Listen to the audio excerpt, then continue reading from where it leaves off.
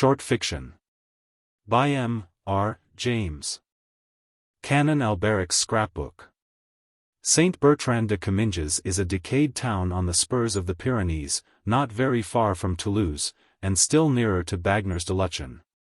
It was the site of a bishopric until the Revolution, and has a cathedral which is visited by a certain number of tourists. In the spring of 1883 an Englishman arrived at this old-world place. I can hardly dignify it with the name of city, for there are not 1,000 inhabitants. He was a Cambridge man, who had come specially from Toulouse to see St. Bertrand's church, and had left 2 friends, who were less keen archaeologists than himself, in their hotel at Toulouse, under promise to join him on the following morning. Half an hour at the church would satisfy them, and all 3 could then pursue their journey in the direction of Auch. But our Englishman had come early on the day in question, and proposed to himself to fill a notebook and to use several dozens of plates in the process of describing and photographing every corner of the wonderful church that dominates the little hill of Comminges. In order to carry out this design satisfactorily, it was necessary to monopolize the verger of the church for the day. The verger or sacristan, I prefer the latter appellation, inaccurate as it may be, was accordingly sent for by the somewhat brusque lady who keeps the inn of the Chapeau Rouge. And when he came, the Englishman found him an unexpectedly interesting object of study. It was not in the personal appearance of the little, dry, wizened old man that the interest lay, for he was precisely like dozens of other church guardians in France, but in a curious furtive, or rather hunted and oppressed, air which he had. He was perpetually half glancing behind him. The muscles of his back and shoulders seemed to be hunched in a continual nervous contraction, as if he were expecting every moment to find himself in the clutch of an enemy. The Englishman hardly knew whether to put him down as a man haunted by a fixed delusion, or as one oppressed by a guilty conscience, or as an unbearably henpecked husband. The probabilities, when reckoned up, certainly pointed to the last idea, but, still, the impression conveyed was that of a more formidable persecutor even than a termagant wife. However, the Englishman, let us call him Denisdown, was soon too deep in his notebook and too busy with his camera to give more than an occasional glance to the sacristan. Whenever he did look at him, he found him at no great distance, either huddling himself back against the wall or crouching in one of the gorgeous stalls. Denisdown became rather fidgety after a time. Mingled suspicions that he was keeping the old man from his déjeuner, that he was regarded as likely to make away with St. Bertrand's ivory crozier, or with the dusty stuffed crocodile that hangs over the font, began to torment him. "Won't you go home?" he said at last. "I'm quite well able to finish my notes alone. You can lock me in if you like. I shall want at least 2 hours more here, and it must be cold for you, isn't it?" "Good heavens!" said the little man, whom the suggestion seemed to throw into a state of unaccountable terror. "Such a thing cannot be thought of for a moment. Leave monsieur alone in the church? No, no. 2 hours, 3 hours, all will be the same to me. I have breakfasted, I am not at all cold, with many thanks to monsieur." "Very well, my little man," quoth Denisdown to himself, "you have been warned, and you must take the consequences." Before the expiration of the 2 hours, the stalls, the enormous dilapidated organ, the choir screen of Bishop John de Mauleon, the remnants of glass and tapestry, and the objects in the treasure chamber, had been well and truly examined. The sacristan still keeping at Denisdown's heels, and every now and then whipping round as if he had been stung, when one or other of the strange noises that trouble a large empty building fell on his ear. Curious noises they were sometimes. Once, Denisdown said to me, I could have sworn I heard a thin metallic voice laughing high up in the tower. I darted an inquiring glance at my sacristan. He was white to the lips. "It is he, that is, it is no one, the door is locked," was all he said, and we looked at each other for a full minute. Another little incident puzzled Denisdown a good deal. He was examining a large dark picture that hangs behind the altar, one of a series illustrating the miracles of Saint Bertrand. The composition of the picture is well nigh indecipherable, but there is a Latin legend below, which runs thus. Qualiter s, Bertrandus liberavit hominum quem diabolus Dio volbat strangulare. How Saint Bertrand delivered a man whom the devil long sought to strangle. Dennisdown was turning to the sacristan with a smile and a jocular remark of some sort on his lips, but he was confounded to see the old man on his knees, gazing at the picture with the eye of a suppliant in agony, his hands tightly clasped, and a rain of tears on his cheeks. Dennisdown naturally pretended to have noticed nothing, but the question would not go away from him: why should a daub of this kind affect anyone so strongly? He seemed to himself to be getting some sort of clue to the reason of the strange look that had been puzzling him all the day. The man must be a monomaniac, but what was his monomania? It was nearly 5 o'clock. The short day was drawing in, and the church began to fill with shadows, while the curious noises, the muffled footfalls and distant talking voices that had been perceptible all day, seemed, no doubt because of the fading light and the consequently quickened sense of hearing, to become more frequent and insistent. The sacristan began for the first time to show signs of hurry and impatience. He heaved a sigh of relief when camera and notebook were finally packed up and stowed away, and hurriedly beckoned Dennisdown to the western door of the church, under the tower. It was time to ring the Angelus.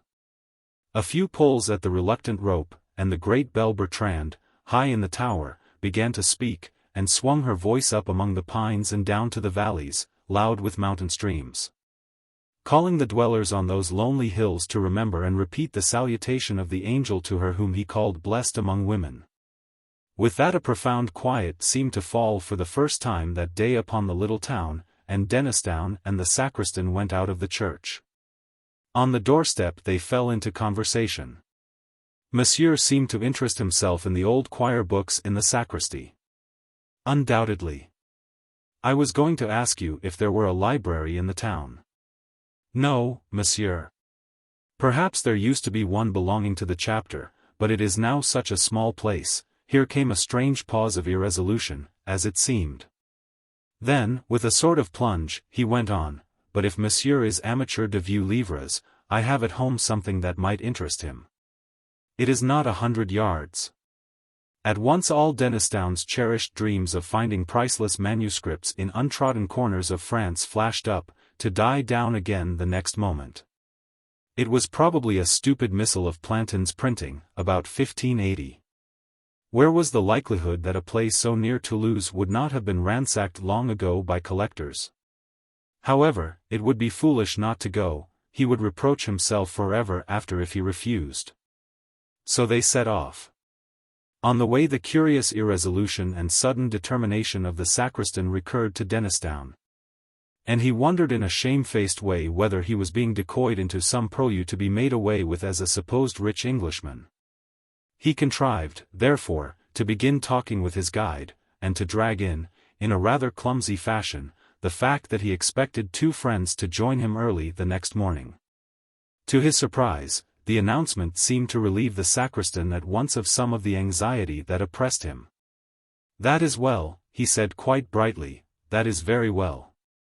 Monsieur will travel in company with his friends, they will be always near him. It is a good thing to travel thus in company, sometimes."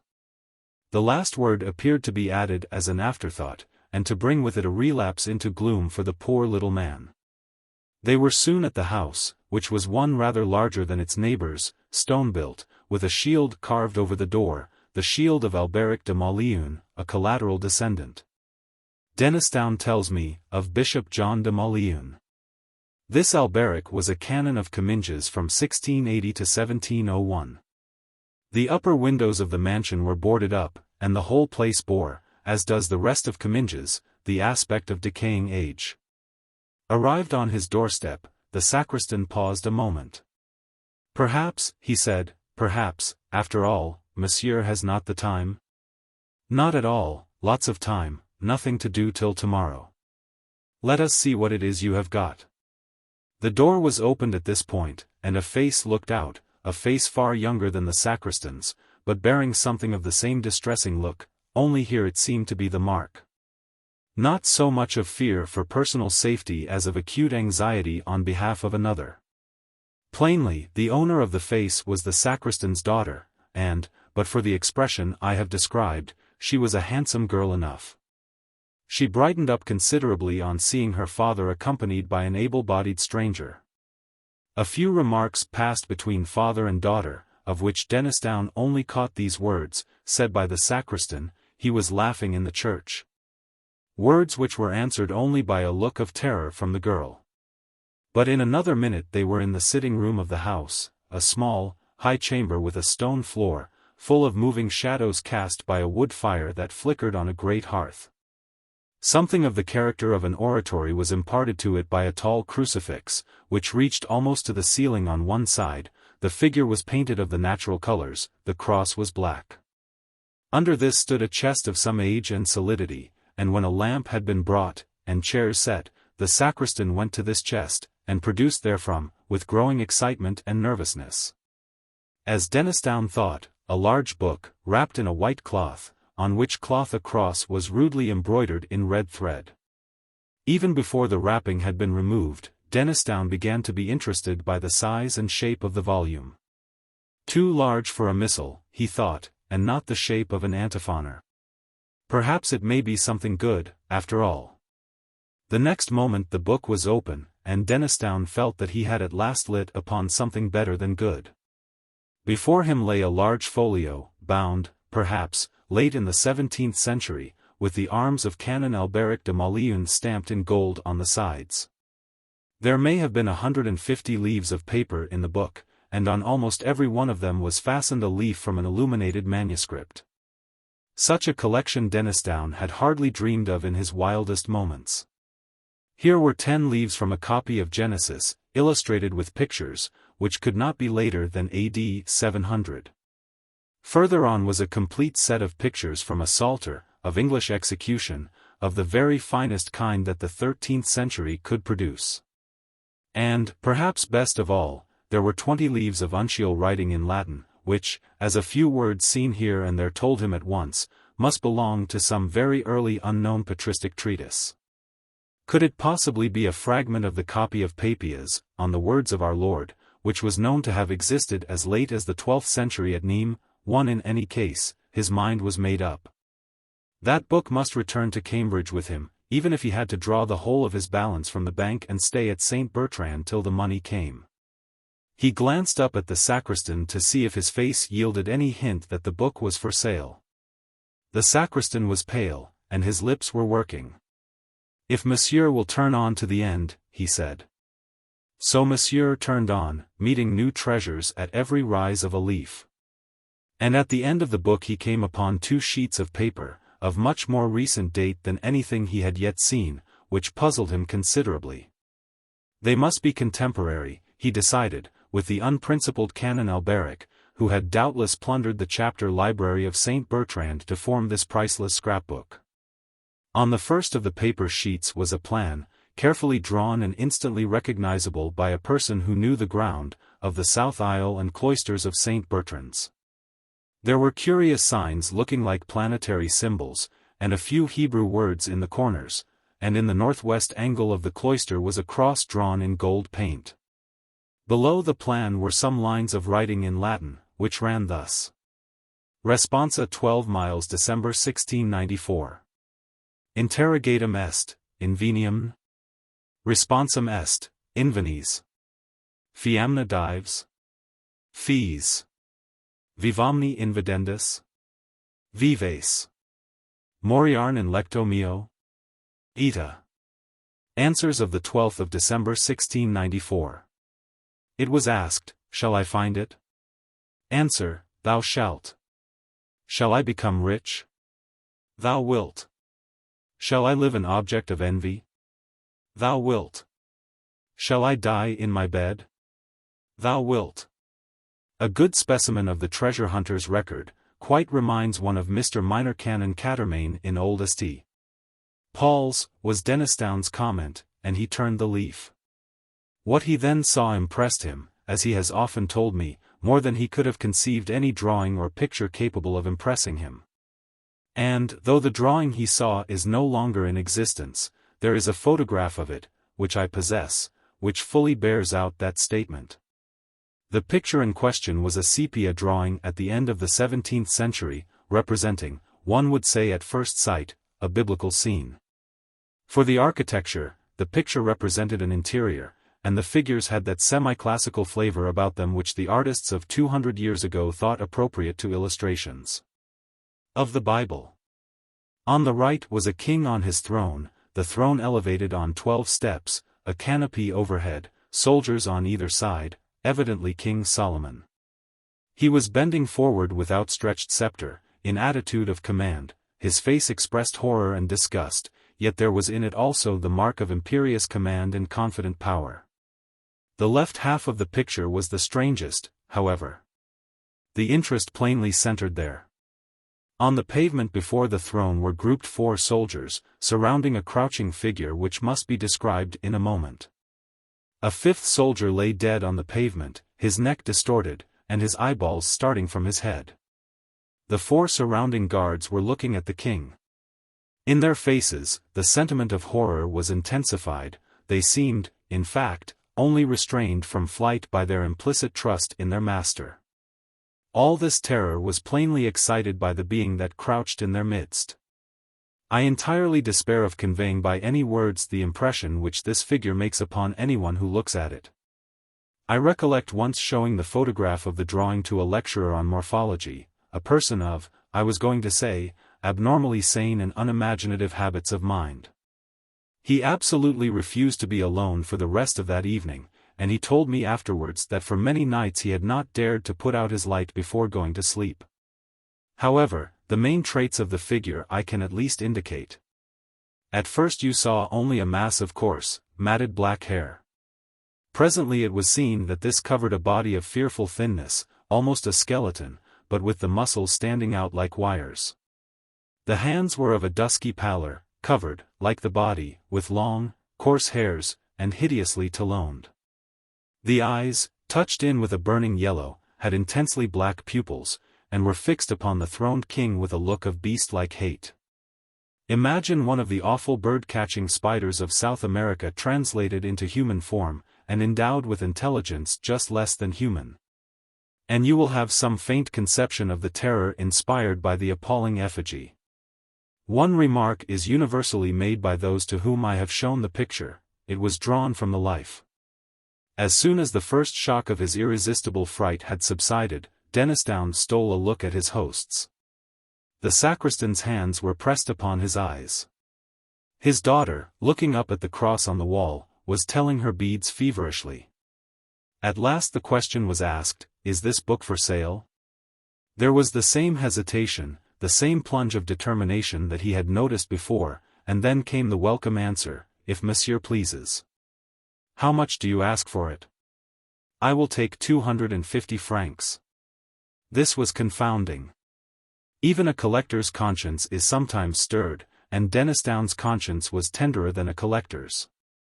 "My good man," he said again and again, "your book is worth far more than 250 francs, I assure you, far more." But the answer did not vary: "I will take 250 francs, not more." There was really no possibility of refusing such a chance. The money was paid, the receipt signed, a glass of wine drunk over the transaction, and then the sacristan seemed to become a new man. He stood upright, he ceased to throw those suspicious glances behind him, he actually laughed or tried to laugh. Dennisdown rose to go. "I shall have the honor of accompanying monsieur to his hotel," said the sacristan. "Oh no, thanks. It isn't 100 yards. I know the way perfectly, and there is a moon." The offer was pressed 3 or 4 times, and refused as often. "Then, monsieur will summon me if he finds occasion. He will keep the middle of the road, the sides are so rough." "Certainly, certainly," said Dennisdown, who was impatient to examine his prize by himself, and he stepped out into the passage with his book under his arm. Here he was met by the daughter. She, it appeared, was anxious to do a little business on her own account, perhaps, like Gehazi, to take somewhat from the foreigner whom her father had spared. A silver crucifix and chain for the neck, monsieur would perhaps be good enough to accept it? Well, really, Dennisdown hadn't much use for these things. What did Mademoiselle want for it? Nothing, nothing in the world. Monsieur is more than welcome to it. The tone in which this and much more was said was unmistakably genuine, so that Dennisdown was reduced to profuse thanks, and submitted to have the chain put round his neck. It really seemed as if he had rendered the father and daughter some service which they hardly knew how to repay. As he set off with his book they stood at the door looking after him, and they were still looking when he waved them a last good night from the steps of the Chapeau Rouge. Dinner was over, and Dennisdown was in his bedroom, shut up alone with his acquisition. The landlady had manifested a particular interest in him since he had told her that he had paid a visit to the sacristan and bought an old book from him. He thought, too, that he had heard a hurried dialogue between her and the said sacristan in the passage outside the salle à manger. Some words to the effect that Pierre and Bertrand would be sleeping in the house had closed the conversation. All this time a growing feeling of discomfort had been creeping over him, nervous reaction, perhaps, after the delight of his discovery. Whatever it was, it resulted in a conviction that there was someone behind him, and that he was far more comfortable with his back to the wall. All this, of course, weighed light in the balance as against the obvious value of the collection he had acquired. And now, as I said, he was alone in his bedroom, taking stock of Canon Alberic's treasures, in which every moment revealed something more charming. "Bless Canon Alberic," said Dennisdown, who had an inveterate habit of talking to himself. "I wonder where he is now. Dear me. I wish that landlady would learn to laugh in a more cheering manner. It makes one feel as if there was someone dead in the house. Half a pipe more, did you say? I think perhaps you are right. I wonder what that crucifix is that the young woman insisted on giving me? Last century, I suppose. Yes, probably. It is rather a nuisance of a thing to have round one's neck, just too heavy. Most likely her father has been wearing it for years. I think I might give it a clean up before I put it away." He had taken the crucifix off, and laid it on the table, when his attention was caught by an object lying on the red cloth just by his left elbow. 2 or 3 ideas of what it might be flitted through his brain with their own incalculable quickness. A pen wiper? No, no such thing in the house. A rat? No, too black. A large spider? I trust to goodness not, no. Good God!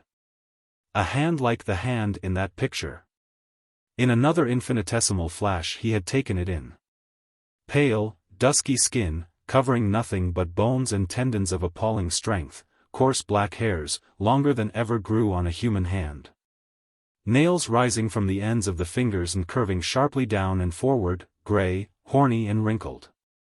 He flew out of his chair with deadly, inconceivable terror clutching at his heart. The shape, whose left hand rested on the table, was rising to a standing posture behind his seat, its right hand crooked above his scalp. There was black and tattered drapery about it. The coarse hair covered it as in the drawing. The lower jaw was thin, what can I call it, shallow, like a beast's, teeth showed behind the black lips, there was no nose. The eyes, of a fiery yellow, against which the pupils showed black and intense, and the exulting hate and thirst to destroy life which shone there, were the most horrifying features in the whole vision. There was intelligence of a kind in them, intelligence beyond that of a beast, below that of a man. The feelings which this horror stirred in Dennisdown were the intensest physical fear and the most profound mental loathing. What did he do? What could he do? He has never been quite certain what words he said, but he knows that he spoke, that he grasped blindly at the silver crucifix. That he was conscious of a movement towards him on the part of the demon, and that he screamed with the voice of an animal in hideous pain. Pierre and Bertrand, the 2 sturdy little serving men, who rushed in, saw nothing, but felt themselves thrust aside by something that passed out between them, and found Dennisdown in a swoon. They sat up with him that night, and his 2 friends were at St. Bertrand by 9 o'clock next morning.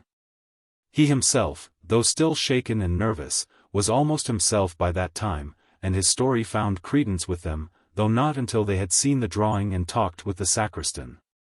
Almost at dawn the little man had come to the inn on some pretense, and had listened with the deepest interest to the story retailed by the landlady. He showed no surprise. "It is he, it is he. I have seen him myself," was his only comment, and to all questionings but one reply was vouchsafed: "deux fois jelai vu, mille fois jelai senti." He would tell them nothing of the provenance of the book, nor any details of his experiences. "I shall soon sleep, and my rest will be sweet. Why should you trouble me?" he said.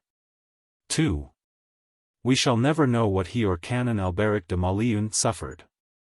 At the back of that fateful drawing were some lines of writing which may be supposed to throw light on the situation.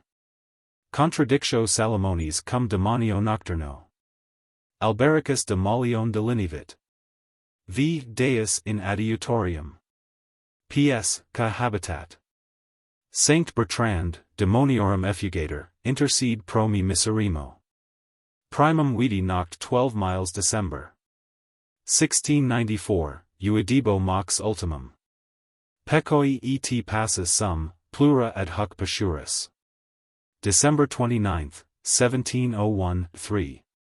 I have never quite understood what was Dennisdown's view of the events I have narrated. He quoted to me once a text from Ecclesiasticus: "Some spirits there be that are created for vengeance, and in their fury lay on sore strokes." On another occasion he said, "Isaiah was a very sensible man, doesn't he say something about night monsters living in the ruins of Babylon? These things are rather beyond us at present." Another confidence of his impressed me rather, and I sympathized with it. We had been, last year, to Comminges, to see Canon Alberic's tomb. It is a great marble erection with an effigy of the canon in a large wig and soutane, and an elaborate eulogy of his learning below. I saw Dennisdown talking for some time with the vicar of St. Bertrand's. And as we drove away he said to me, "I hope it isn't wrong, you know I am a Presbyterian, but I believe there will be saying of Mass and singing of dirges for Alberic de Maleon's rest." Then he added, with a touch of the Northern British in his tone, "I had no notion they came so dear." The book is in the Wentworth collection at Cambridge. The drawing was photographed and then burnt by Dennisdown on the day when he left Comminges on the occasion of his first visit. How do you find this book? Any thoughts about the book or the author? Any suggestion for improvement? Please take a moment to share your thoughts in a comment. If you like it, share it with your friends who might enjoy it as well. Subscribe to keep in touch. Visit CompleteAudiobooks.com for more quality content. Lost Hearts. It was, as far as I can ascertain, in September of the year 1811 that a postchaise drew up before the door of Azerby Hall, in the heart of Lincolnshire. The little boy who was the only passenger in the chaise, and who jumped out as soon as it had stopped, looked about him with the keenest curiosity during the short interval that elapsed between the ringing of the bell and the opening of the hall door. He saw a tall, square, red brick house, built in the reign of Anne. A stone-pillared porch had been added in the purer classical style of 1790. The windows of the house were many, tall and narrow, with small panes and thick white woodwork. A pediment, pierced with a round window, crowned the front. There were wings to right and left, connected by curious glazed galleries, supported by colonnades, with the central block. These wings plainly contained the stables and offices of the house. Each was surmounted by an ornamental cupola with a gilded vane. An evening light shone on the building, making the windowpanes glow like so many fires. Away from the hall in front stretched a flat park studded with oaks and fringed with firs, which stood out against the sky. The clock in the church tower, buried in trees on the edge of the park, only its golden weathercock catching the light, was striking 6, and the sound came gently beating down the wind. It was altogether a pleasant impression, though tinged with the sort of melancholy appropriate to an evening in early autumn.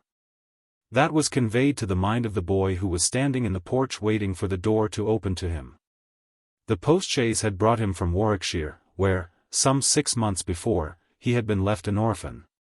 Now, owing to the generous offer of his elderly cousin, Mr. Abney, he had come to live at Asarby. The offer was unexpected, because all who knew anything of Mr. Abney looked upon him as a somewhat austere recluse, into whose steady-going household the advent of a small boy would import a new and, it seemed, incongruous element. The truth is that very little was known of Mr. Abney's pursuits or temper. The professor of Greek at Cambridge had been heard to say that no one knew more of the religious beliefs of the later pagans than did the owner of Asarby. Certainly his library contained all the then available books bearing on the mysteries, the Orphic poems, the worship of Mithras, and the Neoplatonists. In the marble-paved hall stood a fine group of Mithras slaying a bull, which had been imported from the Levant at great expense by the owner. He had contributed a description of it to the Gentleman's Magazine, and he had written a remarkable series of articles in the Critical Museum on the superstitions of the Romans of the Lower Empire. He was looked upon, in fine, as a man wrapped up in his books, and it was a matter of great surprise among his neighbors that he should ever have heard of his orphan cousin, Stephen Eliot. Much more that he should have volunteered to make him an inmate of Asarby Hall. Whatever may have been expected by his neighbors, it is certain that Mr. Abney, the tall, the thin, the austere, seemed inclined to give his young cousin a kindly reception. The moment the front door was opened he darted out of his study, rubbing his hands with delight. "How are you, my boy, how are you? How old are you?" said he, "that is, you are not too much tired, I hope, by your journey to eat your supper?" "No, thank you, sir," said Master Eliot, "I am pretty well." "That's a good lad," said Mr. Abney. "And how old are you, my boy?" It seemed a little odd that he should have asked the question twice in the first 2 minutes of their acquaintance. "I'm 12 years old next birthday, sir," said Stephen. "And when is your birthday, my dear boy?" 11th of September, eh? "That's well, that's very well. Nearly a year hence, isn't it? I like to get these things down in my book." "Sure it's 12? "Certain?" "Yes, quite sure, sir." Well. Take him to Mrs. Bunch's room, Parkes, and let him have his tea, supper, whatever it is." "Yes, sir," answered the staid Mr. Parkes, and conducted Stephen to the lower regions. Mrs. Bunch was the most comfortable and human person whom Stephen had as yet met in Asarby. She made him completely at home. They were great friends in a quarter of an hour, and great friends they remained. Mrs. Bunch had been born in the neighborhood some 55 years before the date of Stephen's arrival, and her residence at the Hall was of 20 years' standing. Consequently, if anyone knew the ins and outs of the house and the district, Mrs. Bunch knew them, and she was by no means disinclined to communicate her information. Certainly there were plenty of things about the Hall and the Hall gardens which Stephen, who was of an adventurous and inquiring turn, was anxious to have explained to him. Who built the temple at the end of the Laurel Walk? Who was the old man whose picture hung on the staircase, sitting at a table, with a skull under his hand? These and many similar points were cleared up by the resources of Mrs. Bunch's powerful intellect. There were others, however, of which the explanations furnished were less satisfactory. One November evening Stephen was sitting by the fire in the housekeeper's room reflecting on his surroundings. "Is Mr. Abney a good man, and will he go to heaven?" he suddenly asked, with the peculiar confidence which children possess in the ability of their elders to settle these questions, the decision of which is believed to be reserved for other tribunals. "Good, bless the child," said Mrs. Bunch. "Master's as kind a soul as ever I see. Didn't I never tell you of the little boy as he took in out of the street, as you may say, this 7 years back? And the little girl, 2 years after I first come here? No. Do tell me all about them, Mrs. Bunch, now, this minute." "Well," said Mrs. Bunch, "the little girl I don't seem to recollect so much about. I know master brought her back with him from his walk one day, and give orders to Mrs. Ellis, as was housekeeper then, as she should be took every care with. And the poor child hadn't no one belonging to her, she telled me so her own self, and here she lived with us a matter of 3 weeks it might be.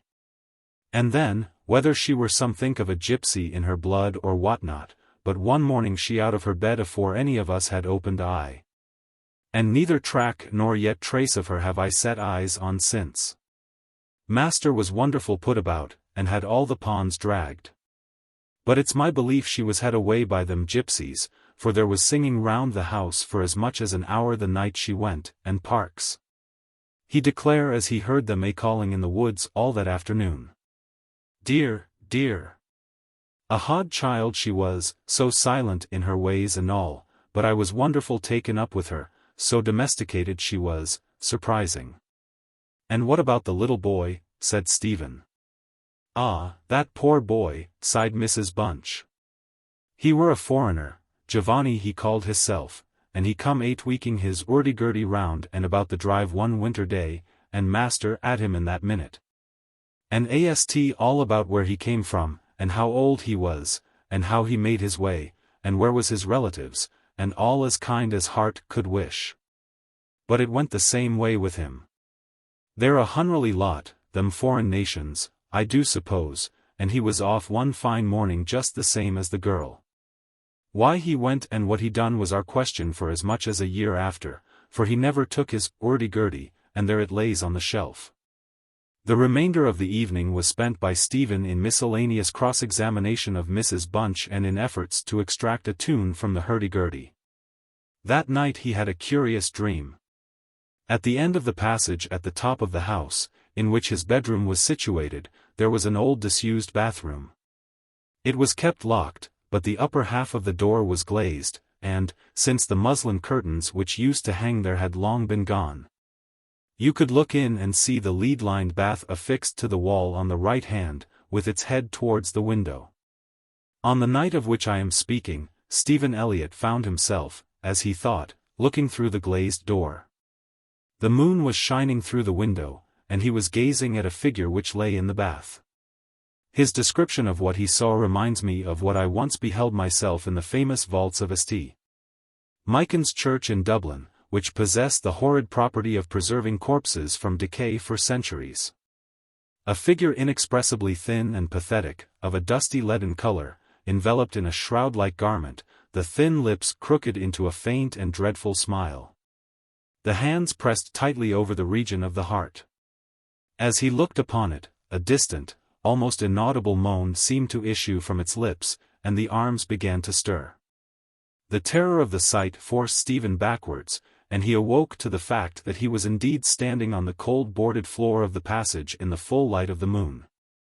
With a courage which I do not think can be common among boys of his age, he went to the door of the bathroom to ascertain if the figure of his dream were really there. It was not, and he went back to bed. Mrs. Bunch was much impressed next morning by his story, and went so far as to replace the muslin curtain over the glazed door of the bathroom. Mr. Abney, moreover, to whom he confided his experiences at breakfast, was greatly interested, and made notes of the matter in what he called his book. The spring equinox was approaching, as Mr. Abney frequently reminded his cousin, adding that this had been always considered by the ancients to be a critical time for the young, that Stephen would do well to take care of himself, and to shut his bedroom window at night. And that Censorinus had some valuable remarks on the subject. 2 incidents that occurred about this time made an impression upon Stephen's mind. The first was after an unusually uneasy and oppressed night that he had passed, though he could not recall any particular dream that he had had. The following evening Mrs. Bunch was occupying herself in mending his nightgown. "Gracious me, Master Stephen," she broke forth rather irritably, "how do you manage to tear your nightdress all to flinders this way? Look here, sir, what trouble you do give to poor servants that have to darn and mend after you." There was indeed a most destructive and apparently wanton series of slits or scorings in the garment, which would undoubtedly require a skillful needle to make good. They were confined to the left side of the chest, long, parallel slits, about 6 inches in length, some of them not quite piercing the texture of the linen. Stephen could only express his entire ignorance of their origin. He was sure they were not there the night before. But, he said, Mrs. Bunch, they are just the same as the scratches on the outside of my bedroom door, and I'm sure I never had anything to do with making them." Mrs. Bunch gazed at him open-mouthed, then snatched up a candle, departed hastily from the room, and was heard making her way upstairs. In a few minutes she came down. "Well," she said, "Master Stephen, it's a funny thing to me how them marks and scratches can, come there, too high up for any cat or dog to have made them. Much less a rat, for all the world like a Chinaman's fingernails, as my uncle in the tea trade used to tell us of when we was girls together. I wouldn't say nothing to master, not if I was you, Master Stephen, my dear, and just turn the key of the door when you go to your bed." "I always do, Mrs. Bunch, as soon as I've said my prayers." "Ah, that's a good child, always say your prayers, and then no one can't hurt you." Herewith Mrs. Bunch addressed herself to mending the injured nightgown, with intervals of meditation, until bedtime. This was on a Friday night in March, 1812. On the following evening the usual duet of Stephen and Mrs. Bunch was augmented by the sudden arrival of Mr. Parkes, the butler, who as a rule kept himself rather to himself in his own pantry. He did not see that Stephen was there. He was, moreover, flustered and less slow of speech than was his wont. "Master may get up his own wine, if he likes, of an evening," was his first remark. "Either I do it in the daytime or not at all, Mrs. Bunch. I don't know what it may be, very like it's the rats, or the wind got into the cellars. But I'm not so young as I was, and I can't go through with it as I have done." "Well, Mr. Parkes, you know it is a surprising place for the rats, is the hall." "I'm not denying that, Mrs. Bunch. And, to be sure, many a time I've heard the tale from the men in the shipyards about the rat that could speak.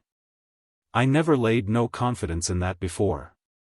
But tonight, if I'd demeaned myself to lay my ear to the door of the further bin, I could pretty much have heard what they was saying. Oh, there, Mr. Parkes, I've no patience with your fancies. Rats talking in the wine cellar indeed.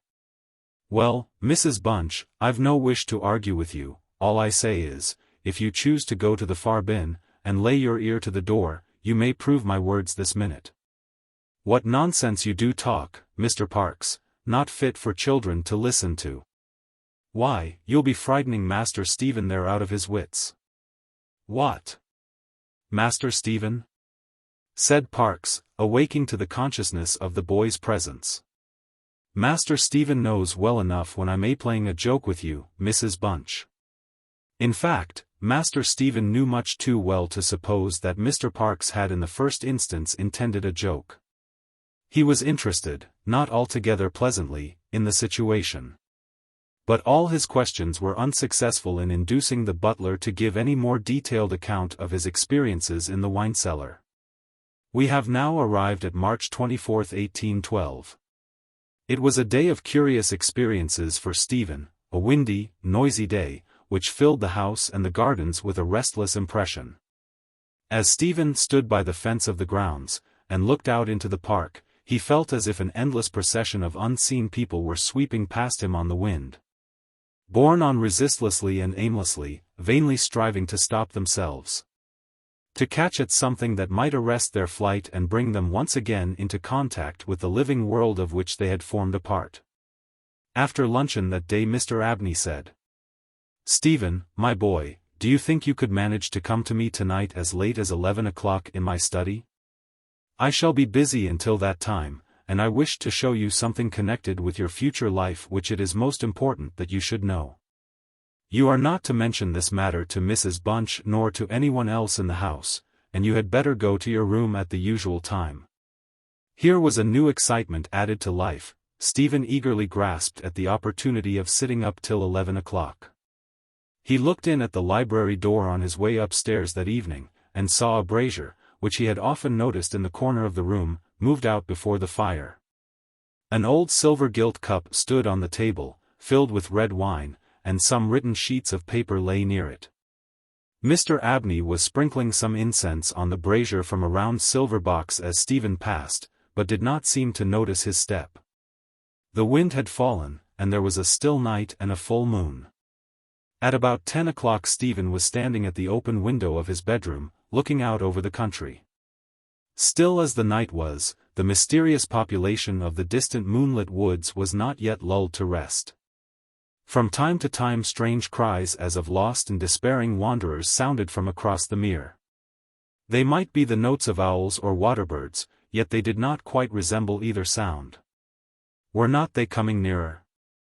Now they sounded from the nearer side of the water, and in a few moments they seemed to be floating about among the shrubberies. Then they ceased. But just as Stephen was thinking of shutting the window and resuming his reading of Robinson Crusoe, he caught sight of two figures standing on the gravelled terrace that ran along the garden side of the hall, the figures of a boy and girl, as it seemed. They stood side by side, looking up at the windows. Something in the form of the girl recalled irresistibly his dream of the figure in the bath. The boy inspired him with more acute fear. Whilst the girl stood still, half smiling, with her hands clasped over her heart, the boy, a thin shape, with black hair and ragged clothing, raised his arms in the air with an appearance of menace and of unappeasable hunger and longing. The moon shone upon his almost transparent hands, and Stephen saw that the nails were fearfully long and that the light shone through them. As he stood with his arms thus raised, he disclosed a terrifying spectacle. On the left side of his chest there opened a black and gaping rent. And there fell upon Stephen's brain, rather than upon his ear, the impression of one of those hungry and desolate cries that he had heard resounding over the woods of Azerby all that evening. In another moment this dreadful pair had moved swiftly and noiselessly over the dry gravel, and he saw them no more. Inexpressibly frightened as he was, he determined to take his candle and go down to Mr. Abney's study, for the hour appointed for their meeting was near at hand. The study or library opened out of the front hall on one side, and Stephen, urged on by his terrors, did not take long in getting there. To effect an entrance was not so easy. It was not locked, he felt sure, for the key was on the outside of the door as usual. His repeated knocks produced no answer. Mr. Abney was engaged, he was speaking. What? Why did he try to cry out? And why was the cry choked in his throat? Had he, too, seen the mysterious children? But now everything was quiet, and the door yielded to Stephen's terrified and frantic pushing. On the table in Mr. Abney's study certain papers were found which explained the situation to Stephen Elliott when he was of an age to understand them. The most important sentences were as follows.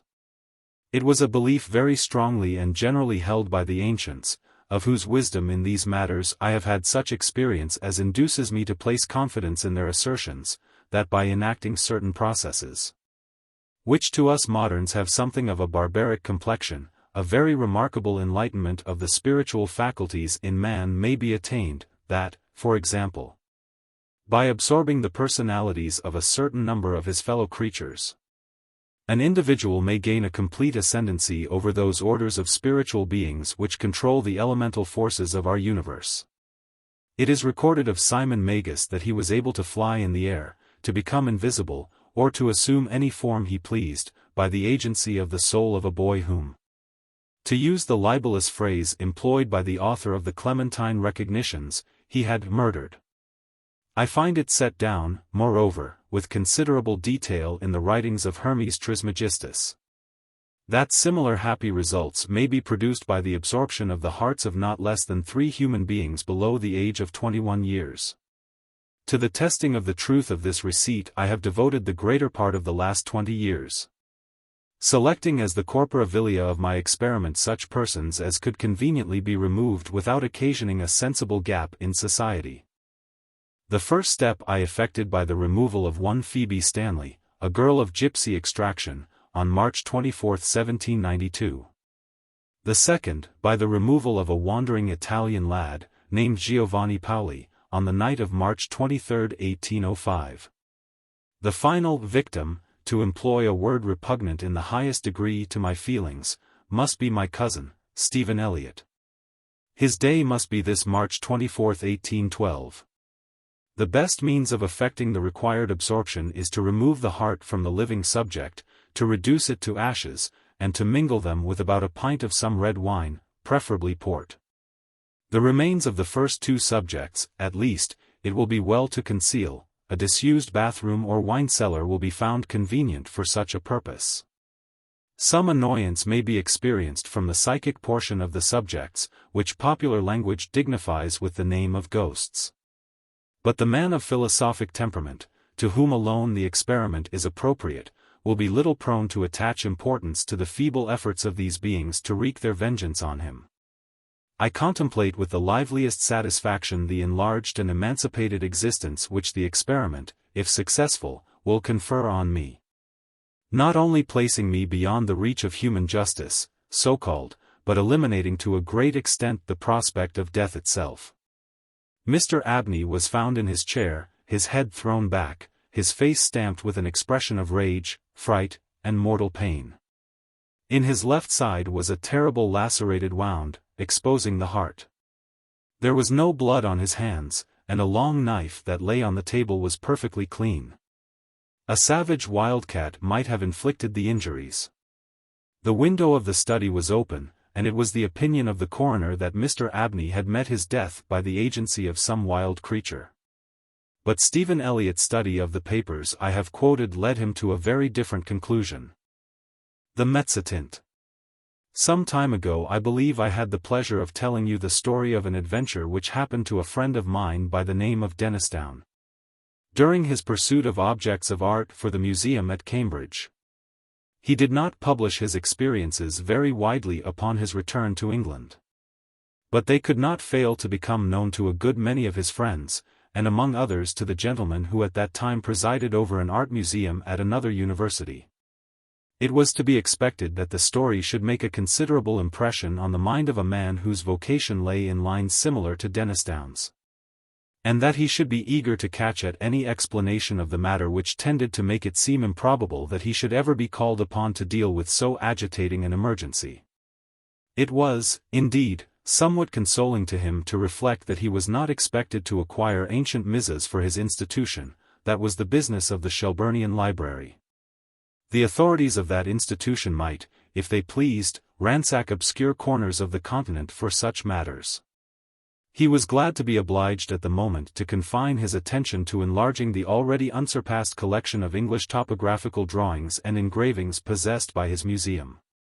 Yet, as it turned out, even a department so homely and familiar as this may have its dark corners, and to one of these Mr. Williams was unexpectedly introduced. Those who have taken even the most limited interest in the acquisition of topographical pictures are aware that there is one London dealer whose aid is indispensable to their researches. Mr. J. W.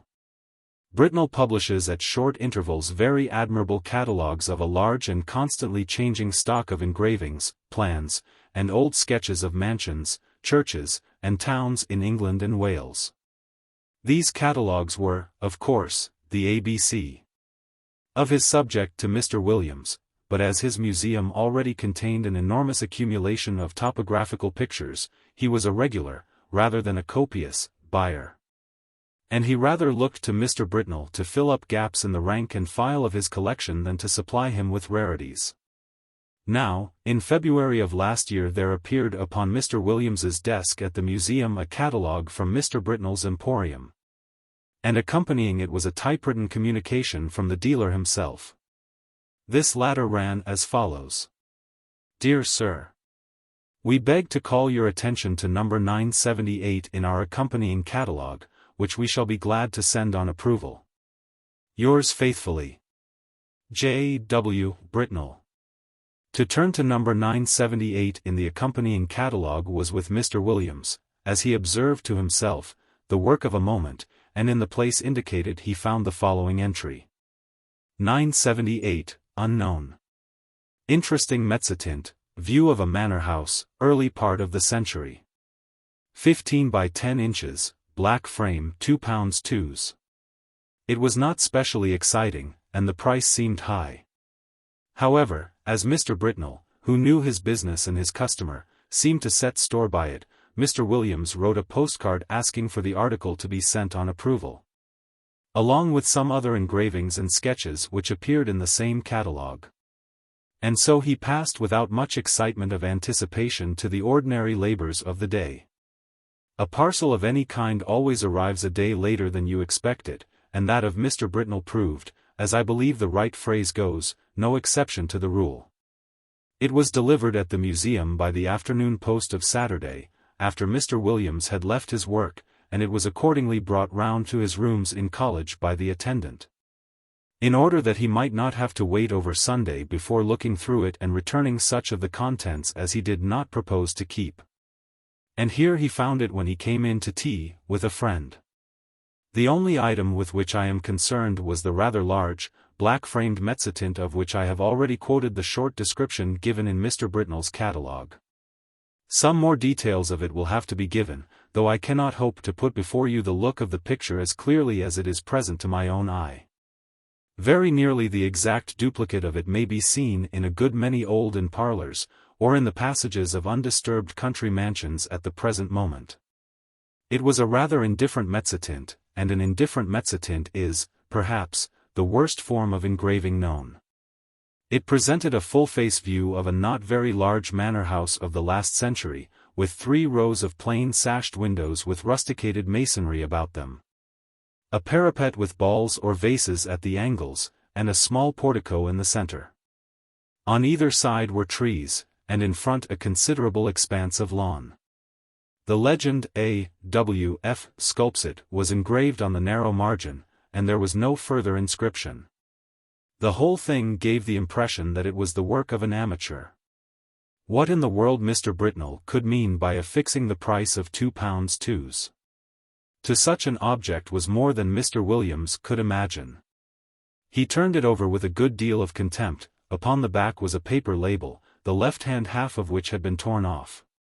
All that remained were the ends of 2 lines of writing. The first had the letters, Angley Hall, the second, Sex. It would, perhaps, be just worth while to identify the place represented, which he could easily do with the help of a gazetteer, and then he would send it back to Mr. Britnell, with some remarks reflecting upon the judgment of that gentleman. He lighted the candles, for it was now dark, made the tea, and supplied the friend with whom he had been playing golf, for I believe the authorities of the university I write of indulge in that pursuit by way of relaxation. And tea was taken to the accompaniment of a discussion which golfing persons can imagine for themselves, but which the conscientious writer has no right to inflict upon any non-golfing persons.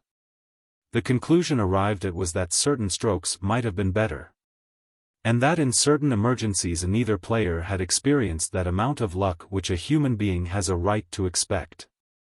It was now that the friend, let us call him Professor Binks, took up the framed engraving, and said, "What's this place, Williams?" "Just what I am going to try to find out," said Williams, going to the shelf for a gazetteer. "Look at the back. Something Lay Hall, either in Sussex or Essex. Half the name's gone, you see. You don't happen to know it, I suppose?" "It's from that man Britnell, I suppose, isn't it?" said Binks. "Is it for the museum?"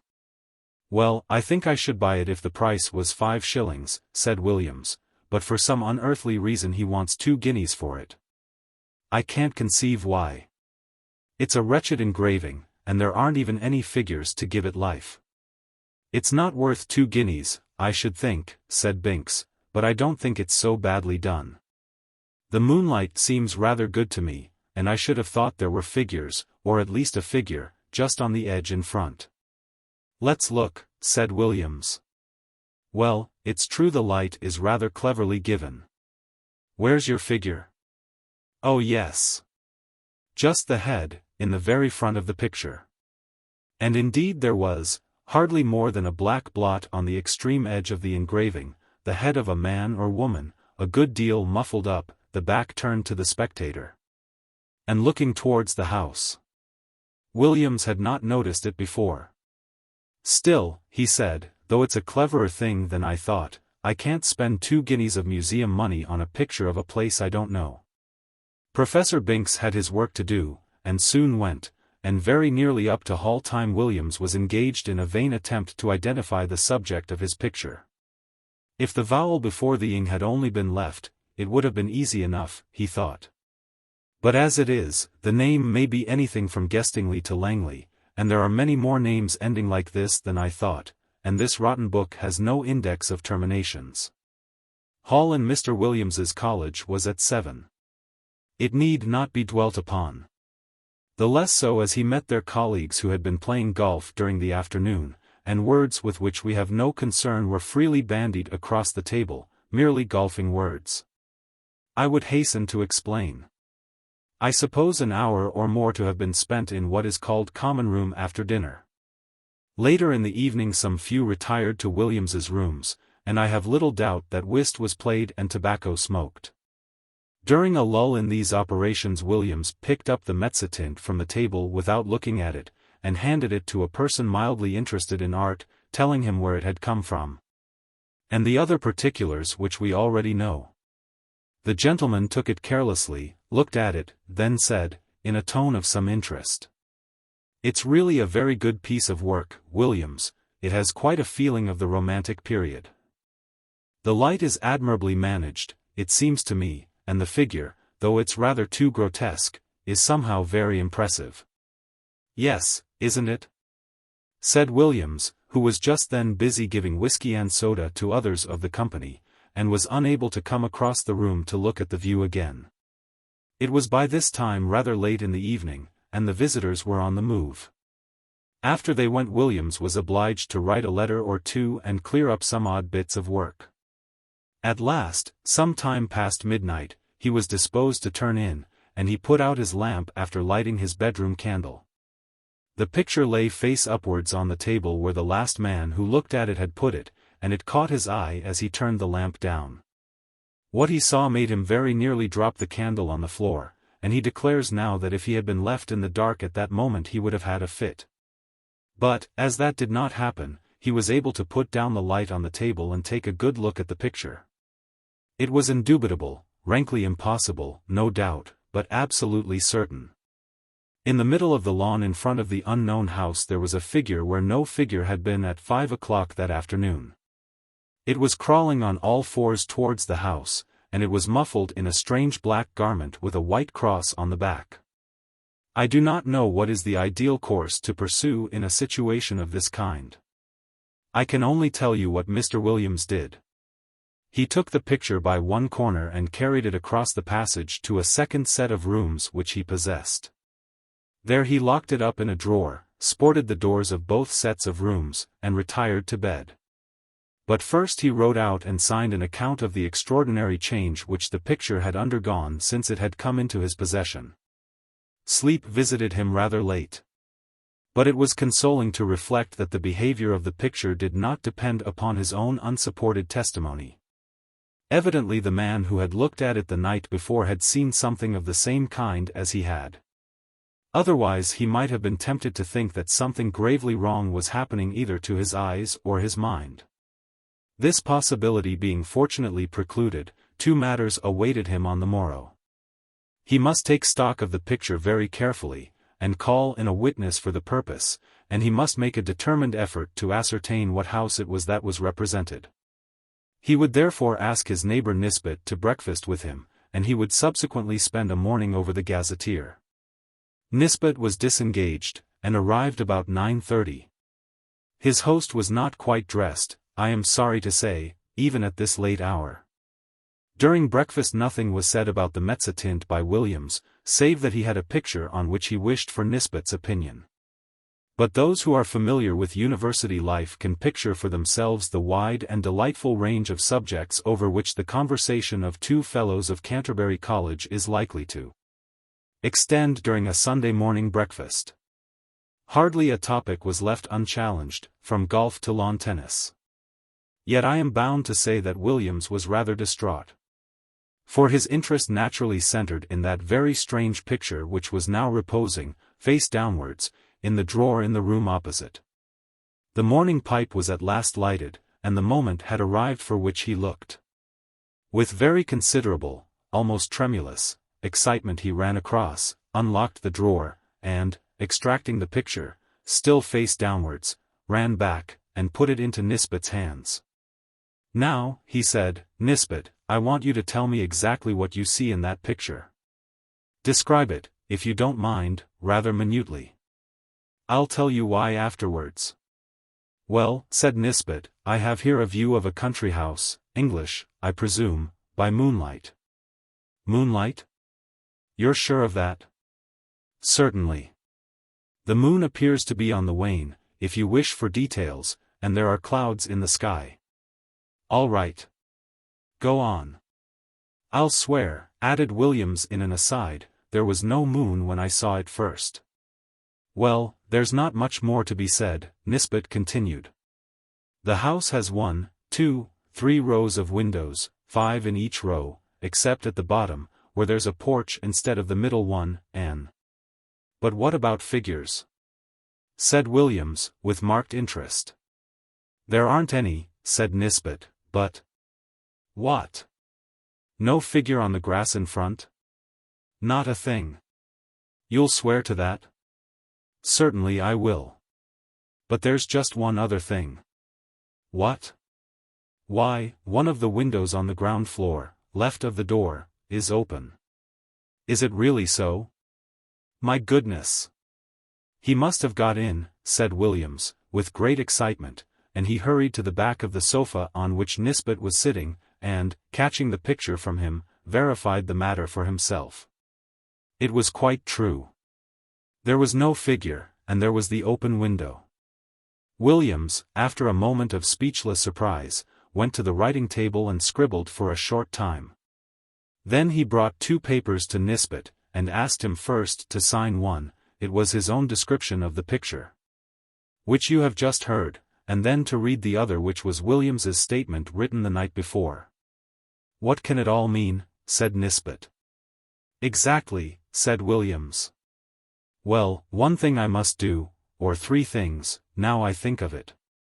I must find out from Garwood, this was his last night's visitor, what he saw, and then I must get the thing photographed before it goes further, and then I must find out what the place is. I can do the photographing myself, said Nisbet, and I will. But, you know, it looks very much as if we were assisting at the working out of a tragedy somewhere. The question is, has it happened already, or is it going to come off? You must find out what the place is. Yes, he said, looking at the picture again, I expect you're right, he has got in. And if I don't mistake, there'll be the devil to pay in one of the rooms upstairs. I'll tell you what, said Williams, I'll take the picture across to Old Green. This was the senior fellow of the college, who had been bursar for many years. It's quite likely he'll know it. We have property in Essex and Sussex, and he must have been over the 2 counties a lot in his time. Quite likely he will, said Nisbet, but just let me take my photograph first. But look here, I rather think Green isn't up today. He wasn't in Hall last night, and I think I heard him say he was going down for the Sunday. That's true, too, said Williams. I know he's gone to Brighton. Well, if you'll photograph it now, I'll go across to Garwood and get his statement, and you keep an eye on it while I'm gone. I'm beginning to think 2 guineas is not a very exorbitant price for it now. In a short time he had returned, and brought Mr. Garwood with him. Garwood's statement was to the effect that the figure, when he had seen it, was clear of the edge of the picture, but had not got far across the lawn. He remembered a white mark on the back of its drapery, but could not have been sure it was a cross. A document to this effect was then drawn up and signed, and Nisbet proceeded to photograph the picture. Now what do you mean to do? He said. Are you going to sit and watch it all day? Well, no, I think not, said Williams. I rather imagine we're meant to see the whole thing. You see, between the time I saw it last night and this morning there was time for lots of things to happen, but the creature only got into the house. It could easily have got through its business in the time and gone to its own place again, but the fact of the window being open, I think, must mean that it's in there now. So I feel quite easy about leaving it. And, besides, I have a kind of idea that it wouldn't change much, if at all, in the daytime. We might go out for a walk this afternoon, and come in to tea, or whenever it gets dark. I shall leave it out on the table here, and sport the door. My skip can get in, but no one else.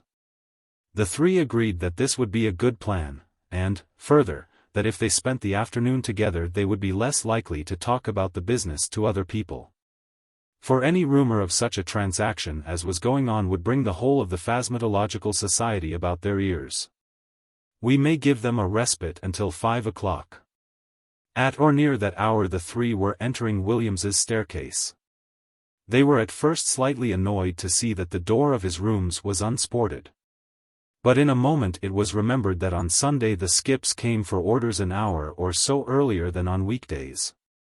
However, a surprise was awaiting them. The first thing they saw was the picture leaning up against a pile of books on the table, as it had been left, and the next thing was Williams's skip, seated on a chair opposite, gazing at it with undisguised horror. How was this?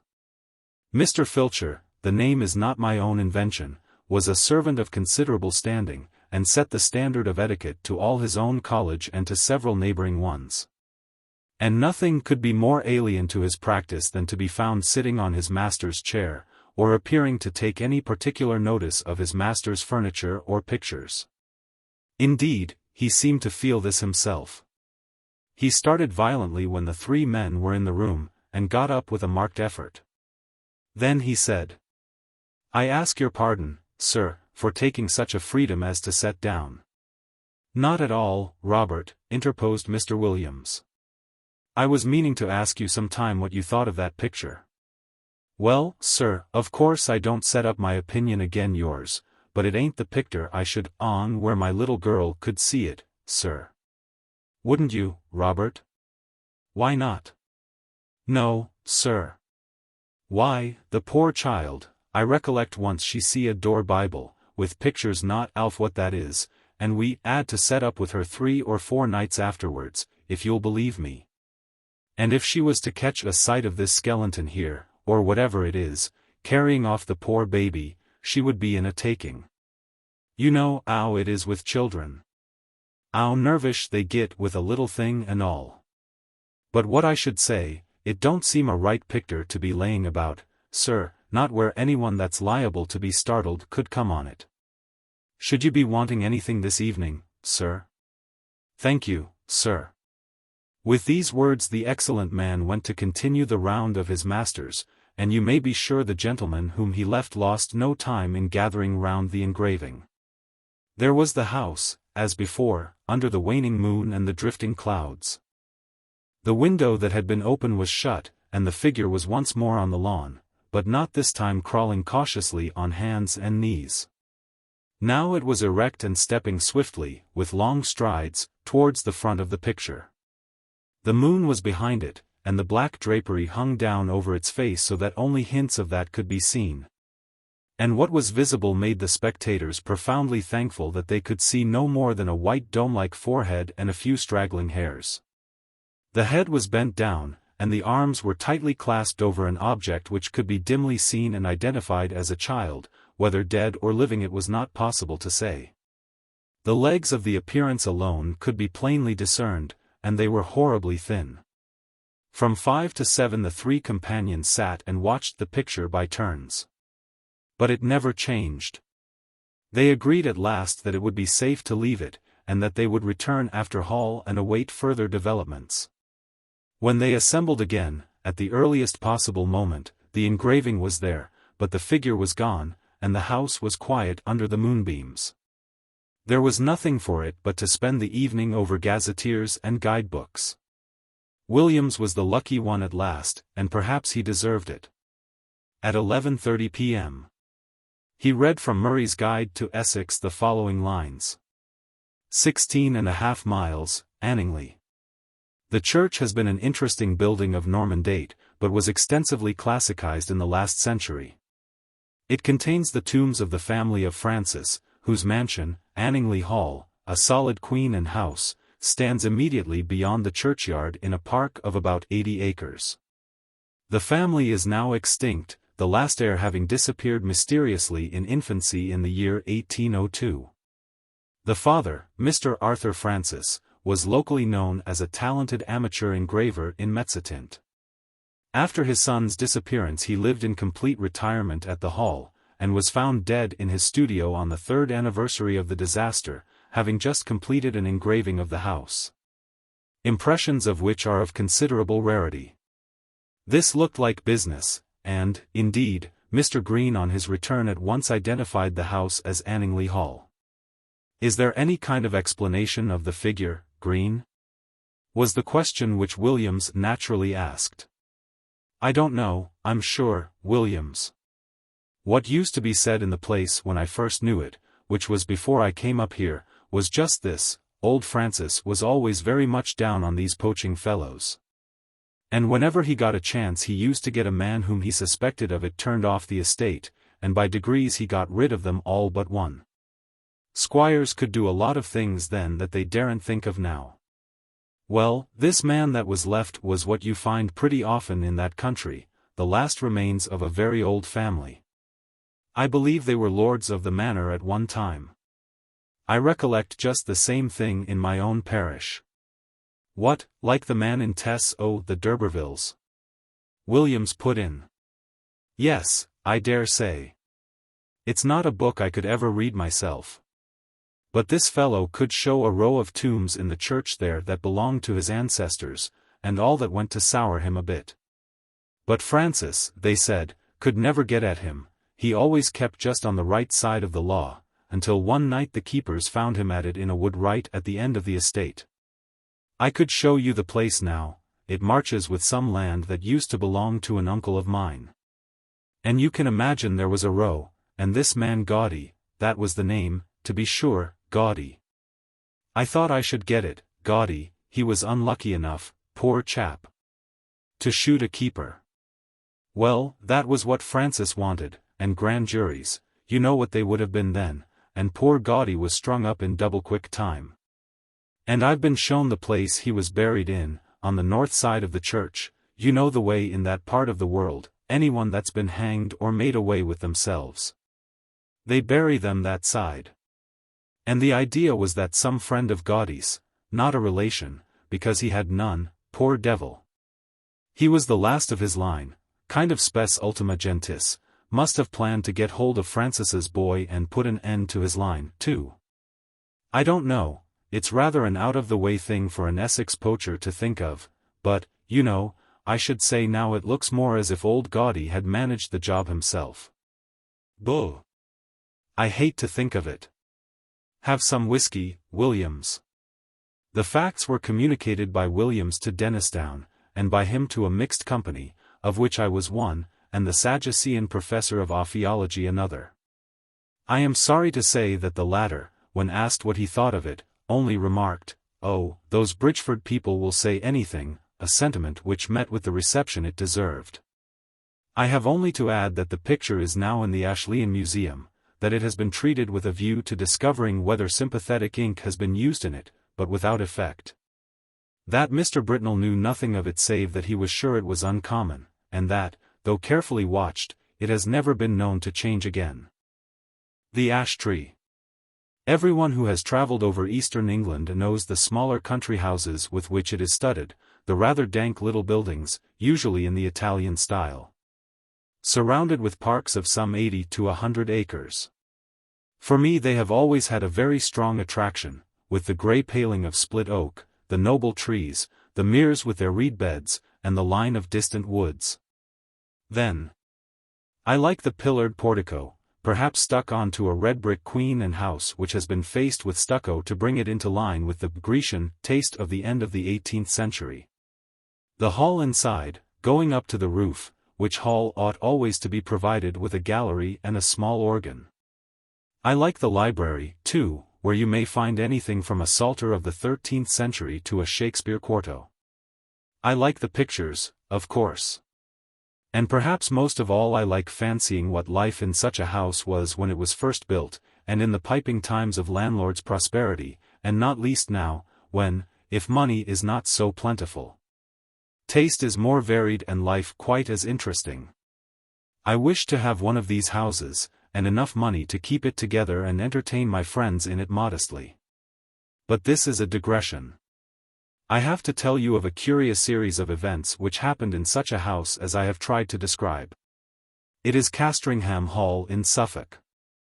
I think a good deal has been done to the building since the period of my story, but the essential features I have sketched are still there: Italian portico, square block of white house. Older inside than out, park with fringe of woods, and mere. The one feature that marked out the house from a score of others is gone. As you looked at it from the park, you saw on the right a great old ash tree growing within half a dozen yards of the wall, and almost or quite touching the building with its branches. I suppose it had stood there ever since Castringham ceased to be a fortified place, and since the moat was filled in and the Elizabethan dwelling house built. At any rate, it had well nigh attained its full dimensions in the year 1690. In that year the district in which the hall is situated was the scene of a number of witch trials. It will be long, I think, before we arrive at a just estimate of the amount of solid reason, if there was any, which lay at the root of the universal fear of witches in old times. Whether the persons accused of this offense really did imagine that they were possessed of unusual power of any kind. Or whether they had the will at least, if not the power, of doing mischief to their neighbors. Or whether all the confessions, of which there are so many, were extorted by the mere cruelty of the witch-finders. These are questions which are not, I fancy, yet solved. And the present narrative gives me pause. I cannot altogether sweep it away as mere invention. The reader must judge for himself. Castringham contributed a victim to the auto-da-fe. Mrs. Mothersole was her name, and she differed from the ordinary run of village witches only in being rather better off and in a more influential position. Efforts were made to save her by several reputable farmers of the parish. They did their best to testify to her character, and showed considerable anxiety as to the verdict of the jury. But what seems to have been fatal to the woman was the evidence of the then proprietor of Castringham Hall, Sir Matthew Fell. He deposed to having watched her on 3 different occasions from his window, at the full of the moon, gathering sprigs from the ash tree near my house. She had climbed into the branches, clad only in her shift, and was cutting off small twigs with a peculiarly curved knife, and as she did so she seemed to be talking to herself. On each occasion Sir Matthew had done his best to capture the woman, but she had always taken alarm at some accidental noise he had made. And all he could see when he got down to the garden was a hare running across the path in the direction of the village. On the 3rd night he had been at the pains to follow at his best speed, and had gone straight to Mrs. Mothersole's house. But he had had to wait a quarter of an hour battering at her door, and then she had come out very cross, and apparently very sleepy, as if just out of bed. And he had no good explanation to offer of his visit. Mainly on this evidence, though there was much more of a less striking and unusual kind from other parishioners, Mrs. Mothersole was found guilty and condemned to die. She was hanged a week after the trial, with 5 or 6 more unhappy creatures, at Bury St. Edmunds. Sir Matthew Fell, then deputy sheriff, was present at the execution. It was a damp, drizzly March morning when the cart made its way up the rough grass hill outside Northgate, where the gallows stood. The other victims were apathetic or broken down with misery.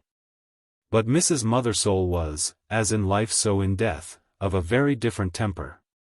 Her poisonous rage, as a reporter of the time puts it, did so work upon the bystanders, even upon the hangman, that it was constantly affirmed of all that saw her that she presented the living aspect of a mad devil. Yet she offered no resistance to the officers of the law. Only she looked upon those that laid hands upon her with so direful and venomous an aspect that, as one of them afterwards assured me, the mere thought of it preyed inwardly upon his mind for 6 months after. However, all that she is reported to have said was the seemingly meaningless words, "There will be guests at the hall," which she repeated more than once in an undertone. Sir Matthew Fell was not unimpressed by the bearing of the woman. He had some talk upon the matter with the vicar of his parish, with whom he travelled home after the assize business was over. His evidence at the trial had not been very willingly given. He was not specially infected with the witch-finding mania, but he declared, then and afterwards, that he could not give any other account of the matter than that he had given. And that he could not possibly have been mistaken as to what he saw. The whole transaction had been repugnant to him, for he was a man who liked to be on pleasant terms with those about him, but he saw a duty to be done in this business, and he had done it. That seems to have been the gist of his sentiments, and the vicar applauded it, as any reasonable man must have done. A few weeks after, when the moon of May was at the full, vicar and squire met again in the park, and walked to the hall together. Lady Fell was with her mother, who was dangerously ill, and Sir Matthew was alone at home, so the vicar, Mr. Crome, was easily persuaded to take a late supper at the hall. Sir Matthew was not very good company this evening. The talk ran chiefly on family and parish matters, and, as luck would have it, Sir Matthew made a memorandum in writing of certain wishes or intentions of his regarding his estates, which afterwards proved exceedingly useful. When Mr. Crome thought of starting for home, about 9:30 o'clock, Sir Matthew and he took a preliminary turn on the gravelled walk at the back of the house. The only incident that struck Mr. Crome was this: they were in sight of the ash tree which I described as growing near the windows of the building. When Sir Matthew stopped and said, "What is that runs up and down the stem of the ash? It is never a squirrel? They will all be in their nests by now." The vicar looked and saw the moving creature, but he could make nothing of its color in the moonlight.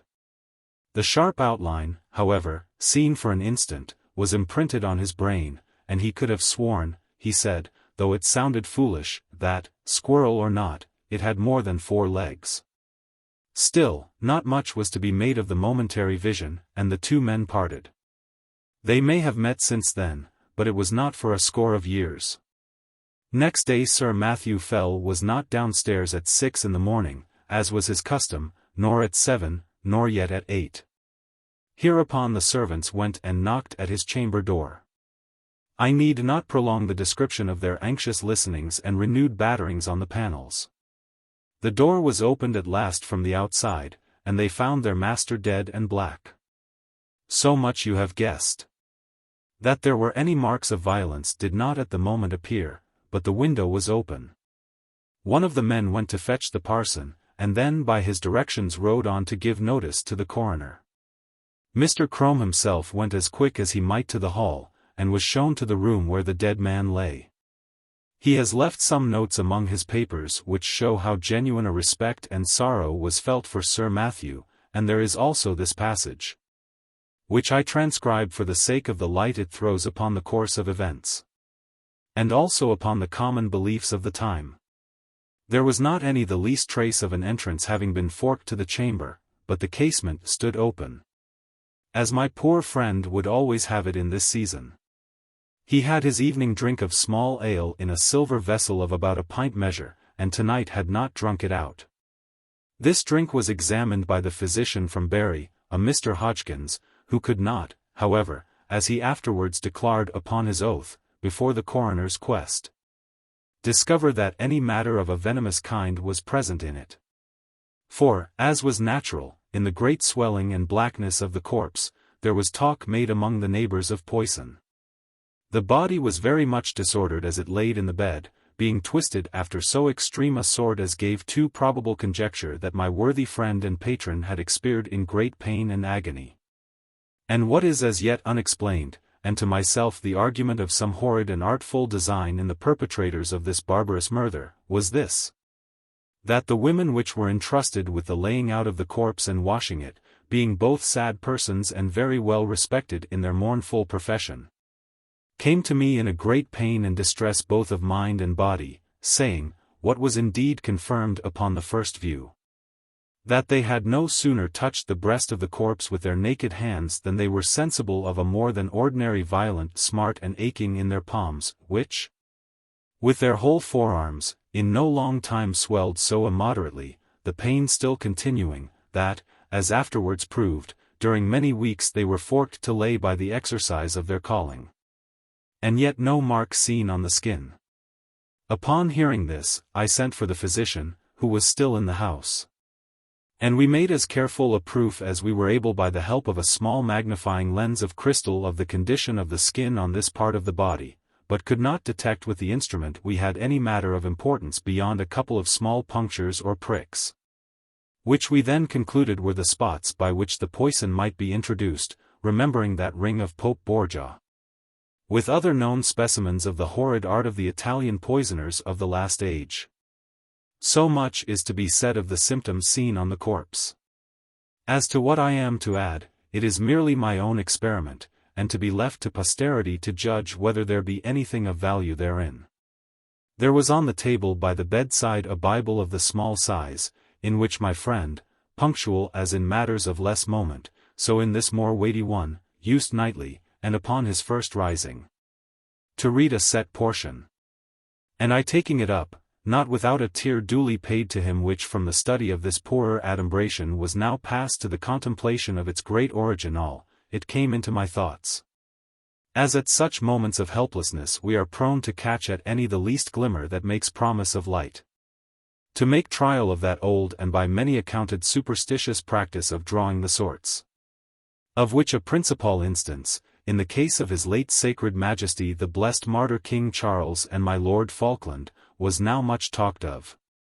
I must needs admit that by my trial not much assistance was afforded me, yet, as the cause and origin of these dreadful events may hereafter be searched out, I set down the results.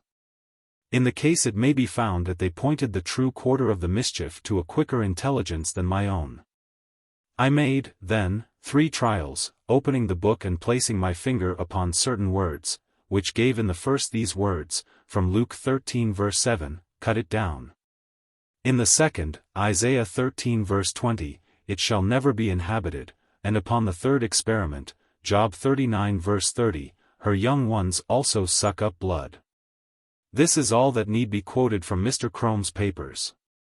Sir Matthew Fell was duly coffined and laid into the earth, and his funeral sermon, preached by Mr. Crome on the following Sunday, has been printed under the title of The Unsearchable Way, or England's Danger and the Malicious Dealings of Antichrist, it being the vicar's view, as well as that most commonly held in the neighbourhood, that the squire was the victim of a recrudescence of the popish plot. His son, Sir Matthew II, succeeded to the title and estates. And so ends the first act of the Castringham tragedy. It is to be mentioned, though the fact is not surprising, that the new baronet did not occupy the room in which his father had died. Nor, indeed, was it slept in by anyone but an occasional visitor during the whole of his occupation. He died in 1735, and I do not find that anything particular marked his reign, save a curiously constant mortality among his cattle and livestock in general, which showed a tendency to increase slightly as time went on. Those who are interested in the details will find a statistical account in a letter to the Gentleman's Magazine of 1772, which draws the facts from the baronet's own papers. He put an end to it at last by a very simple expedient, that of shutting up all his beasts in sheds at night, and keeping no sheep in his park. For he had noticed that nothing was ever attacked that spent the night indoors. After that the disorder confined itself to wild birds, and beasts of chase. But as we have no good account of the symptoms, and as all-night watching was quite unproductive of any clue, I do not dwell on what the Suffolk farmers called the Castringham sickness. The second Sir Matthew died in 1735, as I said, and was duly succeeded by his son, Sir Richard. It was in his time that the great family pew was built out on the north side of the parish church. So large were the squire's ideas that several of the graves on that unhallowed side of the building had to be disturbed to satisfy his requirements. Among them was that of Mrs. Mothersole, the position of which was accurately known, thanks to a note on a plan of the church and yard, both made by Mr. Crome. A certain amount of interest was excited in the village when it was known that the famous witch, who was still remembered by a few, was to be exhumed. And the feeling of surprise, and indeed disquiet, was very strong when it was found that, though her coffin was fairly sound and unbroken, there was no trace whatever inside it of body, bones, or dust. Indeed, it is a curious phenomenon, for at the time of her burying no such things were dreamt of as resurrection men. And it is difficult to conceive any rational motive for stealing a body otherwise than for the uses of the dissecting room. The incident revived for a time all the stories of witch trials and of the exploits of the witches, dormant for 40 years. And Sir Richard's orders that the coffin should be burnt were thought by a good many to be rather foolhardy, though they were duly carried out. Sir Richard was a pestilent innovator, it is certain. Before his time the hall had been a fine block of the mellowest red brick. But Sir Richard had travelled in Italy and become infected with the Italian taste, and, having more money than his predecessors, he determined to leave an Italian palace where he had found an English house. So stucco and ashlar masked the brick, some indifferent Roman marbles were planted about in the entrance hall and gardens. A reproduction of the Sibyl's Temple at Tivoli was erected on the opposite bank of the Mere, and Castringham took on an entirely new, and, I must say, a less engaging, aspect. But it was much admired, and served as a model to a good many of the neighbouring gentry in after years. One morning, it was in 1754, Sir Richard woke after a night of discomfort. It had been windy, and his chimney had smoked persistently, and yet it was so cold that he must keep up a fire. Also something had so rattled about the window that no man could get a moment's peace. Further, there was the prospect of several guests of position arriving in the course of the day, who would expect sport of some kind. And the inroads of the distemper, which continued among his game, had been lately so serious that he was afraid for his reputation as a game preserver.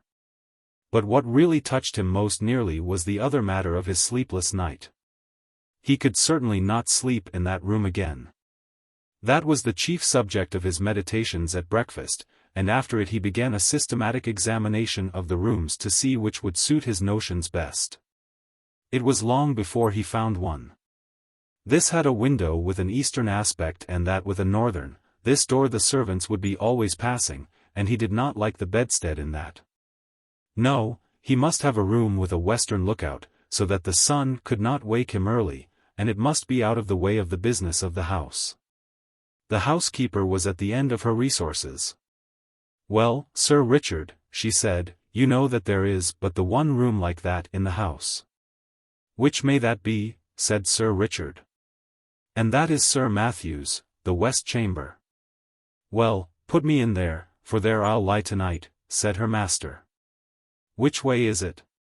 "Here, to be sure," and he hurried off. "Oh, Sir Richard, but no one has slept there these 40 years. The air has hardly been changed since Sir Matthew died there." Thus she spoke, and rustled after him. "Come, open the door, Mrs. Chiddock. I'll see the chamber, at least." So it was opened, and, indeed, the smell was very close and earthy. Sir Richard crossed to the window, and, impatiently, as was his wont, threw the shutters back, and flung open the casement. For this end of the house was one which the alterations had barely touched, grown up as it was with the great ash tree, and being otherwise concealed from view. "Air it, Mrs. Chiddock, all today, and move my bed furniture in the afternoon. Put the Bishop of Kilmore in my old room." "Pray, Sir Richard," said a new voice, breaking in on this speech, "might I have the favour of a moment's interview?" Sir Richard turned round and saw a man in black in the doorway, who bowed. "I must ask your indulgence for this intrusion, Sir Richard. You will, perhaps, hardly remember me. My name is William Crome, and my grandfather was vicar here in your grandfather's time." "Well, sir," said Sir Richard, "the name of Crome is always a passport to Castringham. I am glad to renew a friendship of 2 generations standing. In what can I serve you? For your hour of calling, and, if I do not mistake you, your bearing, shows you to be in some haste." "That is no more than the truth, sir. I am riding from Norwich to Barchester. Edmonds with what haste I can make, and I have called in on my way to leave with you some papers which we have but just come upon in looking over what my grandfather left at his death. It is thought you may find some matters of family interest in them. You are mighty obliging, Mr. Crome, and, if you will be so good as to follow me to the parlour, and drink a glass of wine, we will take a first look at these same papers together." And you, Mrs. Chittock, as I said, be about airing this chamber. Yes, it is here my grandfather died. Yes, the tree, perhaps, does make the place a little dampish. No. I do not wish to listen to any more. Make no difficulties, I beg. You have your orders, go. Will you follow me, sir? They went to the study. The packet which young Mr. Crome had brought, he was then just become a Fellow of Clare Hall in Cambridge, I may say. And subsequently brought out a respectable edition of Polyaenus, contained among other things the notes which the old vicar had made upon the occasion of Sir Matthew Fell's death. And for the first time Sir Richard was confronted with the enigmatical sorts biblicee which you have heard. They amused him a good deal. Well, he said, my grandfather's Bible gave one prudent piece of advice: cut it down. If that stands for the ash tree, he may rest assured I shall not neglect it. Such a nest of catarrhs and agues was never seen. The parlour contained the family books, which, pending the arrival of a collection which Sir Richard had made in Italy, and the building of a proper room to receive them, were not many in number. Sir Richard looked up from the paper to the bookcase. I wonder, says he, whether the old prophet is there yet? I fancy I see him. Crossing the room, he took out a dumpy Bible, which, sure enough, bore on the flyleaf the inscription, to Matthew Fell, from his loving godmother, and Aldous, September 2, 1659. It would be no bad plan to test him again, Mr. Crome. I will wager we get a couple of names in the Chronicles. What have we here? Thou shalt seek me in the morning, and I shall not be. Well, well. Your grandfather would have made a fine omen of that, hey? No more prophets for me. They are all in a tale. And now, Mr. Crome, I am infinitely obliged to you for your packet. You will, I fear, be impatient to get on. Pray allow me another glass. So with offers of hospitality, which were genuinely meant, for Sir Richard thought well of the young man's address and manner, they parted. In the afternoon came the guests, the Bishop of Kilmore, Lady Mary Hervey, Sir William Kentfield, etc. Dinner at 5, wine, cards, supper, and dispersal to bed. Next morning Sir Richard is disinclined to take his gun with the rest. He talks with the Bishop of Kilmore. This prelate, unlike a good many of the Irish bishops of his day, had visited his see, and, indeed, resided there, for some considerable time. This morning, as the two were walking along the terrace and talking over the alterations and improvements in the house, the bishop said, pointing to the window of the west room, "You could never get one of my Irish flock to occupy that room, Sir Richard." "Why is that, my lord?" "It is, in fact, my own." "Well, our Irish peasantry will always have it that it brings the worst of luck to sleep near an ash tree, and you have a fine growth of ash not 2 yards from your chamber window. Perhaps, the bishop went on, with a smile, it has given you a touch of its quality already, for you do not seem, if I may say it, so much the fresher for your night's rest as your friends would like to see you. That, or something else, it is true, cost me my sleep from 12 to 4, my lord. But the tree is to come down tomorrow, so I shall not hear much more from it. I applaud your determination. It can hardly be wholesome to have the air you breathe strained, as it were, through all that leafage. Your lordship is right there, I think. But I had not my window open last night. It was rather the noise that went on, no doubt from the twigs sweeping the glass, that kept me open-eyed. I think that can hardly be, Sir Richard. Here, you see it from this point. None of these nearest branches even can touch your casement unless there were a gale, and there was none of that last night.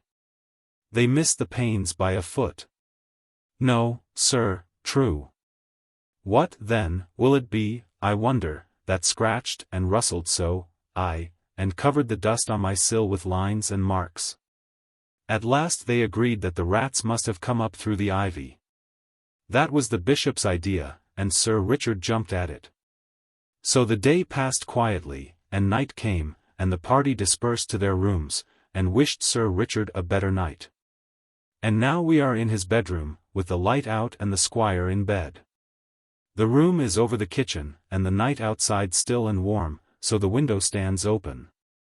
There is very little light about the bedstead, but there is a strange movement there. It seems as if Sir Richard were moving his head rapidly to and fro with only the slightest possible sound. And now you would guess, so deceptive is the half-darkness, that he had several heads, round and brownish, which move back and forward, even as low as his chest. It is a horrible illusion. Is it nothing more? There. Something drops off the bed with a soft plump, like a kitten, and is out of the window in a flash. Another, and after that there is quiet again. Thou shalt seek me in the morning, and I shall not be. As with Sir Matthew, so with Sir Richard, dead and black in his bed. A pale and silent party of guests and servants gathered under the window when the news was known. Italian poisoners, popish emissaries, infected air, all these and more guesses were hazarded, and the Bishop of Kilmore looked at the tree, in the fork of whose lower boughs a white tomcat was crouching, looking down the hollow which years had gnawed in the trunk. It was watching something inside the tree with great interest. Suddenly it got up and craned over the hole. Then a bit of the edge on which it stood gave way, and it went slithering in. Everyone looked up at the noise of the fall. It is known to most of us that a cat can cry, but few of us have heard, I hope, such a yell as came out of the trunk of the great ash. 2 or 3 screams there were, the witnesses are not sure which, and then a slight and muffled noise of some commotion or struggling was all that came. But Lady Mary Hervey fainted outright, and the housekeeper stopped her ears and fled till she fell on the terrace. The Bishop of Kilmore and Sir William Kentfield stayed. Yet even they were daunted, though it was only at the cry of a cat, and Sir William swallowed once or twice before he could say, "There is something more than we know of in that tree, my lord. I am for an instant search." And this was agreed upon. A ladder was brought, and one of the gardeners went up, and, looking down the hollow, could detect nothing but a few dim indications of something moving. They got a lantern, and let it down by a rope. "We must get at the bottom of this. My life upon it, my lord, but the secret of these terrible deaths is there." Up went the gardener again with the lantern, and let it down the hole cautiously. They saw the yellow light upon his face as he bent over, and saw his face struck with an incredulous terror and loathing before he cried out in a dreadful voice and fell back from the ladder, where, happily, he was caught by 2 of the men, letting the lantern fall inside the tree. He was in a dead faint, and it was some time before any word could be got from him. By then they had something else to look at. The lantern must have broken at the bottom, and the light in it caught upon dry leaves and rubbish that lay there, for in a few minutes a dense smoke began to come up, and then flame. And, to be short, the tree was in a blaze. The bystanders made a ring at some yards' distance, and Sir William and the bishop sent men to get what weapons and tools they could. For, clearly, whatever might be using the tree as its lair would be forced out by the fire. So it was.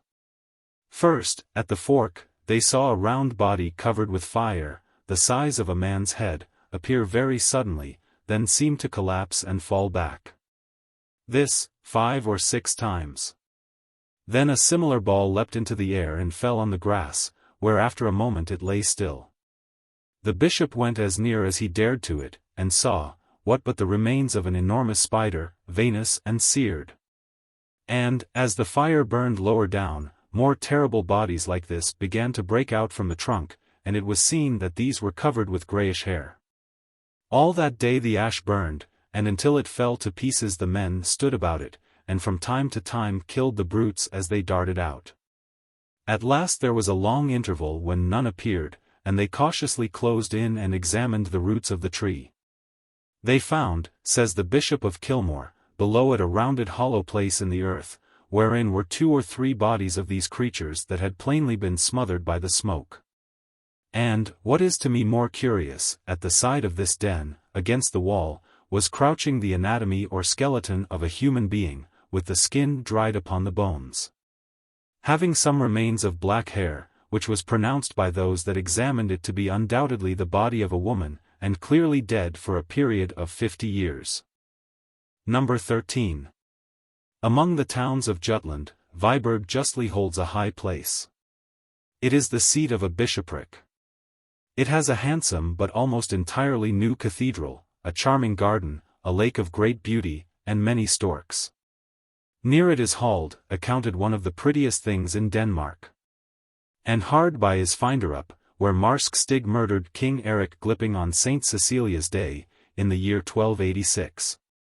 56 blows of square-headed iron maces were traced on Eric's skull when his tomb was opened in the 17th century. But I am not writing a guidebook. There are good hotels in Viborg, Preisler's and the Phoenix are all that can be desired. But my cousin, whose experiences I have to tell you now, went to the Golden Lion the first time that he visited Viborg. He has not been there since, and the following pages will perhaps explain the reason of his abstention. The Golden Lion is one of the very few houses in the town that were not destroyed in the Great Fire of 1726, which practically demolished the cathedral, the Sonkerkerk, the Rådhus, and so much else that was old and interesting. It is a great red brick house, that is, the front is of brick, with corbis steps on the gables and a text over the door. But the courtyard into which the omnibus drives is of black and white wood and plaster. The sun was declining in the heavens when my cousin walked up to the door, and the light smote full upon the imposing facade of the house. He was delighted with the old-fashioned aspect of the place, and promised himself a thoroughly satisfactory and amusing stay in an inn so typical of old Jutland. It was not business in the ordinary sense of the word that had brought Mr. Anderson to Viborg. He was engaged upon some researches into the church history of Denmark, and it had come to his knowledge that in the Rigsarkiv of Viborg there were papers, saved from the fire, relating to the last days of Roman Catholicism in the country. He proposed, therefore, to spend a considerable time, perhaps as much as a fortnight or 3 weeks, in examining and copying these. And he hoped that the Golden Lion would be able to give him a room of sufficient size to serve alike as a bedroom and a study. His wishes were explained to the landlord, and, after a certain amount of thought, the latter suggested that perhaps it might be the best way for the gentleman to look at 1 or 2 of the larger rooms and pick one for himself. It seemed a good idea. The top floor was soon rejected as entailing too much getting upstairs after the day's work. The second floor contained no room of exactly the dimensions required. But on the first floor there was a choice of 2 or 3 rooms which would, so far as size went, suit admirably. The landlord was strongly in favor of number 17, but Mr. Anderson pointed out that its windows commanded only the blank wall of the next house, and that it would be very dark in the afternoon. Either number 12 or number 14 would be better, for both of them looked on the street. And the bright evening light and the pretty view would more than compensate him for the additional amount of noise. Eventually number 12 was selected. Like its neighbors, it had 3 windows, all on one side of the room. It was fairly high and unusually long. There was, of course, no fireplace, but the stove was handsome and rather old, a cast-iron erection, on the side of which was a representation of Abraham sacrificing Isaac, and the inscription, 1 Bog Mose, Cap. 22, above.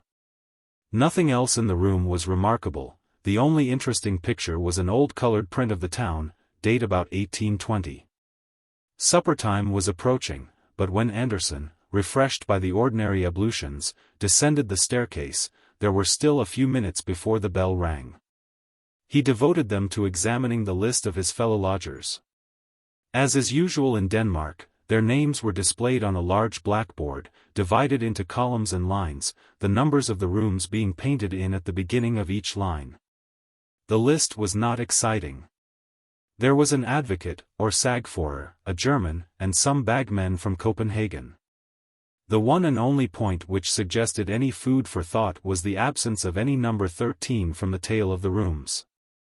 And even this was a thing which Anderson had already noticed half a dozen times in his experience of Danish hotels. He could not help wondering whether the objection to that particular number, common as it is, was so widespread and so strong as to make it difficult to let a room so ticketed. And he resolved to ask the landlord if he and his colleagues in the profession had actually met with many clients who refused to be accommodated in the 13th room. He had nothing to tell me. I am giving the story as I heard it from him, about what passed at supper, and the evening, which was spent in unpacking and arranging his clothes, books, and papers, was not more eventful. Towards 11 o'clock he resolved to go to bed, but with him, as with a good many other people nowadays, an almost necessary preliminary to bed, if he meant to sleep, was the reading of a few pages of print, and he now remembered that the particular book which he had been reading in the train, and which alone would satisfy him at that present moment, was in the pocket of his greatcoat, then hanging on a peg outside the dining-room. To run down and secure it was the work of a moment, and, as the passages were by no means dark, it was not difficult for him to find his way back to his own door. So, at least, he thought. But when he arrived there, and turned the handle, the door entirely refused to open, and he caught the sound of a hasty movement towards it from within. He had tried the wrong door, of course. Was his own room to the right or to the left? He glanced at the number. It was 13. His room would be on the left, and so it was. And not before he had been in bed for some minutes, had read his wonted 3 or 4 pages of his book, blown out his light, and turned over to go to sleep, did it occur to him that, whereas on the blackboard of the hotel there had been no number 13, there was undoubtedly a room numbered 13 in the hotel. He felt rather sorry he had not chosen it for his own. Perhaps he might have done the landlord a little service by occupying it, and given him the chance of saying that a well-born English gentleman had lived in it for 3 weeks and liked it very much. But probably it was used as a servant's room or something of the kind. After all, it was most likely not so large or good a room as his own. And he looked drowsily about the room, which was fairly perceptible in the half-light from the street lamp. It was a curious effect, he thought. Rooms usually look larger in a dim light than a full one, but this seemed to have contracted in length and grown proportionately higher. Well, well. Sleep was more important than these vague ruminations, and to sleep he went. On the day after his arrival Anderson attacked the Rigsarkiv of Viborg. He was, as one might expect in Denmark, kindly received, and access to all that he wished to see was made as easy for him as possible. The documents laid before him were far more numerous and interesting than he had at all anticipated. Besides official papers, there was a large bundle of correspondence relating to Bishop Jürgen Fries, the last Roman Catholic who held the see. And in these there cropped up many amusing and what are called intimate details of private life and individual character. There was much talk of a house owned by the bishop, but not inhabited by him, in the town. Its tenant was apparently somewhat of a scandal and a stumbling block to the reforming party. He was a disgrace, they wrote, to the city. He practiced secret and wicked arts, and had sold his soul to the enemy. It was of a piece with the gross corruption and superstition of the Babylonish Church that such a viper and blood-sucking trollman should be patronized and harbored by the bishop. The bishop met these reproaches boldly. He protested his own abhorrence of all such things as secret arts, and required his antagonists to bring the matter before the proper court, of course, the spiritual court, and sift it to the bottom.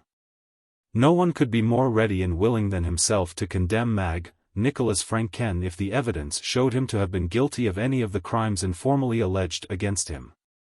Anderson had not time to do more than glance at the next letter of the Protestant leader, Rasmus Nielsen, before the record office was closed for the day, but he gathered its general tenor, which was to the effect that Christian men were now no longer bound by the decisions of bishops of Rome, and that the bishop's court was not, and could not be, a fit or competent tribunal to judge so grave and weighty a cause. On leaving the office, Mr. Anderson was accompanied by the old gentleman who presided over it, and, as they walked, the conversation very naturally turned to the papers of which I have just been speaking. Herr Scavenius, the archivist of Viborg, though very well informed as to the general run of the documents under his charge, was not a specialist in those of the Reformation period. He was much interested in what Anderson had to tell him about them. He looked forward with great pleasure, he said, to seeing the publication in which Mr. Anderson spoke of embodying their contents. This house of the Bishop Freeze, he added, it is a great puzzle to me where it can have stood. I have studied carefully the topography of old Viborg, but it is most unlucky, of the old terrier of the bishop's property which was made in 1560, and of which we have the greater part in the archive. Just the piece which had the list of the town property is missing. Never mind. Perhaps I shall some day succeed to find him. After taking some exercise, I forget exactly how or where, Anderson went back to the Golden Lion, his supper, his game of patience, and his bed. On the way to his room it occurred to him that he had forgotten to talk to the landlord about the omission of number 13 from the hotel board. And also that he might as well make sure that number 13 did actually exist before he made any reference to the matter. The decision was not difficult to arrive at. There was the door with its number as plain as could be, and work of some kind was evidently going on inside it, for as he neared the door he could hear footsteps and voices, or a voice, within. During the few seconds in which he halted to make sure of the number, the footsteps ceased, seemingly very near the door. And he was a little startled at hearing a quick hissing breathing as of a person in strong excitement. He went on to his own room, and again he was surprised to find how much smaller it seemed now than it had when he selected it. It was a slight disappointment, but only slight. If he found it really not large enough, he could very easily shift to another. In the meantime he wanted something, as far as I remember it was a pocket handkerchief, out of his portmanteau, which had been placed by the porter on a very inadequate trestle or stool against the wall at the farthest end of the room from his bed. Here was a very curious thing, the portmanteau was not to be seen. It had been moved by officious servants, doubtless the contents had been put in the wardrobe. No, none of them were there. This was vexatious. The idea of a theft he dismissed at once. Such things rarely happen in Denmark, but some piece of stupidity had certainly been performed, which is not so uncommon, and the stupide must be severely spoken to. Whatever it was that he wanted, it was not so necessary to his comfort that he could not wait till the morning for it, and he therefore settled not to ring the bell and disturb the servants. He went to the window, the right-hand window it was, and looked out on the quiet street. There was a tall building opposite, with large spaces of dead wall, no passers-by, a dark night, and very little to be seen of any kind. The light was behind him, and he could see his own shadow clearly cast on the wall opposite. Also the shadow of the bearded man in number 11 on the left, who passed to and fro in shirt-sleeves once or twice, and was seen first brushing his hair, and later on in a nightgown. Also the shadow of the occupant of number 13 on the right. This might be more interesting. Number 13 was, like himself, leaning on his elbows on the windowsill looking out into the street. He seemed to be a tall thin man, or was it by any chance a woman?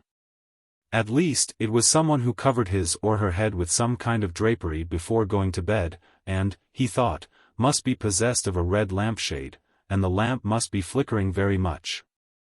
There was a distinct playing up and down of a dull red light on the opposite wall. He craned out a little to see if he could make any more of the figure, but beyond a fold of some light, perhaps white, material on the windowsill he could see nothing.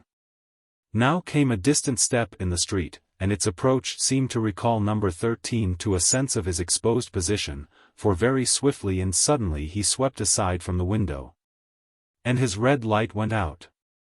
Anderson, who had been smoking a cigarette, laid the end of it on the windowsill and went to bed. Next morning he was woke by the stupide with hot water, etc. He roused himself, and after thinking out the correct Danish words, said as distinctly as he could, "You must not move my portmanteau." "Where is it?" As is not uncommon, the maid laughed, and went away without making any distinct answer. Anderson, rather irritated, sat up in bed, intending to call her back, but he remained sitting up, staring straight in front of him.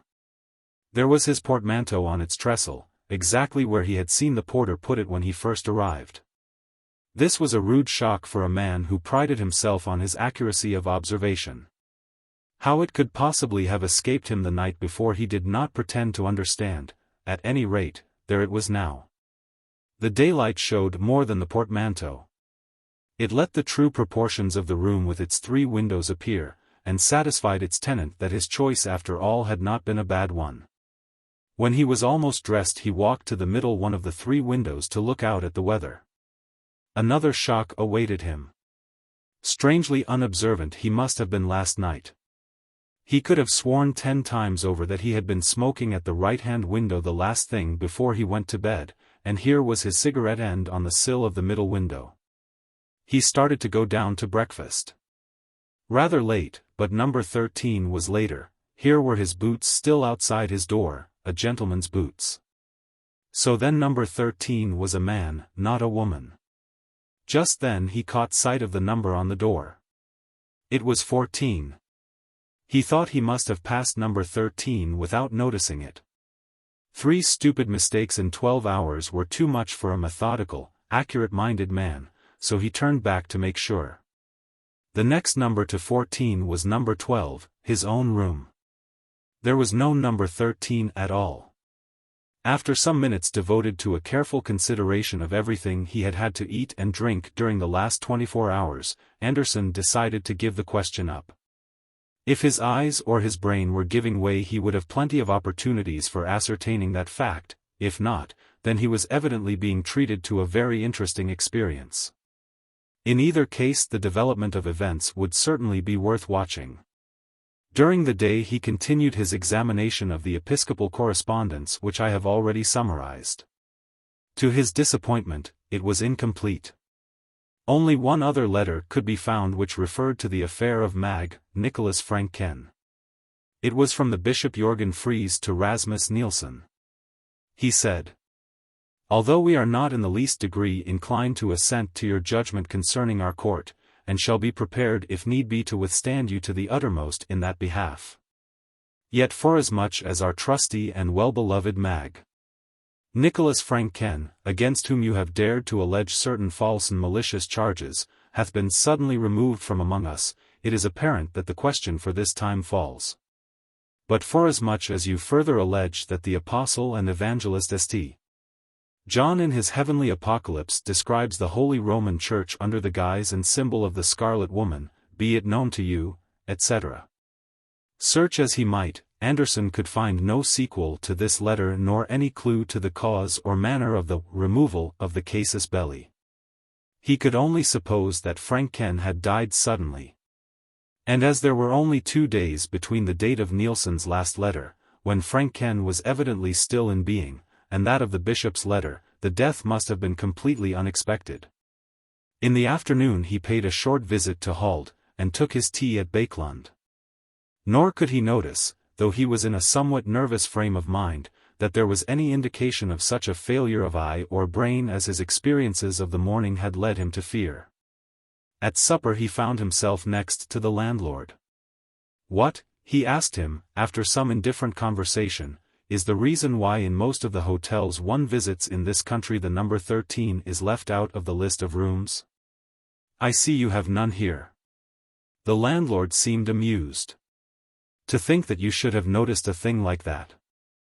I've thought about it once or twice myself, to tell the truth.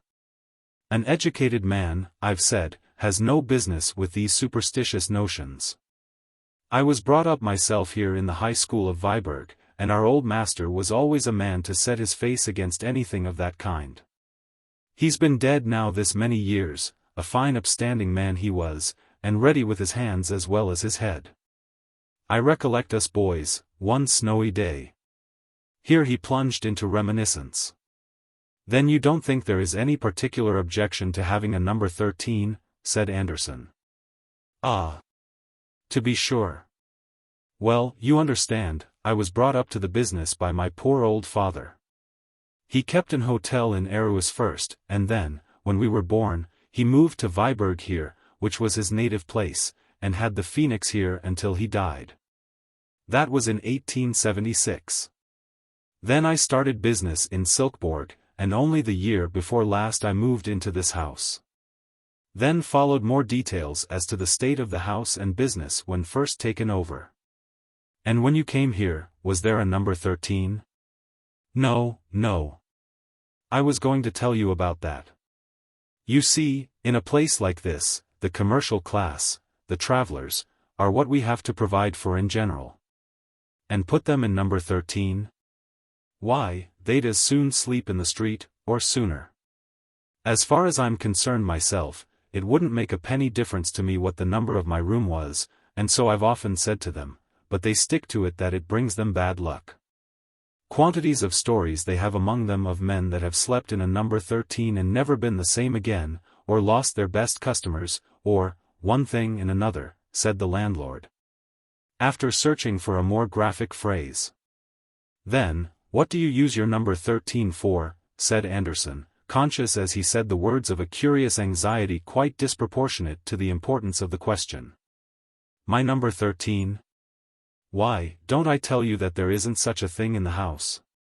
I thought you might have noticed that. If there was, it would be next door to your own room. Well, yes. Only I happened to think, that is, I fancied last night that I had seen a door numbered 13 in that passage. And, really, I am almost certain I must have been right, for I saw it the night before as well. Of course, Herr Christensen laughed this notion to scorn, as Anderson had expected, and emphasized with much iteration the fact that no number 13 existed or had existed before him in that hotel. Anderson was in some ways relieved by his certainty, but still puzzled. And he began to think that the best way to make sure whether he had indeed been subject to an illusion or not was to invite the landlord to his room to smoke a cigar later on in the evening. Some photographs of English towns which he had with him formed a sufficiently good excuse. Herr Christensen was flattered by the invitation, and most willingly accepted it. At about 10 o'clock he was to make his appearance, but before that Anderson had some letters to write, and retired for the purpose of writing them. He almost blushed to himself at confessing it, but he could not deny that it was the fact that he was becoming quite nervous about the question of the existence of number 13. So much so that he approached his room by way of number 11, in order that he might not be obliged to pass the door, or the place where the door ought to be. He looked quickly and suspiciously about the room when he entered it, but there was nothing, beyond that indefinable air of being smaller than usual, to warrant any misgivings. There was no question of the presence or absence of his portmanteau tonight.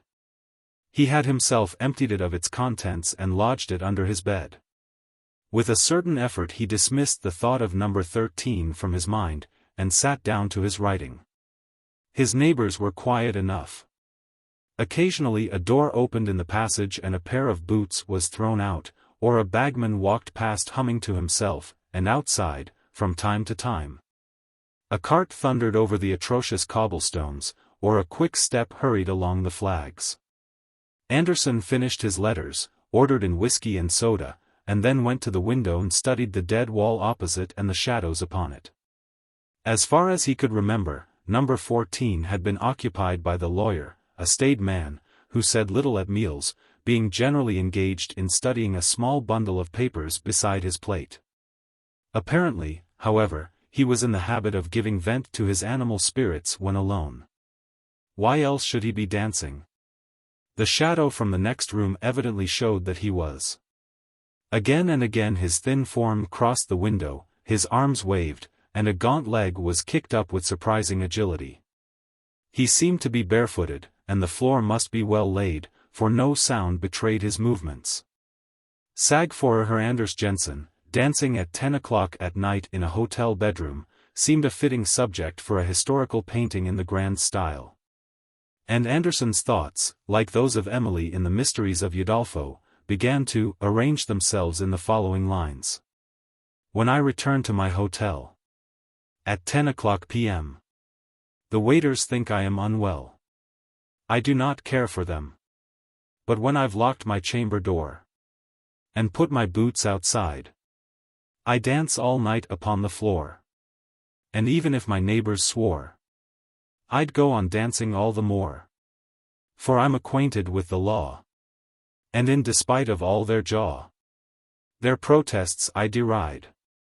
Had not the landlord at this moment knocked at the door, it is probable that quite a long poem might have been laid before the reader.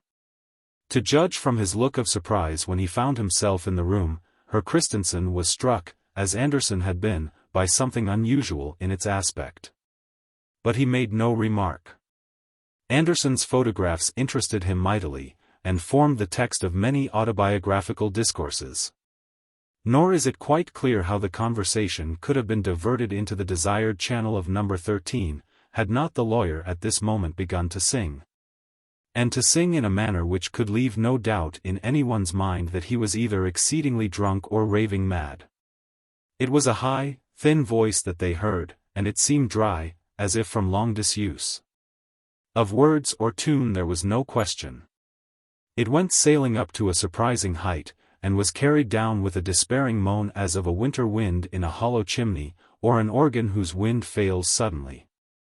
It was a really horrible sound, and Andersen felt that if he had been alone he must have fled for refuge and society to some neighbor bagman's room. The landlord sat open-mouthed. "I don't understand it," he said at last, wiping his forehead. "It is dreadful. I have heard it once before, but I made sure it was a cat." "Is he mad?" said Andersen. "He must be. And what a sad thing. Such a good customer, too, and so successful in his business, by what I hear, and a young family to bring up." Just then came an impatient knock at the door, and the knocker entered, without waiting to be asked. It was the lawyer, in deshabille and very rough-haired, and very angry he looked. "I beg pardon, sir," he said, "but I should be much obliged if you would kindly desist." Here he stopped. For it was evident that neither of the persons before him was responsible for the disturbance. And after a moment's lull it swelled forth again more wildly than before. "But what in the name of heaven does it mean?" broke out the lawyer. "Where is it? Who is it? Am I going out of my mind? Surely, Herr Jensen, it comes from your room next door. Isn't there a cat or something stuck in the chimney?" This was the best that occurred to Andersen to say, and he realized its futility as he spoke. But anything was better than to stand and listen to that horrible voice, and look at the broad, white face of the landlord, all perspiring and quivering as he clutched the arms of his chair. "Impossible," said the lawyer, "impossible. There is no chimney. I came here because I was convinced the noise was going on here. It was certainly in the next room to mine." "Was there no door between yours and mine?" said Andersen eagerly. "No, sir," said Herr Jensen, rather sharply. "At least, not this morning." "Ah," said Andersen. "Nor tonight?" "I am not sure," said the lawyer with some hesitation. Suddenly the crying or singing voice in the next room died away, and the singer was heard seemingly to laugh to himself in a crooning manner. The three men actually shivered at the sound. Then there was a silence. "Come," said the lawyer, "what have you to say, Herr Christensen? What does this mean?" "Good heaven," said Christensen. "How should I tell? I know no more than you, gentlemen. I pray I may never hear such a noise again." "So do I," said Herr Jensen, and he added something under his breath. Andersen thought it sounded like the last words of the Psalter, Omnis Spiritus Laudet Dominum, but he could not be sure. "But we must do something," said Andersen, "the three of us. Shall we go and investigate in the next room?" "But that is Herr Jensen's room," wailed the landlord. "It is no use, he has come from there himself." "I am not so sure," said Jensen. "I think this gentleman is right, we must go and see." The only weapons of defense that could be mustered on the spot were a stick and umbrella. The expedition went out into the passage, not without quakings. There was a deadly quiet outside, but a light shone from under the next door. Andersen and Jensen approached it. The latter turned the handle, and gave a sudden vigorous push. No use. The door stood fast. Herr Christensen, said Jensen, will you go and fetch the strongest servant you have in the place? We must see this through. The landlord nodded, and hurried off, glad to be away from the scene of action. Jensen and Anderson remained outside looking at the door. It is number 13, you see, said the latter. Yes, there is your door, and there is mine, said Jensen. My room has 3 windows in the daytime, said Anderson, with difficulty suppressing a nervous laugh. By George, so has mine, said the lawyer, turning and looking at Anderson. His back was now to the door. In that moment the door opened, and an arm came out and clawed at his shoulder. It was clad in ragged, yellowish linen, and the bare skin, where it could be seen, had long grey hair upon it. Anderson was just in time to pull Jensen out of its reach with a cry of disgust and fright, when the door shut again, and a low laugh was heard. Jensen had seen nothing, but when Anderson hurriedly told him what a risk he had run, he fell into a great state of agitation, and suggested that they should retire from the enterprise and lock themselves up in one or other of their rooms. However, while he was developing this plan, the landlord and 2 able-bodied men arrived on the scene, all looking rather serious and alarmed. Jensen met them with a torrent of description and explanation, which did not at all tend to encourage them for the fray. The men dropped the crowbars they had brought, and said flatly that they were not going to risk their throats in that devil's den. The landlord was miserably nervous and undecided, conscious that if the danger were not faced his hotel was ruined, and very loath to face it himself. Luckily Anderson hit upon a way of rallying the demoralized force. Is this, he said, the Danish courage I have heard so much of? It isn't a German in there, and if it was, we are 5-1. The 2 servants and Jensen were stung into action by this, and made a dash at the door. Stop, said Anderson. Don't lose your heads. You stay out here with the light, landlord, and one of you 2 men break in the door, and don't go in when it gives way. The men nodded, and the younger stepped forward, raised his crowbar, and dealt a tremendous blow on the upper panel. The result was not in the least what any of them anticipated. There was no cracking or rending of wood, only a dull sound, as if the solid wall had been struck. The man dropped his tool with a shout, and began rubbing his elbow. His cry drew their eyes upon him for a moment, then Anderson looked at the door again. It was gone. The plaster wall of the passage stared him in the face, with a considerable gash in it where the crowbar had struck it. Number 13 had passed out of existence. For a brief space they stood perfectly still, gazing at the blank wall. An early cock in the yard beneath was heard to crow. And as Anderson glanced in the direction of the sound, he saw through the window at the end of the long passage that the eastern sky was paling to the dawn.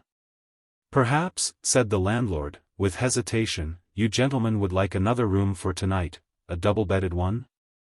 Neither Jensen nor Anderson was averse to the suggestion. They felt inclined to hunt in couples after their late experience. It was found convenient, when each of them went to his room to collect the articles he wanted for the night, that the other should go with him and hold the candle. They noticed that both number 12 and number 14 had 3 windows. Next morning the same party reassembled in number 12. The landlord was naturally anxious to avoid engaging outside help, and yet it was imperative that the mystery attaching to that part of the house should be cleared up. Accordingly the 2 servants had been induced to take upon them the function of carpenters.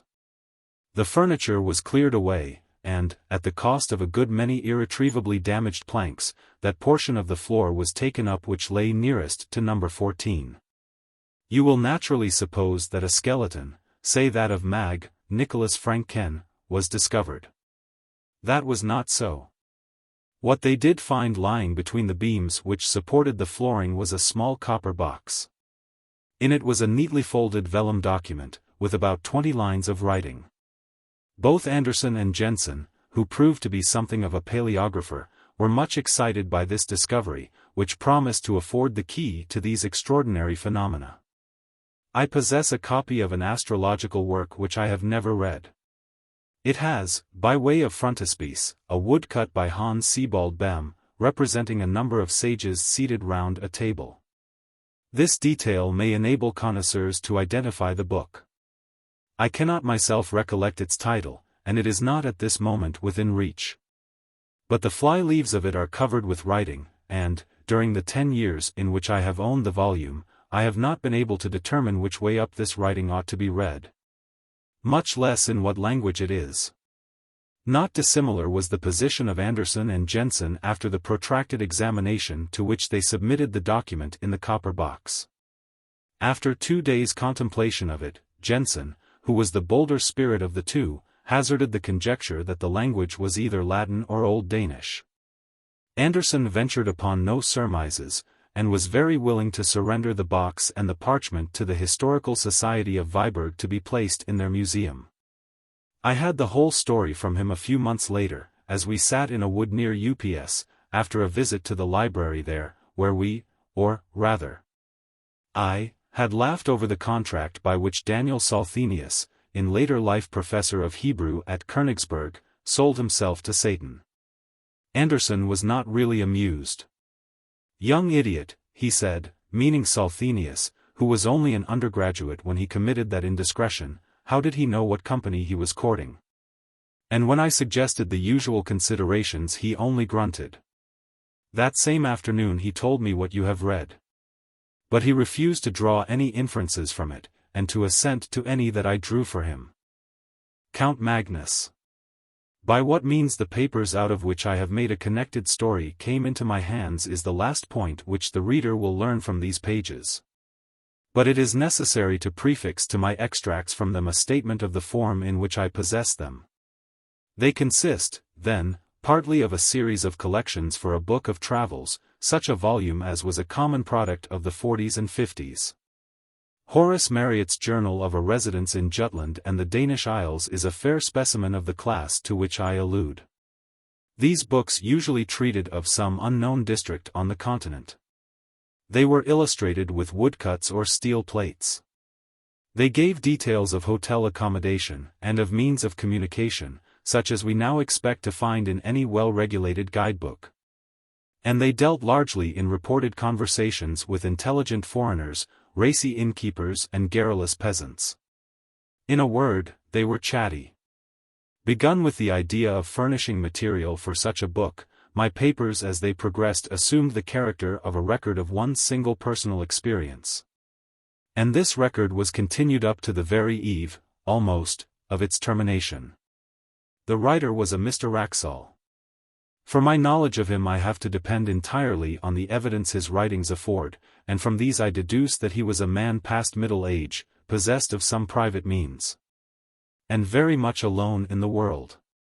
He had, it seems, no settled abode in England, but was a denizen of hotels and boarding-houses.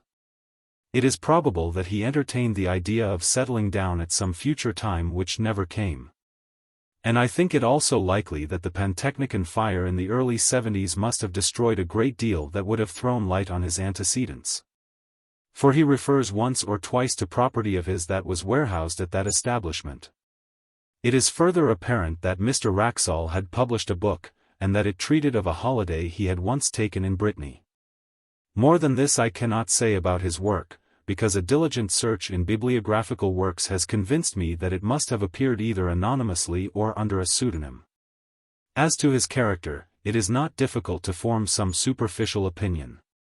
He must have been an intelligent and cultivated man. It seems that he was near being a fellow of his college at Oxford, Brasenose, as I judge from the calendar. His besetting fault was pretty clearly that of over-inquisitiveness, possibly a good fault in a traveller, certainly a fault for which this traveller paid dearly enough in the end. On what proved to be his last expedition, he was plotting another book.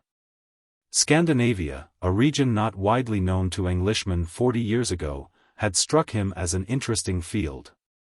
He must have alighted on some old books of Swedish history or memoirs, and the idea had struck him that there was room for a book descriptive of travel in Sweden, interspersed with episodes from the history of some of the great Swedish families. He procured letters of introduction, therefore, to some persons of quality in Sweden, and set out thither in the early summer of 1863. Of his travels in the north there is no need to speak, nor of his residence of some weeks in Stockholm. I need only mention that some savant resident there put him on the track of an important collection of family papers belonging to the proprietors of an ancient manor house in Västergötland, and obtained for him permission to examine them. The manor house, or hergård, in question is to be called Rabek, pronounced something like Robeck, though that is not its name. It is one of the best buildings of its kind in all the country, and the picture of it in Dahlenberg's Switia Antiqua et Moderna, engraved in 1694, shows it very much as the tourist may see it today. It was built soon after 1600, and is, roughly speaking, very much like an English house of that period in respect of material, red brick with stone facings, and style. The man who built it was a scion of the great house of de la Gardie, and his descendants possess it still. De la Gardie is the name by which I will designate them when mention of them becomes necessary. They received Mr. Wraxall with great kindness and courtesy, and pressed him to stay in the house as long as his researches lasted. But, preferring to be independent, and mistrusting his powers of conversing in Swedish, he settled himself at the village inn, which turned out quite sufficiently comfortable. At any rate during the summer months. This arrangement would entail a short walk daily to and from the manor house of something under a mile. The house itself stood in a park, and was protected, we should say grown up, with large old timber. Near it you found the walled garden, and then entered a close wood fringing one of the small lakes with which the whole country is pitted. Then came the wall of the domain, and you climbed a steep knoll, a knob of rock lightly covered with soil, and on the top of this stood the church, fenced in with tall dark trees. It was a curious building to English eyes. The nave and aisles were low, and filled with pews and galleries. In the western gallery stood the handsome old organ, gaily painted, and with silver pipes. The ceiling was flat, and had been adorned by a 17th-century artist with a strange and hideous Last Judgment, full of lurid flames, falling cities, burning ships, crying souls, and brown and smiling demons. Handsome brass coroni hung from the roof. The pulpit was like a doll's house covered with little painted wooden cherubs and saints. A stand with 3 hourglasses was hinged to the preacher's desk. Such sights as these may be seen in many a church in Sweden now, but what distinguished this one was an addition to the original building. At the eastern end of the north aisle the builder of the manor house had erected a mausoleum for himself and his family. It was a largish 8-sided building, lighted by a series of oval windows, and it had a domed roof, topped by a kind of pumpkin-shaped object rising into a spire. A form in which Swedish architects greatly delighted. The roof was of copper externally, and was painted black, while the walls, in common with those of the church, were staringly white. To this mausoleum there was no access from the church. It had a portal and steps of its own on the northern side. Past the churchyard the path to the village goes, and not more than 3 or 4 minutes bring you to the inn door. On the first day of his stay at Rabek Mr. Wraxall found the church door open, and made those notes of the interior which I have epitomized. Into the mausoleum, however, he could not make his way. He could by looking through the keyhole just descry that there were fine marble effigies and sarcophagi of copper, and a wealth of armorial ornament, which made him very anxious to spend some time in investigation. The papers he had come to examine at the manor house proved to be of just the kind he wanted for his book. There were family correspondence, journals, and account books of the earliest owners of the estate, very carefully kept and clearly written, full of amusing and picturesque detail. The first de la Gardie appeared in them as a strong and capable man.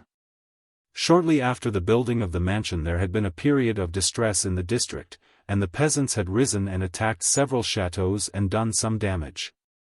The owner of Rabek took a leading part in suppressing the trouble, and there was reference to executions of ringleaders and severe punishments inflicted with no sparing hand. The portrait of this Magnus de la Gardie was one of the best in the house, and Mr. Wraxall studied it with no little interest after his day's work. He gives no detailed description of it, but I gather that the face impressed him rather by its power than by its beauty or goodness.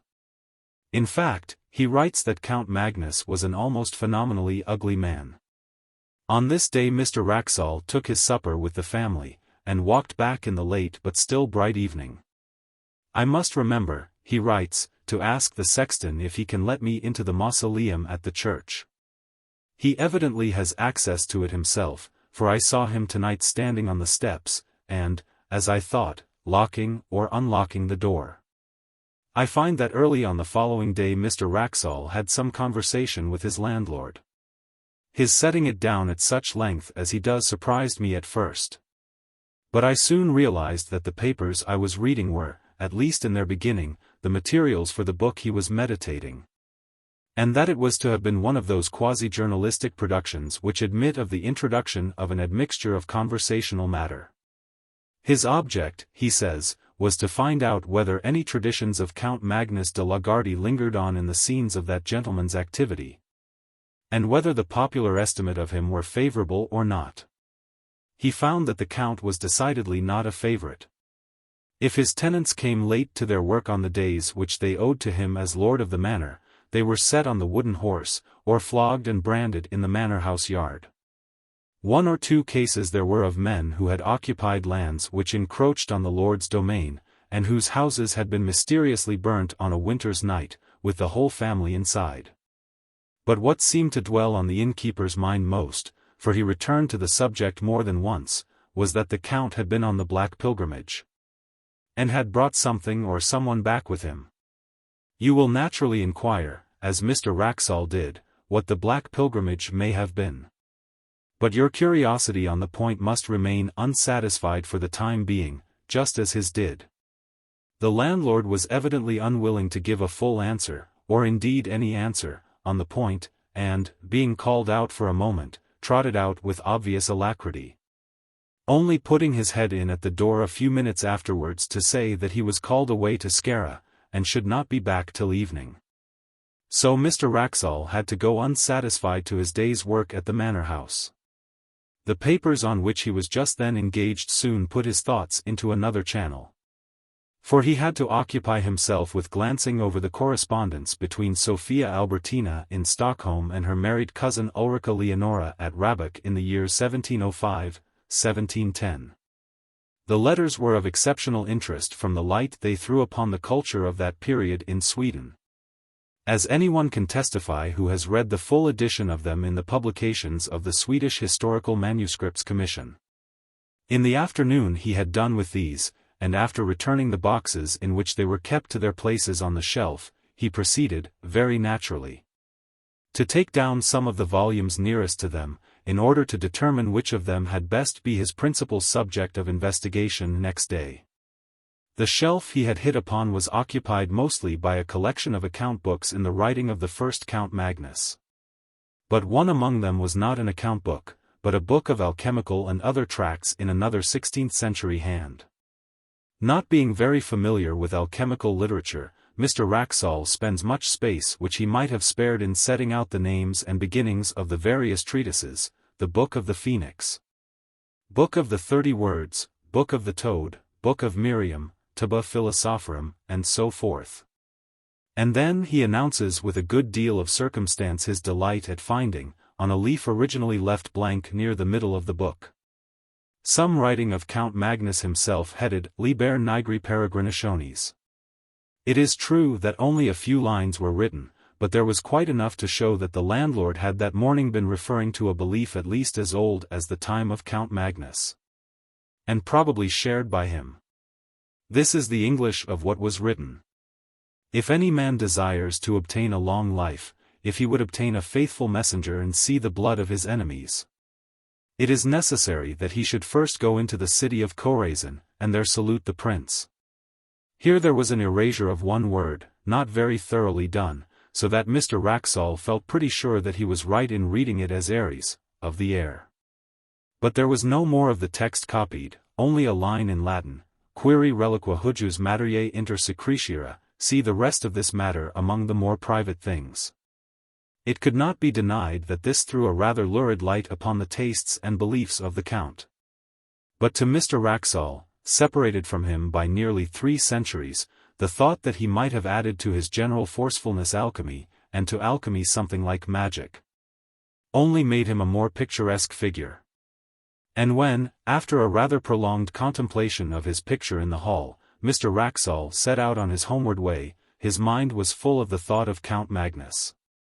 He had no eyes for his surroundings, no perception of the evening scents of the woods or the evening light on the lake. And when all of a sudden he pulled up short, he was astonished to find himself already at the gate of the churchyard, and within a few minutes of his dinner. His eyes fell on the mausoleum. "Ah," he said, "Count Magnus, there you are. I should dearly like to see you." Like many solitary men, he writes, I have a habit of talking to myself aloud. And, unlike some of the Greek and Latin particles, I do not expect an answer. Certainly, and perhaps fortunately in this case, there was neither voice nor any that regarded, only the woman who, I suppose, was cleaning up the church, dropped some metallic object on the floor, whose clang startled me. Count Magnus, I think, sleeps sound enough.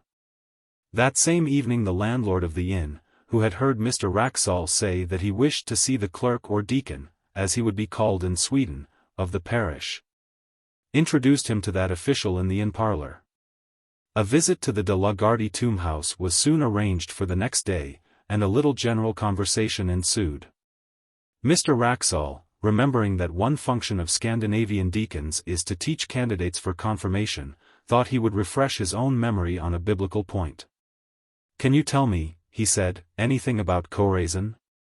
The deacon seemed startled, but readily reminded him how that village had once been denounced. "To be sure," said Mr. Wraxall. "It is, I suppose, quite a ruin now." "So I expect," replied the deacon. "I have heard some of our old priests say that Antichrist is to be born there, and there are tales." "Ah! What tales are those?" Mr. Wraxall put in. "Tales, I was going to say, which I have forgotten," said the deacon, and soon after that he said good night. The landlord was now alone, and at Mr. Wraxall's mercy, and that inquirer was not inclined to spare him. "Herr Nielsen," he said, "I have found out something about the Black Pilgrimage. You may as well tell me what you know. What did the Count bring back with him?" Swedes are habitually slow, perhaps, in answering, or perhaps the landlord was an exception. I am not sure.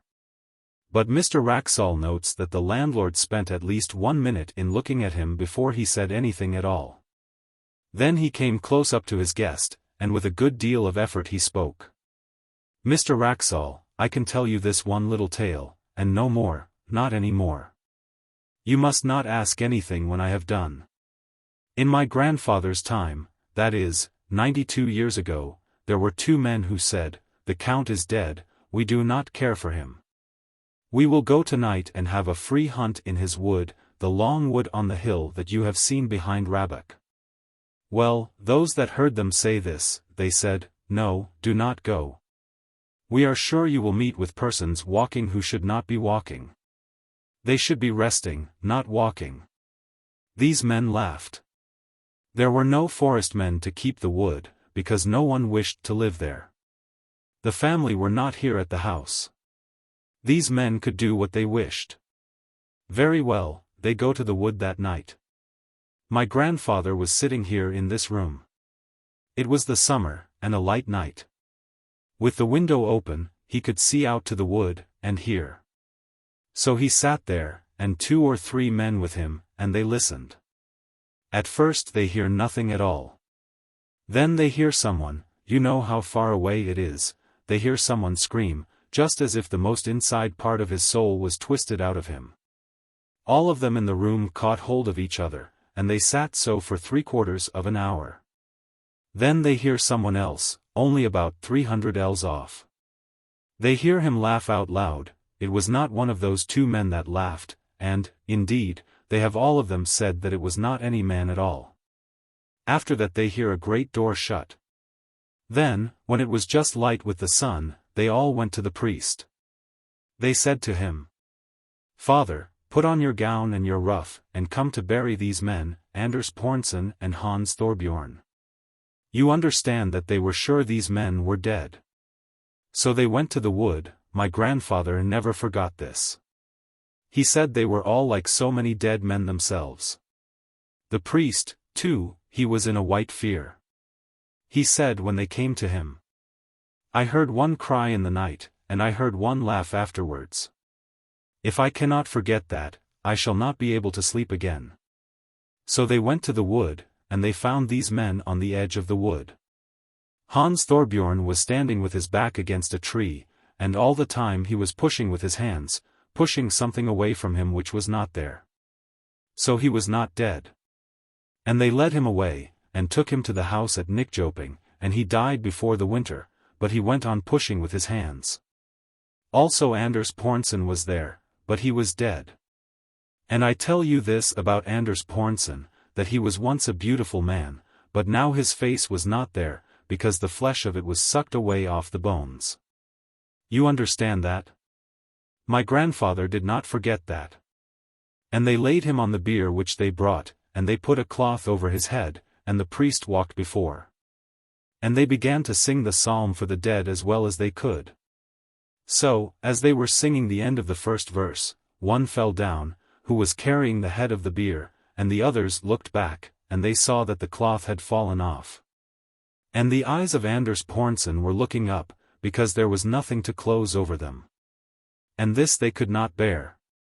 Therefore the priest laid the cloth upon him, and sent for a spade, and they buried him in that place. The next day Mr. Wraxall records that the deacon called for him soon after his breakfast, and took him to the church and mausoleum. He noticed that the key of the latter was hung on a nail just by the pulpit, and it occurred to him that, as the church door seemed to be left unlocked as a rule, it would not be difficult for him to pay a second and more private visit to the monuments if there proved to be more of interest among them than could be digested at first. The building, when he entered it, he found not unimposing. The monuments, mostly large erections of the 17th and 18th centuries, were dignified if luxuriant, and the epitaphs and heraldry were copious. The central space of the domed room was occupied by 3 copper sarcophagi, covered with finely engraved ornament. 2 of them had, as is commonly the case in Denmark and Sweden, a large metal crucifix on the lid. The third, that of Count Magnus, as it appeared, had, instead of that, a full-length effigy engraved upon it, and round the edge were several bands of similar ornament representing various scenes. One was a battle, with cannon belching out smoke, and walled towns, and troops of pikemen. Another showed an execution. In a third, among trees, was a man running at full speed, with flying hair and outstretched hands. After him followed a strange form. It would be hard to say whether the artist had intended it for a man, and was unable to give the requisite similitude, or whether it was intentionally made as monstrous as it looked. In view of the skill with which the rest of the drawing was done, Mr. Wraxall felt inclined to adopt the latter idea.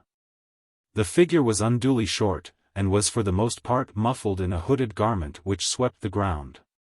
The only part of the form which projected from that shelter was not shaped like any hand or arm.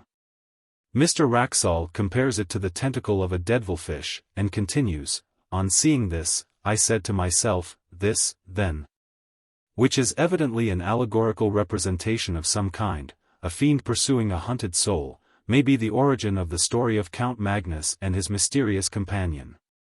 Let us see how the huntsman is pictured. Doubtless it will be a demon blowing his horn."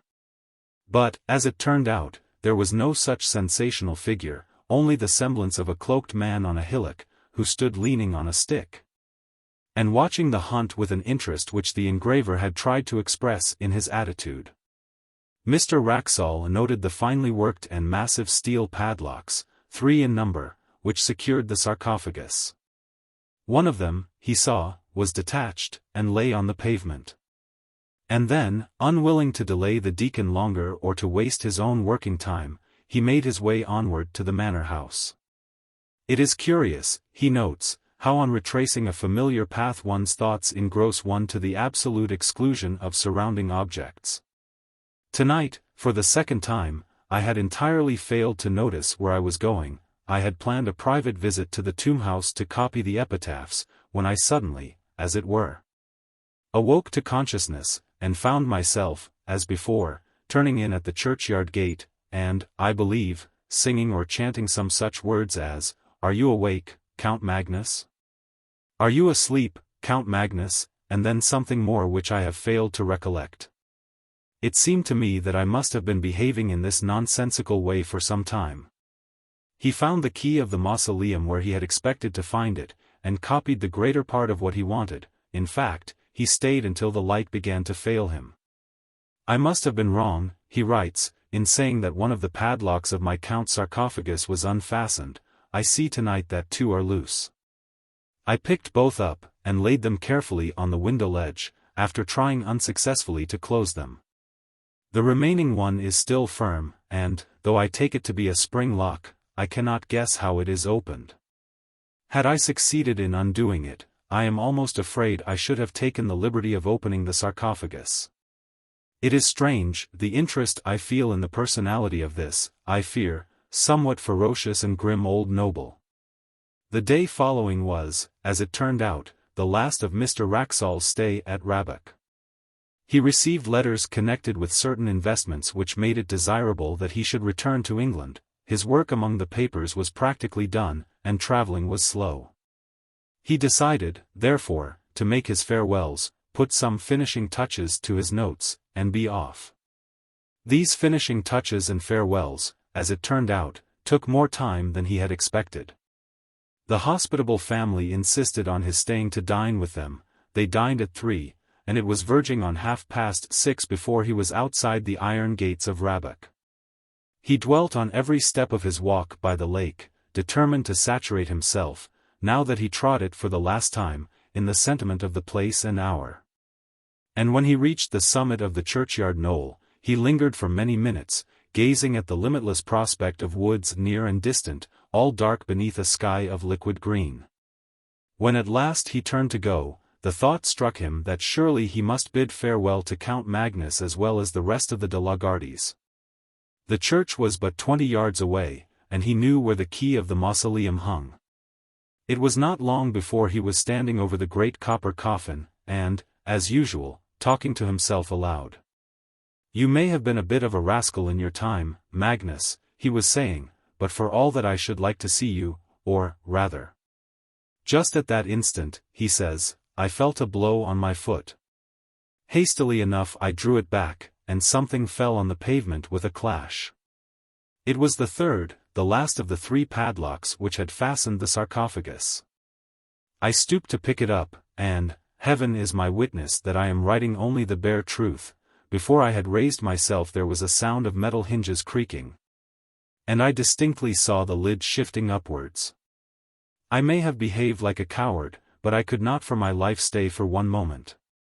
I was outside that dreadful building in less time than I can write, almost as quickly as I could have said the words, and what frightens me yet more, I could not turn the key in the lock. As I sit here in my room noting these facts, I ask myself, it was not 20 minutes ago, whether that noise of creaking metal continued, and I cannot tell whether it did or not. I only know that there was something more than I have written that alarmed me, but whether it was sound or sight I am not able to remember. What is this that I have done? Poor Mr. Wraxall. He set out on his journey to England on the next day, as he had planned, and he reached England in safety, and yet, as I gather from his changed hand and inconsequent jottings, a broken man. One of several small notebooks that have come to me with his papers gives, not a key to, but a kind of inkling of, his experiences. Much of his journey was made by canal boat, and I find not less than 6 painful attempts to enumerate and describe his fellow passengers. The entries are of this kind. 24. Pastor of village in Skane. Usual black coat and soft black hat. 25. Commercial traveler from Stockholm going to Trollhättan. Black cloak, brown hat. 26. Man in long black cloak, broad-leafed hat, very old-fashioned. This entry is lined out, and a note added, perhaps identical with number 13. Have not yet seen his face. On referring to no. 13, I find that he is a Roman priest in a cassock.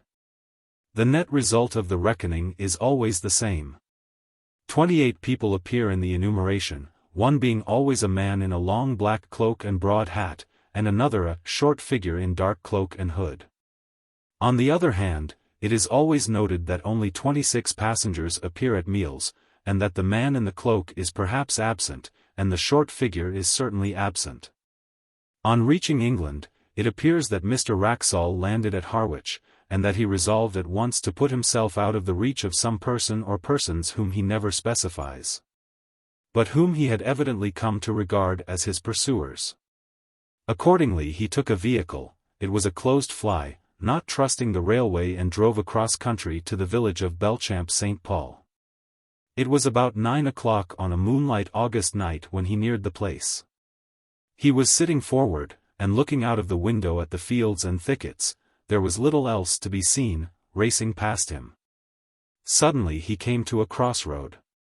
At the corner 2 figures were standing motionless, both were in dark cloaks, the taller one wore a hat, the shorter a hood.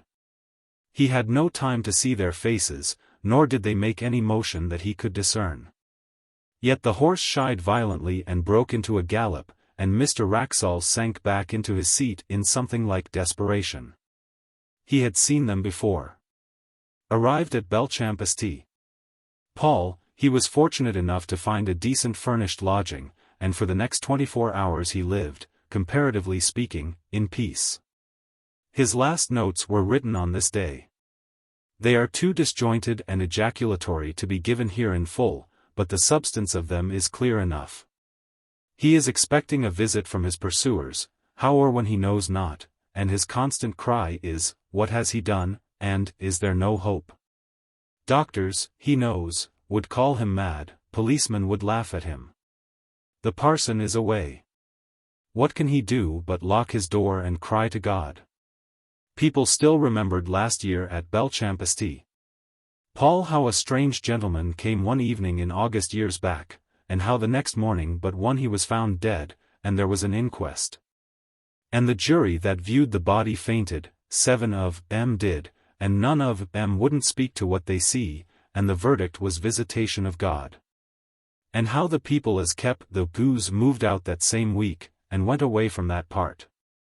But they do not, I think, know that any glimmer of light has ever been thrown, or could be thrown, on the mystery. It so happened that last year the little house came into my hands as part of a legacy. It had stood empty since 1863, and there seemed no prospect of letting it. So I had it pulled down, and the papers of which I have given you an abstract were found in a forgotten cupboard under the window in the best bedroom. Oh, whistle, and I'll come to you, my lad. I suppose you will be getting away pretty soon, now full term is over, Professor, said a person not in the story to the professor of ontography. Soon after they had sat down next to each other at a feast in the hospitable hall of St. James's College. The professor was young, neat, and precise in speech. "Yes," he said. "My friends have been making me take up golf this term, and I mean to go to the East Coast, in point of fact to Burnstow, I dare say you know it, for a week or 10 days, to improve my game. I hope to get off tomorrow." "Oh, Parkins," said his neighbor on the other side, "if you are going to Burnstow, I wish you would look at the site of the Templars' preceptory. And let me know if you think it would be any good to have a dig there in the summer." It was, as you might suppose, a person of antiquarian pursuits who said this, but, since he merely appears in this prologue, there is no need to give his entitlements. "Certainly," said Parkins, the professor, "if you will describe to me whereabouts the site is, I will do my best to give you an idea of the lie of the land when I get back. Or I could write to you about it, if you would tell me where you are likely to be." "Don't trouble to do that, thanks. It's only that I'm thinking of taking my family in that direction in the long, and it occurred to me that, as very few of the English preceptories have ever been properly planned, I might have an opportunity of doing something useful on off days." The professor rather sniffed at the idea that planning out a preceptory could be described as useful. His neighbor continued. "The site, I doubt if there is anything showing above ground, must be down quite close to the beach now. The sea has encroached tremendously, as you know, all along that bit of coast. I should think, from the map, that it must be about 3/4 of a mile from the Globe Inn, at the north end of the town. Where are you going to stay? Well, at the Globe Inn, as a matter of fact, said Parkins. I have engaged a room there. I couldn't get in anywhere else. Most of the lodging houses are shut up in winter, it seems. And, as it is, they tell me that the only room of any size I can have is really a double-bedded one, and that they haven't a corner in which to store the other bed, and so on. But I must have a fairly large room, for I am taking some books down, and mean to do a bit of work. And though I don't quite fancy having an empty bed, not to speak of two, in what I may call for the time being my study, I suppose I can manage to rough it for the short time I shall be there. Do you call having an extra bed in your room roughing it, Parkins? Said a bluff person opposite. Look here, I shall come down and occupy it for a bit, it'll be company for you. The professor quivered, but managed to laugh in a courteous manner. By all means, Rogers, there's nothing I should like better. But I'm afraid you would find it rather dull. You don't play golf, do you? No, thank heaven, said rude Mr. Rogers. Well, you see, when I'm not writing I shall most likely be out on the links, and that, as I say, would be rather dull for you, I'm afraid. Oh, I don't know. There's certain to be somebody I know in the place, but, of course, if you don't want me, speak the word, Parkins, I shan't be offended. Truth, as you always tell us, is never offensive. Parkins was, indeed, scrupulously polite and strictly truthful. It is to be feared that Mr. Rogers sometimes practiced upon his knowledge of these characteristics. In Parkins's breast there was a conflict now raging, which for a moment or two did not allow him to answer. That interval being over, he said. Well, if you want the exact truth, Rogers, I was considering whether the room I speak of would really be large enough to accommodate us both comfortably. And also whether, mind, I shouldn't have said this if you hadn't pressed me, you would not constitute something in the nature of a hindrance to my work. Rogers laughed loudly. Well done, Parkins, he said. It's all right. I promise not to interrupt your work, don't you disturb yourself about that. No, I won't come if you don't want me. But I thought I should do so nicely to keep the ghosts off. Here he might have been seen to wink and to nudge his next neighbor. Parkins might also have been seen to become pink. I beg pardon, Parkins, Rogers continued, I oughtn't to have said that. I forgot you didn't like levity on these topics. Well, Parkins said, as you have mentioned the matter, I freely own that I do not like careless talk about what you call ghosts. A man in my position, he went on, raising his voice a little, cannot, I find, be too careful about appearing to sanction the current beliefs on such subjects. As you know, Rogers, or as you ought to know, for I think I have never concealed my views. No, you certainly have not, old man, put in Rogers sotto voce. I hold that any semblance, any appearance of concession to the view that such things might exist is equivalent to a renunciation of all that I hold most sacred. But I'm afraid I have not succeeded in securing your attention. Your undivided attention, was what Dr. Blimber actually said, for Rogers interrupted, with every appearance of an earnest desire for accuracy. But I beg your pardon, Parkins, I'm stopping you. No, not at all, said Parkins. I don't remember Blimber, perhaps he was before my time. But I needn't go on. I'm sure you know what I mean. Yes, said Rogers, rather hastily, just so. We'll go into it fully at Burnstow, or somewhere. In repeating the above dialogue I have tried to give the impression which it made on me, that Parkins was something of an old woman, rather hen-like, perhaps, in his little ways. Totally destitute, alas, of the sense of humor, but at the same time dauntless and sincere in his convictions, and a man deserving of the greatest respect. Whether or not the reader has gathered so much, that was the character which Parkins had. On the following day Parkins did, as he had hoped, succeed in getting away from his college, and in arriving at Burnstow.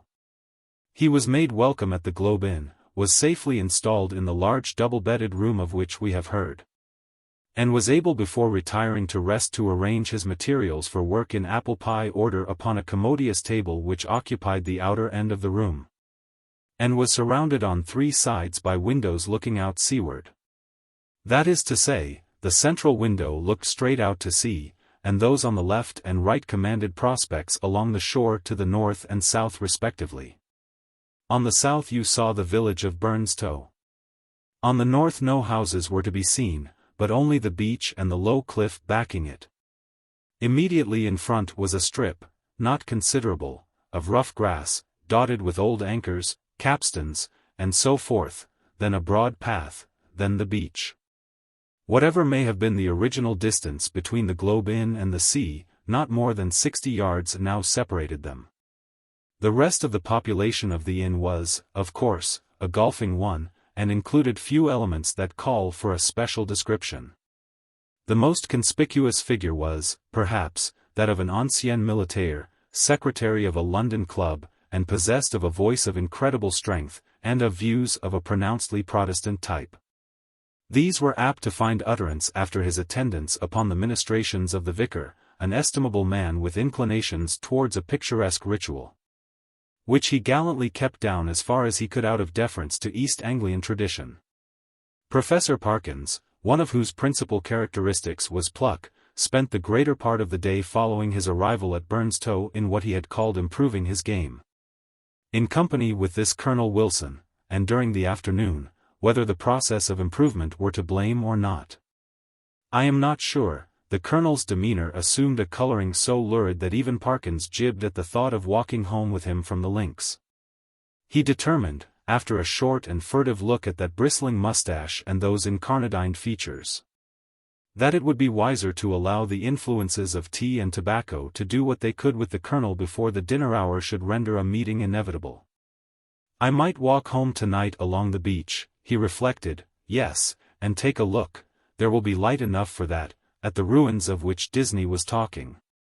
I don't exactly know where they are, by the way, but I expect I can hardly help stumbling on them. This he accomplished, I may say, in the most literal sense, for in picking his way from the links to the shingle beach his foot caught, partly in a gorse root and partly in a biggish stone. And over he went. When he got up and surveyed his surroundings, he found himself in a patch of somewhat broken ground covered with small depressions and mounds. These latter, when he came to examine them, proved to be simply masses of flints embedded in mortar and grown over with turf. He must, he quite rightly concluded, be on the site of the preceptory he had promised to look at. It seemed not unlikely to reward the spade of the explorer. Enough of the foundations was probably left at no great depth to throw a good deal of light on the general plan. He remembered vaguely that the Templars, to whom this site had belonged, were in the habit of building round churches. And he thought a particular series of the humps or mounds near him did appear to be arranged in something of a circular form. Few people can resist the temptation to try a little amateur research in a department quite outside their own, if only for the satisfaction of showing how successful they would have been had they only taken it up seriously. Our professor, however, if he felt something of this mean desire, was also truly anxious to oblige Mr. Disney. So he paced with care the circular area he had noticed, and wrote down its rough dimensions in his pocketbook. Then he proceeded to examine an oblong eminence which lay east of the center of the circle, and seemed to his thinking likely to be the base of a platform or altar. At one end of it, the northern, a patch of the turf was gone, removed by some boy or other creature fieri naturae. It might, he thought, be as well to probe the soil here for evidences of masonry, and he took out his knife and began scraping away the earth. And now followed another little discovery. A portion of soil fell inward as he scraped, and disclosed a small cavity. He lighted one match after another to help him to see of what nature the hole was, but the wind was too strong for them all. By tapping and scratching the sides with his knife, however, he was able to make out that it must be an artificial hole in masonry. It was rectangular, and the sides, top, and bottom, if not actually plastered, were smooth and regular. Of course it was empty. No. As he withdrew the knife he heard a metallic clink, and when he introduced his hand it met with a cylindrical object lying on the floor of the hole. Naturally enough, he picked it up, and when he brought it into the light, now fast fading, he could see that it, too, was of man's making, a metal tube about 4 inches long.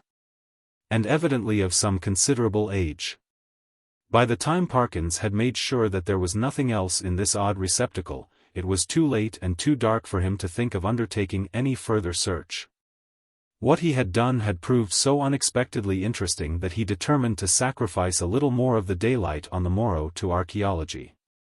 The object which he now had safe in his pocket was bound to be of some slight value at least, he felt sure. Bleak and solemn was the view on which he took a last look before starting homeward. A faint yellow light in the west showed the links, on which a few figures moving towards the clubhouse were still visible, the squat Martello Tower, the lights of Aldsey village. The pale ribbon of sands intersected at intervals by black wooden groinings, the dim and murmuring sea. The wind was bitter from the north, but was at his back when he set out for the globe. He quickly rattled and clashed through the shingle and gained the sand, upon which, but for the groinings which had to be got over every few yards, the going was both good and quiet. One last look behind, to measure the distance he had made since leaving the ruined Templars' church, showed him a prospect of company on his walk, in the shape of a rather indistinct personage, who seemed to be making great efforts to catch up with him, but made little, if any, progress. I mean that there was an appearance of running about his movements, but that the distance between him and Parkins did not seem materially to lessen. So, at least, Parkins thought, and decided that he almost certainly did not know him, and that it would be absurd to wait until he came up. For all that, company, he began to think, would really be very welcome on that lonely shore, if only you could choose your companion. In his unenlightened days he had read of meetings in such places which even now would hardly bear thinking of. He went on thinking of them, however, until he reached home, and particularly of one which catches most people's fancy at some time of their childhood.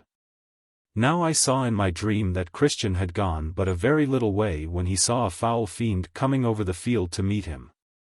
What should I do now, he thought, if I looked back and caught sight of a black figure sharply defined against the yellow sky, and saw that it had horns and wings? I wonder whether I should stand or run for it. Luckily, the gentleman behind is not of that kind, and he seems to be about as far off now as when I saw him first. Well, at this rate he won't get his dinner as soon as I shall, and, dear me, it's within a quarter of an hour of the time now. I must run. Parkins had, in fact, very little time for dressing. When he met the colonel at dinner, peace, or as much of her as that gentleman could manage, reigned once more in the military bosom. Nor was she put to flight in the hours of bridge that followed dinner, for Parkins was a more than respectable player. When, therefore, he retired towards 12 o'clock, he felt that he had spent his evening in quite a satisfactory way, and that, even for so long as a fortnight or 3 weeks, life at the Globe would be supportable under similar conditions, especially, thought he, if I go on improving my game. As he went along the passages he met the boots of the Globe, who stopped and said, "Beg your pardon, sir, but as I was brushing your coat just now there was somethink fell out of the pocket. I put it on your chest of drawers, sir, in your room, sir, a piece of a pipe or somethink of that, sir." "Thank you, sir." "You'll find it on your chest of drawers, sir." "Yes, sir." "Good night, sir." The speech served to remind Parkins of his little discovery of that afternoon. It was with some considerable curiosity that he turned it over by the light of his candles. It was of bronze, he now saw, and was shaped very much after the manner of the modern dog whistle. In fact it was, yes, certainly it was, actually no more nor less than a whistle. He put it to his lips, but it was quite full of a fine, caked-up sand or earth, which would not yield to knocking, but must be loosened with a knife. Tidy as ever in his habits, Parkins cleared out the earth onto a piece of paper, and took the ladder to the window to empty it out. The night was clear and bright, as he saw when he had opened the casement, and he stopped for an instant to look at the sea and note a belated wanderer stationed on the shore in front of the inn. Then he shut the window, a little surprised at the late hours people kept at Burnstow, and took his whistle to the light again. Why, surely there were marks on it, and not merely marks, but letters. A very little rubbing rendered the deeply cut inscription quite legible, but the professor had to confess, after some earnest thought, that the meaning of it was as obscure to him as the writing on the wall to Belshazzar. There were legends both on the front and on the back of the whistle. The one read thus. The other. I ought to be able to make it out, he thought. But I suppose I am a little rusty in my Latin. When I come to think of it, I don't believe I even know the word for a whistle. The long one does seem simple enough.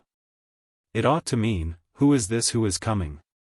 Well, the best way to find out is evidently to whistle for him. He blew tentatively and stopped suddenly, startled and yet pleased at the note he had elicited. It had a quality of infinite distance in it, and, soft as it was, he somehow felt it must be audible for miles round. It was a sound, too, that seemed to have the power, which many scents possess, of forming pictures in the brain. He saw quite clearly for a moment a vision of a wide, dark expanse at night, with a fresh wind blowing, and in the midst a lonely figure, how employed, he could not tell. Perhaps he would have seen more had not the picture been broken by the sudden surge of a gust of wind against his casement, so sudden that it made him look up. Just in time to see the white glint of a seabird's wing somewhere outside the dark panes. The sound of the whistle had so fascinated him that he could not help trying it once more, this time more boldly. The note was little, if at all, louder than before, and repetition broke the illusion. No picture followed, as he had half hoped it might. But what is this? Goodness! What force the wind can get up in a few minutes! What a tremendous gust! There! I knew that window fastening was no use. Ah! I thought so, both candles out. It is enough to tear the room to pieces. The first thing was to get the window shut. While you might count 20, Parkins was struggling with the small casement, and felt almost as if he were pushing back a sturdy burglar, so strong was the pressure. It slackened all at once, and the window banged to and latched itself. Now to relight the candles and see what damage, if any, had been done. No, nothing seemed amiss. No glass even was broken in the casement. But the noise had evidently roused at least one member of the household. The colonel was to be heard stumping in his stockinged feet on the floor above, and growling. Quickly as it had risen, the wind did not fall at once. On it went, moaning and rushing past the house, at times rising to a cry so desolate that, as Parkins disinterestedly said, it might have made fanciful people feel quite uncomfortable.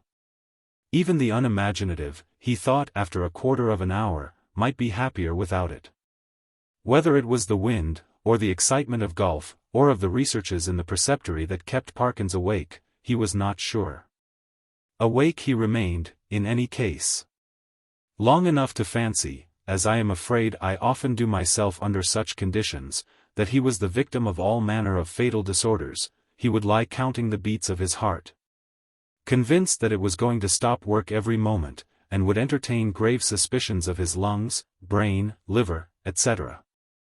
Suspicions which he was sure would be dispelled by the return of daylight, but which until then refused to be put aside. He found a little vicarious comfort in the idea that someone else was in the same boat. A near neighbor, in the darkness it was not easy to tell his direction, was tossing and rustling in his bed, too. The next stage was that Parkins shut his eyes and determined to give sleep every chance. Here again overexcitement asserted itself in another form, that of making pictures. Experto creed, pictures do come to the closed eyes of one trying to sleep, and are often so little to his taste that he must open his eyes and disperse them. Parkins's experience on this occasion was a very distressing one. He found that the picture which presented itself to him was continuous.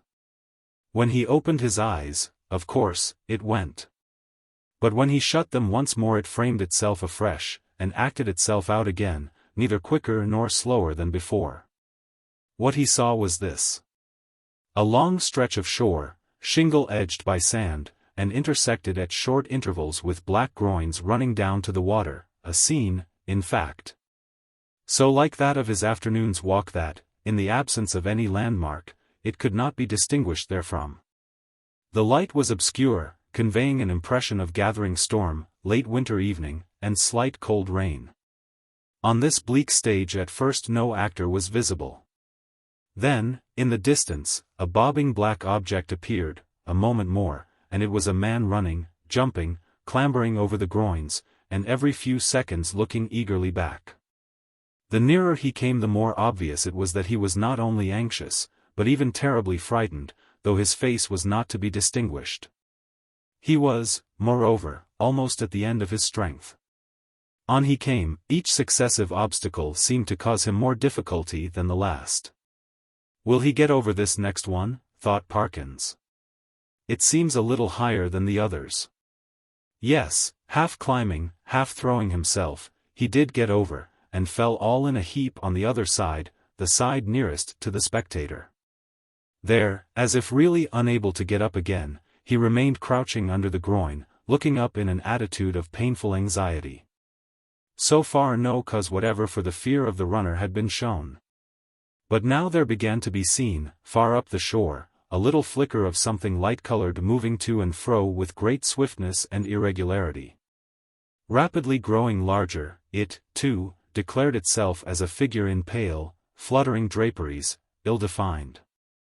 There was something about its motion which made Parkins very unwilling to see it at close quarters. It would stop, raise arms, bow itself toward the sand, then run stooping across the beach to the water edge and back again. And then, rising upright, once more continue its course forward at a speed that was startling and terrifying. The moment came when the pursuer was hovering about from left to right only a few yards beyond the groin where the runner lay in hiding. After 2 or 3 ineffectual castings hither and thither it came to a stop, stood upright, with arms raised high, and then darted straight forward towards the groin. It was at this point that Parkins always failed in his resolution to keep his eyes shut. With many misgivings as to incipient failure of eyesight, overworked brain, excessive smoking, and so on, he finally resigned himself to light his candle, get out a book, and pass the night waking. Rather than be tormented by this persistent panorama, which he saw clearly enough could only be a morbid reflection of his walk and his thoughts on that very day. The scraping of match on box and the glare of light must have startled some creatures of the night, rats or what not, which he heard scurry across the floor from the side of his bed with much rustling. Dear, dear! The match is out. Fool that it is! But the second one burnt better, and a candle and book were duly procured, over which Parkins pored till sleep of a wholesome kind came upon him, and that in no long space. For about the first time in his orderly and prudent life he forgot to blow out the candle. And when he was called next morning at 8 there was still a flicker in the socket and a sad mess of guttered grease on the top of the little table. After breakfast he was in his room, putting the finishing touches to his golfing costume. Fortune had again allotted the colonel to him for a partner, when one of the maids came in. "Oh, if you please," she said, "would you like any extra blankets on your bed, sir?" "Ah. Thank you," said Parkins. "Yes, I think I should like one. It seems likely to turn rather colder." In a very short time the maid was back with the blanket. "Which bed should I put it on, sir?" she asked. "What? Why, that one, the one I slept in last night," he said, pointing to it. "Oh yes. I beg your pardon, sir, but you seem to have tried both of 'em, leastways, we had to make 'em both up this morning." "Really? How very absurd," said Parkins. "I certainly never touched the other, except to lay some things on it." "Did it actually seem to have been slept in?" "Oh yes, sir," said the maid. "Why, all the things was crumpled and throwed about all ways, if you'll excuse me, sir, quite as if anyone hadn't passed but a very poor night, sir." "Dear me," said Parkins. "Well, I may have disordered it more than I thought when I unpacked my things. I'm very sorry to have given you the extra trouble, I'm sure. I expect a friend of mine soon, by the way, a gentleman from Cambridge, to come and occupy it for a night or two. That will be all right, I suppose, won't it? Oh yes, to be sure, sir. Thank you, sir. It's no trouble, I'm sure, said the maid, and departed to giggle with her colleagues. Parkins set forth, with a stern determination to improve his game. I am glad to be able to report that he succeeded so far in this enterprise that the Colonel, who had been rather repining at the prospect of a second day's play in his company, became quite chatty as the morning advanced. And his voice boomed out over the flats, as certain also of our own minor poets have said, like some great Borden in a minster tower. Extraordinary wind, that, we had last night, he said. In my old home we should have said someone had been whistling for it. Should you, indeed, said Parkins. Is there a superstition of that kind still current in your part of the country? I don't know about superstition, said the Colonel. They believe in it all over Denmark and Norway, as well as on the Yorkshire coast. And my experience is, mind you, that there's generally something at the bottom of what these country folk hold to, and have held to for generations. But it's your drive, or whatever it might have been, the golfing reader will have to imagine appropriate digressions at the proper intervals. When conversation was resumed, Parkins said, with a slight hesitancy. Apropos of what you were saying just now, Colonel. I think I ought to tell you that my own views on such subjects are very strong. I am, in fact, a convinced disbeliever in what is called the supernatural. What? Said the Colonel, do you mean to tell me you don't believe in second sight, or ghosts, or anything of that kind? In nothing whatever of that kind, returned Parkins firmly. Well, said the Colonel, but it appears to me at that rate, sir, that you must be little better than a Sadducee. Parkins was on the point of answering that, in his opinion, the Sadducees were the most sensible persons he had ever read of in the Old Testament.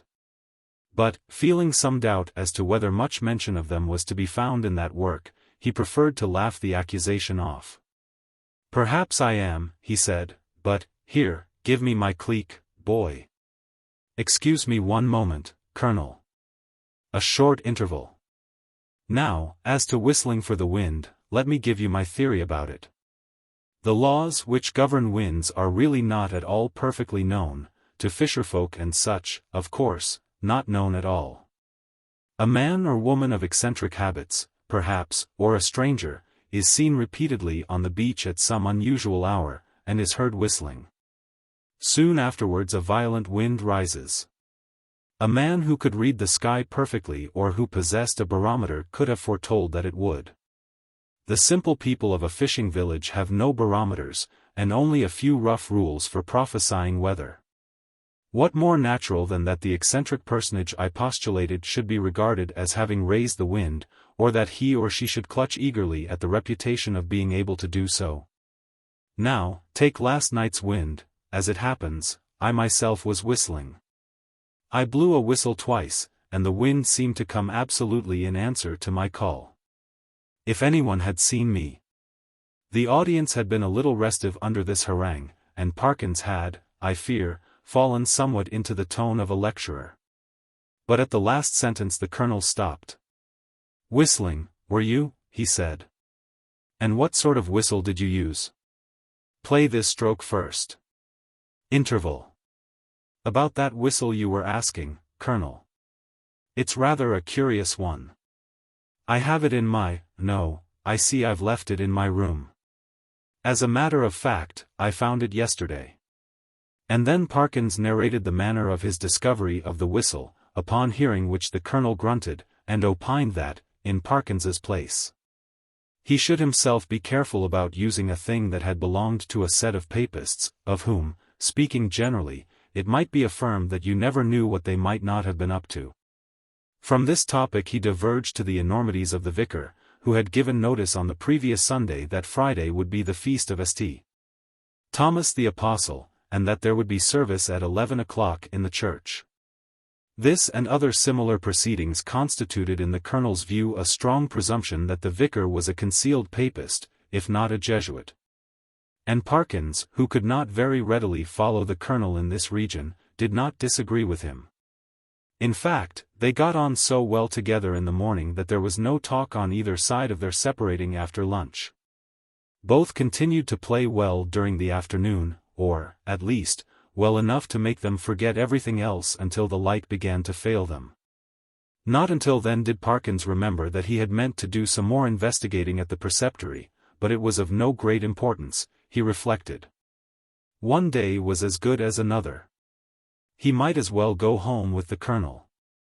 As they turned the corner of the house, the colonel was almost knocked down by a boy who rushed into him at the very top of his speed, and then, instead of running away, remained hanging on to him and panting. The first words of the warrior were naturally those of reproof and objurgation, but he very quickly discerned that the boy was almost speechless with fright. Inquiries were useless at first. When the boy got his breath he began to howl, and still clung to the colonel's legs. He was at last detached, but continued to howl.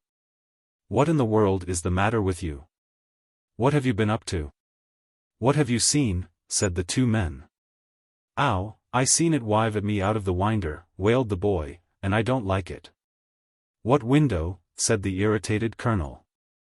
"Come, pull yourself together, my boy." "The front winder it was, at the hotel," said the boy. At this point Parkins was in favor of sending the boy home, but the colonel refused. He wanted to get to the bottom of it, he said. It was most dangerous to give a boy such a fright as this one had had, and if it turned out that people had been playing jokes, they should suffer for it in some way. And by a series of questions he made out this story: the boy had been playing about on the grass in front of the globe with some others. Then they had gone home to their teas, and he was just going, when he happened to look up at the front winder and see it a-wiving at him. It seemed to be a figure of some sort, in white as far as he knew, couldn't see its face, but it wived at him, and it warn't a right thing, not to say not a right person. Was there a light in the room? No, he didn't think to look if there was a light. Which was the window? Was it the top one or the second one? The second one it was, the big winder what got two little UNS at the sides. "Very well, my boy," said the colonel, after a few more questions. "You run away home now. I expect it was some person trying to give you a start. Another time, like a brave English boy, you just throw a stone. Well, no, not that exactly, but you go and speak to the waiter, or to Mr. Simpson, the landlord. And say that I advised you to do so." The boy's face expressed some of the doubt he felt as to the likelihood of Mr. Simpson's lending a favorable ear to his complaint, but the colonel did not appear to perceive this. And went on. "And here's a sixpence, no, I see it's a shilling, and you be off home, and don't think any more about it." The youth hurried off with agitated thanks, and the colonel and Parkins went round to the front of the globe and reconnoitered. There was only one window answering to the description they had been hearing. "Well, that's curious," said Parkins. "It's evidently my window the lad was talking about.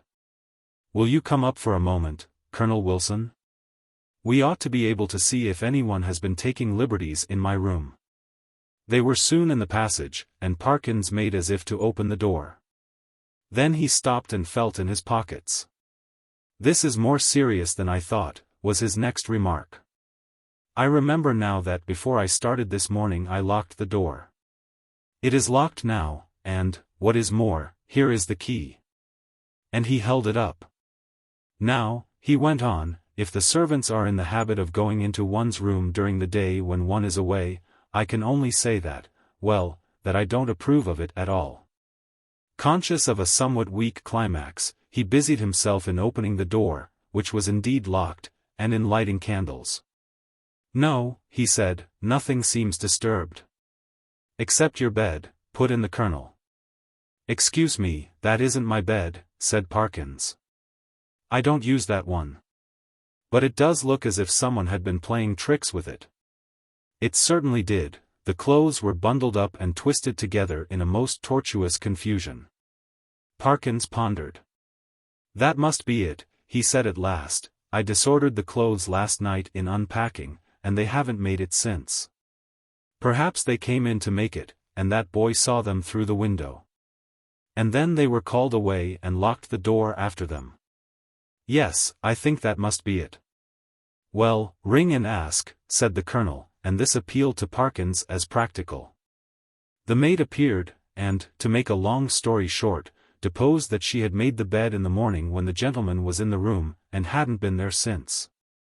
No, she hadn't no other key. Mr. Simpson he kept the keys, he'd be able to tell the gentleman if anyone had been up. This was a puzzle. Investigation showed that nothing of value had been taken. And Parkins remembered the disposition of the small objects on tables and so forth well enough to be pretty sure that no pranks had been played with them. Mr. and Mrs. Simpson furthermore agreed that neither of them had given the duplicate key of the room to any person whatever during the day. Nor could Parkins, fair-minded man as he was, detect anything in the demeanor of master, mistress, or maid that indicated guilt. He was much more inclined to think that the boy had been imposing on the colonel. The latter was unwontedly silent and pensive at dinner and throughout the evening. When he bade good night to Parkins, he murmured in a gruff undertone. "You know where I am if you want me during the night." "Why, yes, thank you, Colonel Wilson, I think I do. But there isn't much prospect of my disturbing you, I hope.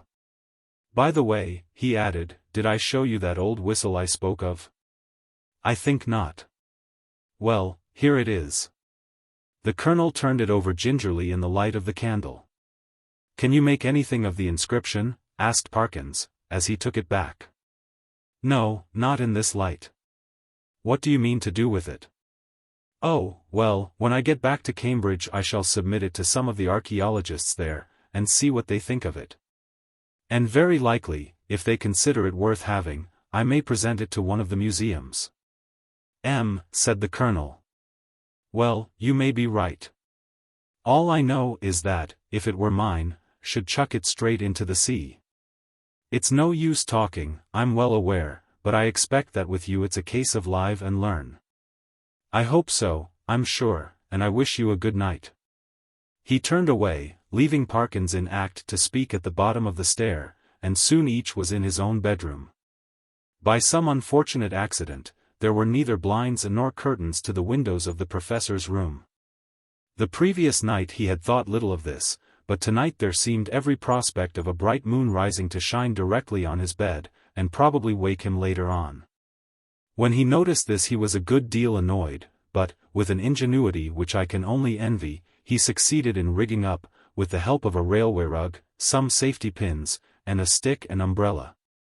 A screen which, if it only held together, would completely keep the moonlight off his bed. And shortly afterwards he was comfortably in that bed. When he had read a somewhat solid work long enough to produce a decided wish for sleep, he cast a drowsy glance round the room, blew out the candle, and fell back upon the pillow. He must have slept soundly for an hour or more, when a sudden clatter shook him up in a most unwelcome manner. In a moment he realized what had happened. His carefully constructed screen had given way, and a very bright frosty moon was shining directly on his face. This was highly annoying. Could he possibly get up and reconstruct the screen? Or could he manage to sleep if he did not? For some minutes he lay and pondered over the possibilities. Then he turned over sharply, and with all his eyes open lay breathlessly listening.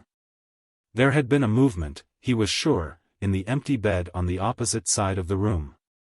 Tomorrow he would have it moved, for there must be rats or something playing about in it. It was quiet now. No. The commotion began again.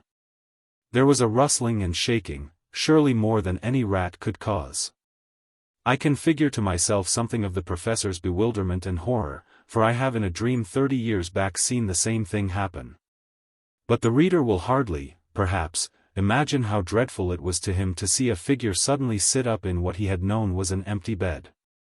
He was out of his own bed in one bound, and made a dash towards the window, where lay his only weapon, the stick with which he had propped his screen. This was, as it turned out, the worst thing he could have done, because the personage in the empty bed with a sudden smooth motion, slipped from the bed and took up a position, with outspread arms, between the two beds, and in front of the door. Parkins watched it in a horrid perplexity. Somehow, the idea of getting past it and escaping through the door was intolerable to him. He could not have borne, he didn't know why, to touch it. And as for its touching him, he would sooner dash himself through the window than have that happen. It stood for the moment in a band of dark shadow, and he had not seen what its face was like.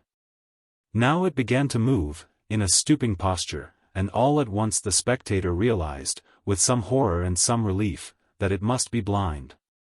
For it seemed to feel about it with its muffled arms in a groping and random fashion. Turning half away from him, it became suddenly conscious of the bed he had just left, and darted towards it. And bent and felt over the pillows in a way which made Parkins shudder as he had never in his life thought it possible. In a very few moments it seemed to know that the bed was empty, and then, moving forward into the area of light and facing the window, it showed for the first time what manner of thing it was. Parkins, who very much dislikes being questioned about it, did once describe something of it in my hearing, and I gathered that what he chiefly remembers about it is an intensely horrible, face of crumpled linen. What expression he read upon it he could not or would not tell, but that the fear of it went nigh to maddening him is certain. But he was not at leisure to watch it for long. With formidable quickness it moved into the middle of the room, and, as it groped and waved, one corner of its draperies swept across Parkins's face. He could not, though he knew how perilous a sound was, he could not keep back a cry of disgust, and this gave the searcher an instant clue.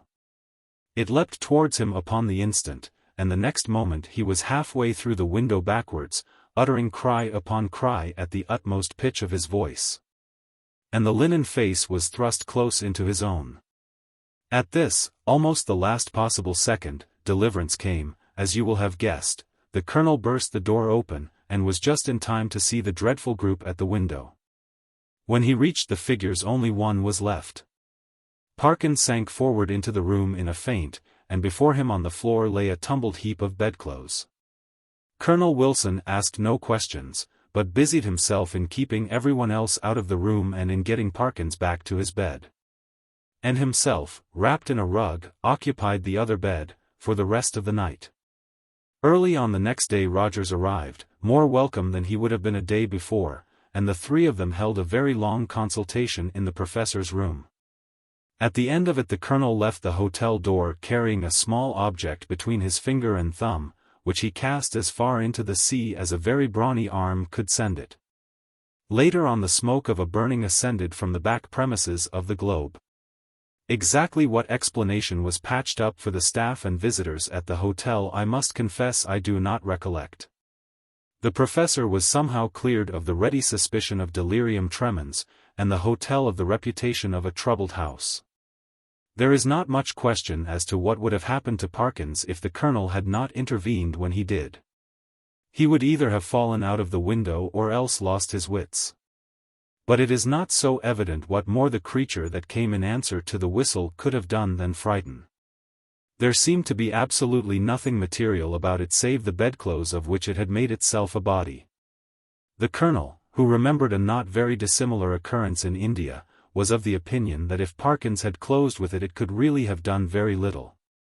And that its one power was that of frightening. The whole thing, he said, served to confirm his opinion of the Church of Rome. There is really nothing more to tell, but, as you may imagine, the professor's views on certain points are less clear-cut than they used to be. His nerves, too, have suffered. He cannot even now see a surplice hanging on a door quite unmoved. And the spectacle of a scarecrow in a field late on a winter afternoon has cost him more than one sleepless night. The Treasure of Abbot Thomas. Chapter 1. Verum usque in presentem diem multa geriant inter se canonicide abscondido quodam istius abbatis tome thesauro, quem seep, quamquam ad hoc in casum, qui siverant Steinfeldenses. Ipsum enim thomum ad hoc Florida in etate existentem ingentem ori mossam circa monasterium defatus perhabent. De quo multitudes interrogatus ubi esset, cum risu respondere solidus erat, Job, Johannes, edi Zacharias vel vobis vel posterus indicabunt, idemque aliquando adiacere se in venturis minimi invijurum. Inter alia huius abbatis opera. Hoc memoria praecipu dignum judico quat fenestram magnam in orientali part ali Australis in ecclesia sua imaginibus optimi in vitro depictis impleverit, id quat et ipsius effigies et insignia ibidem passita demonstrant. Domum quoque abacialum fir totem restoravit, putio in atrio ipsius effaso et lapidibus marmorius pulchercalatus exornato. Decessit autumn, mort aliquantulum subitania perculsus, itatis sui anno uxieto, incarnationis vero dominicae xixo. I suppose I shall have to translate this, said the antiquary to himself, as he finished copying the above lines from that rather rare and exceedingly diffuse book. The Certum Steinfeldens Norbertinum. 5. Well, it may as well be done first as last. And accordingly the following rendering was very quickly produced. Up to the present day there is much gossip among the canons about a certain hidden treasure of this Abbot Thomas, for which those of Steinfeld have often made search, though hitherto in vain. The story is that Thomas, while yet in the vigor of life, concealed a very large quantity of gold somewhere in the monastery. He was often asked ere it was, and always answered, with a laugh, Job, John, and Zechariah will tell either you or your successors. He sometimes added that he should feel no grudge against those who might find it. Among other works carried out by this abbot I may specially mention his filling the great window at the east end of the south aisle of the church with figures admirably painted on glass, as his effigy and arms in the window attest. He also restored almost the whole of the abbot's lodging, and dug a well in the court of it, which he adorned with beautiful carvings in marble. He died rather suddenly in the 72nd year of his age, AD 1529. The object which the antiquary had before him at the moment was that of tracing the whereabouts of the painted windows of the Abbey Church of Steinfeld. Shortly after the Revolution, a very large quantity of painted glass made its way from the dissolved abbeys of Germany and Belgium to this country, and may now be seen adorning various of our parish churches, cathedrals, and private chapels. Steinfeld Abbey was among the most considerable of these involuntary contributors to our artistic possessions. I am quoting the somewhat ponderous preamble of the book which the antiquary wrote.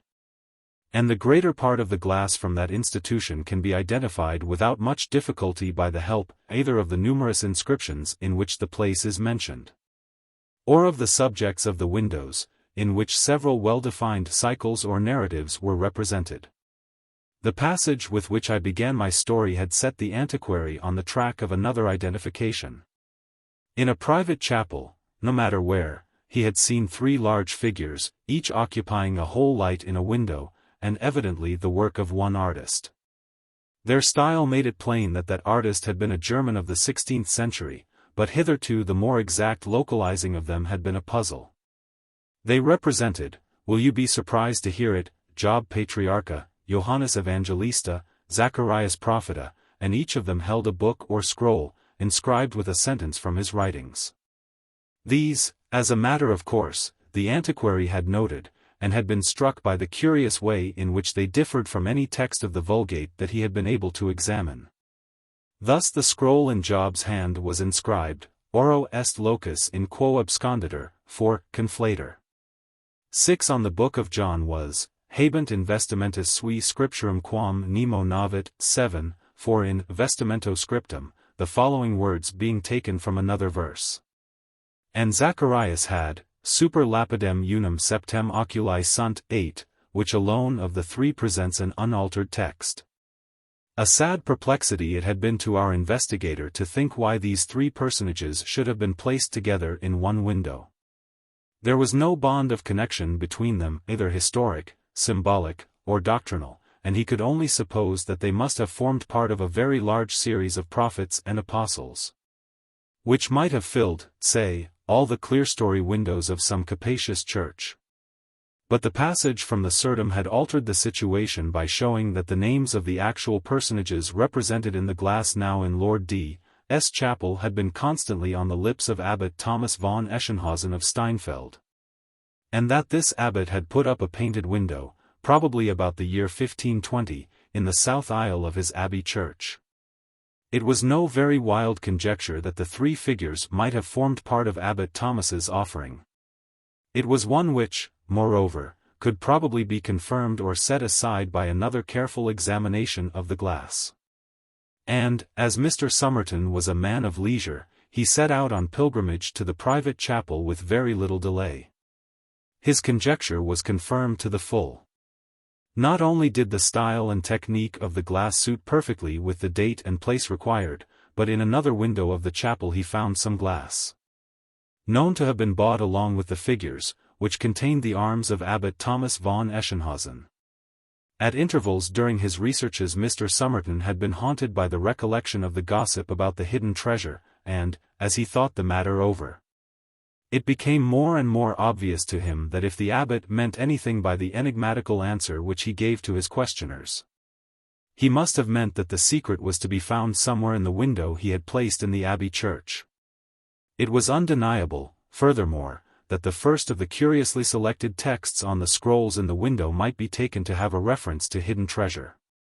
Every feature, therefore, or mark which could possibly assist in elucidating the riddle which, he felt sure, the abbot had set to posterity he noted with scrupulous care, and, returning to his Berkshire manor house, consumed many a pint of the midnight oil over his tracings and sketches.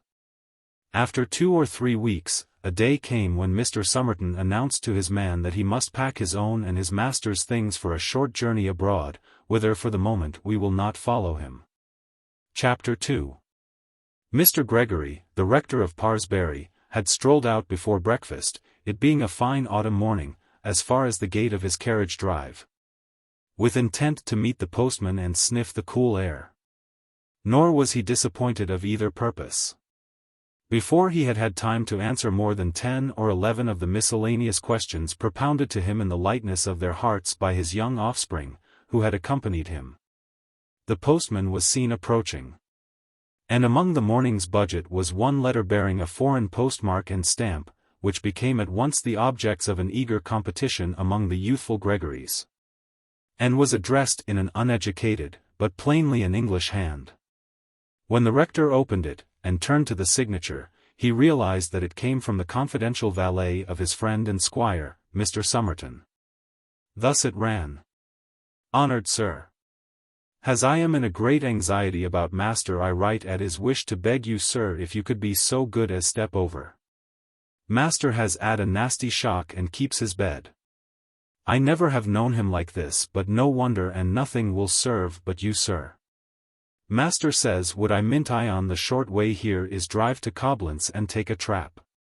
Hoping I have made all plain, but am much confused in myself what with anxiety and wakefulness at night. If I might be so bold, sir, it will be a pleasure to see a honest British face among all these foreign ones. I am, sir, your obet served, William Brown. P.S. The village for town I will not term. It is named Steenfeld. The reader must be left to picture to himself in detail the surprise, confusion, and hurry of preparation into which the receipt of such a letter would be likely to plunge a quiet Berkshire parsonage in the year of grace 1859. It is enough for me to say that a train to town was caught in the course of the day, and that Mr. Gregory was able to secure a cabin in the Antwerp boat and a place in the Koblenz train. Nor was it difficult to manage the transit from that centre to Steinfeld.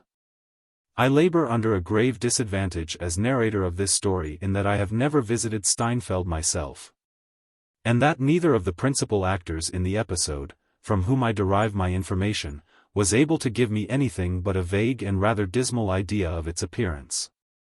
I gather that it is a small place, with a large church despoiled of its ancient fittings, a number of rather ruinous great buildings, mostly of the 17th century, surround this church.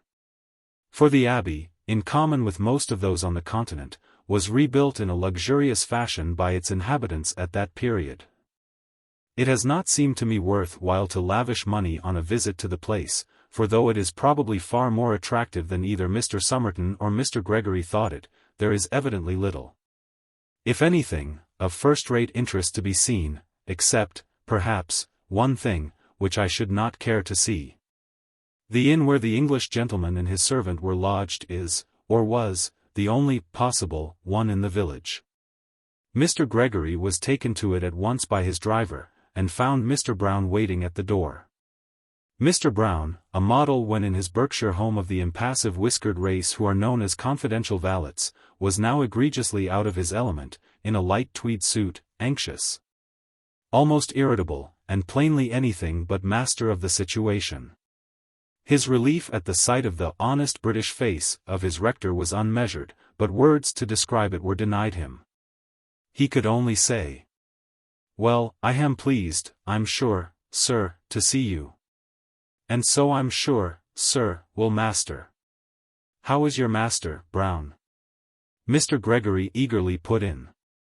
"I think he's better, sir, thank you, but he's had a dreadful time of it. I 'ope he's gettin' some sleep now, but—" "What has been the matter? I couldn't make out from your letter. Was it an accident of any kind?" "Well, sir, I 'ardly know whether I'd better speak about it.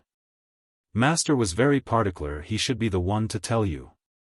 But there's no bones broke, that's one thing I'm sure we ought to be thankful."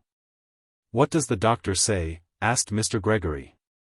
They were by this time outside Mr. Somerton's bedroom door, and speaking in low tones.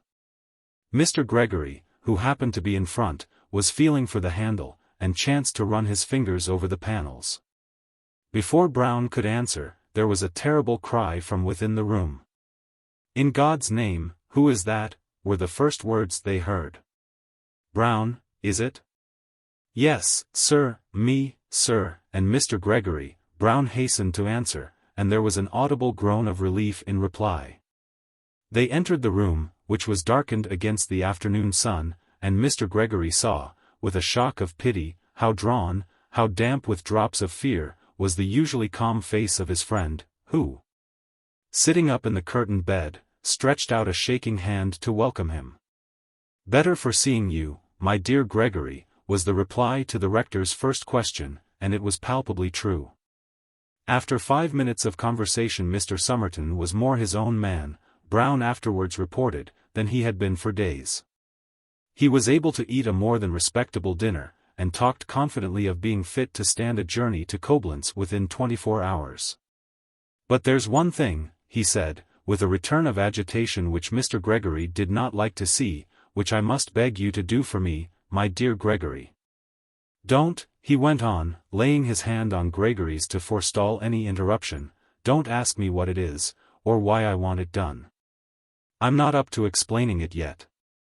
It would throw me back, undo all the good you have done me by coming. The only word I will say about it is that you run no risk whatever by doing it, and that Brown can and will show you tomorrow what it is. It's merely to put back, to keep, something, no. I can't speak of it yet. Do you mind calling Brown?" "Well, Somerton," said Mr. Gregory, as he crossed the room to the door, "I won't ask for any explanations till you see fit to give them. And if this bit of business is as easy as you represent it to be, I will very gladly undertake it for you the first thing in the morning." "Ah, I was sure you would, my dear Gregory. I was certain I could rely on you. I shall owe you more thanks than I can tell. Now, here is Brown. Brown, one word with you." "Shall I go?" interjected Mr. Gregory. "Not at all. Dear me, no. Brown, the first thing tomorrow morning. You don't mind early hours, I know, Gregory. You must take the rector to, there, you know," a nod from Brown, who looked grave and anxious. "And he and you will put that back. You needn't be in the least alarmed, it's perfectly safe in the daytime. You know what I mean. It lies on the step, you know, where we put it." Brown swallowed dryly once or twice, and, failing to speak, bowed. "And, yes, that's all. Only this one other word, my dear Gregory. If you can manage to keep from questioning Brown about this matter, I shall be still more bound to you. Tomorrow evening, at latest, if all goes well, I shall be able, I believe, to tell you the whole story from start to finish. And now I'll wish you good night." Brown will be with me, he sleeps here, and if I were you, I should lock my door. Yes, be particular to do that. They like it, the people here, and it's better. Good night, good night. They parted upon this, and if Mr. Gregory woke once or twice in the small hours and fancied he heard a fumbling about the lower part of his locked door, it was, perhaps, no more than what a quiet man, suddenly plunged into a strange bed and the heart of a mystery, might reasonably expect. Certainly he thought, to the end of his days, that he had heard such a sound twice or three times between midnight and dawn. He was up with the sun, and out in company with Brown soon after. Perplexing as was the service he had been asked to perform for Mr. Somerton, it was not a difficult or an alarming one, and within half an hour from his leaving the inn it was over. What it was I shall not as yet divulge. Later in the morning Mr. Somerton, now almost himself again, was able to make a start from Steinfeld. And that same evening, whether at Koblenz or at some intermediate stage on the journey I am not certain, he settled down to the promised explanation. Brown was present, but how much of the matter was ever really made plain to his comprehension he would never say, and I am unable to conjecture. Chapter 3. This was Mr. Somerton's story. You know roughly, both of you, that this expedition of mine was undertaken with the object of tracing something in connection with some old painted glass in Lord D.'s private chapel. Well, the starting point of the whole matter lies in this passage from an old printed book, to which I will ask your attention. And at this point Mr. Somerton went carefully over some ground with which we are already familiar. On my second visit to the chapel, he went on, my purpose was to take every note I could of figures, lettering, diamond scratchings on the glass, and even apparently accidental markings. The first point which I tackled was that of the inscribed scrolls. I could not doubt that the first of these, that of Job, there is a place for the gold where it is hidden, with its intentional alteration, must refer to the treasure. So I applied myself with some confidence to the next, that of St. John, they have on their vestures a writing which no man knoweth. The natural question will have occurred to you, was there an inscription on the robes of the figures? I could see none. Each of the three had a broad black border to his mantle, which made a conspicuous and rather ugly feature in the window. I was nonplussed, I will own, and but for a curious bit of luck I think I should have left the search where the canons of Steinfeld had left it before me. But it so happened that there was a good deal of dust on the surface of the glass, and Lord D., happening to come in, noticed my blackened hands, and kindly insisted on sending for a Turk's head broom to clean down the window. There must, I suppose, have been a rough piece in the broom.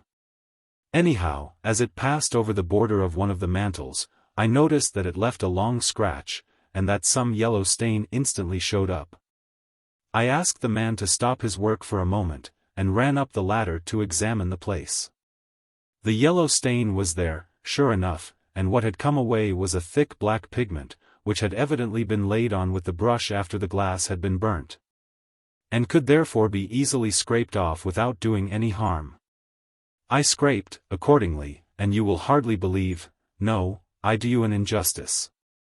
You will have guessed already, that I found under this black pigment 2 or 3 clearly formed capital letters in yellow stain on a clear ground. Of course, I could hardly contain my delight. I told Lord D. that I had detected an inscription which I thought might be very interesting, and begged to be allowed to uncover the whole of it. He made no difficulty about it whatever, told me to do exactly as I pleased, and then, having an engagement, was obliged, rather to my relief, I must say, to leave me. I set to work at once, and found the task a fairly easy one. The pigment, disintegrated, of course, by time, came off almost at a touch, and I don't think that it took me a couple of hours, all told, to clean the whole of the black borders in all 3 lights. Each of the figures had, as the inscription said, a writing on their vestures which nobody knew. This discovery, of course, made it absolutely certain to my mind that I was on the right track. And, now, what was the inscription?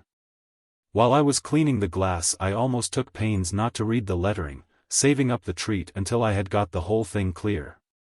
And when that was done, my dear Gregory, I assure you I could almost have cried from sheer disappointment. What I read was only the most hopeless jumble of letters that was ever shaken up in a hat. Here it is. Job. Drevitioped mumsum vivlizel cavabas batauft. St. John. Rudiemerla zip spodsier set tasgiafner. Zechariah. Vtielnkt vavdidohundenkot.h.q.e. Blank as I felt and must have looked for the first few minutes, my disappointment didn't last long. I realized almost at once that I was dealing with a cipher or cryptogram. And I reflected that it was likely to be of a pretty simple kind, considering its early date. So I copied the letters with the most anxious care. Another little point, I may tell you, turned up in the process which confirmed my belief in the cipher. After copying the letters on Job's robe I counted them, to make sure that I had them right. There were 38. And, just as I finished going through them, my eye fell on a scratching made with a sharp point on the edge of the border. It was simply the number XXXVII in Roman numerals. To cut the matter short, there was a similar note, as I may call it, in each of the other lights. And that made it plain to me that the glass painter had had very strict orders from Abbot Thomas about the inscription, and had taken pains to get it correct. Well, after that discovery you may imagine how minutely I went over the whole surface of the glass in search of further light. Of course, I did not neglect the inscription on the scroll of Zechariah, "Upon one stone are 7 eyes." But I very quickly concluded that this must refer to some mark on a stone which could only be found in situ, where the treasure was concealed. To be short, I made all possible notes and sketches and tracings, and then came back to Parsbury to work out the cipher at leisure. Oh, the agonies I went through! I thought myself very clever at first, for I made sure that the key would be found in some of the old books on secret writing. The Steganographia of Joachim Trithemius, who was an earlier contemporary of Abbot Thomas, seemed particularly promising. So I got that and Selenius's Cryptographia and Bacon's De Augmentis Scientiarum and some more. But I could hit upon nothing. Then I tried the principle of the most frequent letter, taking first Latin and then German as a basis. That didn't help either, whether it ought to have done so, I am not clear. And then I came back to the window itself, and read over my notes, hoping almost against hope that the abbot might himself have somewhere supplied the key I wanted. I could make nothing out of the color or pattern of the robes. There were no landscape backgrounds with subsidiary objects, there was nothing in the canopies. The only resource possible seemed to be in the attitudes of the figures. Job, I read, scroll in left hand, forefinger of right hand extended upwards. John, holds inscribed book in left hand. With right hand blesses, with 2 fingers. Zechariah, scroll in left hand, right hand extended upwards, as Job, but with 3 fingers pointing up. In other words, I reflected, Job has 1 finger extended, John has 2, Zechariah has 3. May not there be a numeral key concealed in that? My dear Gregory, said Mr. Somerton, laying his hand on his friend's knee, that was the key. I didn't get it to fit at first, but after 2 or 3 trials I saw what was meant. After the first letter of the inscription you skip 1 letter, after the next you skip 2, and after that skip 3. Now look at the result I got. I've underlined the letters which form words. Drevitioped mumsum vivlizel cavabas batauft. Rudiemerla zip spodsier set tasgiafner. Vtielnkt vavdidohundenkot.h.q.e. Do you see it? Decem millia ori reposita sunt in putio in at, 10,000 pieces of gold are laid up in a well in, followed by an incomplete word beginning at. So far so good. I tried the same plan with the remaining letters, but it wouldn't work, and I fancied that perhaps the placing of dots after the 3 last letters might indicate some difference of procedure. Then I thought to myself, wasn't there some allusion to a well in the account of Abbot Thomas in that book the Certum? Yes, there was, he built a putius in atrio, a well in the court. There, of course, was my word atrio. The next step was to copy out the remaining letters of the inscription, omitting those I had already used. That gave what you will see on this slip. Rei op duzum viskavs pta d melsivs pdirsatai generfielkt vem lituvnka.h.q.e. Now, I knew what the three first letters I wanted were, namely, Rio, to complete the word atrio, and, as you will see, these are all to be found in the first 5 letters. I was a little confused at first by the occurrence of 2 eyes, but very soon I saw that every alternate letter must be taken in the remainder of the inscription. You can work it out for yourself. The result, continuing where the first round left off, is this. Rio domus abbatialis de Steinfeld a me, Thomas, capojui custodum super ea guerre a colatouche. So the whole secret was out. 10,000 pieces of gold are laid up in the well in the court of the abbot's house of Steinfeld by me, Thomas, who have set a guardian over them. Guerre a colatouche. The last words, I ought to say, are a device which Abbot Thomas had adopted. I found it with his arms in another piece of glass at Lord D.'s, and he drafted it bodily into his cipher, though it doesn't quite fit in point of grammar. Well, what would any human being have been tempted to do, my dear Gregory, in my place? Could he have helped setting off, as I did, to Steinfeld, and tracing the secret literally to the fountainhead? I don't believe he could.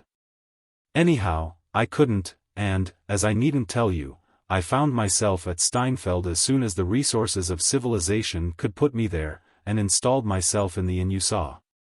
I must tell you that I was not altogether free from forebodings, on one hand of disappointment, on the other of danger. There was always the possibility that Abbot Thomas's well might have been wholly obliterated, or else that someone, ignorant of cryptograms, and guided only by luck, might have stumbled on the treasure before me. And then, there was a very perceptible shaking of the voice here. I was not entirely easy, I need not mind confessing, as to the meaning of the words about the guardian of the treasure. But, if you don't mind, I'll say no more about that until it becomes necessary. At the first possible opportunity Brown and I began exploring the place.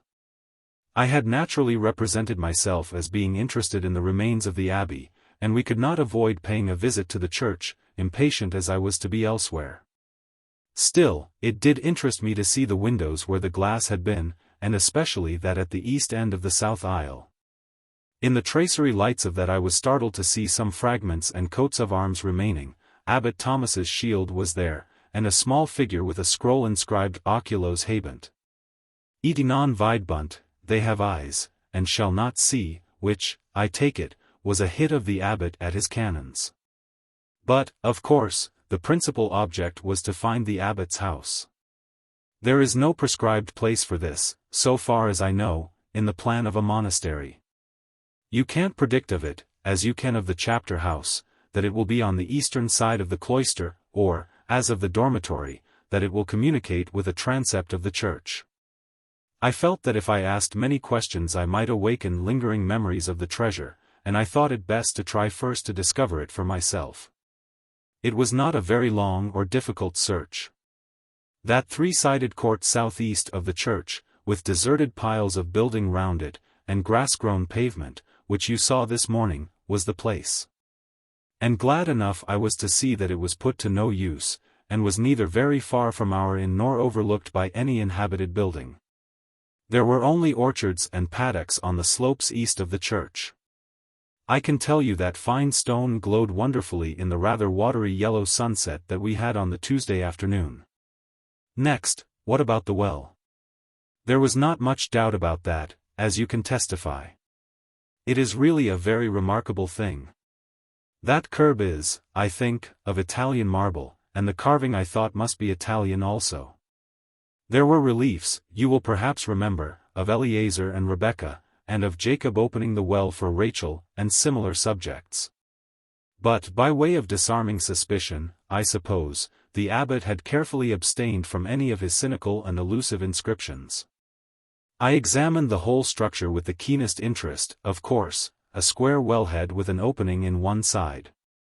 An arch over it, with a wheel for the rope to pass over, evidently in very good condition still, for it had been used within 60 years, or perhaps even later, though not quite recently. Then there was the question of depth and access to the interior. I suppose the depth was about 60 to 70 feet. And as to the other point, it really seemed as if the abbot had wished to lead searchers up to the very door of his treasure house, for, as you tested for yourself, there were big blocks of stone bonded into the masonry, and leading down in a regular staircase round and round the inside of the well. It seemed almost too good to be true. I wondered if there was a trap, if the stones were so contrived as to tip over when a weight was placed on them. But I tried a good many with my own weight and with my stick, and all seemed, and actually were, perfectly firm. Of course, I resolved that Brown and I would make an experiment that very night. I was well prepared. Knowing the sort of place I should have to explore, I had brought a sufficiency of good rope and bands of webbing to surround my body, and crossbars to hold to, as well as lanterns and candles and crowbars, all of which would go into a single carpetbag and excite no suspicion. I satisfied myself that my rope would be long enough, and that the wheel for the bucket was in good working order, and then we went home to dinner.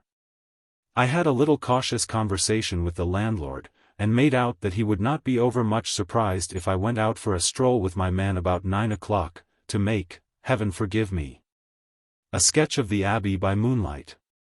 I asked no questions about the well, and am not likely to do so now. I fancy I know as much about it as anyone in Steinfeld, at least, with a strong shudder, I don't want to know any more. Now we come to the crisis, and, though I hate to think of it, I feel sure, Gregory, that it will be better for me in all ways to recall it just as it happened. We started, Brown and I, at about 9 with our bag, and attracted no attention. For we managed to slip out at the hinder end of the inn-yard into an alley which brought us quite to the edge of the village. In 5 minutes we were at the well, and for some little time we sat on the edge of the wellhead to make sure that no one was stirring or spying on us. All we heard was some horses cropping grass out of sight farther down the eastern slope. We were perfectly unobserved, and had plenty of light from the gorgeous full moon to allow us to get the rope properly fitted over the wheel. Then I secured the band round my body beneath the arms. We attached the end of the rope very securely to a ring in the stonework. Brown took the lighted lantern and followed me, I had a crowbar. And so we began to descend cautiously, feeling every step before we set foot on it, and scanning the walls in search of any marked stone.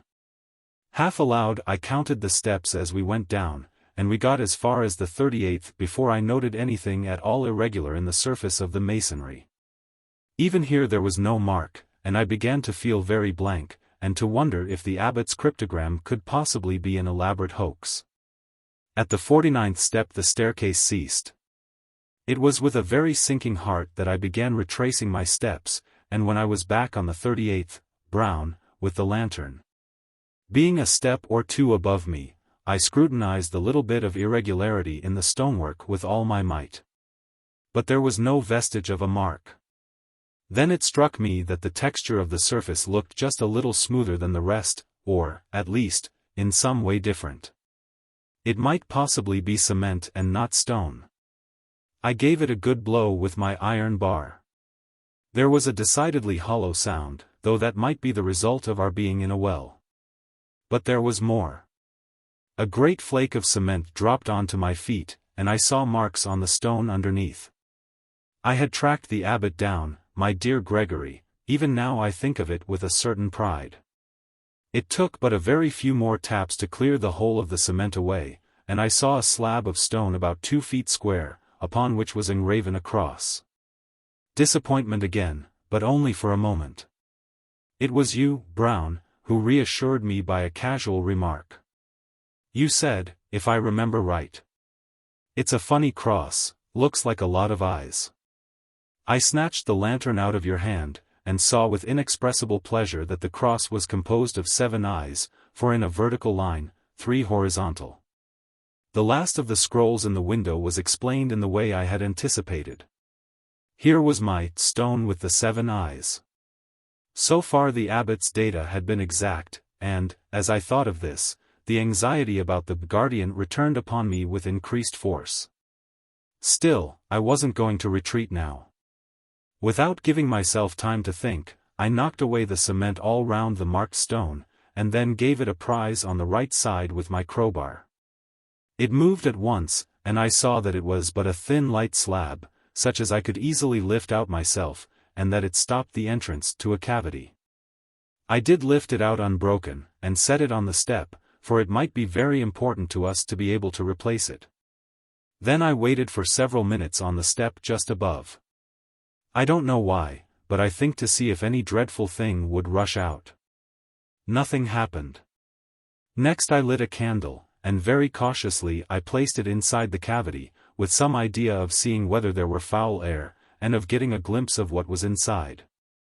There was some foulness of air which nearly extinguished the flame, but in no long time it burned quite steadily.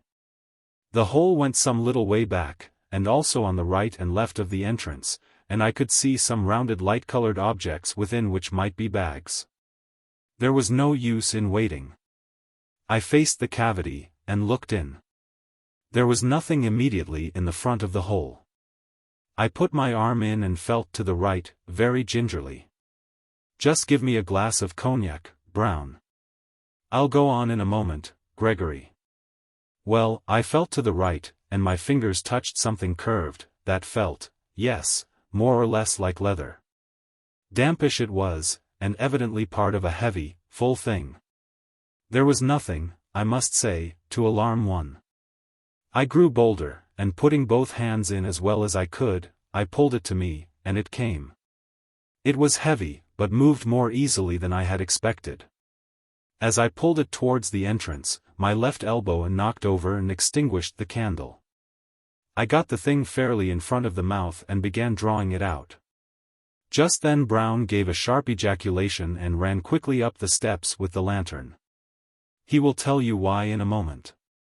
Startled as I was, I looked round after him, and saw him stand for a minute at the top and then walk away a few yards. Then I heard him call softly, "All right, sir," and went on pulling out the great bag, in complete darkness. It hung for an instant on the edge of the hole, then slipped forward onto my chest, and put its arms round my neck. "My dear Gregory, I am telling you the exact truth. I believe I am now acquainted with the extremity of terror and repulsion which a man can endure without losing his mind.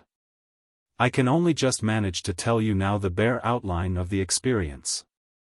I was conscious of a most horrible smell of mold, and of a cold kind of face pressed against my own, and moving slowly over it. And of several, I don't know how many, legs or arms or tentacles or something clinging to my body. I screamed out," Brown says, "like a beast, and fell away backward from the step on which I stood, and the creature slipped downwards, I suppose, onto that same step. Providentially the band round me held firm. Brown did not lose his head, and was strong enough to pull me up to the top and get me over the edge quite promptly. How he managed it exactly I don't know, and I think he would find it hard to tell you. I believe he contrived to hide our implements in the deserted building nearby, and with very great difficulty he got me back to the inn. I was in no state to make explanations, and Brown knows no German, but next morning I told the people some tale of having had a bad fall in the abbey ruins, which, I suppose, they believed. And now, before I go further, I should just like you to hear what Brown's experiences during those few minutes were. Tell the rector, Brown, what you told me." "Well, sir," said Brown, speaking low and nervously, "it was just this way. Master was busy down in front of the hole, and I was holding the lantern and looking on, when I heard something drop in the water from the top, as I thought. So I looked up, and I see someone's EAD lookin' over at us. I suppose I must ha said somethink, and I ELD the light up and run up the steps, and my light shone right on the face. That was a bad un, sir, if ever I see one. A holdish man, and the face very much fell in, and larfin, as I thought. And I got up the steps as quick pretty nigh as I'm tellin' you, and when I was out on the ground there warn't a sign of any person. There ain't been the time for anyone to get away, let alone a whole chap, and I made sure he warn't crouching down by the well, nor nothink. Next thing I hear master cry out somethink 'orrible, and all I see was him hanging out by the rope, and, as master says, over I got him up I couldn't tell you. You hear that, Gregory? Said Mr. Somerton. Now, does any explanation of that incident strike you? The whole thing is so ghastly and abnormal that I must own it puts me quite off my balance. But the thought did occur to me that possibly the person who set the trap might have come to see the success of his plan. Just so, Gregory, just so. I can think of nothing else so likely, I should say, if such a word had a place anywhere in my story. I think it must have been the abbot. Well, I haven't much more to tell you. I spent a miserable night, Brown sitting up with me. Next day I was no better, unable to get up, no doctor to be had, and, if one had been available, I doubt if he could have done much for me. I made Brown write off to you, and spent a second terrible night. And, Gregory, of this I am sure, and I think it affected me more than the first shock, for it lasted longer, there was someone or something on the watch outside my door the whole night. I almost fancy there were two. It wasn't only the faint noises I heard from time to time all through the dark hours, but there was the smell, the hideous smell of mold. Every rag I had had on me on that first evening I had stripped off and made Brown take it away. I believe he stuffed the things into the stove in his room. And yet the smell was there, as intense as it had been in the well, and, what is more, it came from outside the door. But with the first glimmer of dawn it faded out, and the sound ceased, too. And that convinced me that the thing or things were creatures of darkness, and could not stand the daylight. And so I was sure that if anyone could put back the stone, it or they would be powerless until someone else took it away again. I had to wait until you came to get that done. Of course, I couldn't send Brown to do it by himself, and still less could I tell anyone who belonged to the place. Well, there is my story, and, if you don't believe it, I can't help it. But I think you do. Indeed, said Mr. Gregory, I can find no alternative. I must believe it. I saw the well and the stone myself, and had a glimpse, I thought, of the bags or something else in the hole. And, to be plain with you, Somerton, I believe my door was watched last night, too. I dare say it was, Gregory, but, thank goodness, that is over. Have you, by the way, anything to tell about your visit to that dreadful place? Very little, was the answer. Brown and I managed easily enough to get the slab into its place, and he fixed it very firmly with the irons and wedges you had desired him to get. And we contrived to smear the surface with mud so that it looks just like the rest of the wall. One thing I did notice in the carving on the wellhead, which I think must have escaped you. It was a horrid, grotesque shape, perhaps more like a toad than anything else, and there was a label by it inscribed with the two words, Depositum Custodi, 9. A school story. Two men in a smoking room were talking of their private school days. At our school, said A, we had a ghost's footmark on the staircase. What was it like? Oh, very unconvincing. Just the shape of a shoe, with a square toe, if I remember right. The staircase was a stone one. I never heard any story about the thing. That seems odd, when you come to think of it. Why didn't somebody invent one, I wonder? You never can tell with little boys. They have a mythology of their own.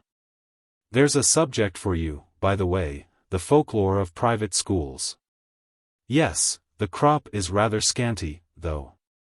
I imagine, if you were to investigate the cycle of ghost stories, for instance, which the boys at private schools tell each other, they would all turn out to be highly compressed versions of stories out of books.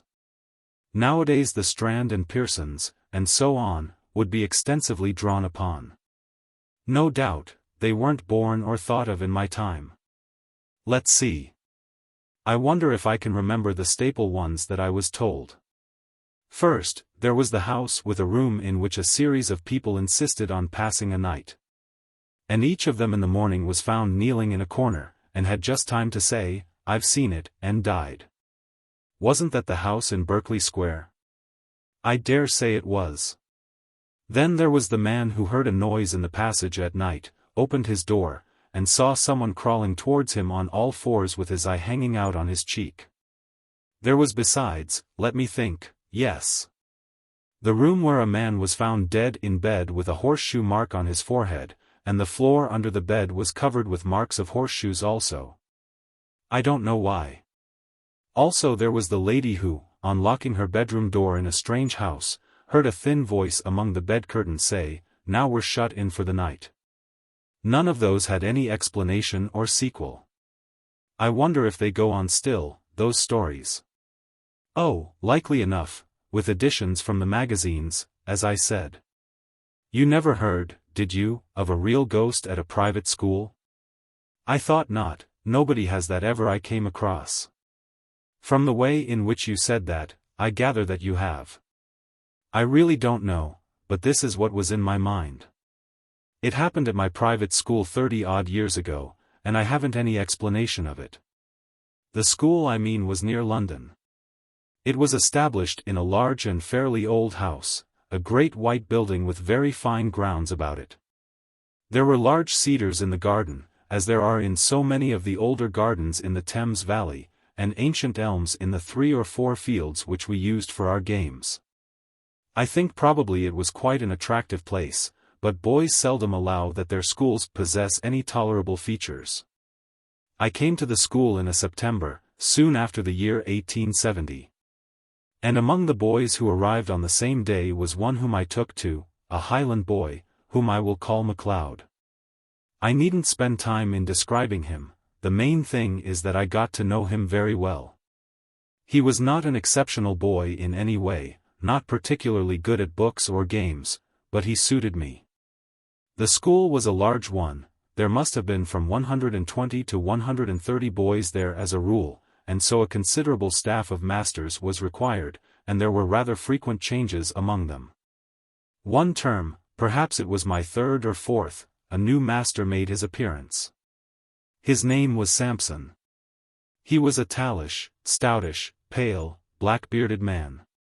I think we liked him, he had travelled a good deal, and had stories which amused us on our school walks, so that there was some competition among us to get within earshot of him. I remember too, dear me, I have hardly thought of it since then, that he had a charm on his watch chain that attracted my attention one day, and he let me examine it. It was, I now suppose, a gold Byzantine coin. There was an effigy of some absurd emperor on one side. The other side had been worn practically smooth, and he had had cut on it, rather barbarously, his own initials, G.W.S., and a date, July 24, 1865. Yes, I can see it now, he told me he had picked it up in Constantinople, it was about the size of a florin, perhaps rather smaller. Well, the first odd thing that happened was this. Samson was doing Latin grammar with us. One of his favorite methods, perhaps it is rather a good one, was to make us construct sentences out of our own heads to illustrate the rules he was trying to make us learn. Of course that is a thing which gives a silly boy a chance of being impertinent, there are lots of school stories in which that happens, or anyhow there might be. But Samson was too good a disciplinarian for us to think of trying that on with him. Now, on this occasion he was telling us how to express remembering in Latin, and he ordered us each to make a sentence bringing in the verb memini, I remember. Well, most of us made up some ordinary sentence such as, I remember my father, or, he remembers his book, or something equally uninteresting, and I dare say a good many put down memino librum meum. And so forth, but the boy I mentioned, MacLeod, was evidently thinking of something more elaborate than that. The rest of us wanted to have our sentences passed, and get on to something else, so some kicked him under the desk, and I, who was next to him, poked him and whispered to him to look sharp. But he didn't seem to attend. I looked at his paper and saw he had put down nothing at all. So I jogged him again harder than before and upbraided him sharply for keeping us all waiting. That did have some effect. He started and seemed to wake up, and then very quickly he scribbled about a couple of lines on his paper, and showed it up with the rest. As it was the last, or nearly the last, to come in, and as Samson had a good deal to say to the boys who had written Memonissimus Patri Meo and the rest of it. It turned out that the clock struck 12 before he had got to MacLeod, and MacLeod had to wait afterwards to have his sentence corrected. There was nothing much going on outside when I got out, so I waited for him to come. He came very slowly when he did arrive, and I guessed there had been some sort of trouble. "Well," I said, "what did you get?" "Oh, I don't know," said MacLeod, "nothing much, but I think Samson's rather sick with me." "Why, did you show him up some rot?" "No fear," he said. "It was all right as far as I could see. It was like this: memento, that's right enough for remember, and it takes a genitive, memento putii inter quatuor taxos." "What silly rot!" I said. "What made you shove that down? What does it mean?" "That's the funny part," said MacLeod. "I'm not quite sure what it does mean. All I know is, it just came into my head and I corked it down. I know what I think it means. Because just before I wrote it down I had a sort of picture of it in my head. I believe it means, remember the well among the four. What are those dark sort of trees that have red berries on them?" "Mountain ashes, I suppose you mean." "I never heard of them," said MacLeod. "No, I'll tell you, use." "Well, and what did Samson say?" "Why, he was jolly odd about it. When he read it he got up and went to the mantelpiece and stopped quite a long time without saying anything, with his back to me. And then he said, without turning round, and rather quiet, 'What do you suppose that means?' I told him what I thought. Only I couldn't remember the name of the silly tree, and then he wanted to know why I put it down, and I had to say something or other. And after that he left off talking about it, and asked me how long I'd been here, and where my people lived, and things like that, and then I came away, but he wasn't looking a bit well.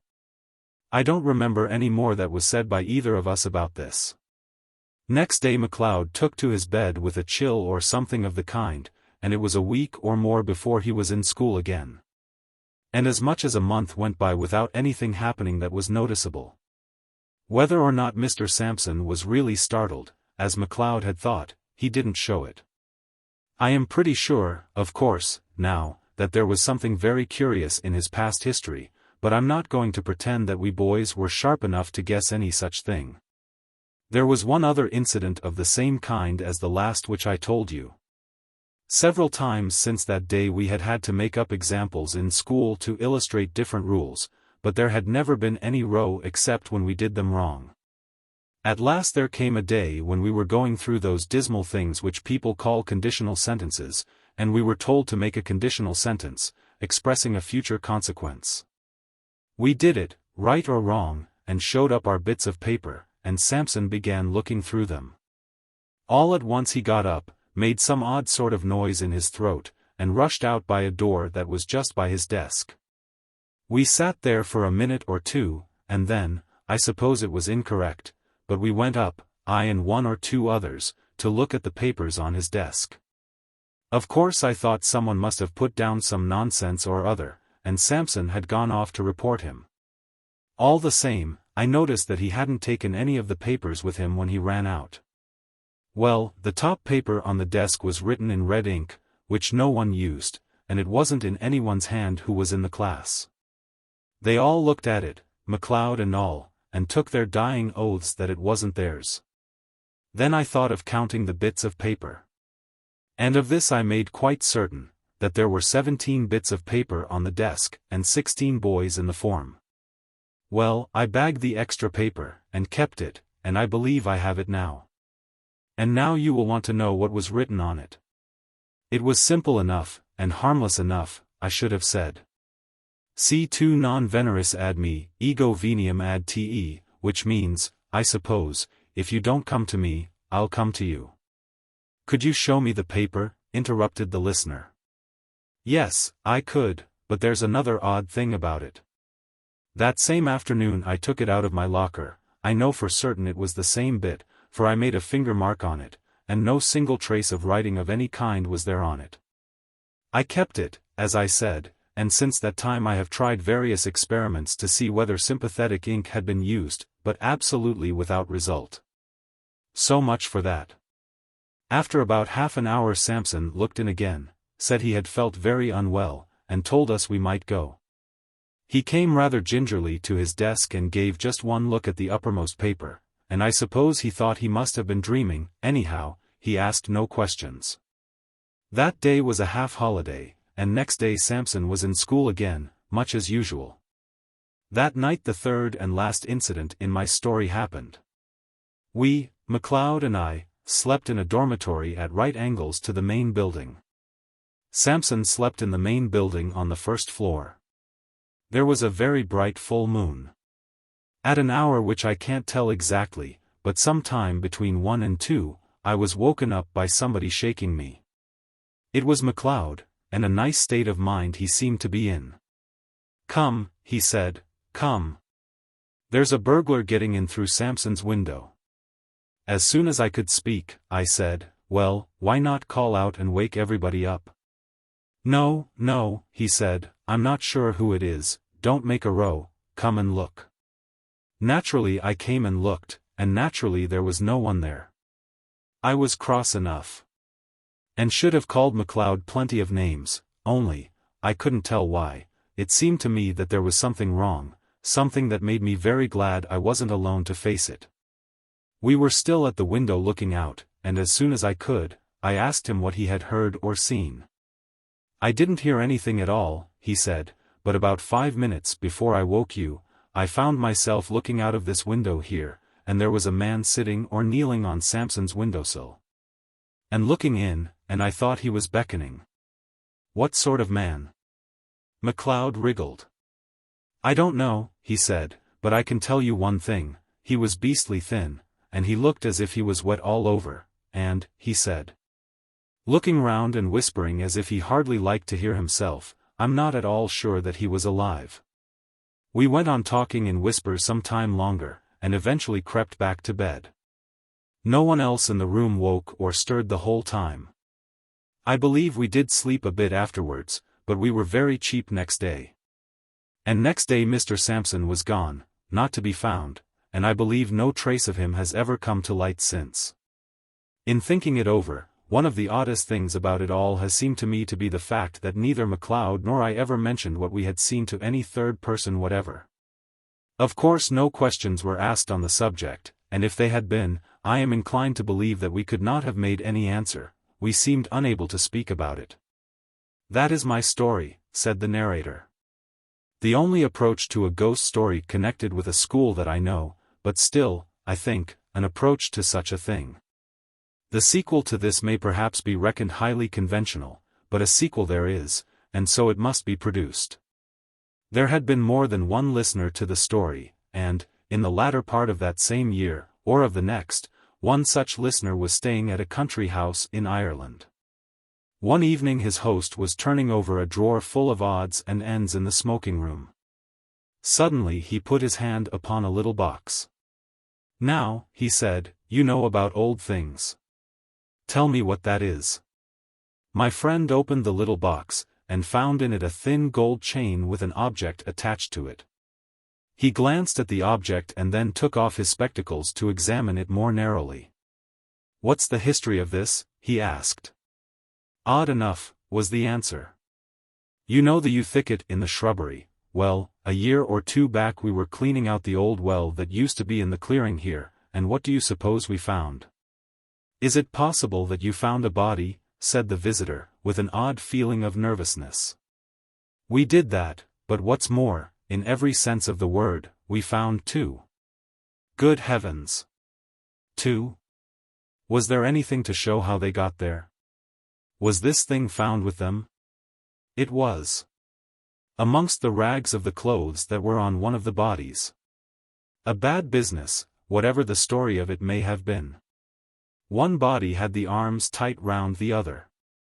They must have been there 30 years or more, long enough before we came to this place. You may judge we filled the well up fast enough. Do you make anything of what's cut on that gold coin you have there?" "I think I can," said my friend, holding it to the light, but he read it without much difficulty. It seems to be G.W.S., July 24, 1865. The Rose Garden. Mr. and Mrs. Anstruther were at breakfast in the parlour of Westfield Hall, in the county of Essex. They were arranging plans for the day. "George," said Mrs. Anstruther, "I think you had better take the car to Malden and see if you can get any of those knitted things I was speaking about which would do for my stall at the bazaar." "Oh well, if you wish it, Mary, of course I can do that, but I had half arranged to play around with Geoffrey Williamson this morning." "The bazaar isn't till Thursday of next week, is it?" "What has that to do with it, George?" "I should have thought you would have guessed that if I can't get the things I want in Malden I shall have to write to all manner of shops in town, and they are certain to send something quite unsuitable in price or quality the first time. If you have actually made an appointment with Mr. Williamson, you had better keep it, but I must say I think you might have let me know." "Oh no, it wasn't really an appointment." "I quite see what you mean. I'll go." "And what shall you do yourself?" "Why, when the work of the house is arranged for, I must see about laying out my new rose garden. By the way, before you start for Malden I wish you would just take Collins to look at the place I fixed upon. You know it, of course." "Well, I'm not quite sure that I do, Mary." "Is it at the upper end, towards the village?"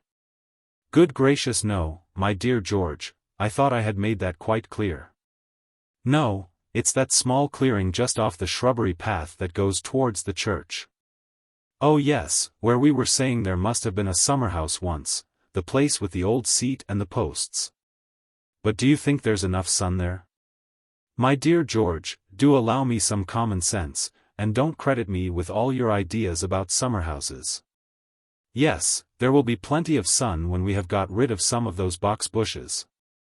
"I know what you are going to say, and I have as little wish as you to strip the place bare. All I want Collins to do is to clear away the old seats and the posts and things before I come out in an hour's time. And I hope you will manage to get off fairly soon. After luncheon I think I shall go on with my sketch of the church, and if you please you can go over to the links, or—" "Ah, a good idea, very good. Yes, you finish that sketch, Mary, and I should be glad of a round. I was going to say, you might call on the bishop, but I suppose it is no use my making any suggestion.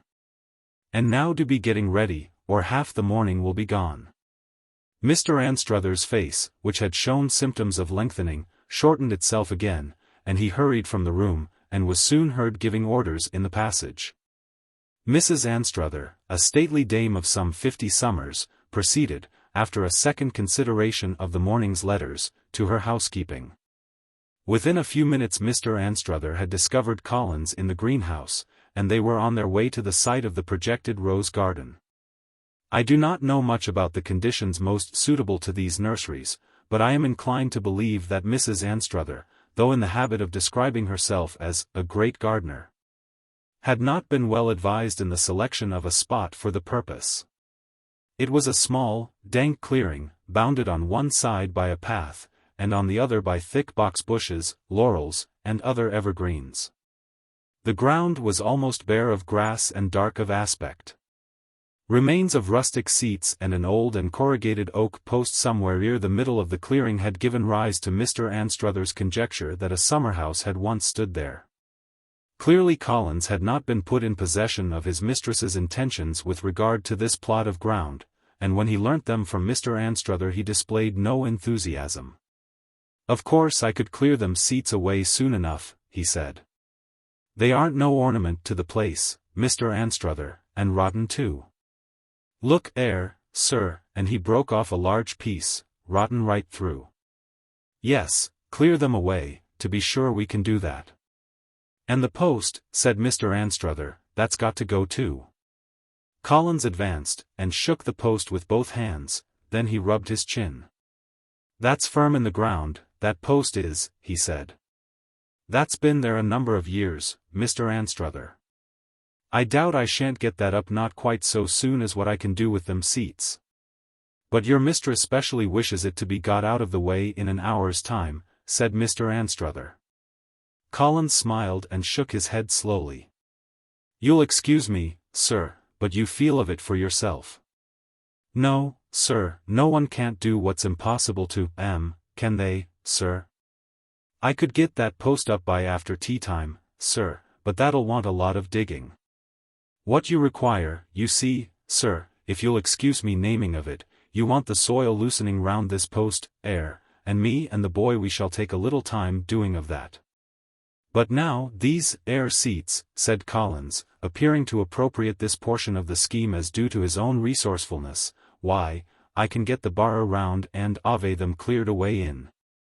Why less than an hour's time from now, if you'll permit of it. Only what, Collins?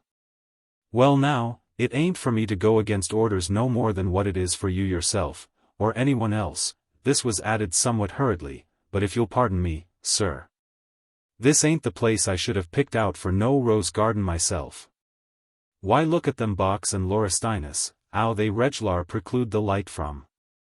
Ah yes, but we've got to get rid of some of them, of course. Oh, indeed, get rid of them. Yes, to be sure, but, I beg your pardon, Mr. Anstruther. I'm sorry, Collins, but I must be getting on now. I hear the car at the door. Your mistress will explain exactly what she wishes. I'll tell her, then, that you can see your way to clearing away the seats at once, and the post this afternoon. Good morning. Collins was left rubbing his chin. Mrs. Anstruther received the report with some discontent, but did not insist upon any change of plan. By 4 o'clock that afternoon she had dismissed her husband to his golf, had dealt faithfully with Collins and with the other duties of the day, and, having sent a campstool and umbrella to the proper spot, had just settled down to her sketch of the church as seen from the shrubbery. When a maid came hurrying down the path to report that Miss Wilkins had called. Miss Wilkins was one of the few remaining members of the family from whom the Anstruthers had bought the Westfield estate some few years back. She had been staying in the neighborhood, and this was probably a farewell visit. Perhaps you could ask Miss Wilkins to join me here, said Mrs. Anstruther, and soon Miss Wilkins, a person of mature years, approached. Yes, I'm leaving the Ashes tomorrow, and I shall be able to tell my brother how tremendously you have improved the place. Of course he can't help regretting the old house just a little, as I do myself, but the garden is really delightful now. I am so glad you can say so. But you mustn't think we've finished our improvements. Let me show you where I mean to put a rose garden. It's close by here. The details of the project were laid before Miss Wilkins at some length, but her thoughts were evidently elsewhere. Yes, delightful, she said at last rather absently. But do you know, Mrs. Anstruther, I'm afraid I was thinking of old times. I'm very glad to have seen just this spot again before you altered it. Frank and I had quite a romance about this place. Yes, said Mrs. Anstruther smilingly, do tell me what it was. Something quaint and charming, I'm sure. Not so very charming, but it has always seemed to me curious. Neither of us would ever be here alone when we were children, and I'm not sure that I should care about it now in certain moods. It is one of those things that can hardly be put into words, by me at least, and that sound rather foolish if they are not properly expressed. I can tell you after a fashion what it was that gave us, well, almost a horror of the place when we were alone. It was towards the evening of one very hot autumn day, when Frank had disappeared mysteriously about the grounds, and I was looking for him to fetch him to tea. And going down this path I suddenly saw him, not hiding in the bushes, as I rather expected, but sitting on the bench in the old summer-house. There was a wooden summer-house here. You know, up in the corner, asleep, but with such a dreadful look on his face that I really thought he must be ill or even dead. I rushed at him and shook him, and told him to wake up, and wake up he did, with a scream. I assure you the poor boy seemed almost beside himself with fright. He hurried me away to the house, and was in a terrible state all that night, hardly sleeping. Someone had to sit up with him, as far as I remember. He was better very soon, but for days I couldn't get him to say why he had been in such a condition. It came out at last that he had really been asleep and had had a very odd disjointed sort of dream. He never saw much of what was around him, but he felt the scenes most vividly. First he made out that he was standing in a large room with a number of people in it, and that someone was opposite to him who was very powerful. And he was being asked questions which he felt to be very important, and, whenever he answered them, someone, either the person opposite to him, or someone else in the room, seemed to be, as he said, making something up against him. All the voices sounded to him very distant, but he remembered bits of the things that were said: "Where were you on the 19th of October, and is this your handwriting?" and so on. I can see now, of course, that he was dreaming of some trial, but we were never allowed to see the papers, and it was odd that a boy of 8 should have such a vivid idea of what went on in a court. All the time he felt, he said, the most intense anxiety and oppression and hopelessness, though I don't suppose he used such words as that to me. Then, after that, there was an interval in which he remembered being dreadfully restless and miserable, and then there came another sort of picture. When he was aware that he had come out of doors on a dark raw morning with a little snow about. It was in a street, or at any rate among houses, and he felt that there were numbers and numbers of people there too. And that he was taken up some creaking wooden steps and stood on a sort of platform, but the only thing he could actually see was a small fire burning somewhere near him. Someone who had been holding his arm left hold of it and went towards this fire, and then he said the fright he was in was worse than at any other part of his dream. And if I had not wakened him up he didn't know what would have become of him. A curious dream for a child to have, wasn't it? Well, so much for that. It must have been later in the year that Frank and I were here, and I was sitting in the arbor just about sunset. I noticed the sun was going down, and told Frank to run in and see if tea was ready while I finished a chapter in the book I was reading. Frank was away longer than I expected, and the light was going so fast that I had to bend over my book to make it out. All at once I became conscious that someone was whispering to me inside the arbor. The only words I could distinguish, or thought I could, were something like, "Pull, pull. I'll push, you pull." I started up in something of a fright. The voice, it was little more than a whisper, sounded so hoarse and angry, and yet as if it came from a long, long way off, just as it had done in Frank's dream. But, though I was startled, I had enough courage to look round and try to make out where the sound came from. And, this sounds very foolish, I know, but still it is the fact, I made sure that it was strongest when I put my ear to an old post which was part of the end of the seat. I was so certain of this that I remember making some marks on the post, as deep as I could with the scissors out of my work basket. I don't know why. I wonder, by the way, whether that isn't the very post itself. Well, yes, it might be, there are marks and scratches on it, but one can't be sure. Anyhow, it was just like that post you have there. My father got to know that both of us had had a fright in the arbor, and he went down there himself one evening after dinner, and the arbor was pulled down at very short notice. I recollect hearing my father talking about it to an old man who used to do odd jobs in the place, and the old man saying, "Don't you fear for that, sir, he's fast enough in there without no one don't take and let him out." But when I asked who it was, I could get no satisfactory answer. Possibly my father or mother might have told me more about it when I grew up, but, as you know, they both died when we were still quite children. I must say it has always seemed very odd to me, and I've often asked the older people in the village whether they knew of anything strange, but either they knew nothing or they wouldn't tell me. Dear, dear, how I have been boring you with my childish remembrances. But indeed that arbor did absorb our thoughts quite remarkably for a time.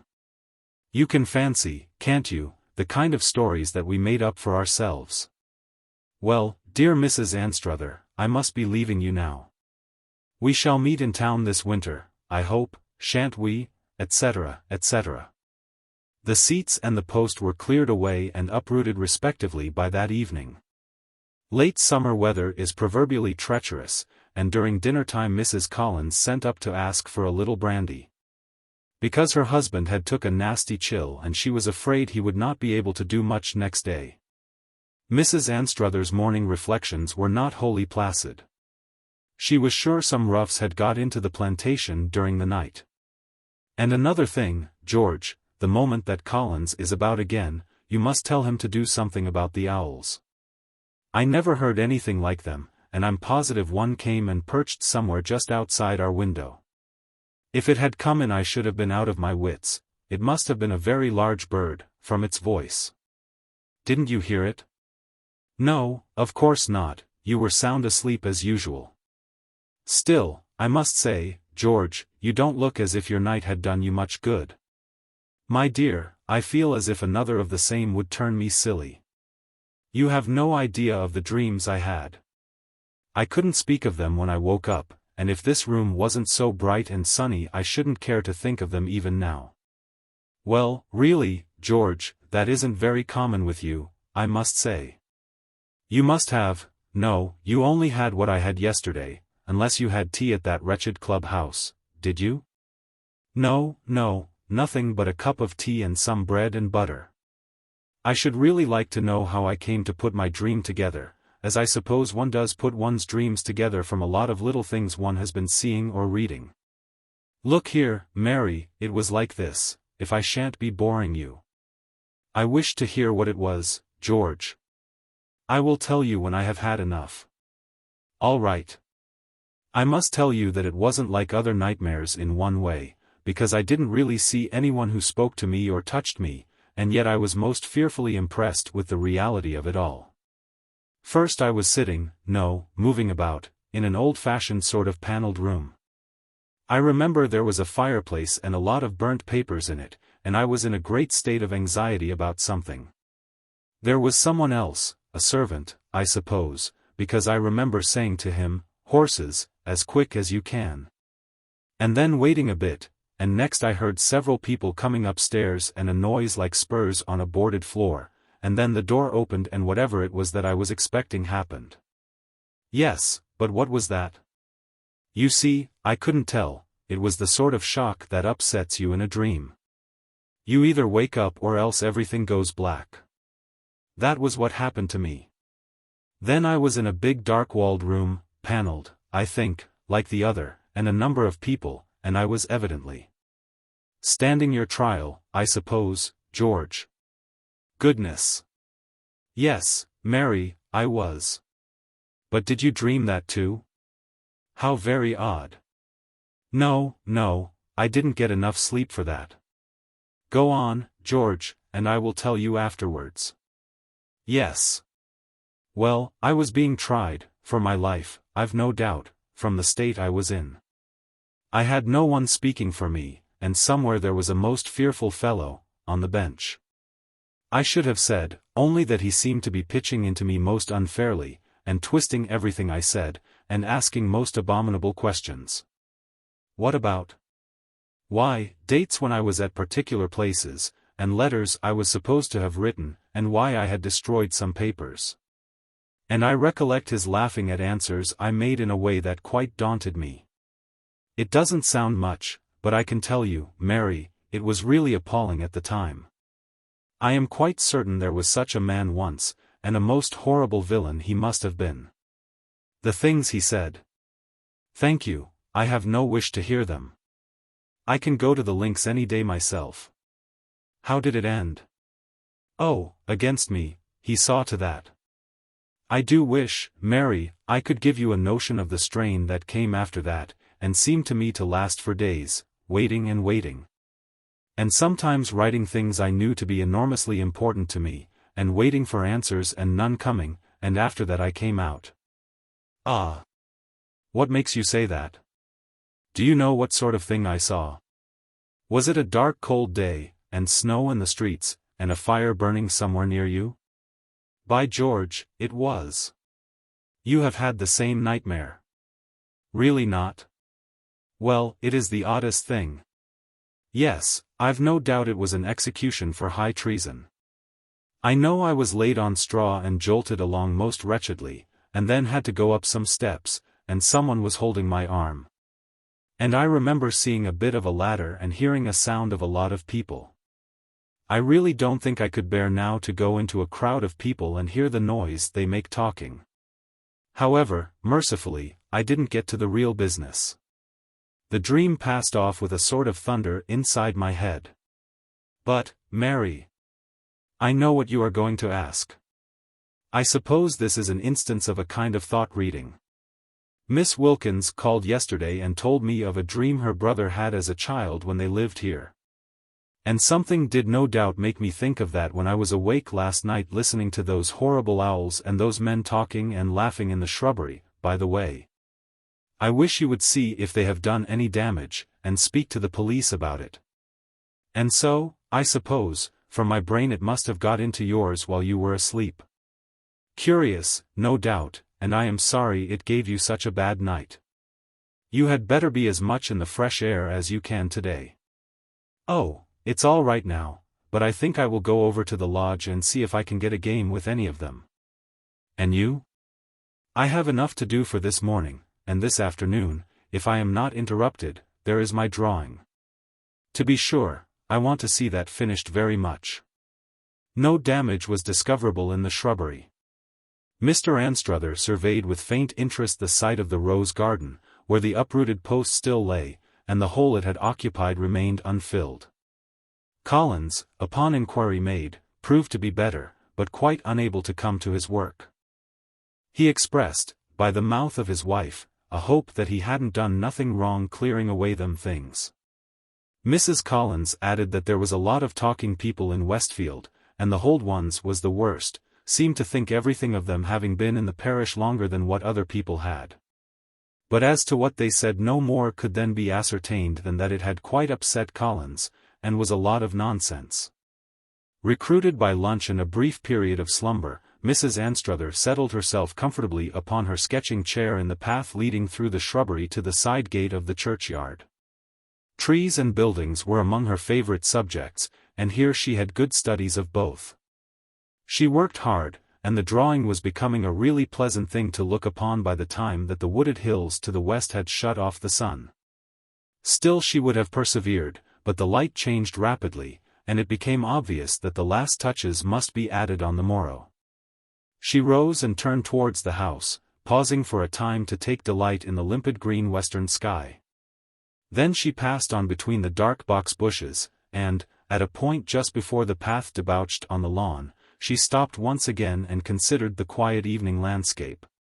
And made a mental note that that must be the tower of one of the roofing churches that one caught on the skyline. Then a bird, perhaps, rustled in the box bush on her left, and she turned and started at seeing what at first she took to be a 5th of November mask peeping out among the branches. She looked closer. It was not a mask. It was a face, large, smooth, and pink. She remembers the minute drops of perspiration which were starting from its forehead, she remembers how the jaws were clean-shaven and the eyes shut. She remembers also, and with an accuracy which makes the thought intolerable to her, how the mouth was open and a single tooth appeared below the upper lip. As she looked the face receded into the darkness of the bush. The shelter of the house was gained and the door shut before she collapsed. Mr. and Mrs. Anstruther had been for a week or more recruiting at Brighton before they received a circular from the Essex Archaeological Society. And a query as to whether they possessed certain historical portraits which it was desired to include in the forthcoming work on Essex portraits, to be published under the Society's auspices. There was an accompanying letter from the secretary which contained the following passage: "We are specially anxious to know whether you possess the original of the engraving of which I enclose a photograph. It represents Sir Lord Chief Justice under Charles II, who, as you doubtless know, retired after his disgrace to Westfield, and is supposed to have died there of remorse. It may interest you to hear that a curious entry has recently been found in the registers, not of Westfield but of Prior's Roothing, to the effect that the parish was so much troubled after his death that the rector of Westfield summoned the parsons of all the Roothings to come and lay him. Which they did. The entry ends by saying, 'The stake is in a field adjoining to the churchyard of Westfield, on the west side.' Perhaps you can let us know if any tradition to this effect is current in your parish. The incidents which the enclosed photograph recalled were productive of a severe shock to Mrs. Anstruther. It was decided that she must spend the winter abroad. Mr. Anstruther, when he went down to Westfield to make the necessary arrangements, not unnaturally told his story to the rector, an old gentleman, who showed little surprise. Really, I had managed to piece out for myself very much what must have happened, partly from old people's talk and partly from what I saw in your grounds. Of course we have suffered to some extent also. Yes, it was bad at first, like owls, as you say, and men talking sometimes. One night it was in this garden, and at other times about several of the cottages. But lately there has been very little. I think it will die out. There is nothing in our registers except the entry of the burial. And what I for a long time took to be the family motto, but last time I looked at it I noticed that it was added in a later hand and had the initials of one of our rectors quite late in the 17th century. A. C. Augustine Crompton. Here it is, you see, quieta non movere. I suppose, well, it is rather hard to say exactly what I do suppose. The Tractate Middoth. Towards the end of an autumn afternoon an elderly man with a thin face and grey Piccadilly weepers pushed open the swing door leading into the vestibule of a certain famous library. And addressing himself to an attendant, stated that he believed he was entitled to use the library, and inquired if he might take a book out. Yes, if he were on the list of those to whom that privilege was given. He produced his card, Mr. John Eldred, and, the register being consulted, a favourable answer was given. Now, another point, said he. It is a long time since I was here, and I do not know my way about your building. Besides, it is near closing time, and it is bad for me to hurry up and down stairs. I have here the title of the book I want. Is there anyone at liberty who could go and find it for me? After a moment's thought the doorkeeper beckoned to a young man who was passing.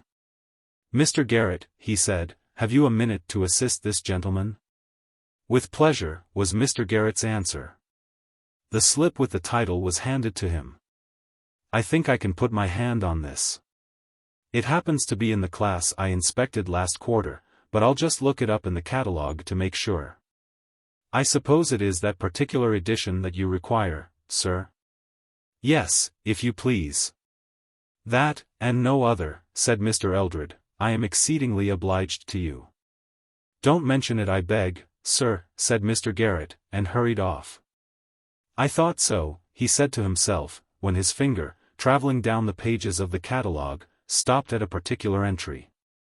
Talmud, Tractate Middoth, with the commentary of Nachmanides, Amsterdam, 1707. November 3rd 34, Hebrew class, of course. Not a very difficult job this. Mr. Eldred, accommodated with a chair in the vestibule, awaited anxiously the return of his messenger, and his disappointment at seeing an empty-handed Mr. Garrett running down the staircase was very evident. I'm sorry to disappoint you, sir, said the young man, but the book is out. Oh dear, said Mr. Eldred, is that so? You are sure there can be no mistake? I don't think there is much chance of it, sir, but it's possible, if you like to wait a minute, that you might meet the very gentleman that's got it. He must be leaving the library soon, and I think I saw him take that particular book out of the shelf. Indeed. You didn't recognize him, I suppose? Would it be one of the professors or one of the students? I don't think so, certainly not a professor. I should have known him. But the light isn't very good in that part of the library at this time of day, and I didn't see his face. I should have said he was a shortish old gentleman, perhaps a clergyman, in a cloak. If you could wait, I can easily find out whether he wants the book very particularly. No, no, said Mr. Eldred, I won't, I can't wait now, thank you, no. I must be off. But I'll call again tomorrow if I may, and perhaps you could find out who has it. Certainly, sir, and I'll have the book ready for you if we, but Mr. Eldred was already off, and hurrying more than one would have thought wholesome for him. Garrett had a few moments to spare. And, thought he, I'll go back to that case and see if I can find the old man.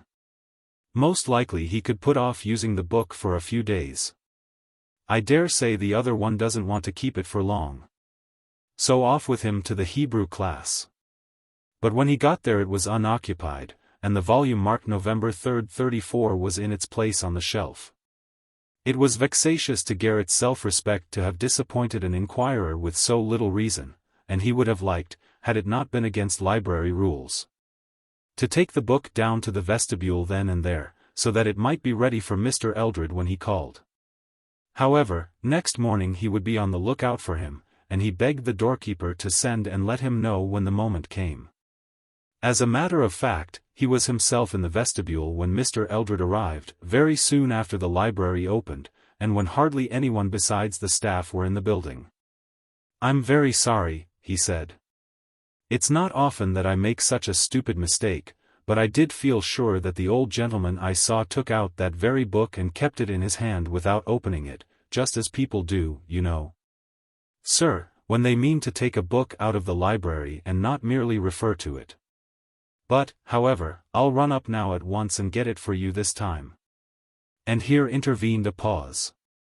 Mr. Eldred paced the entry, read all the notices, consulted his watch, sat and gazed up the staircase, did all that a very impatient man could, until some 20 minutes had run out. At last he addressed himself to the doorkeeper and inquired if it was a very long way to that part of the library to which Mr. Garrett had gone. "Well, I was thinking it was funny, sir, he's a quick man as a rule, but to be sure he might have been sent for by the librarian, but even so I think he'd have mentioned to him that you was waiting. I'll just speak him up on the tube and see." And to the tube he addressed himself. As he absorbed the reply to his question his face changed, and he made one or two supplementary inquiries which were shortly answered. Then he came forward to his counter and spoke in a lower tone. "I'm sorry to hear, sir, that something seems to have appeared a little awkward. Mr. Garrett has been took poorly, it appears, and the librarian sent him home in a cab the other way. Something of an attack, by what I can hear." "What, really? Do you mean that someone has injured him?" "No, sir, not violence, but, as I should judge, attacked with an attack, what you might term it, of illness. Not a strong constitution, Mr. Garrett. But as to your book, sir, perhaps you might be able to find it for yourself. It's too bad you should be disappointed this way twice over, well, but I'm so sorry that Mr. Garrett should have been taken ill in this way while he was obliging me. I think I must leave the book, and call and inquire after him. You can give me his address, I suppose." That was easily done. Mr. Garrett, it appeared, lodged in rooms not far from the station. "And, one other question. Did you happen to notice if an old gentleman, perhaps a clergyman, in a black cloak, left the library after I did yesterday? I think he may have been that he may be staying, or rather that I may have known him." "Not in a black cloak, sir, no. There were only 2 gentlemen left later than what you done, sir, both of them youngish men. There was Mr. Carter took out a music book and one of the professors with a couple o' novels. That's the lot, sir, and then I went off to me tea, and glad to get it." "Thank you, sir, much obliged." Mr. Eldred, still a prey to anxiety, betook himself in a cab to Mr. Garrett's address, but the young man was not yet in a condition to receive visitors. He was better, but his landlady considered that he must have had a severe shock. She thought most likely from what the doctor said that he would be able to see Mr. Eldred tomorrow. Mr. Eldred returned to his hotel at dusk and spent, I fear, but a dull evening. On the next day he was able to see Mr. Garrett. When in health Mr. Garrett was a cheerful and pleasant-looking young man. Now he was a very white and shaky being, propped up in an armchair by the fire, and inclined to shiver and keep an eye on the door. If however there were visitors whom he was not prepared to welcome, Mr. Eldred was not among them. "It really is I who owe you an apology, and I was despairing of being able to pay it, for I didn't know your address. But I am very glad you have called. I do dislike and regret giving all this trouble, but you know I could not have foreseen this attack which I had. Of course not, but now, I am something of a doctor. You'll excuse my asking. You have had, I am sure, good advice. Was it a fall you had? No. I did fall on the floor, but not from any height. It was, really, a shock. You mean something startled you? Was it anything you thought you saw? Not much thinking in the case, I'm afraid. Yes, it was something I saw. You remember when you called the first time at the library? Yes, of course. Well, now, let me beg you not to try to describe it. It will not be good for you to recall it, I'm sure. But indeed it would be a relief to me to tell anyone like yourself. You might be able to explain it away. It was just when I was going into the class where your book is. Indeed, Mr. Garrett, I insist. Besides, my watch tells me I have but very little time left in which to get my things together and take the train. No, not another word, it would be more distressing to you than you imagine, perhaps. Now there is just one thing I want to say. I feel that I am really indirectly responsible for this illness of yours, and I think I ought to defray the expense which it has, But this offer was quite distinctly declined. Mr. Eldred, not pressing it, left almost at once, not, however, before Mr. Garrett had insisted upon his taking a note of the class mark of the Tractate Middoth, which, as he said, Mr. Eldred could at leisure get for himself. But Mr. Eldred did not reappear at the library. William Garrett had another visitor that day in the person of a contemporary and colleague from the library, one George Earle. Earle had been one of those who found Garrett lying insensible on the floor just inside the class, or cubicle, opening upon the central alley of a spacious gallery, in which the Hebrew books were placed. And Earle had naturally been very anxious about his friend's condition. So as soon as library hours were over he appeared at the lodgings.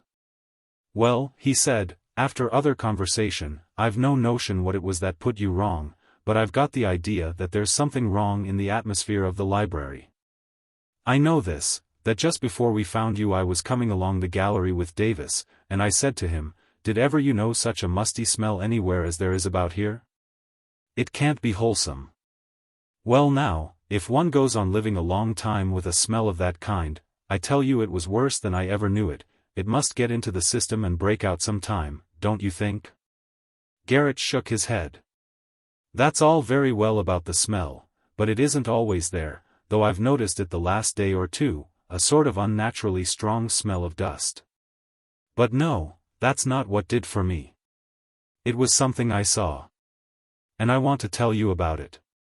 I went into that Hebrew class to get a book for a man that was inquiring for it down below. Now that same book I'd made a mistake about the day before. I'd been for it, for the same man, and made sure that I saw an old parson in a cloak taking it out. I told my man it was out, off he went, to call again next day. I went back to see if I could get it out of the parson, no parson there, and the book on the shelf. Well, yesterday, as I say, I went again. This time, if you please, 10 o'clock in the morning, remember, and as much light as ever you get in those classes, and there was my parson again, back to me. Looking at the books on the shelf I wanted. His hat was on the table, and he had a bald head. I waited a second or two looking at him rather particularly. I tell you, he had a very nasty bald head. It looked to me dry, and it looked dusty, and the streaks of hair across it were much less like hair than cobwebs. Well, I made a bit of a noise on purpose, coughed and moved my feet. He turned round and let me see his face, which I hadn't seen before. I tell you again, I'm not mistaken. Though, for one reason or another I didn't take in the lower part of his face, I did see the upper part, and it was perfectly dry, and the eyes were very deep sunk. And over them, from the eyebrows to the cheekbone, there were cobwebs, thick. Now that closed me up, as they say, and I can't tell you anything more. What explanations were furnished by Earle of this phenomenon it does not very much concern us to inquire. At all events they did not convince Garrett that he had not seen what he had seen. Before William Garrett returned to work at the library, the librarian insisted upon his taking a week's rest and change of air. Within a few days' time, therefore, he was at the station with his bag, looking for a desirable smoking compartment in which to travel to Burnstow-on-Sea, which he had not previously visited. One compartment and one only seemed to be suitable. But, just as he approached it, he saw, standing in front of the door, a figure so like one bound up with recent unpleasant associations that, with a sickening qualm, and hardly knowing what he did, he tore open the door of the next compartment and pulled himself into it as quickly as if death were at his heels. The train moved off, and he must have turned quite faint, for he was next conscious of a smelling bottle being put to his nose. His physician was a nice-looking old lady, who, with her daughter, was the only passenger in the carriage. But for this incident it is not very likely that he would have made any overtures to his fellow travelers. As it was, thanks and inquiries and general conversation supervened inevitably. And Garrett found himself provided before the journey's end not only with a physician, but with a landlady, for Mrs. Simpson had apartments to let at Burnstow, which seemed in all ways suitable. The place was empty at that season, so that Garrett was thrown a good deal into the society of the mother and daughter. He found them very acceptable company. On the third evening of his stay he was on such terms with them as to be asked to spend the evening in their private sitting-room. During their talk it transpired that Garrett's work lay in a library. "Ah, libraries are fine places," said Mrs. Simpson, putting down her work with a sigh. "But for all that, books have played me a sad turn, or rather a book has." "Well, books give me my living, Mrs. Simpson, and I should be sorry to say a word against them. I don't like to hear that they have been bad for you." "Perhaps Mr. Garrett could help us to solve our puzzle, mother," said Miss Simpson. "I don't want to set Mr. Garrett off on a hunt that might waste a lifetime, my dear, nor yet to trouble him with our private affairs. But if you think it in the least likely that I could be of use, I do beg you to tell me what the puzzle is, Mrs. Simpson. If it is finding out anything about a book, you see, I am in rather a good position to do it." "Yes, I do see that, but the worst of it is that we don't know the name of the book." "Nor what it is about?" "No, nor that either. Except that we don't think it's in English, mother, and that is not much of a clue." "Well, Mr. Garrett," said Mrs. Simpson, who had not yet resumed her work, and was looking at the fire thoughtfully, "I shall tell you the story. You will please keep it to yourself, if you don't mind?" "Thank you. Now it is just this. I had an old uncle, a Dr. Rant. Perhaps you may have heard of him. Not that he was a distinguished man, but from the odd way he chose to be buried. I rather think I have seen the name in some guidebook." "That would be it," said Miss Simpson. "He left directions, horrid old man. That he was to be put, sitting at a table in his ordinary clothes, in a brick room that he'd had made underground in a field near his house. Of course the country people say he's been seen about there in his old black cloak." "Well, dear, I don't know much about such things," Mrs. Simpson went on, "but anyhow he is dead, these 20 years and more. He was a clergyman, though I'm sure I can't imagine how he got to be one, but he did no duty for the last part of his life, which I think was a good thing. And he lived on his own property, a very nice estate not a great way from here. He had no wife or family. Only one niece, who was myself, and one nephew, and he had no particular liking for either of us, nor for anyone else, as far as that goes. If anything, he liked my cousin better than he did me, for John was much more like him in his temper, and, I'm afraid I must say, his very mean sharp ways. It might have been different if I had not married, but I did, and that he very much resented. Very well, here he was with this estate and a good deal of money, as it turned out, of which he had the absolute disposal. And it was understood that we, my cousin and I, would share it equally at his death. In a certain winter, over 20 years back, as I said, he was taken ill, and I was sent for to nurse him. My husband was alive then, but the old man would not hear of his coming. As I drove up to the house I saw my cousin John driving away from it in an open fly and looking, I noticed, in very good spirits. I went up and did what I could for my uncle, but I was very soon sure that this would be his last illness, and he was convinced of it too. During the day before he died he got me to sit by him all the time, and I could see there was something, and probably something unpleasant, that he was saving up to tell me. And putting it off as long as he felt he could afford the strength, I'm afraid purposely in order to keep me on the stretch. But, at last, out it came.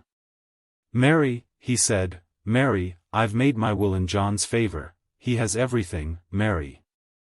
Well, of course that came as a bitter shock to me, for we, my husband and I, were not rich people, and if he could have managed to live a little easier than he was obliged to do, I felt it might be the prolonging of his life. But I said little or nothing to my uncle, except that he had a right to do what he pleased, partly because I couldn't think of anything to say, and partly because I was sure there was more to come, and so there was. "But, Mary," he said, "I'm not very fond of John, and I've made another will in your favor. You can have everything. Only you've got to find the will, you see, and I don't mean to tell you where it is." Then he chuckled to himself, and I waited, for again I was sure he hadn't finished. "That's a good girl," he said after a time, "you wait, and I'll tell you as much as I told John. But just let me remind you, you can't go into court with what I'm saying to you, for you won't be able to produce any collateral evidence beyond your own word. And John's a man that can do a little hard swearing if necessary." "Very well then, that's understood." Now, I had the fancy that I wouldn't write this will quite in the common way, so I wrote it in a book, Mary, a printed book. And there's several thousand books in this house. But there. You needn't trouble yourself with them, for it isn't one of them. It's in safe keeping elsewhere, in a place where John can go and find it any day, if he only knew, and you can't. A good will it is, properly signed and witnessed, but I don't think you'll find the witnesses in a hurry. Still I said nothing. If I had moved at all I must have taken hold of the old wretch and shaken him. He lay there laughing to himself, and at last he said, "Well, well, you've taken it very quietly, and as I want to start you both on equal terms. And John has a bit of a purchase in being able to go where the book is, I'll tell you just two other things which I didn't tell him. The will's in English, but you won't know that if ever you see it. That's one thing, and another is that when I'm gone you'll find an envelope in my desk directed to you, and inside it something that would help you to find it, if only you have the wits to use it." In a few hours from that he was gone, and though I made an appeal to John Eldred about it. "John Eldred? I beg your pardon, Mrs. Simpson, I think I've seen a Mr. John Eldred. What is he like to look at?" "It must be 10 years since I saw him, he would be a thin elderly man now, and unless he has shaved them off. He has that sort of whiskers which people used to call Dundreary or Piccadilly something. Weepers. Yes, that is the man. Where did you come across him, Mr. Garrett?" "I don't know if I could tell you," said Garrett mendaciously, "in some public place." "But you hadn't finished." Really I had nothing much to add, only that John Eldred, of course, paid no attention whatever to my letters, and has enjoyed the estate ever since. While my daughter and I have had to take to the lodging-house business here, which I must say has not turned out by any means so unpleasant as I feared it might. But about the envelope. To be sure. Why, the puzzle turns on that. Give Mr. Garrett the paper out of my desk. It was a small slip, with nothing whatever on it but 5 numerals, not divided or punctuated in any way, 11334. Mr. Garrett pondered, but there was a light in his eye.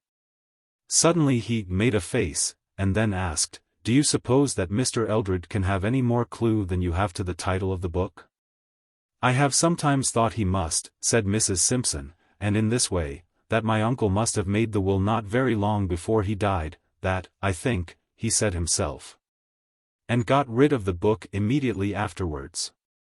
But all his books were very carefully catalogued, and John has the catalogue, and John was most particular that no books whatever should be sold out of the house. And I'm told that he is always journeying about to booksellers and libraries. So I fancy that he must have found out just which books are missing from my uncle's library of those which are entered in the catalogue, and must be hunting for them.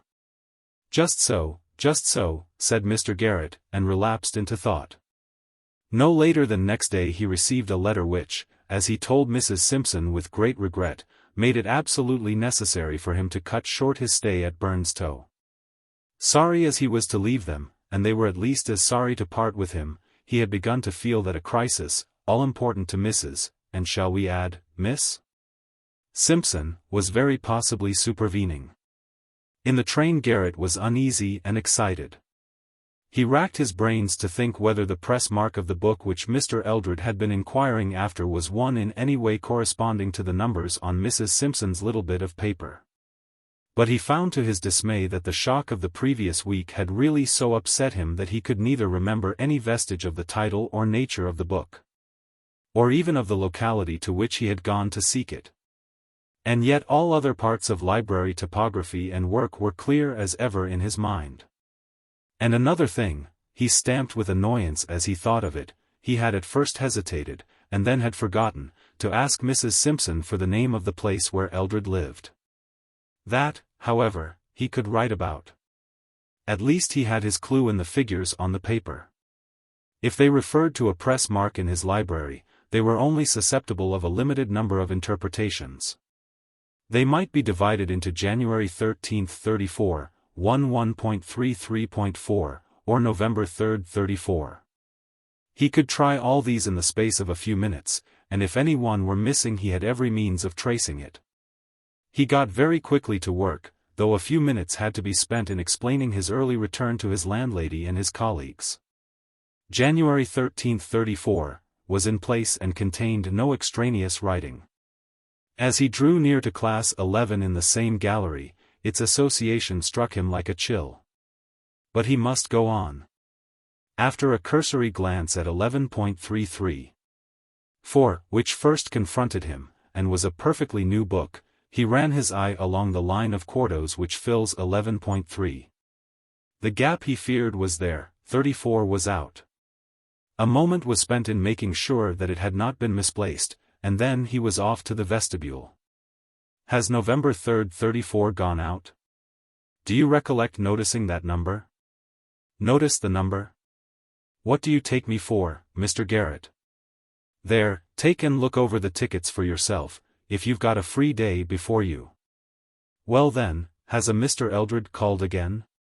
The old gentleman who came the day I was taken ill. Come. You'd remember him. What do you suppose? Of course I recollect of him. No, he haven't been in again, not since you went off for your holiday. And yet I seem to, there now. Roberts'll know. Roberts, do you recollect of the name of Heldred? Not Arf, said Roberts. You mean the man that sent a bob over the price for the parcel, and I wish they all did. Do you mean to say you've been sending books to Mr. Eldred? Come, do speak up. Have you?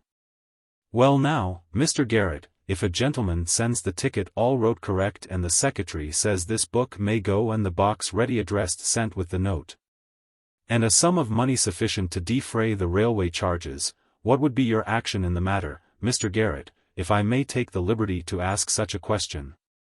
Would you or would you not have taken the trouble to oblige, or would you have chucked the whole thing under the counter and— You were perfectly right, of course, Hodgson, perfectly right, only. Would you kindly oblige me by showing me the ticket Mr. Eldred sent, and letting me know his address? To be sure, Mr. Garrett, so long as I'm not ectored about and informed that I don't know my duty, I'm willing to oblige in every way feasible to my power. There is the ticket on the file. J. Eldred, November 3, 34. Title of work, TLM, well, there, you can make what you like of it, not a novel, I should hazard the guess. And here is Mr. Heldred's note applying for the book in question, which I see he terms it a tract. Thanks, but the address? There's none on the note. Ah, indeed. Well, now, stay now, Mr. Garrett, I ave it. Why, that note come inside of the parcel, which was directed very thoughtful to save all trouble, ready to be sent back with the book inside. And if I have made any mistake in this bold transaction, it lays just in the one point that I neglected to enter the address in my little book here what I keep. Not but what I dare say there was good reasons for me not entering of it, but there, I haven't the time, neither have you, I dare say, to go into them just now. And, no, Mr. Garrett, I do not carry it in my head, else what would be the use of me keeping this little book here, just a ordinary common notebook, you see, which I make a practice of entering all such names and addresses in it as I see fit to do? Admirable arrangement, to be sure, but, all right, thank you. When did the parcel go off? 10:30, this morning. Oh, good, and it's just 1 now. Garrett went upstairs in deep thought. How was he to get the address? A telegram to Mrs. Simpson, he might miss a train by waiting for the answer. Yes, there was one other way. She had said that Eldred lived on his uncle's estate. If this were so, he might find that place entered in the donation book. That he could run through quickly, now that he knew the title of the book. The register was soon before him, and, knowing that the old man had died more than 20 years ago, he gave him a good margin, and turned back to 1870. There was but one entry possible. 1875, August 14th, Talmud, Tractate Middoth cum ar Nachmanity. Amstelad. 1707, given by J. Rant, D.D., of Bretfield Manor. A gazetteer showed Bretfield to be 3 miles from a small station on the main line. Now to ask the doorkeeper whether he recollected if the name on the parcel had been anything like Bretfield. No, nothing like.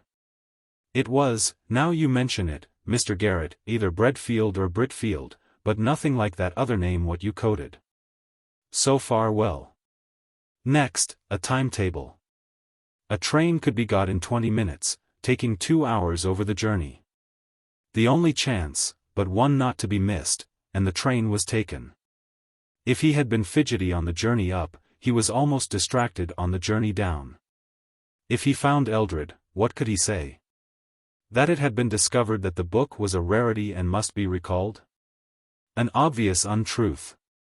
Or that it was believed to contain important manuscript notes? Eldred would of course show him the book, from which the leaf would already have been removed. He might, perhaps, find traces of the removal, a torn edge of a flyleaf probably, and who could disprove, what Eldred was certain to say, that he too had noticed and regretted the mutilation. Altogether the chase seemed very hopeless. The one chance was this. The book had left the library at 10:30, it might not have been put into the first possible train, at 11:20. Granted that, then he might be lucky enough to arrive simultaneously with it and patch up some story which would induce Eldred to give it up. It was drawing towards evening when he got out upon the platform of his station, and, like most country stations, this one seemed unnaturally quiet. He waited about till the 1 or 2 passengers who got out with him had drifted off, and then inquired of the stationmaster whether Mr. Eldred was in the neighborhood. Yes, and pretty near too, I believe. I fancy he means calling here for a parcel he expects. Called for it once today already, didn't he, Bob? To the porter. Yes, sir, he did. And appeared to think it was all along of me that it didn't come by the 2 o'clock. Anyhow, I've got it for him now, and the porter flourished a square parcel, which a glance assured Garrett contained all that was of any importance to him at that particular moment. Bretfield, sir? Yes, 3 miles just about. Shortcut across these 3 fields brings it down by half a mile. There's Mr. Eldred's trap. A dog-cart drove up with 2 men in it, of whom Garrett, gazing back as he crossed the little station yard, easily recognized one. The fact that Eldred was driving was slightly in his favor, for most likely he would not open the parcel in the presence of his servant. On the other hand, he would get home quickly, and unless Garrett were there within a very few minutes of his arrival, all would be over. He must hurry, and that he did. His shortcut took him along one side of a triangle, while the cart had 2 sides to traverse. And it was delayed a little at the station, so that Garrett was in the third of the 3 fields when he heard the wheels fairly near. He had made the best progress possible, but the pace at which the cart was coming made him despair. At this rate it must reach home 10 minutes before him, and 10 minutes would more than suffice for the fulfillment of Mr. Eldred's project. It was just at this time that the luck fairly turned. The evening was still, and sounds came clearly. Seldom has any sound given greater relief than that which he now heard, that of the cart pulling up. A few words were exchanged, and it drove on. Garrett, halting in the utmost anxiety, was able to see as it drove past the stile, near which he now stood, that it contained only the servant and not Eldred. Further, he made out that Eldred was following on foot.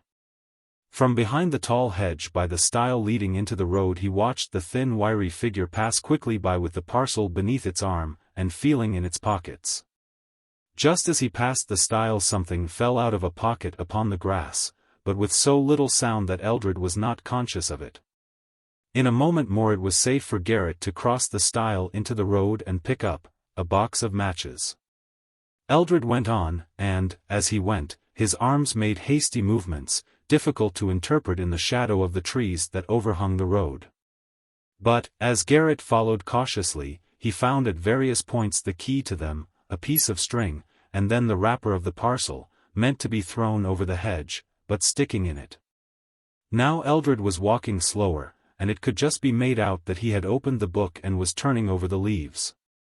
He stopped, evidently troubled by the failing light. Garrett slipped into a gate opening, but still watched. Eldred, hastily looking around, sat down on a felled tree trunk by the roadside and held the open book up close to his eyes. Suddenly he laid it, still open, on his knee, and felt in all his pockets, clearly in vain, and clearly to his annoyance. "You would be glad of your matches now," thought Garrett.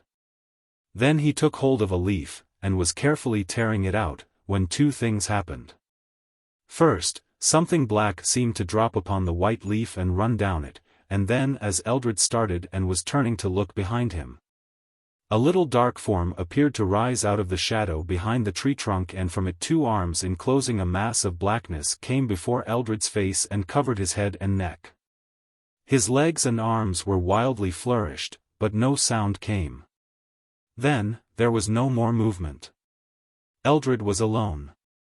He had fallen back into the grass behind the tree trunk. The book was cast into the roadway. Garrett, his anger and suspicion gone for the moment at the sight of this horrid struggle, rushed up with loud cries of "help." And so too, to his enormous relief, did a laborer who had just emerged from a field opposite. Together they bent over and supported Eldred, but to no purpose. The conclusion that he was dead was inevitable. "Poor gentleman," said Garrett to the laborer, when they had laid him down, "what happened to him, do you think?" "I wasn't 200 yards away," said the man, "when I see Squire Eldred setting reading in his book, and to my thinking he was took with one of these fits, face seemed to go all over black." "Just so," said Garrett. "You didn't see anyone near him? It couldn't have been an assault?" "Not possible. No one couldn't have got away without you or me seeing them." "So I thought." "Well, we must get some help, and the doctor and the policeman, and perhaps I had better give them this book." It was obviously a case for an inquest, and obvious also that Garrett must stay at Bretfield and give his evidence. The medical inspection showed that, though some black dust was found on the face and in the mouth of the deceased, the cause of death was a shock to a weak heart, and not asphyxiation. The fateful book was produced, a respectable quarto printed wholly in Hebrew, and not of an aspect likely to excite even the most sensitive. "You say, Mr. Garrett, that the deceased gentleman appeared at the moment before his attack to be tearing a leaf out of this book?" "Yes, I think one of the fly leaves. There is here a flyleaf partially torn through. It has Hebrew writing on it. Will you kindly inspect it? There are 3 names in English, sir, also, and a date. But I am sorry to say I cannot read Hebrew writing." "Thank you. The names have the appearance of being signatures. They are John Rant, Walter Gibson, and James Frost, and the date is July 20, 1875. Does anyone here know any of these names? The rector, who was present, volunteered a statement that the uncle of the deceased, from whom he inherited, had been named Rant. The book being handed to him, he shook a puzzled head. This is not like any Hebrew I ever learnt. You are sure that it is Hebrew? What? Yes, I suppose. No, my dear sir, you are perfectly right, that is, your suggestion is exactly to the point. Of course, it is not Hebrew at all. It is English, and it is a will. It did not take many minutes to show that here was indeed a will of Dr. John Rant, bequeathing the whole of the property lately held by John Eldred to Mrs. Mary Simpson. Clearly the discovery of such a document would amply justify Mr. Eldred's agitation.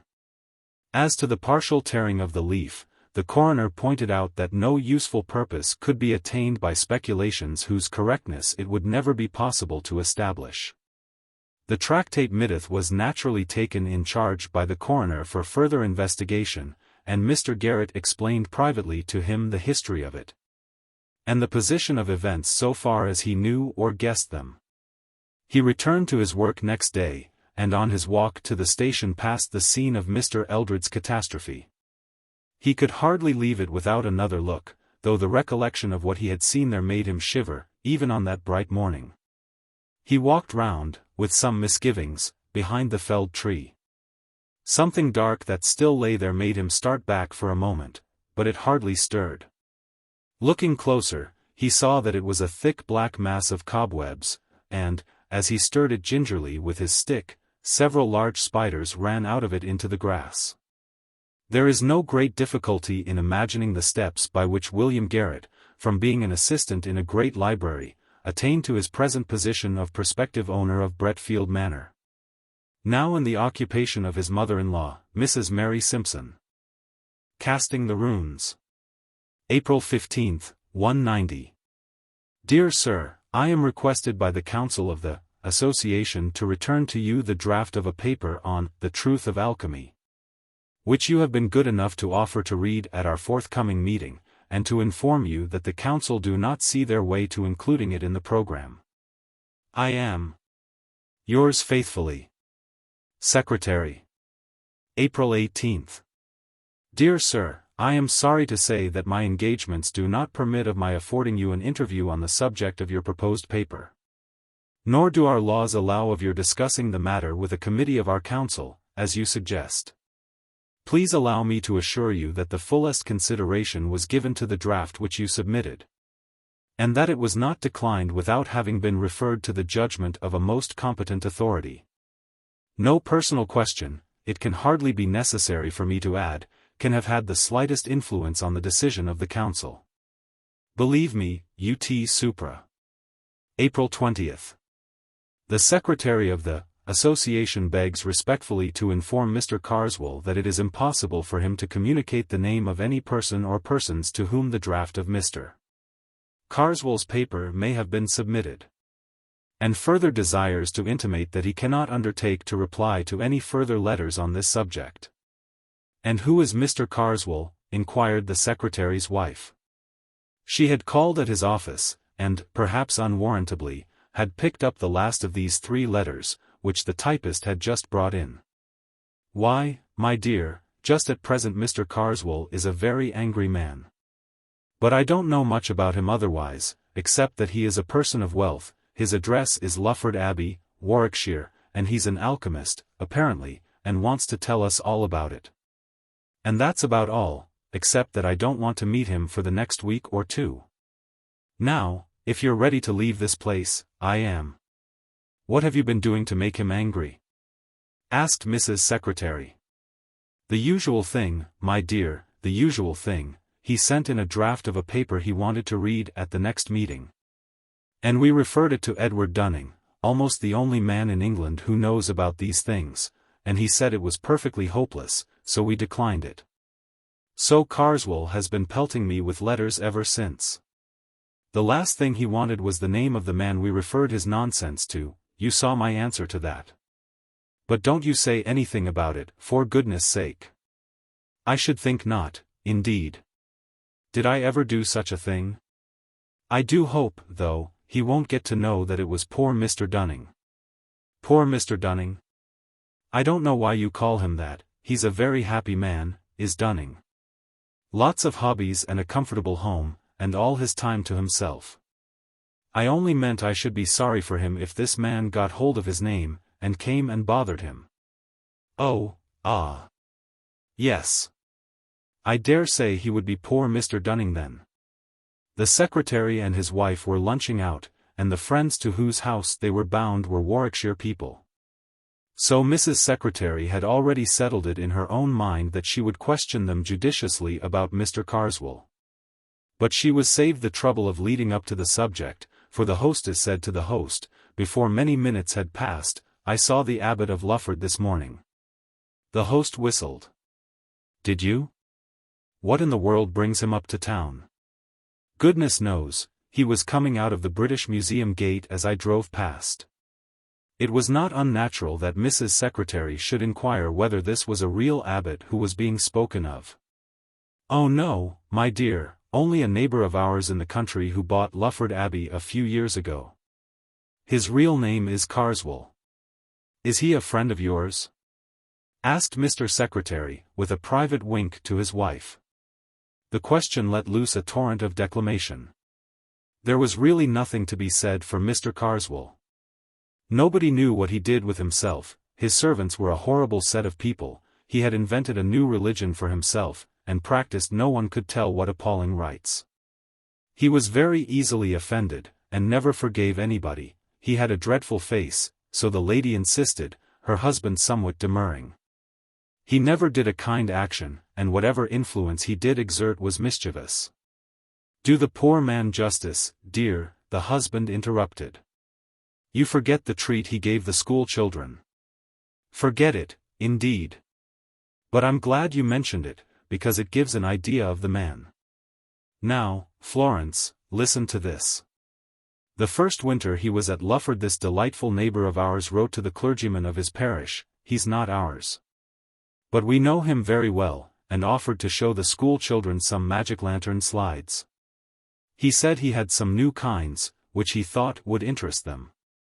Well, the clergyman was rather surprised, because Mr. Carswell had shown himself inclined to be unpleasant to the children, complaining of their trespassing or something of the sort. But of course he accepted, and the evening was fixed, and our friend went himself to see that everything went right. He said he never had been so thankful for anything as that his own children were all prevented from being there. They were at a children's party at our house, as a matter of fact. Because this Mr. Carswell had evidently set out with the intention of frightening these poor village children out of their wits, and I do believe, if he had been allowed to go on, he would actually have done so. He began with some comparatively mild things. Red Riding Hood was one, and even then, Mr. Farrer said, the wolf was so dreadful that several of the smaller children had to be taken out, and he said Mr. Carswell began the story by producing a noise like a wolf howling in the distance, which was the most gruesome thing he had ever heard. All the slides he showed, Mr. Farrer said, were most clever, they were absolutely realistic, and where he had got them or how he worked them he could not imagine. Well, the show went on, and the stories kept on becoming a little more terrifying each time, and the children were mesmerized into complete silence. At last he produced a series which represented a little boy passing through his own park, Lufford, I mean, in the evening. Every child in the room could recognize the place from the pictures. And this poor boy was followed, and at last pursued and overtaken, and either torn in pieces or somehow made away with, by a horrible hopping creature in white, which you saw first dodging about among the trees, and gradually it appeared more and more plainly. Mr. Farrer said it gave him one of the worst nightmares he ever remembered, and what it must have meant to the children doesn't bear thinking of. Of course this was too much, and he spoke very sharply indeed to Mr. Carswell, and said it couldn't go on. All he said was, "Oh, you think it's time to bring our little show to an end and send them home to their beds? Very well." And then, if you please, he switched on another slide, which showed a great mass of snakes, centipedes, and disgusting creatures with wings. And somehow or other he made it seem as if they were climbing out of the picture and getting in amongst the audience. And this was accompanied by a sort of dry rustling noise which sent the children nearly mad, and of course they stampeded. A good many of them were rather hurt in getting out of the room, and I don't suppose one of them closed an eye that night. There was the most dreadful trouble in the village afterwards. Of course the mothers threw a good part of the blame on poor Mr. Farrer, and, if they could have got past the gates, I believe the fathers would have broken every window in the abbey. Well, now, that's Mr. Carswell, that's the Abbot of Lufford, my dear, and you can imagine how we covet his society. Yes, I think he has all the possibilities of a distinguished criminal, has Carswell, said the host. I should be sorry for anyone who got into his bad books. Is he the man, or am I mixing him up with someone else? Asked the secretary, who for some minutes had been wearing the frown of the man who is trying to recollect something. Is he the man who brought out a history of witchcraft some time back, 10 years or more? That's the man. Do you remember the reviews of it? Certainly I do. And what's equally to the point, I knew the author of the most incisive of the lot. So did you. You must remember John Harrington. He was at John's in our time. Oh, very well indeed, though I don't think I saw or heard anything of him between the time I went down and the day I read the account of the inquest on him. Inquest, said one of the ladies. What has happened to him? Why, what happened was that he fell out of a tree and broke his neck. But the puzzle was, what could have induced him to get up there? It was a mysterious business, I must say. Here was this man, not an athletic fellow, was he? And with no eccentric twist about him that was ever noticed, walking home along a country road late in the evening, no tramps about, well known and liked in the place, and he suddenly begins to run like mad. Loses his hat and stick, and finally shins up a tree, quite a difficult tree, growing in the hedgerow, a dead branch gives way, and he comes down with it and breaks his neck. And there he's found next morning with the most dreadful face of fear on him that could be imagined. It was pretty evident, of course, that he had been chased by something, and people talked of savage dogs, and beasts escaped out of menageries, but there was nothing to be made of that. That was in '89, and I believe his brother Henry, whom I remember as well at Cambridge, but you probably don't, has been trying to get on the track of an explanation ever since. He, of course, insists there was malice in it, but I don't know. It's difficult to see how it could have come in. After a time the talk reverted to the history of witchcraft. Did you ever look into it? Asked the host.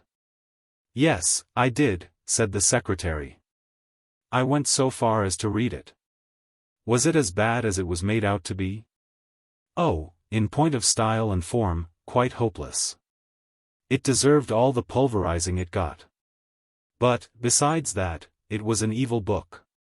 The man believed every word of what he was saying, and I'm very much mistaken if he hadn't tried the greater part of his receipts.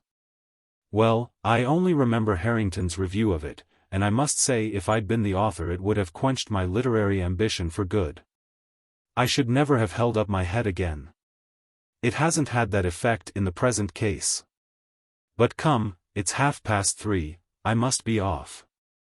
On the way home the secretary's wife said, I do hope that horrible man won't find out that Mr. Dunning had anything to do with the rejection of his paper.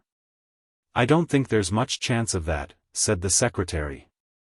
Dunning won't mention it himself, for these matters are confidential, and none of us will for the same reason.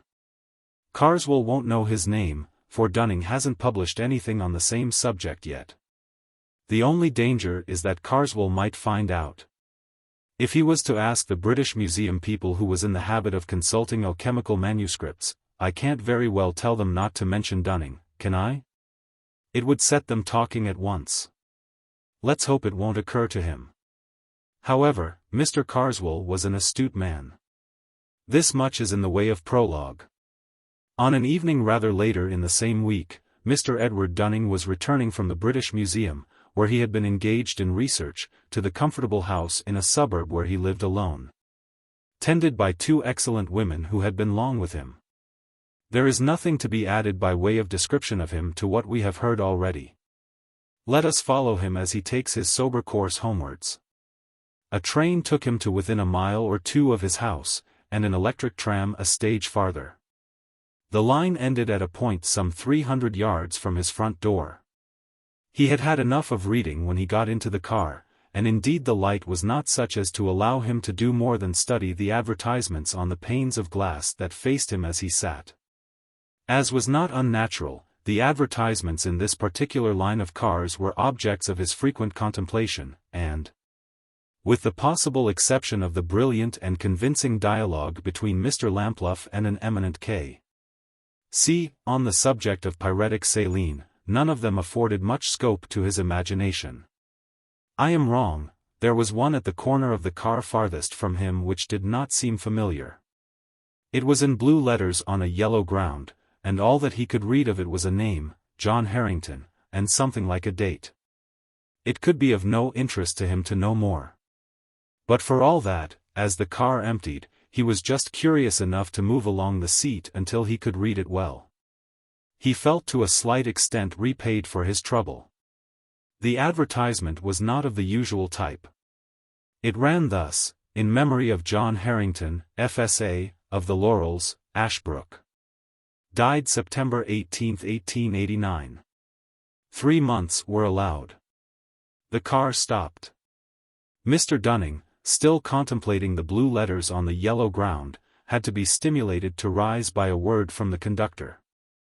"I beg your pardon," he said, "I was looking at that advertisement. It's a very odd one, isn't it?" The conductor read it slowly. "Well, my word," he said, "I never see that one before." "Well, that is a cure, ain't it? Someone been up to their jokes there, I should think." He got out a duster and applied it, not without saliva, to the pane and then to the outside. "No," he said, returning, "that ain't no transfer. Seems to me as if it was reglar in the glass, what I mean in the substance, as you may say. Don't you think so, sir?" Mr. Dunning examined it and rubbed it with his glove, and agreed. "Who looks after these advertisements, and gives leave for them to be put up? I wish you would inquire. I will just take a note of the words." At this moment there came a call from the driver: "Look alive, George, time's up." All right, there's somethink else what's up at this end. You come and look at this air glass." "What's gorn with the glass?" said the driver, approaching. "Well, and OO's Barrington? What's it all about?" "I was just asking who was responsible for putting the advertisements up in your cars, and saying it would be as well to make some inquiry about this one." "Well, sir, that's all done at the company's orifice, that work is. It's our Mr. Timms, I believe, looks into that. When we put up tonight I'll leave word, and per APS I'll be able to tell you tomorrow if you 'appen to be coming this way." This was all that passed that evening. Mr. Dunning did just go to the trouble of looking up Ashbrook, and found that it was in Warwickshire. Next day he went to town again. The car, it was the same car, was too full in the morning to allow of his getting a word with the conductor. He could only be sure that the curious advertisement had been made away with. The close of the day brought a further element of mystery into the transaction. He had missed the tram, or else preferred walking home, but at a rather late hour, while he was at work in his study. One of the maids came to say that 2 men from the tramways was very anxious to speak to him. This was a reminder of the advertisement, which he had, he says, nearly forgotten. He had the men in, they were the conductor and driver of the car, and when the matter of refreshment had been attended to, asked what Mr. Timms had had to say about the advertisement. "Well, sir, that's what we took the liberty to step round about," said the conductor. Mr. Timms give William the rough side of his tongue about that, accordin' to 'im there warn't no advertisement of that description sent in, nor ordered, nor paid for, nor put up, nor nothink. Let alone not be in there, and we was playing the fool talking up his time.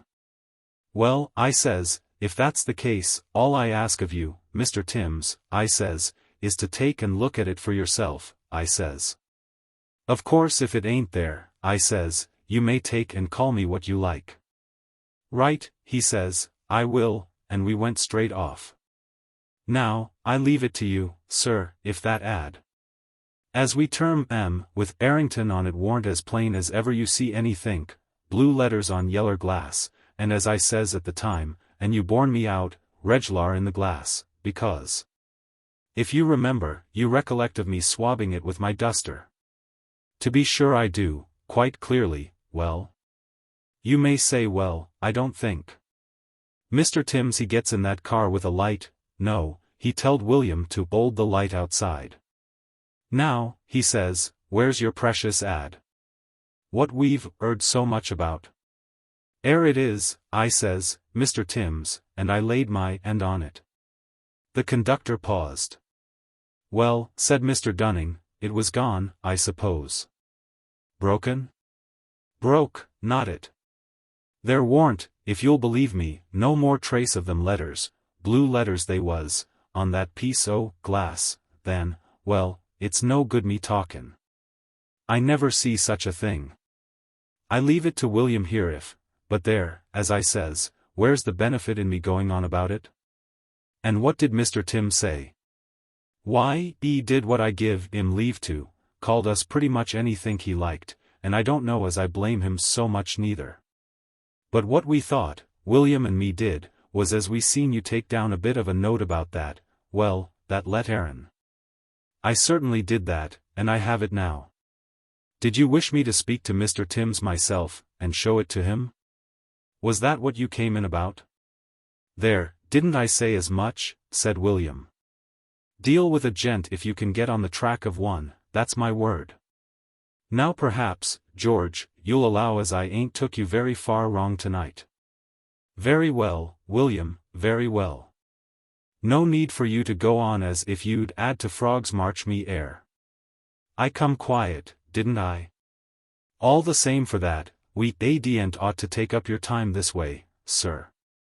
But if it's so, opined you could find time to step round to the company's orifice in the morning and tell Mr. Timms what you seen for yourself.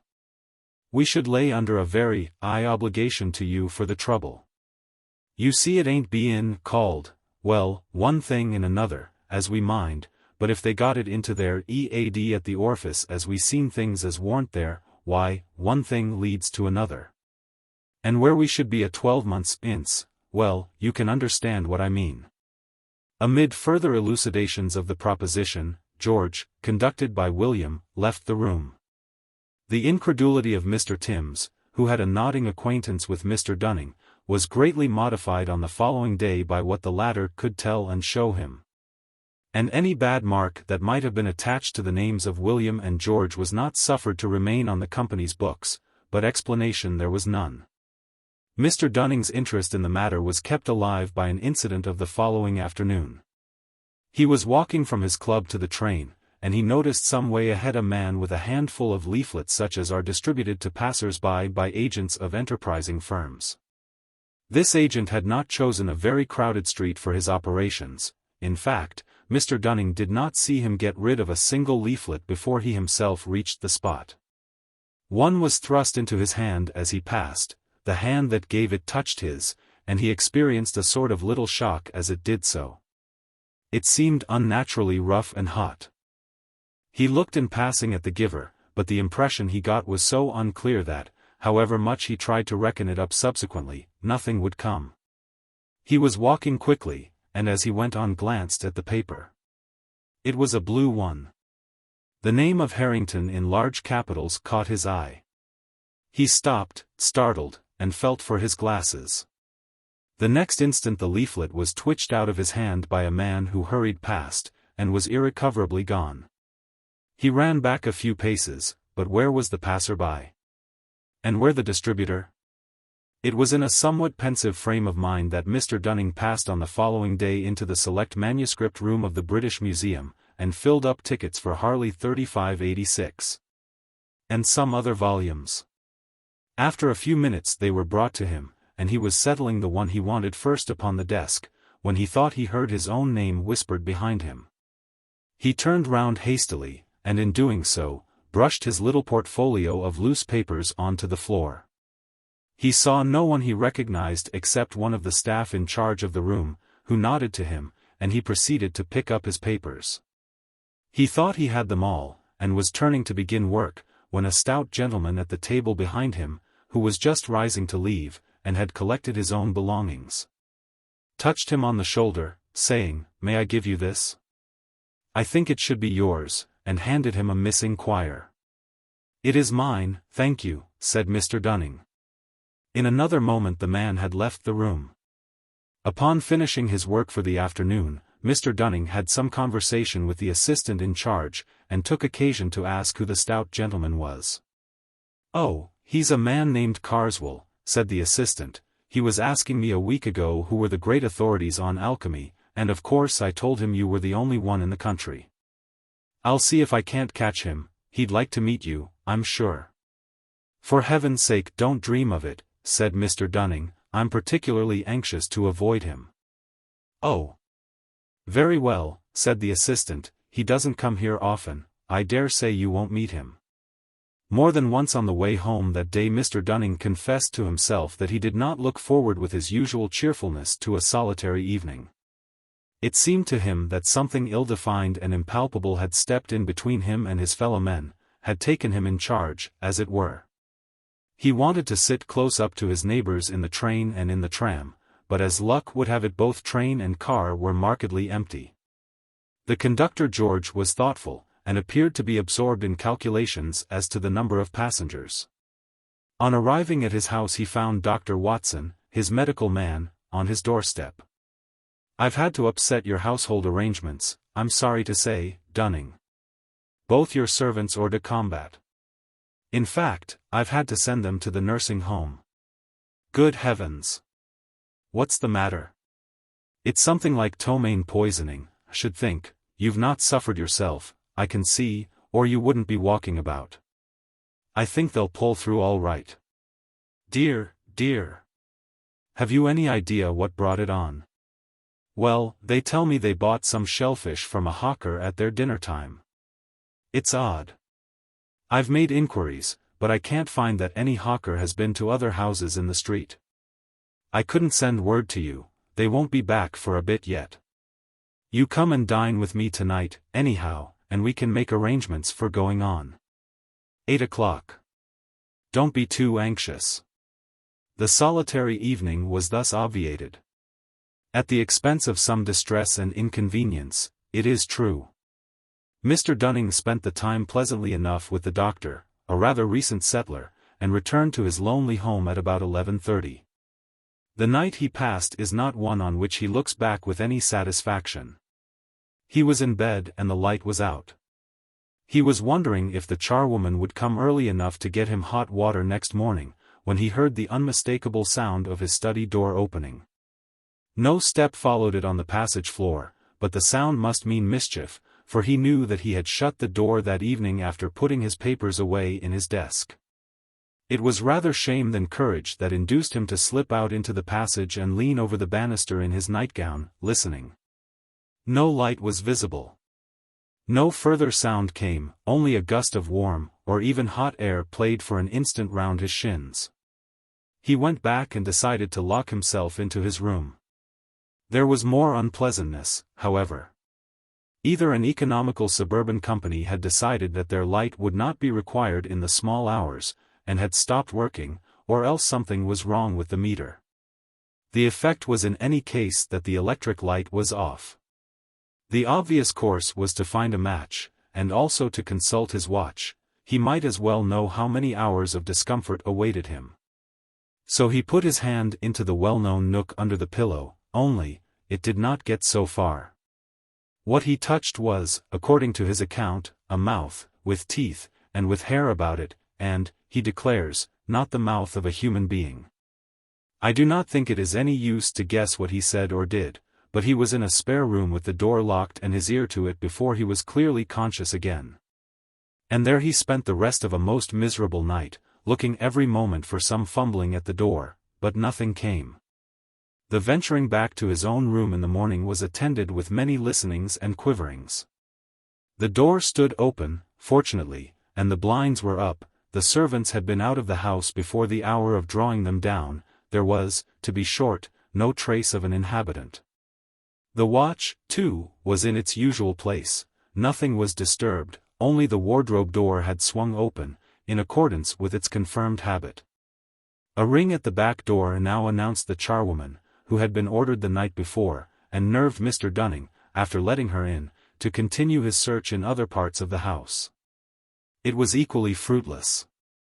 The day thus begun went on dismally enough. He dared not go to the museum, in spite of what the assistant had said. Carswell might turn up there, and Dunning felt he could not cope with a probably hostile stranger. His own house was odious. He hated sponging on the doctor. He spent some little time in a call at the nursing home, where he was slightly cheered by a good report of his housekeeper and maid. Towards lunchtime he betook himself to his club, again experiencing a gleam of satisfaction at seeing the secretary of the association. At luncheon Dunning told his friend the more material of his woes, but could not bring himself to speak of those that weighed most heavily on his spirits. "My poor dear man," said the secretary, "what an upset. Look here, we're alone at home, absolutely. You must put up with us." "Yes. No excuse, send your things in this afternoon." Dunning was unable to stand out. He was, in truth, becoming acutely anxious, as the hours went on, as to what that night might have waiting for him. He was almost happy as he hurried home to pack up.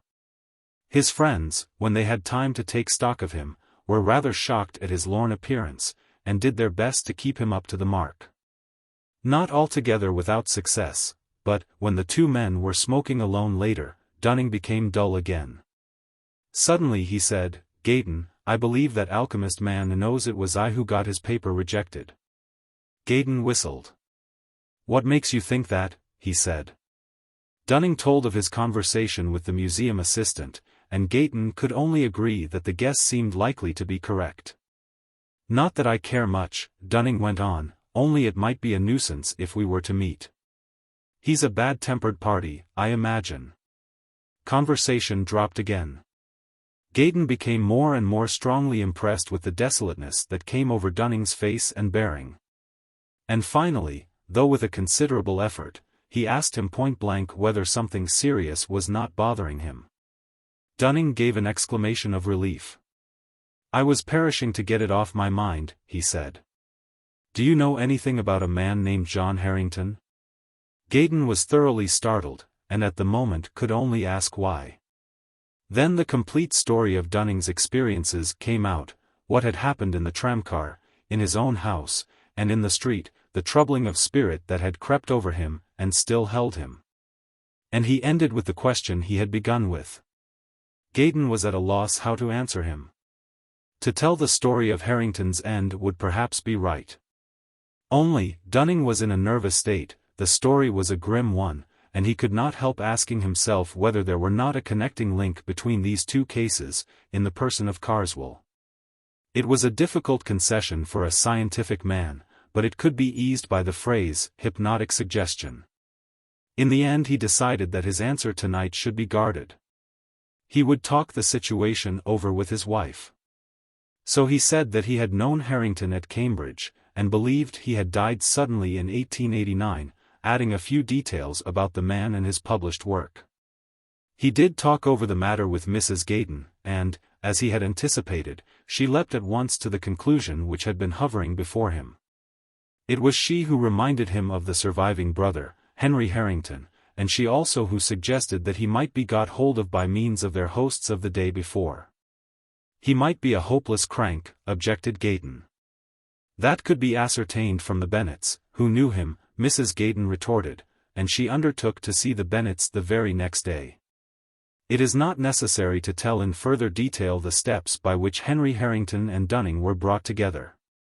The next scene that does require to be narrated is a conversation that took place between the two. Dunning had told Harrington of the strange ways in which the dead man's name had been brought before him, and had said something, besides, of his own subsequent experiences. Then he had asked if Harrington was disposed, in return, to recall any of the circumstances connected with his brother's death. Harrington's surprise at what he heard can be imagined, but his reply was readily given. John, he said, was in a very odd state, undeniably, from time to time, during some weeks before, though not immediately before, the catastrophe. There were several things. The principal notion he had was that he thought he was being followed. No doubt he was an impressionable man, but he never had had such fancies as this before. I cannot get it out of my mind that there was ill will at work, and what you tell me about yourself reminds me very much of my brother. Can you think of any possible connecting link? There is just one that has been taking shape vaguely in my mind. I've been told that your brother reviewed a book very severely not long before he died, and just lately I have happened to cross the path of the man who wrote that book in a way he would resent. Don't tell me the man was called Carswell. Why not? That is exactly his name. Henry Harrington leant back. That is final to my mind. Now I must explain further. From something he said, I feel sure that my brother John was beginning to believe, very much against his will, that Carswell was at the bottom of his trouble. I want to tell you what seems to me to have a bearing on the situation. My brother was a great musician, and used to run up to concerts in town. He came back, 3 months before he died, from one of these, and gave me his program to look at, an analytical program. He always kept them. I nearly missed this one, he said. I suppose I must have dropped it, anyhow. I was looking for it under my seat and in my pockets and so on, and my neighbor offered me his, said, might he give it me, he had no further use for it. And he went away just afterwards. I don't know who he was, a stout, clean-shaven man. I should have been sorry to miss it. Of course I could have bought another, but this cost me nothing. At another time he told me that he had been very uncomfortable both on the way to his hotel and during the night. I piece things together now in thinking it over. Then, not very long after, he was going over these programs, putting them in order to have them bound up, and in this particular one, which by the way I had hardly glanced at, he found quite near the beginning a strip of paper with some very odd writing on it in red and black, most carefully done. It looked to me more like runic letters than anything else. Why, he said, this must belong to my fat neighbor. It looks as if it might be worth returning to him. It may be a copy of something, evidently someone has taken trouble over it. How can I find his address? We talked it over for a little and agreed that it wasn't worth advertising about, and that my brother had better look out for the man at the next concert, to which he was going very soon. The paper was lying on the book and we were both by the fire. It was a cold, windy summer evening. I suppose the door blew open, though I didn't notice it. At any rate a gust, a warm gust it was, came quite suddenly between us, took the paper and blew it straight into the fire. It was light, thin paper, and flared and went up the chimney in a single ash. Well, I said, you can't give it back now. He said nothing for a minute, then rather crossly, no, I can't, but why you should keep on saying so I don't know. I remarked that I didn't say it more than once. Not more than 4 times, you mean, was all he said. I remember all that very clearly, without any good reason, and now to come to the point. I don't know if you looked at that book of Carswell's which my unfortunate brother reviewed. It's not likely that you should, but I did, both before his death and after it. The first time we made game of it together. It was written in no style at all, split infinitives, and every sort of thing that makes an Oxford gorge rise. Then there was nothing that the man didn't swallow, mixing up classical myths, and stories out of the Golden Legend with reports of savage customs of today, all very proper, no doubt. If you know how to use them, but he didn't, he seemed to put the Golden Legend and the Golden Bough exactly on a par, and to believe both, a pitiable exhibition, in short. Well, after the misfortune, I looked over the book again. It was no better than before, but the impression which it left this time on my mind was different. I suspected, as I told you, that Carswell had borne ill will to my brother, even that he was in some way responsible for what had happened. And now his book seemed to me to be a very sinister performance indeed. One chapter in particular struck me, in which he spoke of casting the runes on people. Either for the purpose of gaining their affection or of getting them out of the way, perhaps more especially the latter, he spoke of all this in a way that really seemed to me to imply actual knowledge. I've not time to go into details.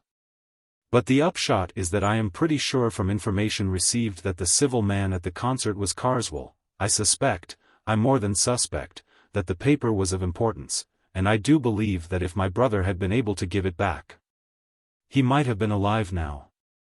Therefore, it occurs to me to ask you whether you have anything to put beside what I have told you. By way of answer, Dunning had the episode in the manuscript room at the British Museum to relate.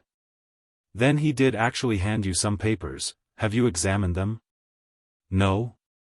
Because we must, if you'll allow it, look at them at once, and very carefully. They went to the still empty house, empty, for the two servants were not yet able to return to work. Dunning's portfolio of papers was gathering dust on the writing table.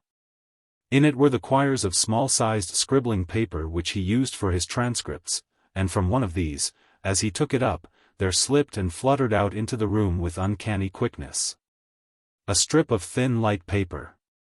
The window was open, but Harrington slammed it to, just in time to intercept the paper, which he caught. "I thought so," he said. "It might be the identical thing that was given to my brother. You'll have to look out, Dunning. This may mean something quite serious for you." A long consultation took place. The paper was narrowly examined. As Harrington had said, the characters on it were more like runes than anything else, but not decipherable by either man, and both hesitated to copy them, for fear, as they confessed, of perpetuating whatever evil purpose they might conceal. So it has remained impossible, if I may anticipate a little, to ascertain what was conveyed in this curious message or commission. Both Dunning and Harrington are firmly convinced that it had the effect of bringing its possessors into very undesirable company. That it must be returned to the source whence it came they were agreed, and further, that the only safe and certain way was that of personal service. And here contrivance would be necessary, for Dunning was known by sight to Carswell. He must, for one thing, alter his appearance by shaving his beard. But then might not the blow fall first? Harrington thought they could time it. He knew the date of the concert at which the black spot had been put on his brother. It was June 18th. The death had followed on September 18th. Dunning reminded him that 3 months had been mentioned on the inscription on the car window. "Perhaps," he added, with a cheerless laugh, "mine may be a bill at 3 months too. I believe I can fix it by my diary." Yes, April 23rd was the day at the museum. That brings us to July 23rd. Now, you know, it becomes extremely important to me to know anything you will tell me about the progress of your brother's trouble, if it is possible for you to speak of it. Of course. Well, the sense of being watched whenever he was alone was the most distressing thing to him. After a time I took to sleeping in his room, and he was the better for that. Still, he talked a great deal in his sleep. What about? Is it wise to dwell on that, at least before things are straightened out? I think not, but I can tell you this. 2 things came for him by post during those weeks, both with a London postmark, and addressed in a commercial hand. One was a woodcut of Buick's, roughly torn out of the page, one which shows a moonlit road and a man walking along it, followed by an awful demon creature. Under it were written the lines out of the Ancient Mariner, which I suppose the cut illustrates, about one who, having once looked round, walks on, and turns no more his head, because he knows a frightful fiend doth close behind him tread. The other was a calendar, such as tradesmen often send. My brother paid no attention to this, but I looked at it after his death, and found that everything after September 18th had been torn out. You may be surprised at his having gone out alone the evening he was killed. But the fact is that during the last 10 days or so of his life he had been quite free from the sense of being followed or watched. The end of the consultation was this. Harrington, who knew a neighbor of Carswell's, thought he saw a way of keeping a watch on his movements. It would be Dunning's part to be in readiness to try to cross Carswell's path at any moment, to keep the paper safe and in a place of ready access. They parted. The next weeks were no doubt a severe strain upon Dunning's nerves, the intangible barrier which had seemed to rise about him on the day when he received the paper gradually developed into a brooding blackness that cut him off from the means of escape to which one might have thought he might resort. No one was at hand who was likely to suggest them to him, and he seemed robbed of all initiative. He waited with inexpressible anxiety as May, June, and early July passed on, for a mandate from Harrington. But all this time Carswell remained immovable at Lufford. At last, in less than a week before the date he had come to look upon as the end of his earthly activities, came a telegram: leaves Victoria by boat train Thursday night. Do not miss. I come to you tonight. Harrington. He arrived accordingly, and they concocted plans. The train left Victoria at 9 and its last stop before Dover was Croydon West. Harrington would mark down Carswell at Victoria, and look out for Dunning at Croydon, calling to him if need were by a name agreed upon. Dunning, disguised as far as might be, was to have no label or initials on any hand luggage, and must at all costs have the paper with him. Dunning's suspense as he waited on the Croydon platform I need not attempt to describe. His sense of danger during the last days had only been sharpened by the fact that the cloud about him had perceptibly been lighter. But relief was an ominous symptom, and, if Carswell eluded him now, hope was gone, and there were so many chances of that. The rumor of the journey might be itself a device. The 20 minutes in which he paced the platform and persecuted every porter with inquiries as to the boat train were as bitter as any he had spent. Still, the train came, and Harrington was at the window. It was important, of course, that there should be no recognition, so Dunning got in at the farther end of the corridor carriage, and only gradually made his way to the compartment where Harrington and Carswell were. He was pleased, on the whole, to see that the train was far from full. Carswell was on the alert, but gave no sign of recognition. Dunning took the seat not immediately facing him, and attempted, vainly at first, then with increasing command of his faculties, to reckon the possibilities of making the desired transfer. Opposite to Carswell, and next to Dunning, was a heap of Carswell's coats on the seat. It would be of no use to slip the paper into these, he would not be safe, or would not feel so, unless in some way it could be proffered by him and accepted by the other. There was a handbag, open, and with papers in it. Could he manage to conceal this, so that perhaps Carswell might leave the carriage without it, and then find and give it to him? This was the plan that suggested itself. If he could only have counseled with Harrington. But that could not be. The minutes went on. More than once Carswell rose and went out into the corridor. The second time Dunning was on the point of attempting to make the bag fall off the seat, but he caught Harrington's eye, and read in it a warning. Carswell, from the corridor, was watching, probably to see if the two men recognized each other. He returned, but was evidently restless, and, when he rose the third time, hope dawned, for something did slip off his seat and fall with hardly a sound to the floor. Carswell went out once more, and passed out of range of the corridor window. Dunning picked up what had fallen, and saw that the key was in his hands in the form of one of Cook's ticket cases, with tickets in it. These cases have a pocket in the cover, and within very few seconds the paper of which we have heard was in the pocket of this one. To make the operation more secure, Harrington stood in the doorway of the compartment and fiddled with the blind. It was done, and done at the right time, for the train was now slowing down towards Dover. In a moment more Carswell re-entered the compartment. As he did so, Dunning, managing, he knew not how, to suppress the tremble in his voice, handed him the ticket case, saying, "May I give you this, sir? I believe it is yours." After a brief glance at the ticket inside, Carswell uttered the hoped-for response, "Yes, it is, much obliged to you, sir," and he placed it in his breast pocket. Even in the few moments that remained, moments of tense anxiety, for they knew not to what a premature finding of the paper might lead, both men noticed that the carriage seemed to darken about them and to grow warmer.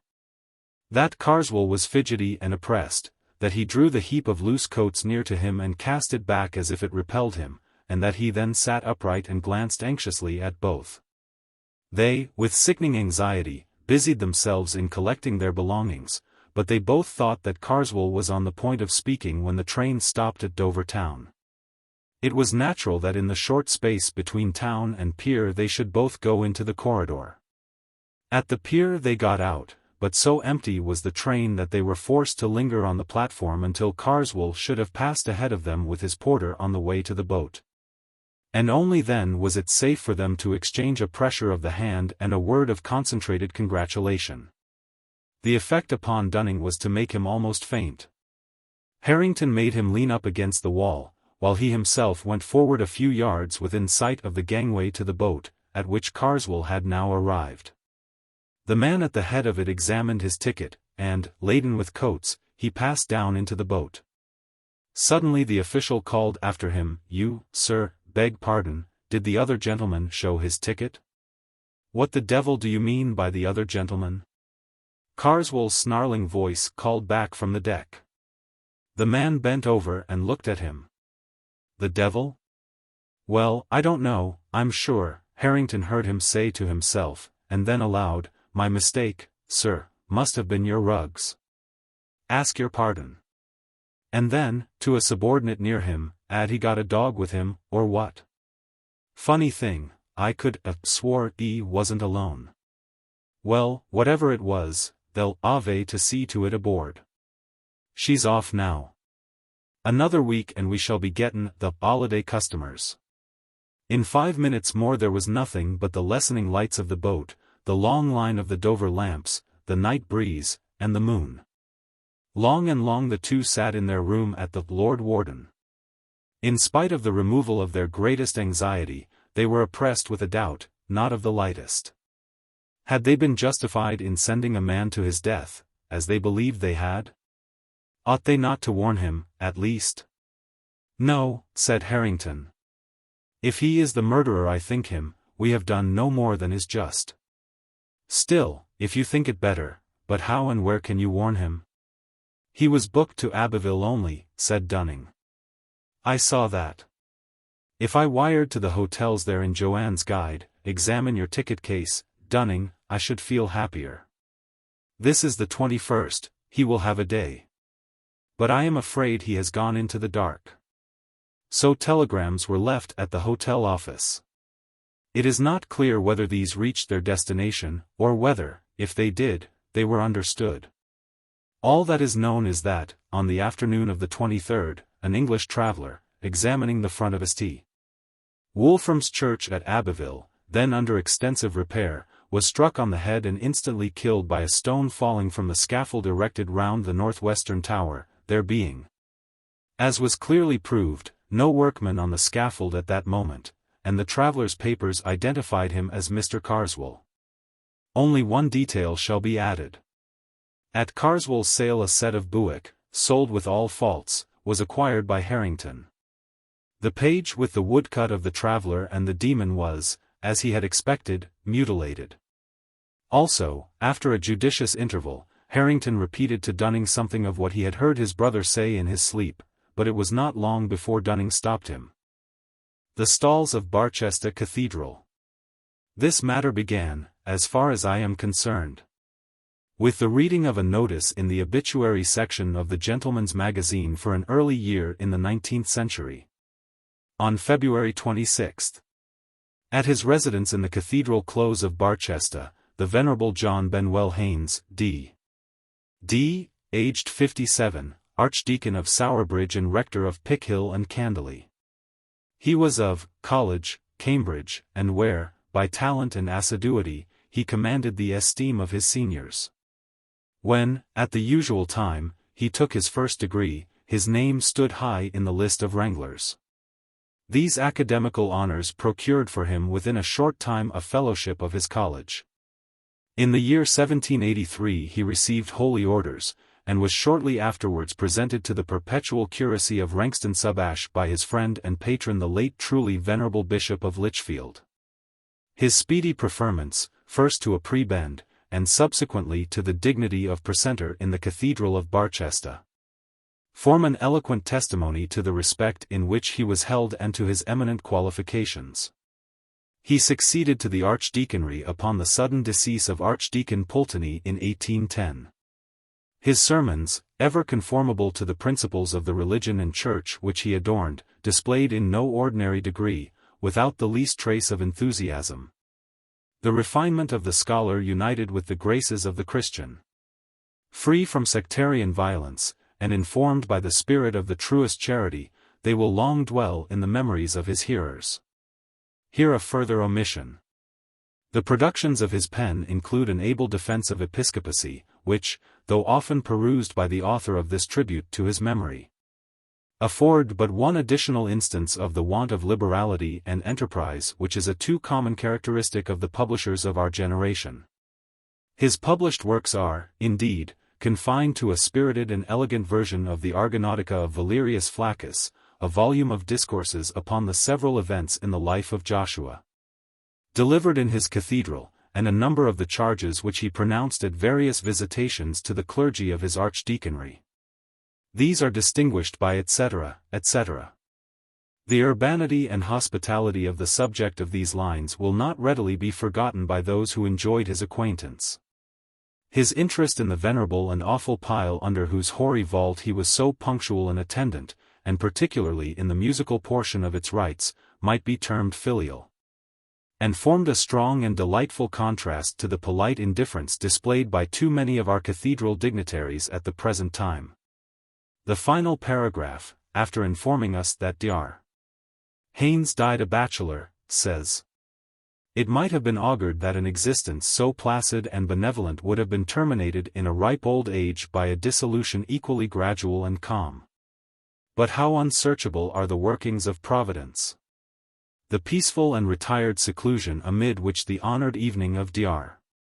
Haynes' life was mellowing to its close was destined to be disturbed, nay, shattered, by a tragedy as appalling as it was unexpected.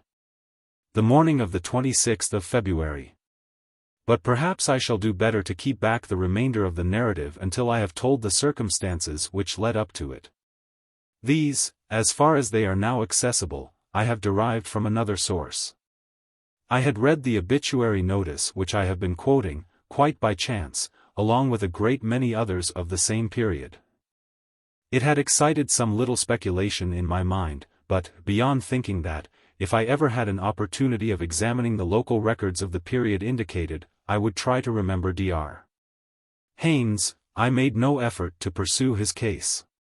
Quite lately I was cataloguing the manuscripts in the library of the college to which he belonged. I had reached the end of the numbered volumes on the shelves, and I proceeded to ask the librarian whether there were any more books which he thought I ought to include in my description. "I don't think there are," he said, "but we had better come and look at the manuscript class and make sure." "Have you time to do that now?" I had time. We went to the library, checked off the manuscripts, and, at the end of our survey, arrived at a shelf of which I had seen nothing.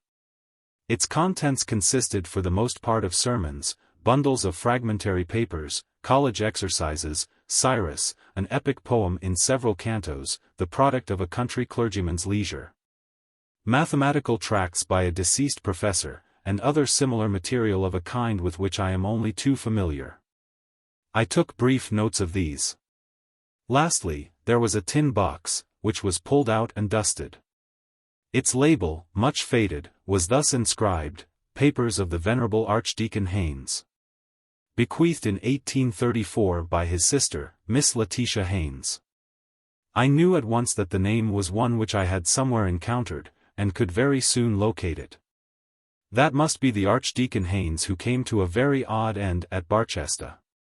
I've read his obituary in the Gentleman's Magazine. May I take the box home? Do you know if there is anything interesting in it? The librarian was very willing that I should take the box and examine it at leisure. "I never looked inside it myself," he said, "but I've always been meaning to. I am pretty sure that is the box which our old master once said ought never to have been accepted by the college. He said that to Martin years ago, and he said also that as long as he had control over the library it should never be opened. Martin told me about it, and said that he wanted terribly to know what was in it. But the master was librarian, and always kept the box in the lodge, so there was no getting at it in his time, and when he died it was taken away by mistake by his heirs. And only returned a few years ago. I can't think why I haven't opened it, but, as I have to go away from Cambridge this afternoon, you had better have first go at it. I think I can trust you not to publish anything undesirable in our catalogue. I took the box home and examined its contents, and thereafter consulted the librarian as to what should be done about publication, and, since I have his leave to make a story out of it. Provided I disguise the identity of the people concerned, I will try what can be done. The materials are, of course, mainly journals and letters. How much I shall quote and how much epitomize must be determined by considerations of space. The proper understanding of the situation has necessitated a little, not very arduous, research, which has been greatly facilitated by the excellent illustrations and text of the Barchester volume in Bell's Cathedral series. When you enter the choir of Barchester Cathedral now, you pass through a screen of metal and coloured marbles, designed by Sir Gilbert Scott, and find yourself in what I must call a very bare and odiously furnished place. The stalls are modern, without canopies.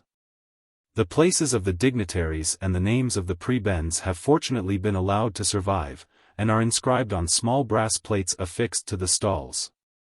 The organ is in the triforium, and what is seen of the case is Gothic. The reredos and its surroundings are like every other.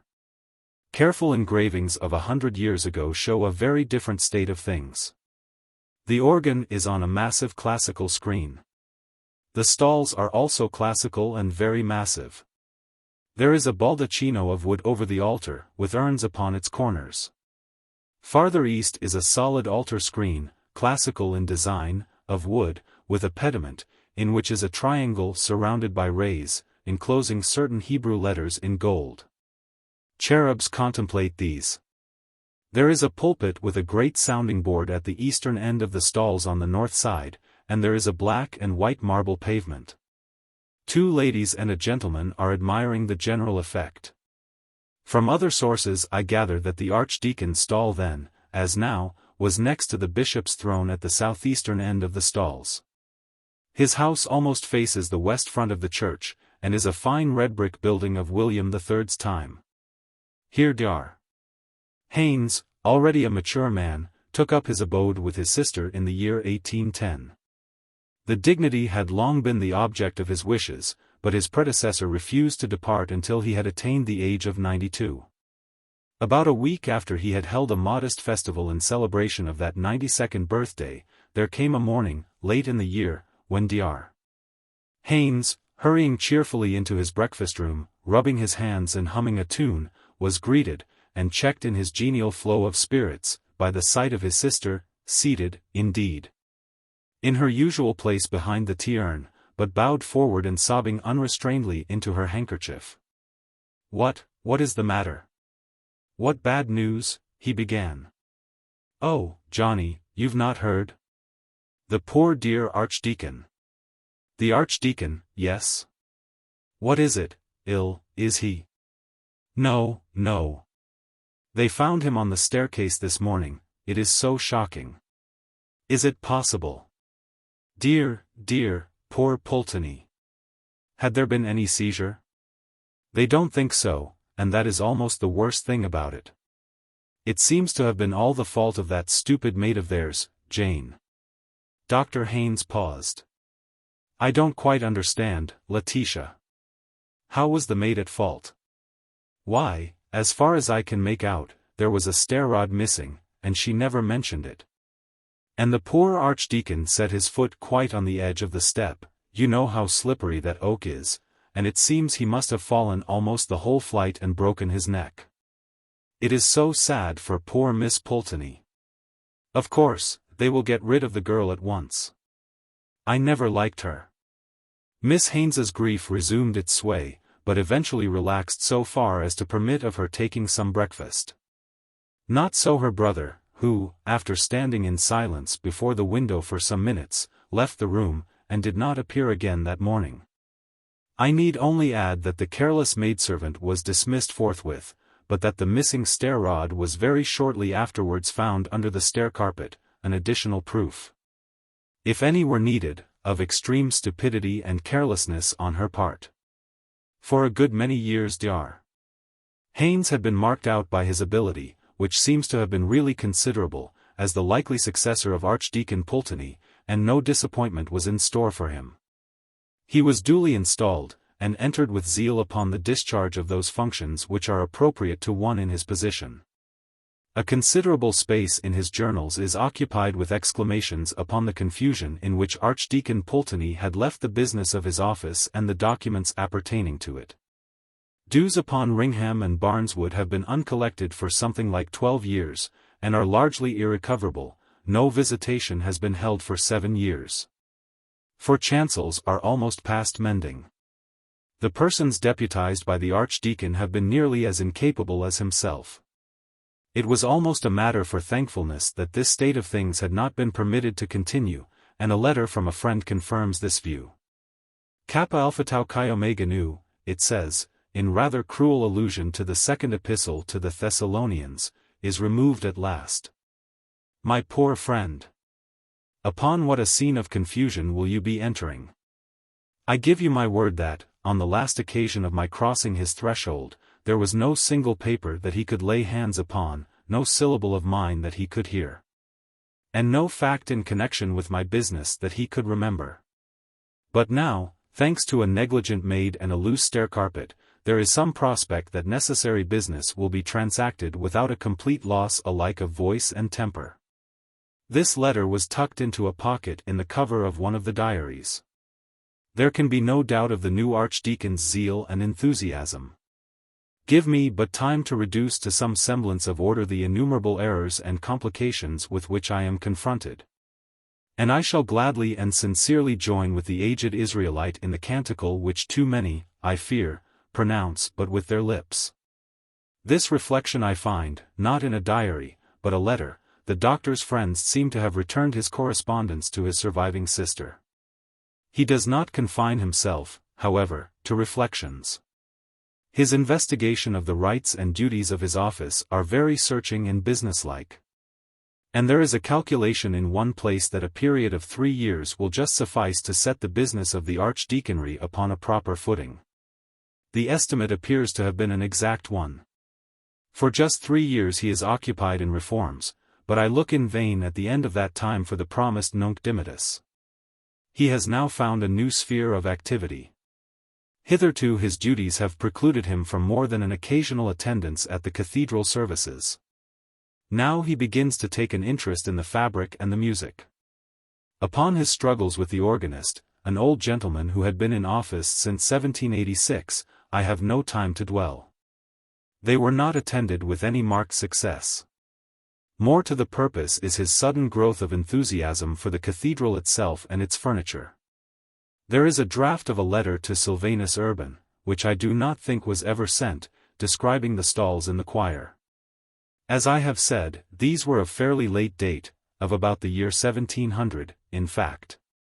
The archdeacon's stall, situated at the southeast end, west of the episcopal throne, now so worthily occupied by the truly excellent prelate who adorns the See of Barchester, is distinguished by some curious ornamentation. In addition to the arms of Dean West, by whose efforts the whole of the internal furniture of the choir was completed, the prayer desk is terminated at the eastern extremity by 3 small but remarkable statuettes in the grotesque manner. One is an exquisitely modeled figure of a cat, whose crouching posture suggests with admirable spirit the suppleness, vigilance, and craft of the redoubt adversary of the genus Muse. Opposite to this is a figure seated upon a throne and invested with the attributes of royalty, but it is no earthly monarch whom the carver has sought to portray. His feet are studiously concealed by the long robe in which he is draped, but neither the crown nor the cap which he wears suffice to hide the prick ears and curving horns which betray his Tartarian origin. And the hand which rests upon his knee is armed with talons of horrifying length and sharpness. Between these two figures stands a shape muffled in a long mantle. This might at first sight be mistaken for a monk or friar of orders grey, for the head is cowled and a knotted cord depends from somewhere about the waist. A slight inspection, however, will lead to a very different conclusion. The knotted cord is quickly seen to be a halter, held by a hand all but concealed within the draperies. While the sunken features and, horrid to relate, the rent flesh upon the cheekbones, proclaim the King of Terrors. These figures are evidently the production of no unskilled chisel. And should it chance that any of your correspondents are able to throw light upon their origin and significance, my obligations to your valuable miscellany will be largely increased. There is more description in the paper, and, seeing that the woodwork in question has now disappeared, it has a considerable interest. A paragraph at the end is worth quoting. Some late researches among the chapter accounts have shown me that the carving of the stalls was not, as was very usually reported, the work of Dutch artists, but was executed by a native of this city or district named Austin. The timber was procured from an oak copse in the vicinity, the property of the dean and chapter, known as Hollywood. Upon a recent visit to the parish within whose boundaries it is situated, I learned from the aged and truly respectable incumbent that tradition still lingered amongst the inhabitants of the great size and age of the oaks employed to furnish the materials of the stately structure which has been, however imperfectly, described in the above lines. Of one in particular, which stood near the center of the grove, it is remembered that it was known as the Hanging Oak. The propriety of that title is confirmed by the fact that a quantity of human bones was found in the soil about its roots, and that at certain times of the year it was the custom for those who wished to secure a successful issue to their affairs, whether of love or the ordinary business of life, to suspend from its boughs small images or puppets rudely fashioned of straw, twigs, or the like rustic materials. So much for the Archdeacon's archaeological investigations. To return to his career as it is to be gathered from his diaries. Those of his first 3 years of hard and careful work show him throughout in high spirits, and, doubtless, during this time, that reputation for hospitality and urbanity which is mentioned in his obituary notice was well deserved. After that, as time goes on, I see a shadow coming over him, destined to develop into utter blackness, which I cannot but think must have been reflected in his outward demeanor. He commits a good deal of his fears and troubles to his diary. There was no other outlet for them. He was unmarried and his sister was not always with him. But I am much mistaken if he has told all that he might have told. A series of extracts shall be given. August 30th, 1816, the days begin to draw in more perceptibly than ever. Now that the archdeaconry papers are reduced to order, I must find some further employment for the evening hours of autumn and winter. It is a great blow that Letitia's health will not allow her to stay through these months. Why not go on with my defense of episcopacy? It may be useful. September 15th, Letitia has left me for Brighton.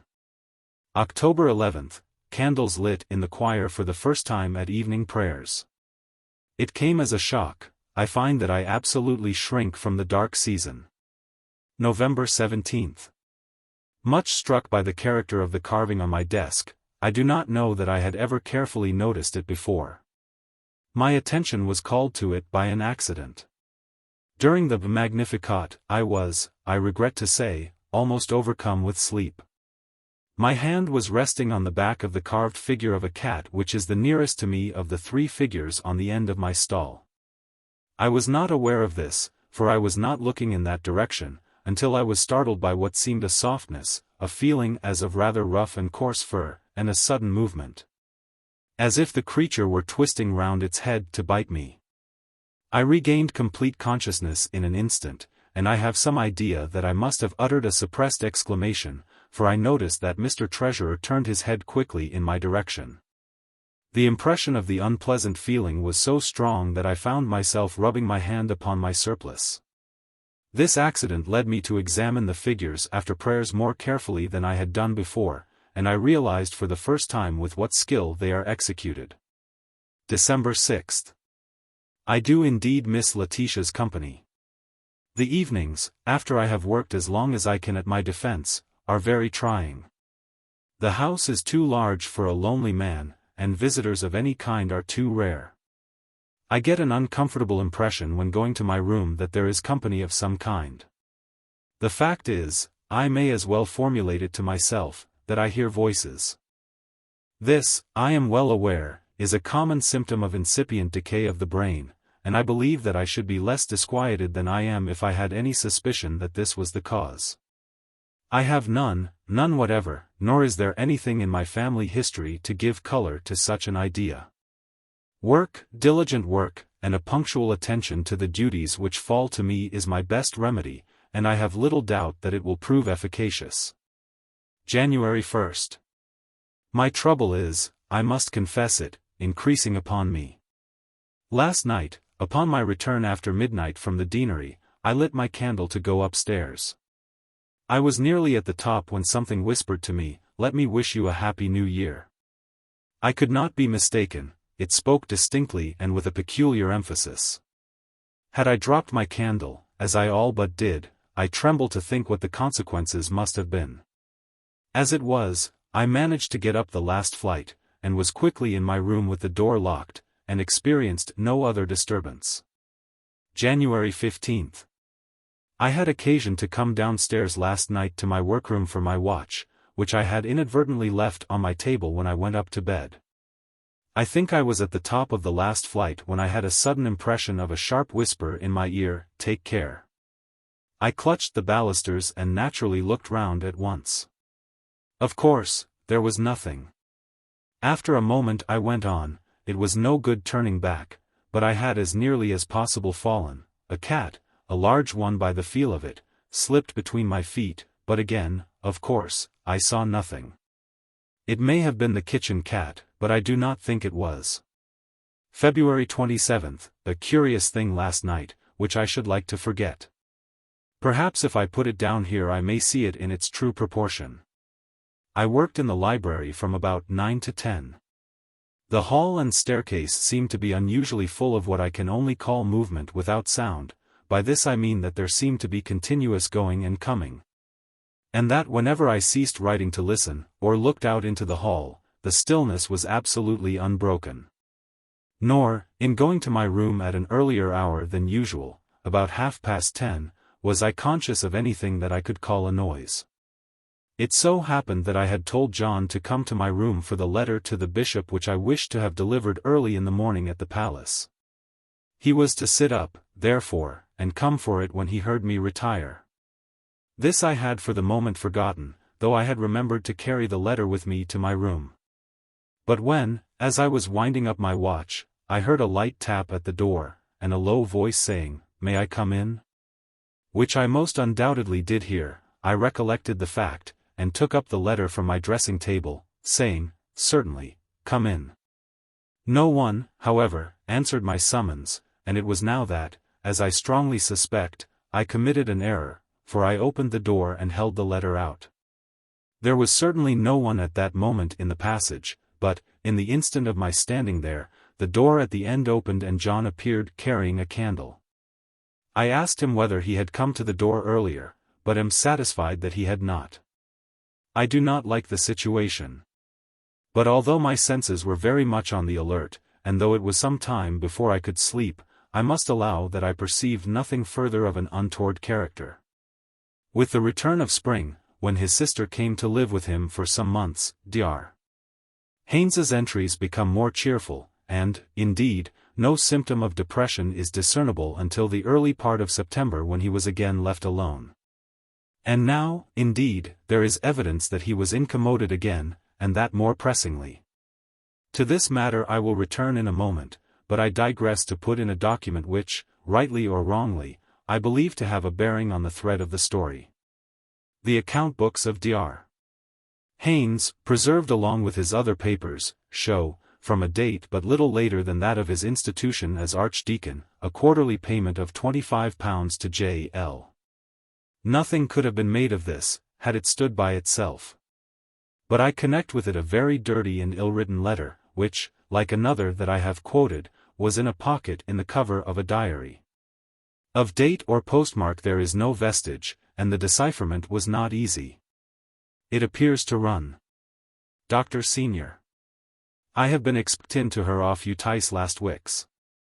And not having done so must suppose you have not got mine, which was saying how me and my man had met in with bad times this season. All seems to go cross with us on the farm, and which way to look for the rent we have no knowledge of it. This been the sad case with us, if you would have the great liberality probably.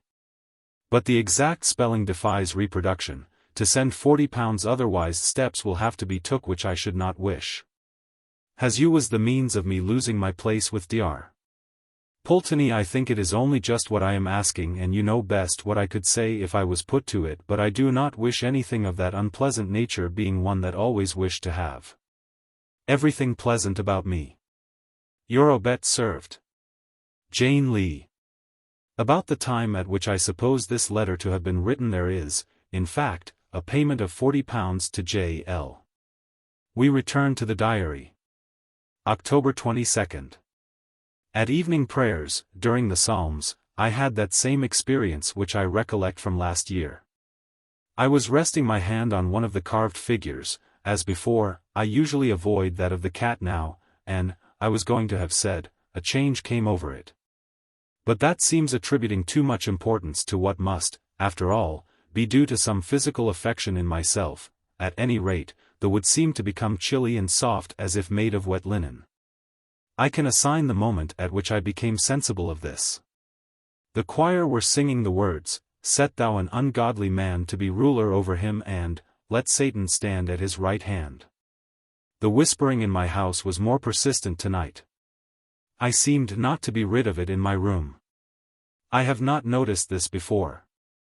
A nervous man, which I am not, and hope I am not becoming, would have been much annoyed, if not alarmed, by it. The cat was on the stairs tonight. I think it sits there always. There is no kitchen cat. November 15th, here again I must note a matter I do not understand. I am much troubled in sleep. No definite image presented itself, but I was pursued by the very vivid impression that wet lips were whispering into my ear with great rapidity and emphasis for some time together. After this, I suppose, I fell asleep, but was awakened with a start by a feeling as if a hand were laid on my shoulder. To my intense alarm I found myself standing at the top of the lowest flight of the first staircase. The moon was shining brightly enough through the large window to let me see that there was a large cat on the second or third step. I can make no comment. I crept up to bed again, I do not know how. Yes, mine is a heavy burden. Then follows a line or two which has been scratched out. I fancy I read something like, "acted for the best." Not long after this it is evident to me that the Archdeacon's firmness began to give way under the pressure of these phenomena. I omit as unnecessarily painful and distressing the ejaculations and prayers which, in the months of December and January, appear for the first time and become increasingly frequent. Throughout this time, however, he is obstinate in clinging to his post. Why he did not plead ill health and take refuge at Bath or Brighton I cannot tell. My impression is that it would have done him no good, that he was a man who, if he had confessed himself beaten by the annoyances, would have succumbed at once, and that he was conscious of this. He did seek to palliate them by inviting visitors to his house.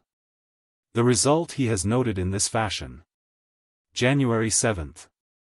I have prevailed on my cousin Alan to give me a few days, and he is to occupy the chamber next to mine. January 8th, a still night. Alan slept well, but complained of the wind. My own experiences were as before, still whispering and whispering. What is it that he wants to say? January 9th, Alan thinks this a very noisy house.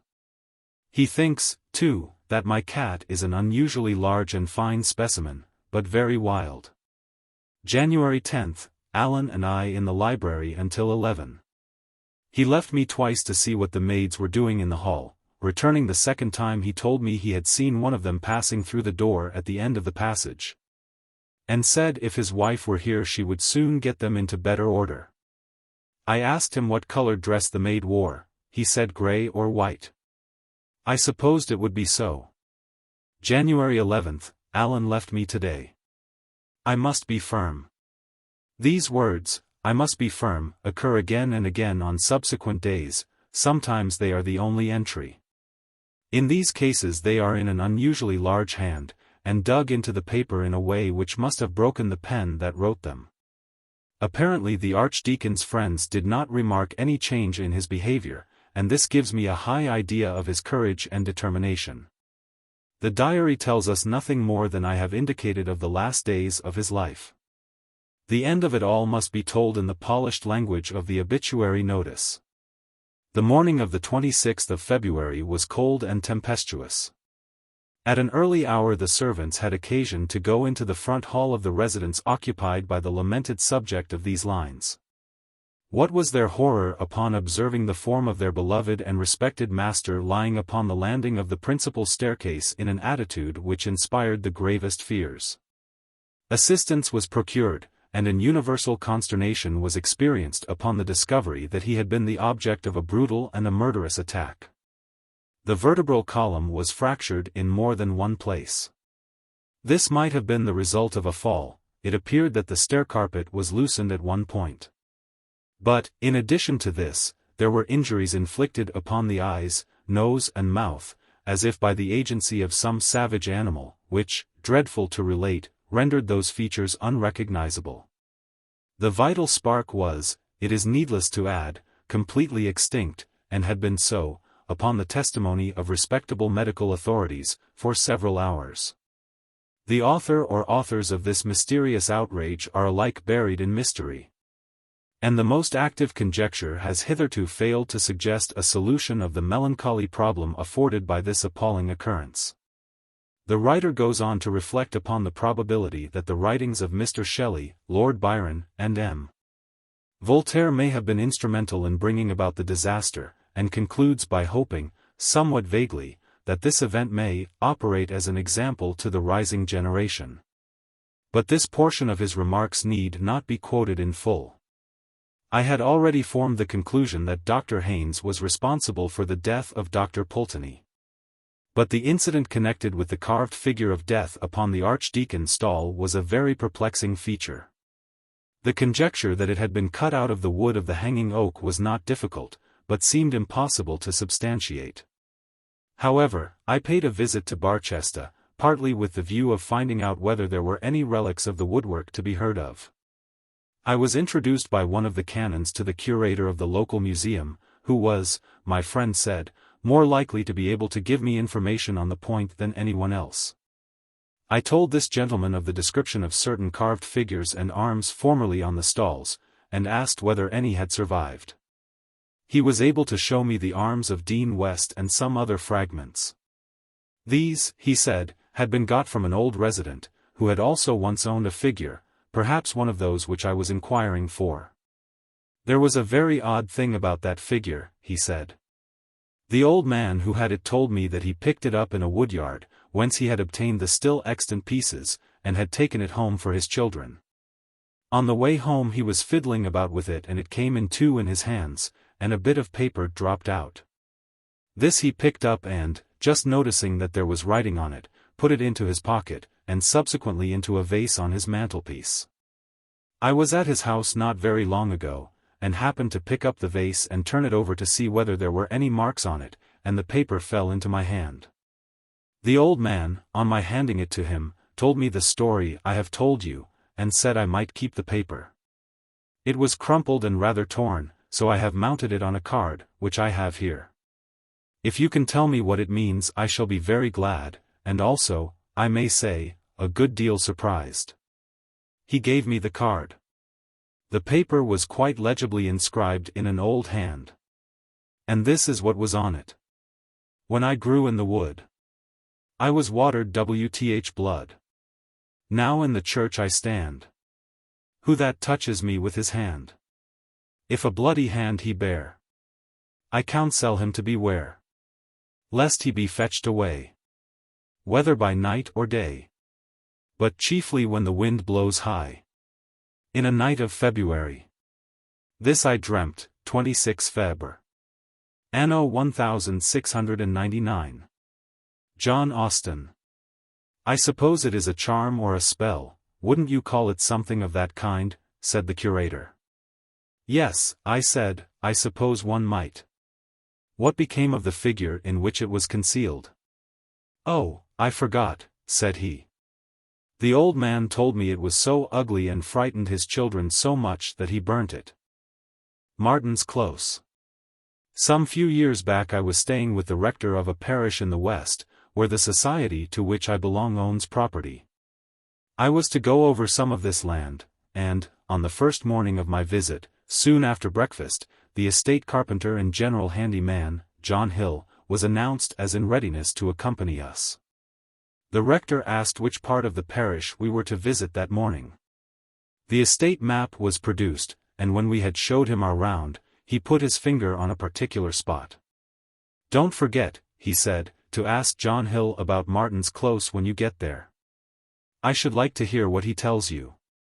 What ought he to tell us? I said. I haven't the slightest idea, said the rector, or, if that is not exactly true, it will do till lunchtime. And here he was called away. We set out.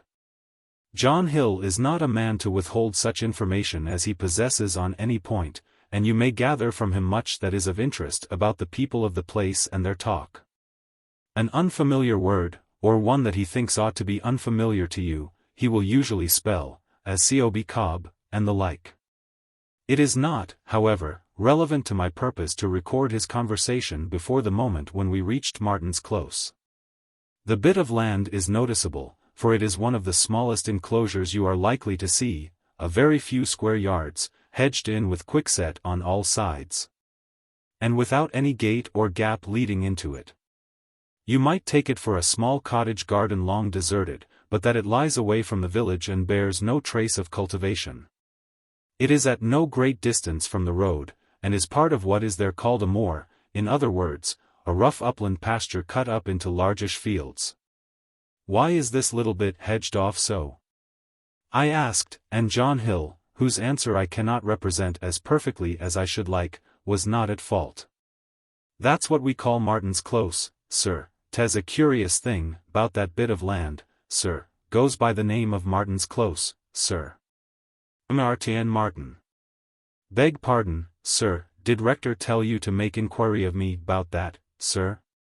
Yes, he did. Ah, I thought so much, sir. I was tellin' rector 'bout that last week, and he was very much interested. It 'pears there's a murderer buried there, sir, by the name of Martin. Old Samuel Saunders, that formerly lived here at what we call South Town, sir, he had a long tale 'bout that, sir, terrible murder done 'pon a young woman, sir. Cut her throat and cast her in the water down yer. Was he hung for it? Yes, sir, he was hung just up here on the roadway, by what I've 'eard, on the Holy Innocents' Day, many 100 years ago. By the man that went by the name of the Bloody Judge, terrible red and bloody, I've 'eard. Was his name Jeffreys, do you think?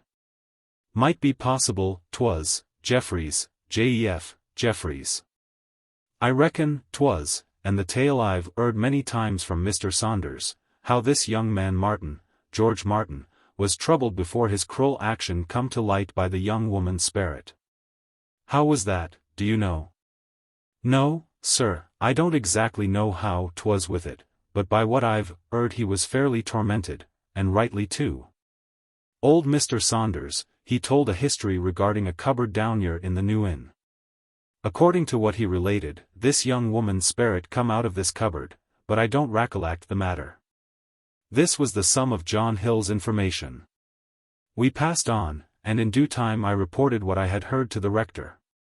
He was able to show me from the parish account books that a gibbet had been paid for in 1684, and a grave dug in the following year, both for the benefit of George Martin. But he was unable to suggest anyone in the parish, Saunders being now gone, who was likely to throw any further light on the story.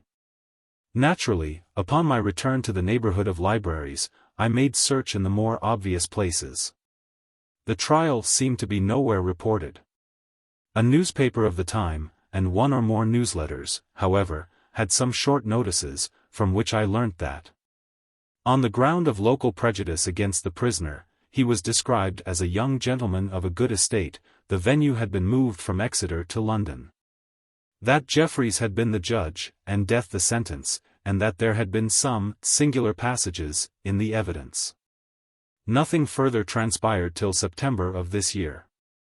A friend who knew me to be interested in Jeffreys then sent me a leaf torn out of a second-hand bookseller's catalogue with the entry, Jeffreys, Judge, interesting old MS.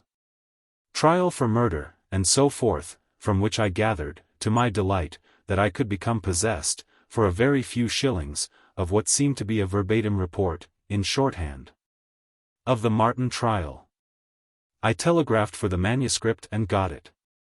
It was a thin-bound volume, provided with a title written in longhand by someone in the 18th century, who had also added this note: my father, who took these notes in court, told me that the prisoner's friends had made interest with Judge Jeffreys that no report should be put out. He had intended doing this himself when times were better, and had showed it to the Revd. Mr. Glanville, who encouraged his design very warmly, but death surprised them both before it could be brought to an accomplishment. The initials W.G. are appended.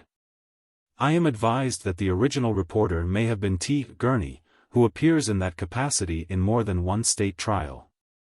This was all that I could read for myself.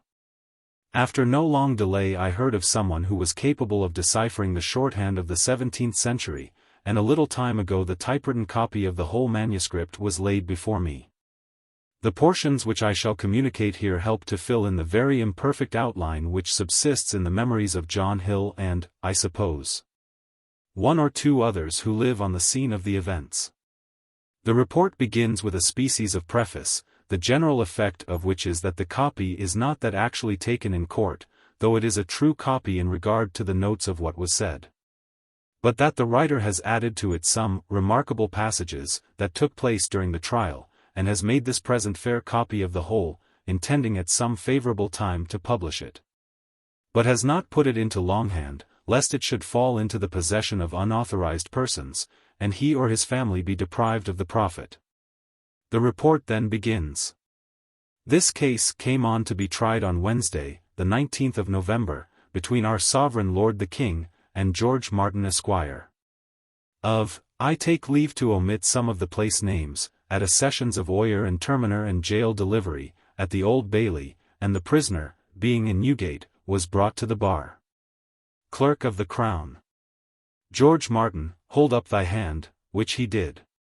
Then the indictment was read, which set forth that the prisoner, not having the fear of God before his eyes, but being moved and seduced by the instigation of the devil, upon the 15th day of May, in the 36th year of our sovereign Lord King Charles II, with force and arms in the parish aforesaid, in and upon and Clark, spinster, of the same place, in the peace of God and of our said sovereign Lord the King then and there being, feloniously, wilfully, and of your malice aforethought did make an assault and with a certain knife value a penny the throat of the said and Clark then and there did cut, of the which wound the said and Clark then and there did die, and the body of the said and Clark did cast into a certain pond of water situate in the same parish, with more that is not material to our purpose, against the peace of our sovereign Lord the King, his crown and dignity. Then the prisoner prayed a copy of the indictment. LCJ, Sir George Jeffreys. What is this? Sure you know that is never allowed. Besides, here is as plain indictment as ever I heard. You have nothing to do but to plead to it. My lord, I apprehend there may be matter of law arising out of the indictment, and I would humbly beg the court to assign me counsel to consider of it. Besides, my lord, I believe it was done in another case. Copy of the indictment was allowed. LCJ. What case was that? Truly, my lord, I have been kept close prisoner ever since I came up from Exeter Castle, and no one allowed to come at me and no one to advise with. LCJ. But I say, what was that case you allege? My lord, I cannot tell your lordship precisely the name of the case, but it is in my mind that there was such an one, and I would humbly desire. LCJ. All this is nothing. Name your case, and we will tell you whether there be any matter for you in it. God forbid but you should have anything that may be allowed you by law, but this is against law, and we must keep the course of the court. A.T.T. Gen. Sir Robert Sawyer. My lord, we pray for the king that he may be asked to plead. CL of CT. Are you guilty of the murder whereof you stand indicted, or not guilty? Pre. My lord, I would humbly offer this to the court. If I plead now, shall I have an opportunity after to accept against the indictment? LCJ. Yes, that comes after verdict, that will be saved to you, and counsel assigned if there be matter of law, but that which you have now to do is to plead. Then after some little parleying with the court, which seemed strange upon such a plain indictment, the prisoner pleaded not guilty. CL of CT. Culprit. How wilt thou be tried? Pre. By God and my country. CL of CT. God send thee a good deliverance. LCJ. Why, how is this? Here has been a great to-do that you should not be tried at Exeter by your country, but be brought here to London, and now you ask to be tried by your country. Must we send you to Exeter again? Pre. My lord, I understood it was the form. LCJ. So it is, man, we spoke only in the way of pleasantness. Well, go on and swear the jury. So they were sworn. I omit the names. There was no challenging on the prisoner's part, for, as he said, he did not know any of the persons called. Thereupon the prisoner asked for the use of pen, ink, and paper, to which the LCJ replied, Aye, in God's name let him have it. Then the usual charge was delivered to the jury, and the case opened by the junior counsel for the king, Mr. Dolben. The Attorney General followed. May it please your lordship, and you gentlemen of the jury, I am of counsel for the king against the prisoner at the bar. You have heard that he stands indicted for a murder done upon the person of a young girl. Such crimes as this you may perhaps reckon to be not uncommon, and, indeed, in these times, I am sorry to say it, there is scarce any fact so barbarous and unnatural but what we may hear almost daily instances of it.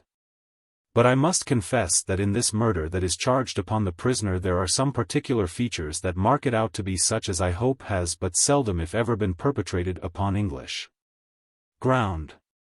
For as we shall make it appear, the person murdered was a poor country girl, whereas the prisoner is a gentleman of a proper estate, and, besides that, was one to whom Providence had not given the full use of her intellects, but was what is termed among us commonly an innocent or natural, such an one, therefore, as one would have supposed a gentleman of the prisoner's quality more likely to overlook, or, if he did notice her, to be moved to compassion for her unhappy condition, than to lift up his hand against her in the very horrid and barbarous manner which we shall show you he used.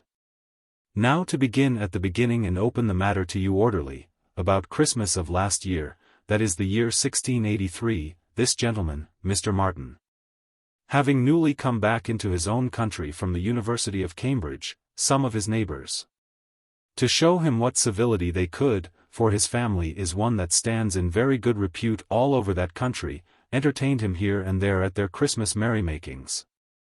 So that he was constantly riding to and fro, from one house to another, and sometimes, when the place of his destination was distant, or for other reason, as the unsafeness of the roads, he would be constrained to lie the night at an inn. In this way it happened that he came, a day or two after the Christmas, to the place where this young girl lived with her parents, and put up at the inn there, called the New Inn, which is, as I am informed, a house of good repute. Here was some dancing going on among the people of the place, and an clerk had been brought in, it seems, by her elder sister to look on. But being, as I have said, of weak understanding, and, besides that, very uncomely in her appearance, it was not likely she should take much part in the merriment, and accordingly was but standing by in a corner of the room. The prisoner at the bar, seeing her, one must suppose by way of a jest, asked her would she dance with him. And in spite of what her sister and others could say to prevent it and to dissuade her, LCJ Come, Mr. Attorney, we are not set here to listen to tales of Christmas parties in taverns. I would not interrupt you, but sure you have more weighty matters than this. You will be telling us next what tune they danced to. ATT. My lord, would not take up the time of the court with what is not material, but we reckon it to be material to show how this unlikely acquaintance begun, and as for the tune, I believe, indeed, our evidence will show that even that hath a bearing on the matter in hand. LCJ. Go on, in God's name, but give us nothing that is impertinent. ATT. Indeed, my lord, I will keep to my matter. But, gentlemen, having now shown you, as I think, enough of this first meeting between the murdered person and the prisoner, I will shorten my tale so far as to say that from then on there were frequent meetings of the two, for the young woman was greatly tickled with having got hold, as she conceived it, of so likely a sweetheart. And he being once a week at least in the habit of passing through the street where she lived, she would be always on the watch for him. And it seems they had a signal arranged, he should whistle the tune that was played at the tavern. It is a tune, as I am informed, well known in that country, and has a burden. Madam, will you walk? Will you talk with me? LCJ. I remember it in my own country, in Shropshire. It runs somehow thus, doth it not? Here his lordship whistled a part of a tune, which was very observable, and seemed below the dignity of the court. And it appears he felt it so himself, for he said, but this is by the mark, and I doubt it is the first time we have had dance tunes in this court. The most part of the dancing we give occasion for is done at Tyburn. Looking at the prisoner, who appeared very much disordered. You said the tune was material to your case, Mr. Attorney, and upon my life I think Mr. Martin agrees with you. What ails you, man? Staring like a player that sees a ghost. My lord, I was amazed at hearing such trivial, foolish things as they bring against me. LCJ. Well, it lies upon Mr. Attorney to show whether they be trivial or not, but I must say, if he has nothing worse than this he has said, you have no great cause to be in amaze. Doth it not lie something deeper? But go on, Mr. Attorney. ATT. My lord and gentlemen, all that I have said so far you may indeed very reasonably reckon as having an appearance of triviality. And, to be sure, had the matter gone no further than the humouring of a poor silly girl by a young gentleman of quality, it had been very well. But to proceed. We shall make it appear that after 3 or 4 weeks the prisoner became contracted to a young gentlewoman of that country, one suitable every way to his own condition. And such an arrangement was on foot that seemed to promise him a happy and a reputable living. But within no very long time it seems that this young gentlewoman, hearing of the jest that was going about that countryside with regard to the prisoner and clerk, conceived that it was not only an unworthy carriage on the part of her lover, but a derogation to herself that he should suffer his name to be sport for tavern company, and so without more ado she, with the consent of her parents, signified to the prisoner that the match between them was at an end. We shall show you that upon the receipt of this intelligence the prisoner was greatly enraged against Clark as being the cause of his misfortune, though indeed there was nobody answerable for it but himself. And that he made use of many outrageous expressions and threatenings against her, and subsequently upon meeting with her both abused her and struck at her with his whip, but she, being but a poor innocent, could not be persuaded to desist from her attachment to him, but would often run after him testifying with gestures and broken words the affection she had to him, until she was become, as he said, the very plague of his life. Yet, being that affairs in which he was now engaged necessarily took him by the house in which she lived, he could not, as I am willing to believe he would otherwise have done, avoid meeting with her from time to time. We shall further show you that this was the posture of things up to the 15th day of May in this present year. Upon that day the prisoner comes riding through the village, as of custom, and met with the young woman, but in place of passing her by, as he had lately done, he stopped, and said some words to her with which she appeared wonderfully pleased, and so left her. And after that day she was nowhere to be found, notwithstanding a strict search was made for her. The next time of the prisoners passing through the place, her relations inquired of him whether he should know anything of her whereabouts, which he totally denied. They expressed to him their fears lest her weak intellects should have been upset by the attention he had showed her, and so she might have committed some rash act against her own life. Calling him to witness the same time how often they had beseeched him to desist from taking notice of her, as fearing trouble might come of it, but this, too, he easily laughed away. But in spite of this light behavior, it was noticeable in him that about this time his carriage and demeanor changed, and it was said of him that he seemed a troubled man. And here I come to a passage to which I should not dare to ask your attention, but that it appears to me to be founded in truth, and is supported by testimony deserving of credit. And, gentlemen, to my judgment it doth afford a great instance of God's revenge against murder, and that he will require the blood of the innocent. Here Mr. Attorney made a pause, and shifted with his papers, and it was thought remarkable by me and others, because he was a man not easily dashed. L.C.J. Well, Mr. Attorney, what is your instance? A.T.T. My lord, it is a strange one, and the truth is that, of all the cases I have been concerned in, I cannot call to mind the like of it. But to be short, gentlemen, we shall bring you testimony that in Clark was seen after this 15th of May, and that, at such time as she was so seen, it was impossible she could have been a living person. Here the people made a hum, and a good deal of laughter, and the court called for silence, and when it was made, L.C.J. Why, Mr. Attorney, you might save up this tale for a week. It will be Christmas by that time, and you can frighten your cook-maids with it, at which the people laughed again, and the prisoner also, as it seemed. God, man, what are you prating of, ghosts and Christmas jigs and tavern company, and here is a man's life at stake. To the prisoner, and you, sir, I would have you know there is not so much occasion for you to make merry neither.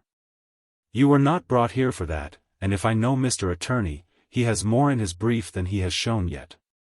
Go on, Mr. Attorney.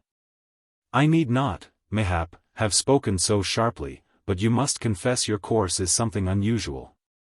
A.T.T. Nobody knows it better than I, my lord, but I shall bring it to an end with a round turn. I shall show you, gentlemen, that in Clark's body was found in the month of June, in a pond of water, with the throat cut, that a knife belonging to the prisoner was found in the same water, that he made efforts to recover the said knife from the water, that the coroner's quest brought in a verdict against the prisoner at the bar, and that therefore he should by course have been tried at Exeter, but that, suit being made on his behalf, on account that an impartial jury could not be found to try him in his own country, he hath had that singular favour shown him that he should be tried here in London. And so we will proceed to call our evidence. Then the facts of the acquaintance between the prisoner and Clark were proved, and also the coroner's inquest. I pass over this portion of the trial, for it offers nothing of special interest. Sarah Arscott was next called and sworn. A.T.T. What is your occupation? S. I keep the New Inn at. A.T.T. Do you know the prisoner at the bar? S. Yes, he was often at our house since he come first at Christmas of last year. A.T.T. Did you know Clark? S. Yes, very well. A.T.T. Pray, what manner of person was she in her appearance? S. She was a very short thick-made woman, I do not know what else you would have me say. A.T.T. Was she comely? S. No, not by no manner of means, she was very uncomely, poor child. She had a great face and hanging chops and a very bad colour like a puddock. L.C.J. What is that, mistress? What say you she was like? S. My lord, I ask pardon, I heard Esquire Martin say she looked like a puddock in the face, and so she did.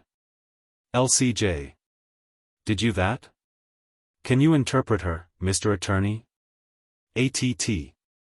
My lord, I apprehend it is the country word for a toad. L.C.J. Oh, a hop toad.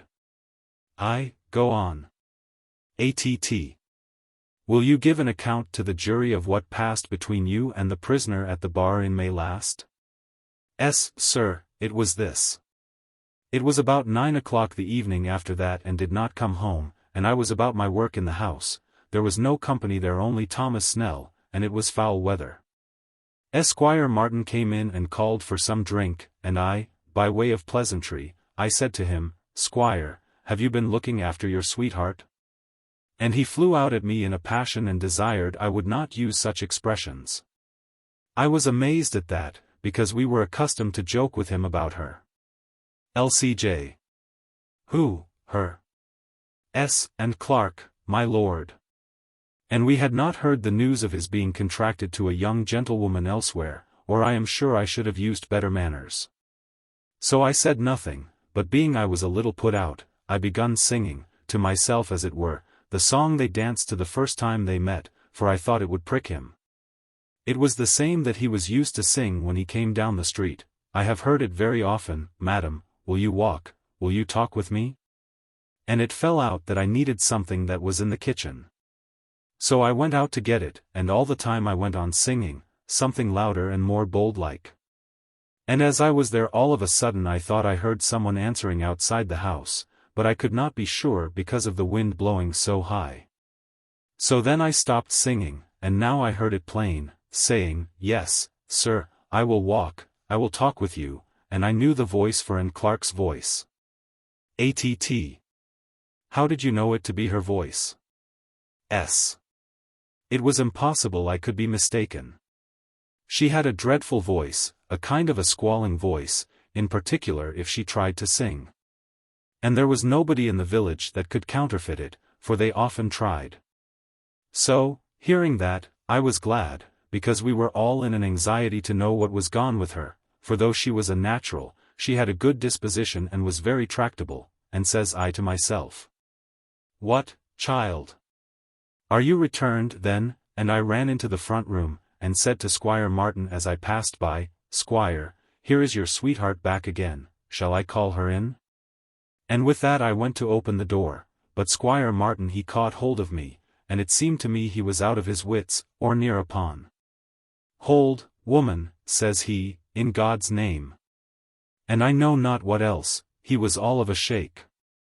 Then I was angry, and said I, "What? Are you not glad that poor child is found?" And I called to Thomas Snell and said, "If the squire will not let me, do you open the door and call her in." So Thomas Snell went and opened the door, and the wind setting that way blew in and overset the 2 candles that was all we had lighted, and Esquire Martin fell away from holding me. I think he fell down on the floor, but we were wholly in the dark, and it was a minute or 2 before I got a light again, and while I was feeling for the firebox. I am not certain but I heard someone step across the floor, and I am sure I heard the door of the great cupboard that stands in the room open and shut too.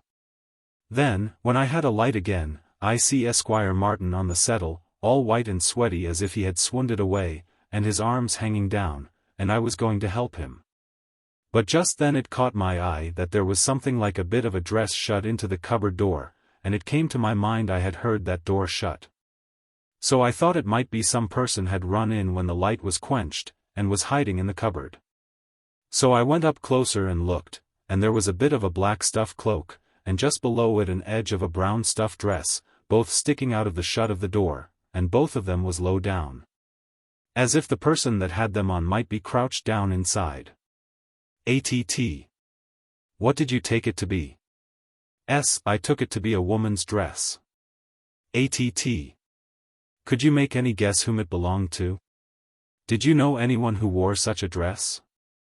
It was a common stuff, by what I could see. I have seen many women wearing such a stuff in our parish. ATT. Was it like in Clark's dress? She used to wear just such a dress, but I could not say on my oath it was hers. ATT. Did you observe anything else about it? I did notice that it looked very wet, but it was foul weather outside. LCJ. Did you feel of it, mistress? No, my lord, I did not like to touch it. LCJ. Not like? Why that? Are you so nice that you scruple to feel of a wet dress? Indeed, my lord, I cannot very well tell why, only it had a nasty ugly look about it. LCJ. Well, go on. Then I called again to Thomas Snell, and bid him come to me and catch anyone that come out when I should open the cupboard door, for, says I, there is someone hiding within. And I would know what she wants. And with that Squire Martin gave a sort of a cry or a shout and ran out of the house into the dark, and I felt the cupboard door pushed out against me while I held it. And Thomas Snell helped me, but for all we pressed to keep it shut as hard as we could, it was forced out against us, and we had to fall back. LCJ. And pray what came out, a mouse? No, my lord, it was greater than a mouse, but I could not see what it was, it fleeted very swift over the floor and out at the door. LCJ. But come. What did it look like? Was it a person? My lord, I cannot tell what it was, but it ran very low, and it was of a dark color.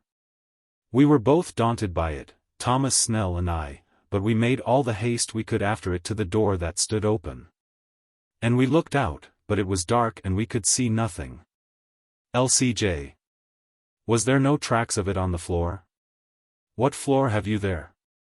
It is a flagged floor and sanded, my lord, and there was an appearance of a wet track on the floor, but we could make nothing of it, neither Thomas Snell nor me, and besides, as I said, it was a foul night. LCJ.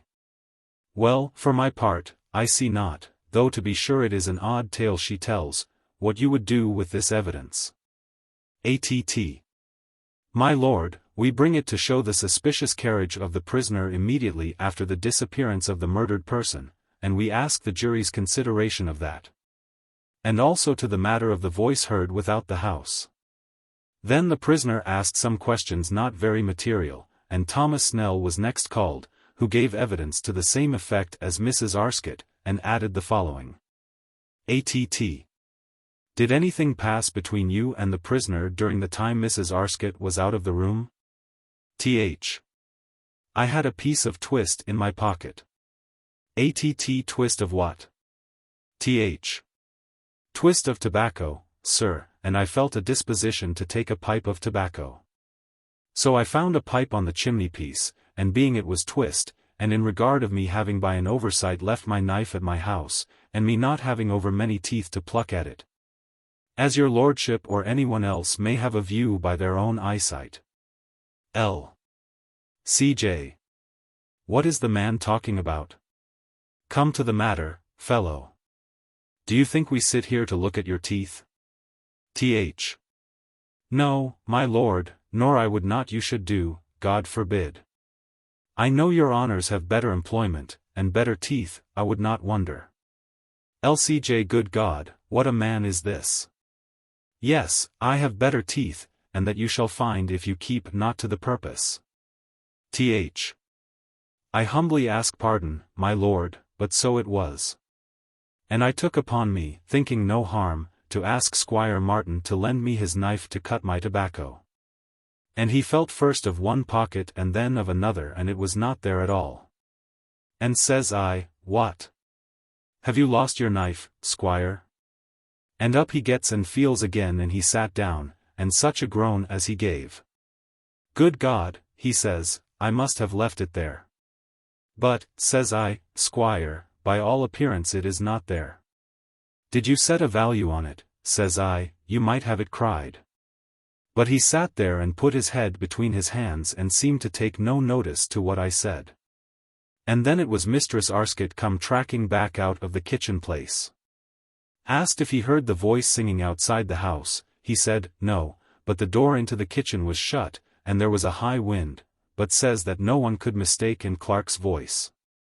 Then a boy, William Redaway, about 13 years of age, was called, and by the usual questions, put by the Lord Chief Justice, it was ascertained that he knew the nature of an oath.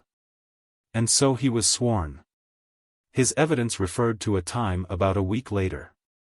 ATT. Now, child, don't be frightened, there is no one here will hurt you if you speak the truth. LCJ. Aye, if he speak the truth. But remember, child, thou art in the presence of the great God of heaven and earth, that hath the keys of hell, and of us that are the king's officers, and have the keys of Newgate. And remember, too, there is a man's life in question, and if thou tellest a lie, and by that means he comes to an ill end, thou art no better than his murderer, and so speak the truth. ATT.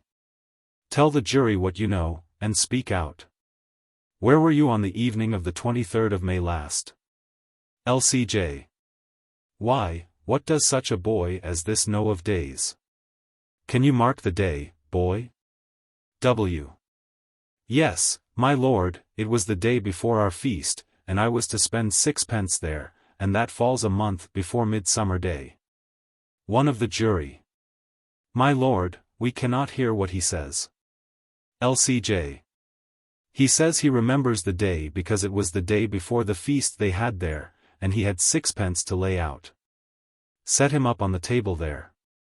Well, child, and where wast thou then? W. Keeping cows on the moor, my lord. But, the boy using the country speech, my lord could not well apprehend him, and so asked if there was anyone that could interpret him, and it was answered the parson of the parish was there. And he was accordingly sworn and so the evidence given.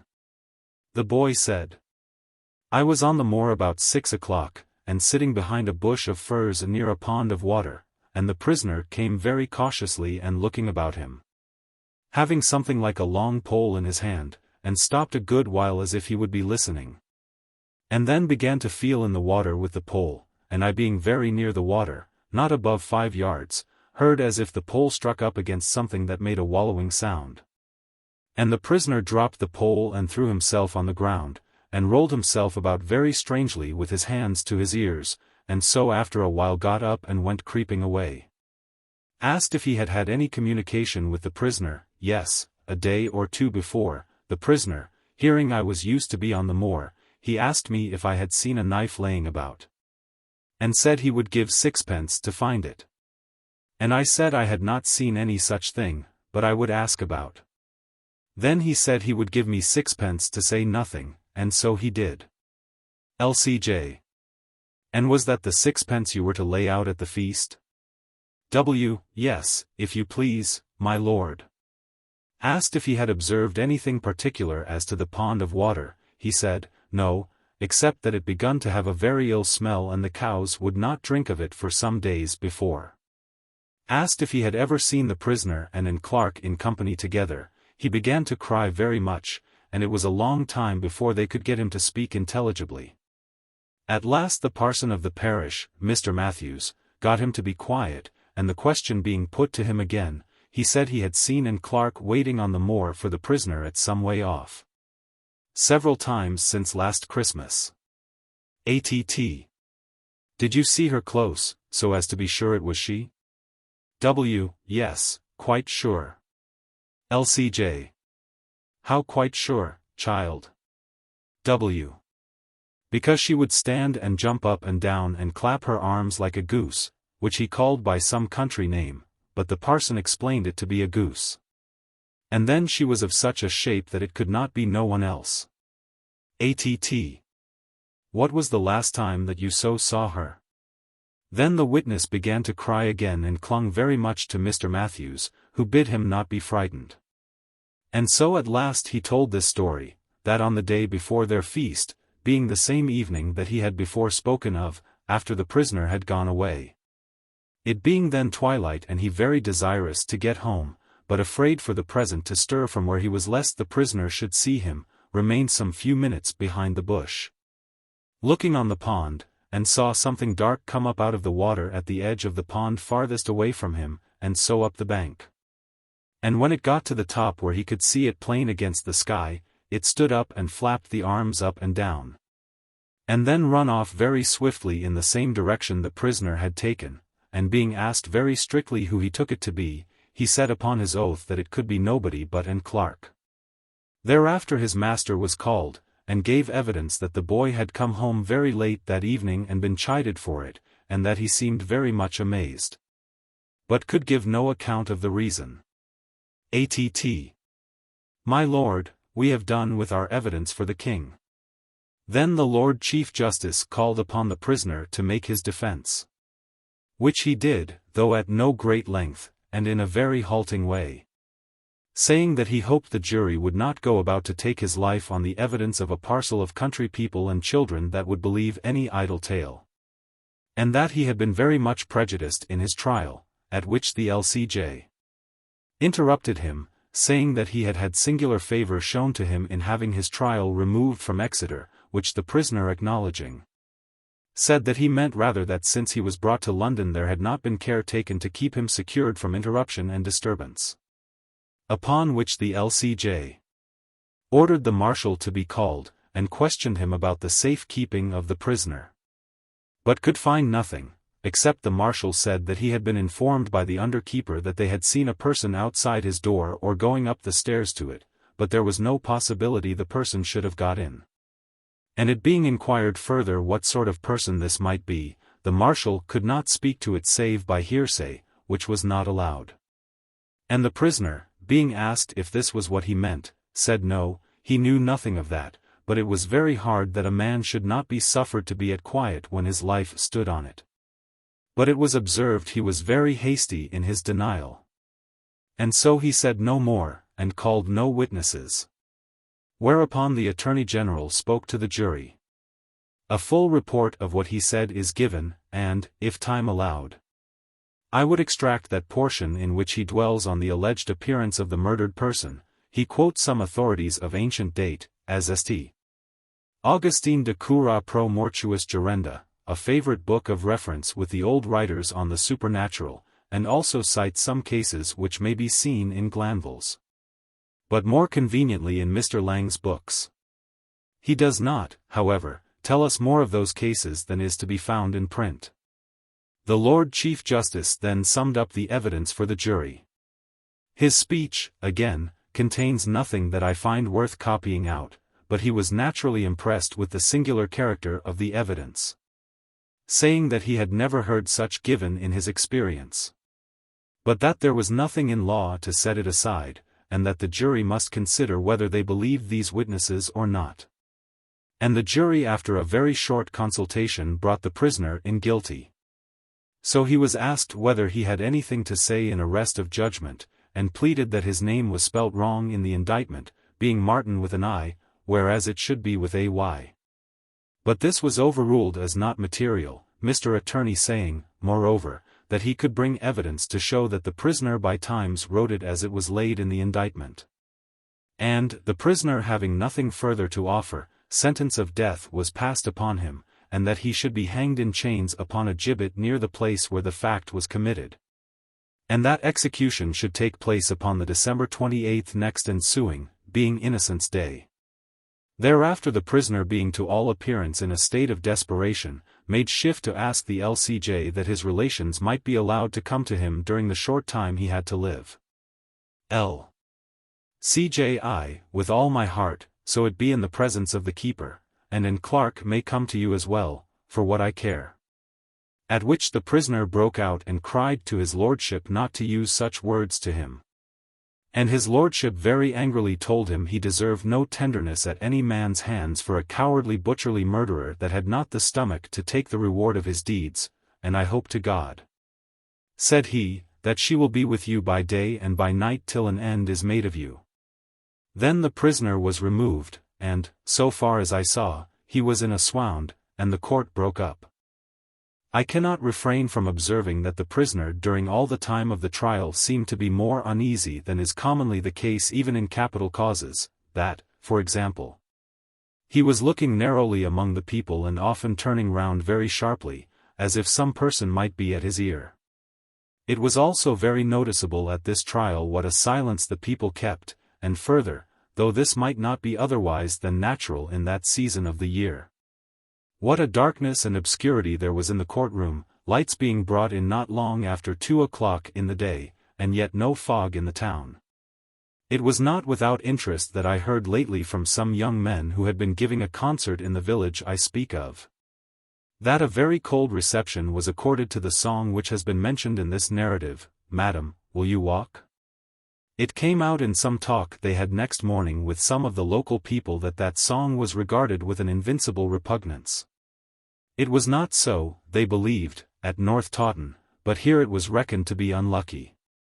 However, why that view was taken no one had the shadow of an idea. Mr. Humphreys and His Inheritance. About 15 years ago, on a date late in August or early in September, a train drew up at Wilsthorpe, a country station in eastern England. Out of it stepped, with other passengers, a rather tall and reasonably good-looking young man, carrying a handbag and some papers tied up in a packet. He was expecting to be met, one would say, from the way in which he looked about him, and he was, as obviously, expected. The station-master ran forward a step or two, and then, seeming to recollect himself, turned and beckoned to a stout and consequential person with a short round beard who was scanning the train with some appearance of bewilderment. "Mr. Cooper," he called out, "Mr. Cooper, I think this is your gentleman," and then to the passenger who had just alighted, "Mr. Humphreys, sir? Glad to bid you welcome to Wilsthorpe. There's a cart from the hall for your luggage, and here's Mr. Cooper, what I think you know." Mr. Cooper had hurried up, and now raised his hat and shook hands. "Very pleased, I'm sure," he said, "to give the echo to Mr. Palmer's kind words. I should have been the first to render expression to them but for the face not being familiar to me, Mr. Humphreys. May your residence among us be marked as a red-letter day, sir." "Thank you very much, Mr. Cooper," said Humphreys, "for your good wishes, and Mr. Palmer also. I do hope very much that this change of tenancy, which you must all regret, I am sure, will not be to the detriment of those with whom I shall be brought in contact." He stopped, feeling that the words were not fitting themselves together in the happiest way, and Mr. Cooper cut in, "Oh, you may rest satisfied of that, Mr. Humphreys. I'll take it upon myself to assure you, sir, that a warm welcome awaits you on all sides. And as to any change of propriety turning out detrimental to the neighborhood, well, your late uncle," and here Mr. Cooper also stopped, possibly in obedience to an inner monitor. Possibly because Mr. Palmer, clearing his throat loudly, asked Humphreys for his ticket. The two men left the little station, and, at Humphreys' suggestion, decided to walk to Mr. Cooper's house, where luncheon was awaiting them. The relation in which these personages stood to each other can be explained in a very few lines. Humphreys had inherited, quite unexpectedly, a property from an uncle. Neither the property nor the uncle had he ever seen.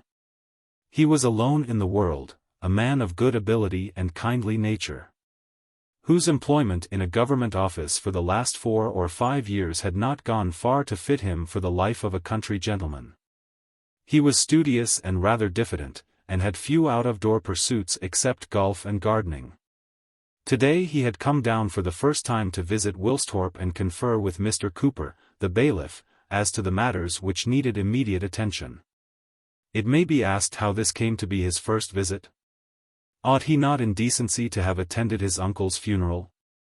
The answer is not far to seek. He had been abroad at the time of the death, and his address had not been at once procurable.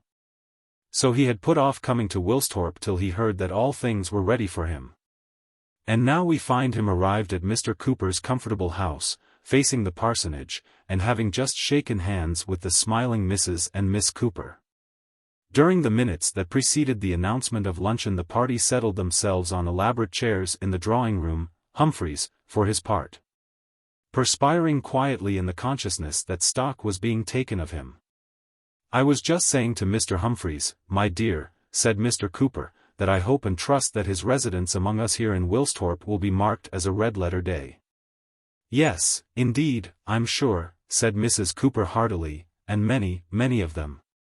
Miss Cooper murmured words to the same effect, and Humphreys attempted a pleasantry about painting the whole calendar red, which, though greeted with shrill laughter, was evidently not fully understood. At this point they proceeded to luncheon.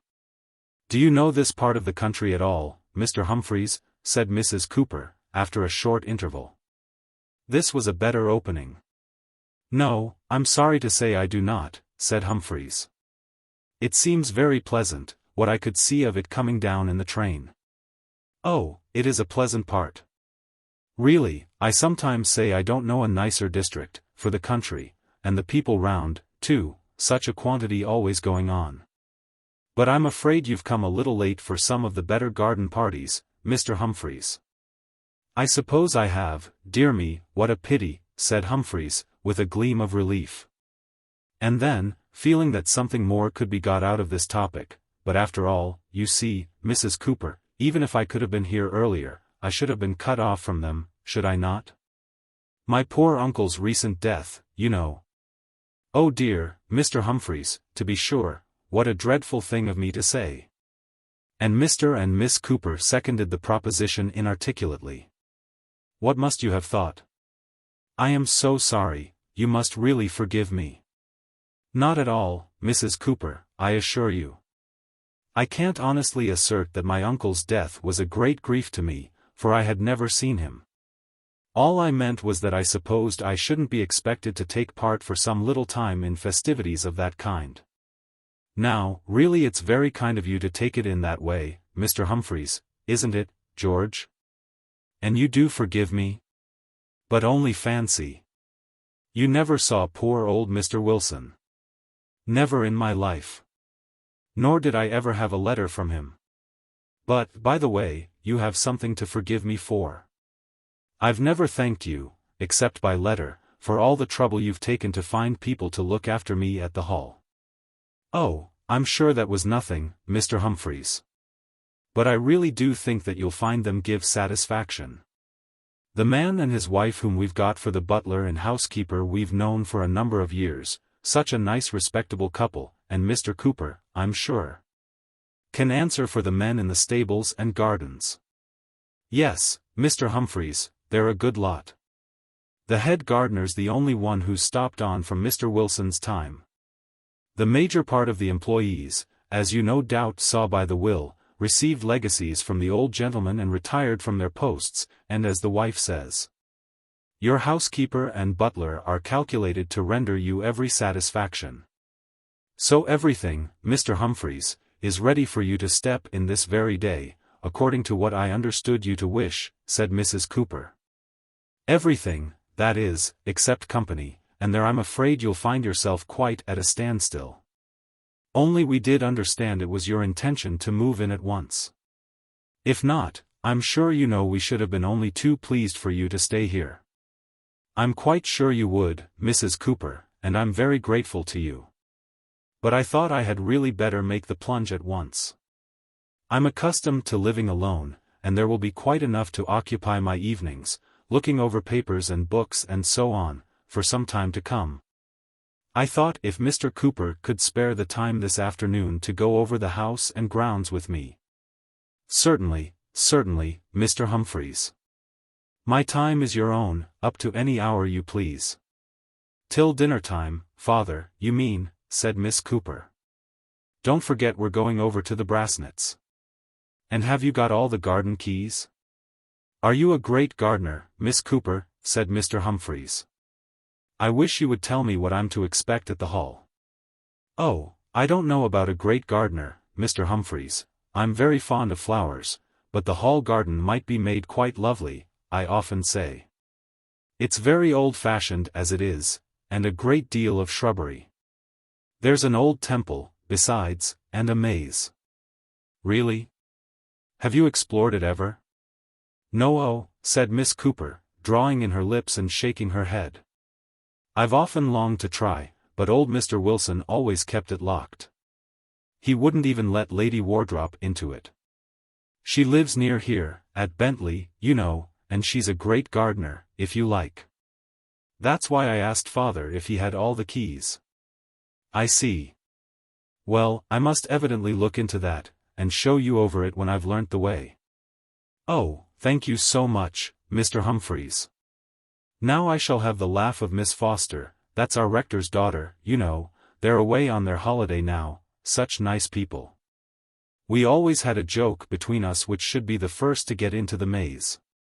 I think the garden keys must be up at the house, said Mr. Cooper, who had been looking over a large bunch. There is a number there in the library. Now, Mr. Humphreys, if you're prepared, we might bid goodbye to these ladies and set forward on our little tour of exploration." As they came out of Mr. Cooper's front gate, Humphreys had to run the gauntlet, not of an organized demonstration, but of a good deal of touching of hats and careful contemplation from the men and women who had gathered in somewhat unusual numbers in the village street. He had, further, to exchange some remarks with the wife of the lodge-keeper as they passed the park gates, and with the lodge-keeper himself, who was attending to the park road. I cannot, however, spare the time to report the progress fully. As they traversed the half-mile or so between the lodge and the house, Humphreys took occasion to ask his companion some question which brought up the topic of his late uncle. And it did not take long before Mr. Cooper was embarked upon a disquisition. "It is singular to think, as the wife was saying just now, that you should never have seen the old gentleman. And yet, you won't misunderstand me, Mr. Humphreys, I feel confident, when I say that in my opinion there would have been but little congeniality betwixt yourself and him. Not that I have a word to say in deprecation, not a single word. I can tell you what he was," said Mr. Cooper, pulling up suddenly and fixing Humphreys with his eye. "Can tell you what he was in a nutshell, as the saying goes. He was a complete, thorough valetudinarian. That describes him to a T. That's what he was, sir, a complete valetudinarian. No participation in what went on around him. I did venture, I think, to send you a few words of cutting from our local paper, which I took the occasion to contribute on his decease. If I recollect myself aright, such is very much the gist of them. But don't, Mr. Humphreys," continued Cooper, tapping him impressively on the chest, "don't you run away with the impression that I wish to say aught but what is most creditable, of your respected uncle and my late employer. Upright, Mr. Humphreys, open as the day, liberal to all in his dealings. He had the heart to feel and the hand to accommodate. But there it was, there was the stumbling block, his unfortunate health, or, as I might more truly phrase it, his want of health. Yes, poor man. Did he suffer from any special disorder before his last illness, which, I take it, was little more than old age?" "Just that, Mr. Humphreys, just that." "The flash flickering slowly away in the pan," said Cooper, with what he considered an appropriate gesture, the golden bulb gradually ceasing to vibrate. "But as to your other question I should return a negative answer. General absence of vitality? Yes, special complaint? No, unless you reckon a nasty cough he had with him.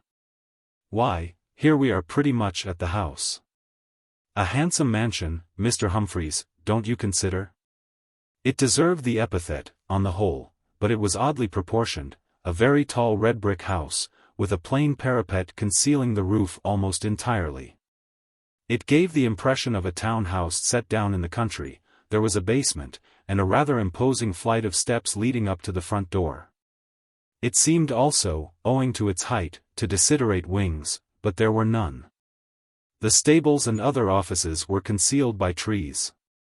Humphreys guessed its probable date as 1770 or thereabouts. The mature couple who had been engaged to act as butler and cook-housekeeper were waiting inside the front door, and opened it as their new master approached. Their name, Humphreys already knew, was Carlton. Of their appearance and manner he formed a favorable impression in the few minutes' talk he had with them. It was agreed that he should go through the plate and the cellar next day with Mr. Carlton, and that Mrs. C. should have a talk with him about linen, bedding, and so on, what there was, and what there ought to be. Then he and Cooper, dismissing the Carltons for the present, began their view of the house. Its topography is not of importance to this story. The large rooms on the ground floor were satisfactory, especially the library, which was as large as the dining room, and had 3 tall windows facing east. The bedroom prepared for Humphreys was immediately above it. There were many pleasant, and a few really interesting, old pictures. None of the furniture was new, and hardly any of the books were later than the 70s. After hearing of and seeing the few changes his uncle had made in the house, and contemplating a shiny portrait of him which adorned the drawing-room, Humphreys was forced to agree with Cooper that in all probability there would have been little to attract him in his predecessor. It made him rather sad that he could not be sorry, dolbat se dollara non posse, for the man who, whether with or without some feeling of kindliness towards his unknown nephew, had contributed so much to his well-being. For he felt that Wilsthorpe was a place in which he could be happy, and especially happy, it might be, in its library. And now it was time to go over the garden. The empty stables could wait, and so could the laundry. So to the garden they addressed themselves, and it was soon evident that Miss Cooper had been right in thinking that there were possibilities. Also that Mr. Cooper had done well in keeping on the gardener. The deceased Mr. Wilson might not have, indeed plainly had not, been imbued with the latest views on gardening, but whatever had been done here had been done under the eye of a knowledgeable man. And the equipment and stock were excellent. Cooper was delighted with the pleasure Humphreys showed, and with the suggestions he let fall from time to time. "I can see," he said, "that you found your meteor here, Mr. Humphreys. You'll make this place a regular cynosure before very many seasons have passed over our heads.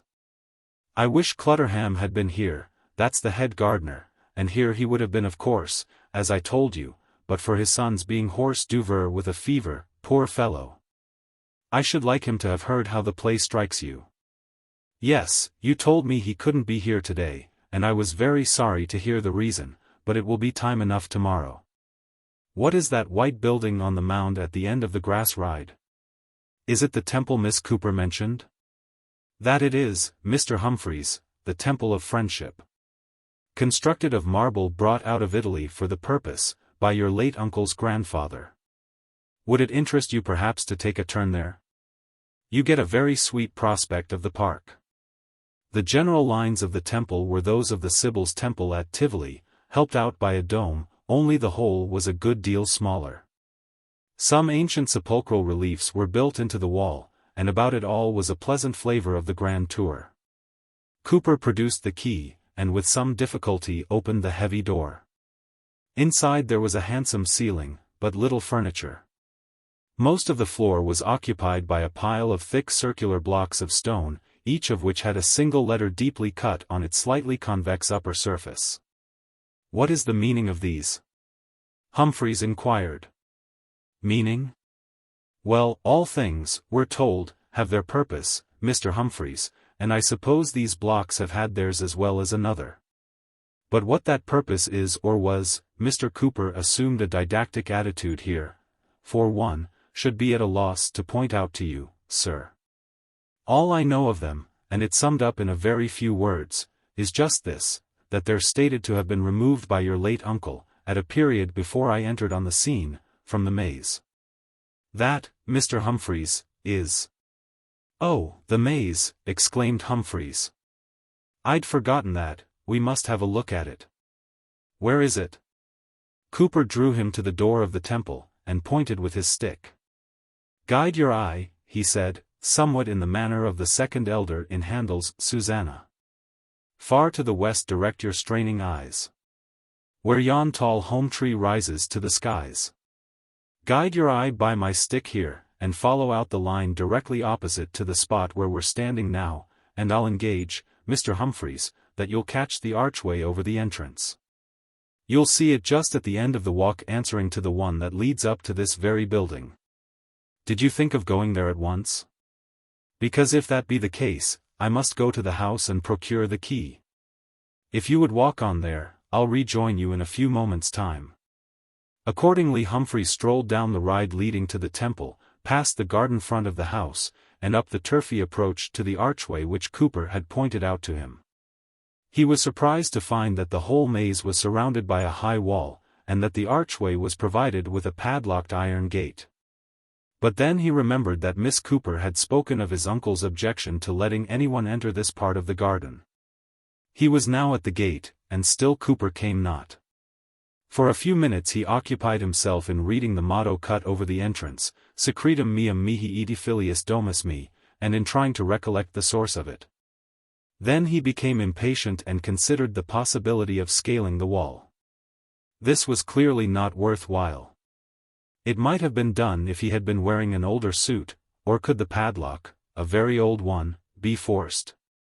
No, apparently not, and yet, as he gave a final irritated kick at the gate, something gave way, and the lock fell at his feet. He pushed the gate open, inconveniencing a number of nettles as he did so, and stepped into the enclosure. It was a yew maze, of circular form, and the hedges, long untrimmed, had grown out and upwards to a most unorthodox breadth and height. The walks, too, were next door to impassable. Only by entirely disregarding scratches, nettle stings, and wet, could Humphreys force his way along them. But at any rate this condition of things, he reflected, would make it easier for him to find his way out again, for he left a very visible track. So far as he could remember, he had never been in a maze before, nor did it seem to him now that he had missed much. The dankness and darkness, and smell of crushed goosegrass and nettles were anything but cheerful. Still, it did not seem to be a very intricate specimen of its kind. Here he was, by the way, was that Cooper arrived at last? No, very nearly at the heart of it, without having taken much thought as to what path he was following. Ah! There at last was the center, easily gained.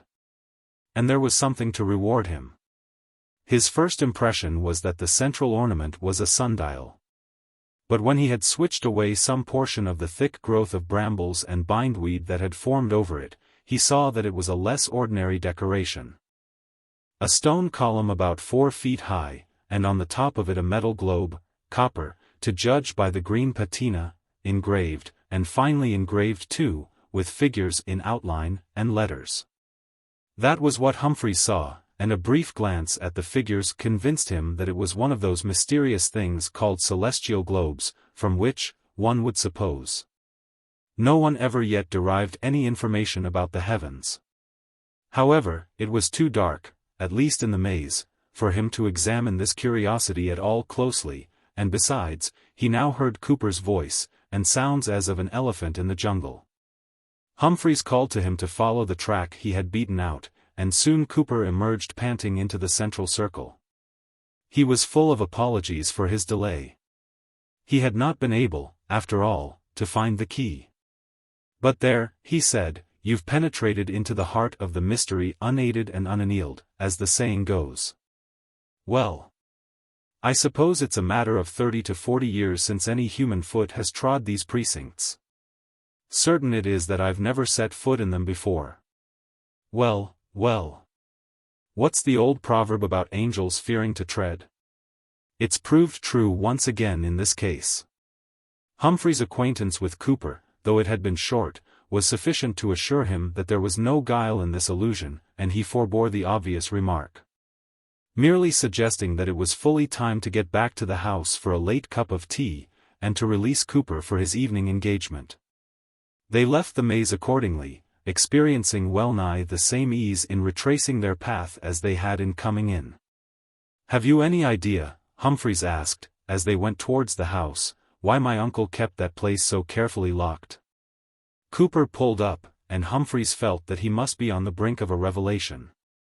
I should merely be deceiving you, Mr. Humphreys, and that to no good purpose, if I laid claim to possess any information whatsoever on that topic. When I first entered upon my duties here, some 18 years back, that maze was word for word in the condition you see it now. And the one and only occasion on which the question ever arose within my knowledge was that of which my girl made mention in your hearing. Lady Wardrop, I've not a word to say against her, wrote applying for admission to the maze. Your uncle showed me the note, a most civil note, everything that could be expected from such a quarter. Cooper, he said, I wish you'd reply to that note on my behalf. Certainly, Mr. Wilson, I said, for I was quite inured to acting as his secretary. What answer shall I return to it? Well, he said, give Lady Wardrop my compliments, and tell her that if ever that portion of the grounds is taken in hand I shall be happy to give her the first opportunity of viewing it. But that it has been shut up now for a number of years, and I shall be grateful to her if she kindly won't press the matter.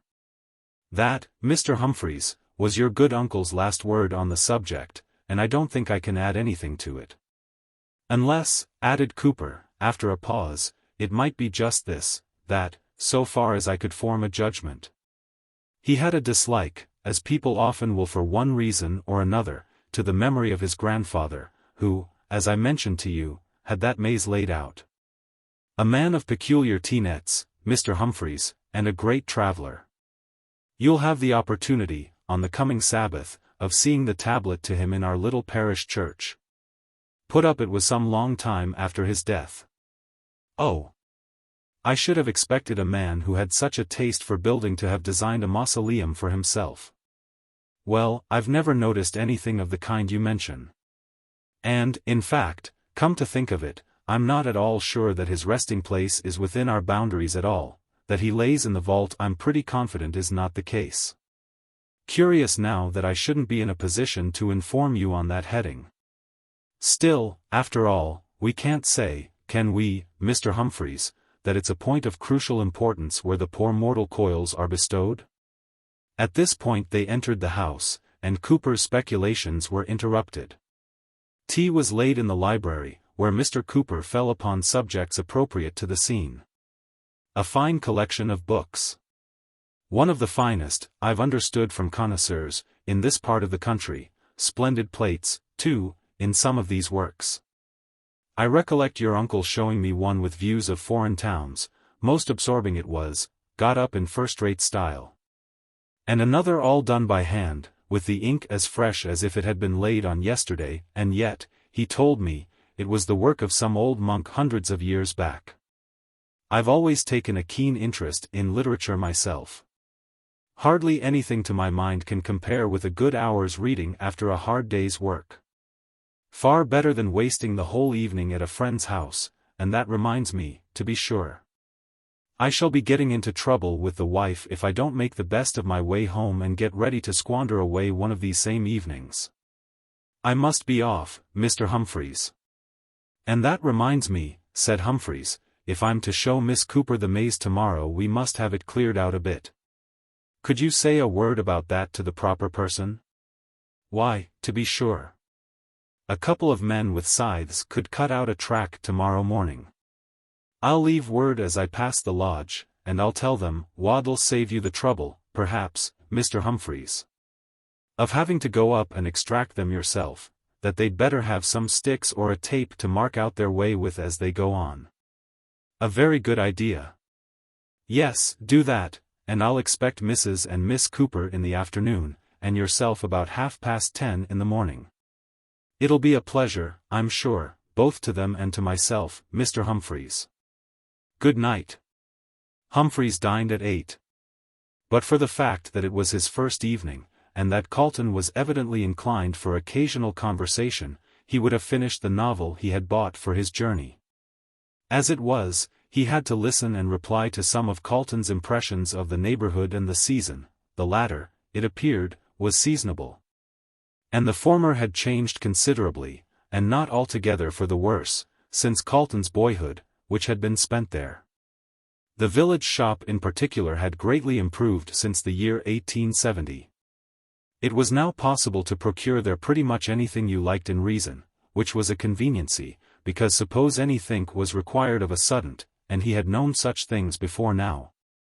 He, Calton, could step down there, supposing the shop to be still open, and order it in, without he borrowed it of the rectory. Whereas in earlier days it would have been useless to pursue such a course in respect of anything but candles, or soap, or treacle, or perhaps a penny child's picture book. And 9 times out of 10 it'd be something more in the nature of a bottle of whiskey you'd be requiring. Leastways, on the whole Humphreys thought he would be prepared with a book in future. The library was the obvious place for the after-dinner hours. Candle in hand and pipe in mouth, he moved round the room for some time, taking stock of the titles of the books. He had all the predisposition to take interest in an old library, and there was every opportunity for him here to make systematic acquaintance with one. For he had learned from Cooper that there was no catalogue save the very superficial one made for purposes of probate. The drawing up of a catalogue raisonné would be a delicious occupation for winter. There were probably treasures to be found, too, even manuscripts, if Cooper might be trusted. As he pursued his round, the sense came upon him, as it does upon most of us in similar places, of the extreme unreadableness of a great portion of the collection. Editions of classics and fathers, and Picart's religious ceremonies, and the Harleian miscellany, I suppose are all very well, but who is ever going to read Tostatus Abulensis, or Pineda on Job? Or a book like this? He picked out a small quarto, loose in the binding, and from which the lettered label had fallen off, and observing that coffee was waiting for him, retired to a chair. Eventually he opened the book. It will be observed that his condemnation of it rested wholly on external grounds. For all he knew, it might have been a collection of unique plays, but undeniably the outside was blank and forbidding. As a matter of fact, it was a collection of sermons or meditations, and mutilated at that, for the first sheet was gone. It seemed to belong to the latter end of the 17th century. He turned over the pages till his eye was caught by a marginal note, a parable of this unhappy condition. And he thought he would see what aptitudes the author might have for imaginative composition. I have heard or read, so ran the passage, whether in the way of parable or true relation I leave my reader to judge, of a man who, like Theseus, in the Attic tale, should adventure himself into a labyrinth or maze, and such an one indeed as was not laid out in the fashion of our topiary artists of this age, but of a wide compass, in which, moreover, such unknown pitfalls and snares, nay, such ill-omened inhabitants were commonly thought to lurk as could only be encountered at the hazard of one's very life. Now you may be sure that in such a case the dissuasions of friends were not wanting. Consider of such an one, says a brother, how he went the way you wot of, and was never seen more. Or of such another, says the mother, that adventured himself but a little way in, and from that day forth is so troubled in his wits that he cannot tell what he saw, nor hath passed one good night. And have you never heard, cries a neighbor, of what faces have been seen to look out over the palisadoes and betwixt the bars of the gate? But all would not do, the man was set upon his purpose, for it seems it was the common fireside talk of that country that at the heart and center of this labyrinth there was a jewel of such price and rarity that would enrich the finder thereof for his life, and this should be his by right that could persever to come at it. What then? Quid multa? The adventurer passed the gates, and for a whole day's space his friends without had no news of him, except it might be by some indistinct cries heard afar off in the night, such as made them turn in their restless beds and sweat for very fear, not doubting but that their son and brother had put one more to the catalogue of those unfortunates that had suffered shipwreck on that voyage. So the next day they went with weeping tears to the clerk of the parish to order the bell to be tolled.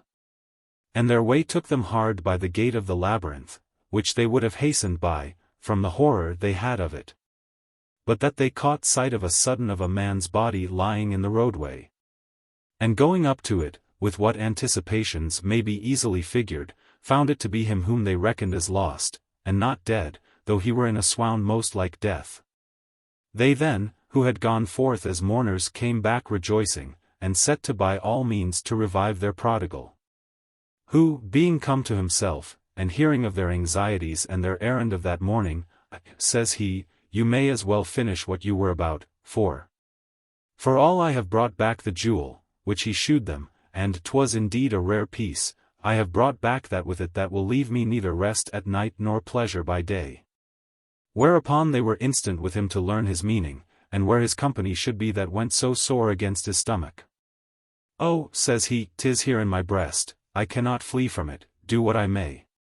So it needed no wizard to help them to a guess that it was the recollection of what he had seen that troubled him so wonderfully. But they could get no more of him for a long time but by fits and starts. However, at long and at last they made shift to collect somewhat of this kind, that at first, while the sun was bright, he went merrily on, and without any difficulty reached the heart of the labyrinth and got the jewel, and so set out on his way back rejoicing. But as the night fell, wherein all the beasts of the forest do move, he begun to be sensible of some creature keeping pace with him and, as he thought, peering and looking upon him from the next alley to that he was in. And that when he should stop, this companion should stop also, which put him in some disorder of his spirits. And, indeed, as the darkness increased, it seemed to him that there was more than one, and, it might be, even a whole band of such followers, at least so he judged by the rustling and cracking that they kept among the thickets. Besides that there would be at a time a sound of whispering, which seemed to import a conference among them. But in regard of who they were or what form they were of, he would not be persuaded to say what he thought. Upon his hearers asking him what the cries were which they heard in the night, as was observed above, he gave them this account, that about midnight, so far as he could judge, he heard his name called from a long way off. And he would have been sworn it was his brother that so called him. So he stood still and hallooed at the pitch of his voice, and he suppositoried that the echo, or the noise of his shouting, disquised for the moment any lesser sound. Because, when there fell a stillness again, he distinguished a trampling, not loud, of running feet coming very close behind him, wherewith he was so daunted that himself set off to run. And that he continued till the dawn broke. Sometimes when his breath failed him, he would cast himself flat on his face, and hope that his pursuers might overrun him in the darkness, but at such a time they would regularly make a pause. And he could hear them pant and snuff as it had been a hound at fault, which wrought in him so extreme an horror of mind, that he would be forced to betake himself again to turning and doubling, if by any means he might throw them off the scent. And, as if this exertion was in itself not terrible enough, he had before him the constant fear of falling into some pit or trap, of which he had heard. And indeed seen with his own eyes that there were several, some at the sides and other in the midst of the alleys. So that in fine, he said, a more dreadful night was never spent by mortal creature than that he had endured in that labyrinth. And not that jewel which he had in his wallet, nor the richest that was ever brought out of the Indies, could be a sufficient recompense to him for the pains he had suffered. I will spare to set down the further recital of this man's troubles, inasmuch as I am confident my reader's intelligence will hit the parallel I desire to draw. For is not this jewel a just emblem of the satisfaction which a man may bring back with him from a course of this world's pleasures? And will not the labyrinth serve for an image of the world itself wherein such a treasure, if we may believe the common voice, is stored up? At about this point Humphreys thought that a little patience would be an agreeable change, and that the writer's improvement of his parable might be left to itself. So he put the book back in its former place, wondering as he did so whether his uncle had ever stumbled across that passage. And if so, whether it had worked on his fancy so much as to make him dislike the idea of a maze, and determine to shut up the one in the garden. Not long afterwards he went to bed. The next day brought a morning's hard work with Mr. Cooper, who, if exuberant in language, had the business of the estate at his fingers' ends. He was very breezy this morning, Mr. Cooper was, had not forgotten the order to clear out the maze, the work was going on at that moment, his girl was on the tentacles of expectation about it. He also hoped that Humphreys had slept the sleep of the just, and that we should be favored with a continuance of this congenial weather. At luncheon he enlarged on the pictures in the dining-room, and pointed out the portrait of the constructor of the temple and the maze. Humphreys examined this with considerable interest. It was the work of an Italian, and had been painted when old Mr. Wilson was visiting Rome as a young man. There was, indeed, a view of the Colosseum in the background. A pale thin face and large eyes were the characteristic features. In the hand was a partially unfolded roll of paper, on which could be distinguished the plan of a circular building, very probably the temple, and also part of that of a labyrinth. Humphreys got up on a chair to examine it, but it was not painted with sufficient clearness to be worth copying. It suggested to him, however, that he might as well make a plan of his own maze and hang it in the hall for the use of visitors. This determination of his was confirmed that same afternoon. For when Mrs. and Miss Cooper arrived, eager to be inducted into the maze, he found that he was wholly unable to lead them to the center. The gardeners had removed the guide marks they had been using, and even Clutterham, when summoned to assist, was as helpless as the rest. The point is, you see, Mr. Wilson, should say, Humphreys, these mazes is purposely constructed so much alike, with a view to mislead. Still, if you'll follow me, I think I can put you right. I'll just put my at down air as a starting point." He stumped off, and after 5 minutes brought the party safe to the hat again. "Now that's a very peculiar thing," he said, with a sheepish laugh. "I made sure I'd left that at just over against a bramble bush, and you can see for yourself there ain't no bramble bush not in this walk at all. If you'll allow me, Mr. Humphreys, that's the name, ain't it, sir, I'll just call one of the men in to mark the place like." William Crack arrived, in answer to repeated shouts. He had some difficulty in making his way to the party. First he was seen or heard in an inside alley, then, almost at the same moment, in an outer one. However, he joined them at last, and was first consulted without effect and then stationed by the hat, which Clutterham still considered it necessary to leave on the ground. In spite of this strategy, they spent the best part of 3/4 of an hour in quite fruitless wanderings, and Humphreys was obliged at last, seeing how tired Mrs. Cooper was becoming, to suggest a retreat to tea, with profuse apologies to Miss Cooper. "At any rate you've won your bet with Miss Foster," he said. "You have been inside the maze. And I promise you the first thing I do shall be to make a proper plan of it with the lines marked out for you to go by." "That's what's wanted, sir," said Clutterham, "someone to draw out a plan and keep it by them. It might be very awkward, you see, anyone getting into that place and a shower of rain come on, and them not able to find their way out again. It might be hours before they could be got out, without you'd permit of me makin' a shortcut to the middle, what my mayoneen is. Talking down a couple of trees in each edge in a straight line so as you could get a clear view right through. Of course that'd do away with it as a maze, but I don't know as you'd approve of that." "No, I won't have that done yet, I'll make a plan first, and let you have a copy. Later on, if we find occasion, I'll think of what you say." Humphreys was vexed and ashamed at the fiasco of the afternoon, and could not be satisfied without making another effort that evening to reach the center of the maze. His irritation was increased by finding it without a single false step. He had thoughts of beginning his plan at once. But the light was fading, and he felt that by the time he had got the necessary materials together, work would be impossible. Next morning accordingly, carrying a drawing board, pencils, compasses, cartridge paper, and so forth, some of which had been borrowed from the Coopers and some found in the library cupboards, he went to the middle of the maze, again without any hesitation, and set out his materials. He was, however, delayed in making a start. The brambles and weeds that had obscured the column and globe were now all cleared away, and it was for the first time possible to see clearly what these were like. The column was featureless, resembling those on which sundials are usually placed. Not so the globe. I have said that it was finely engraved with figures and inscriptions.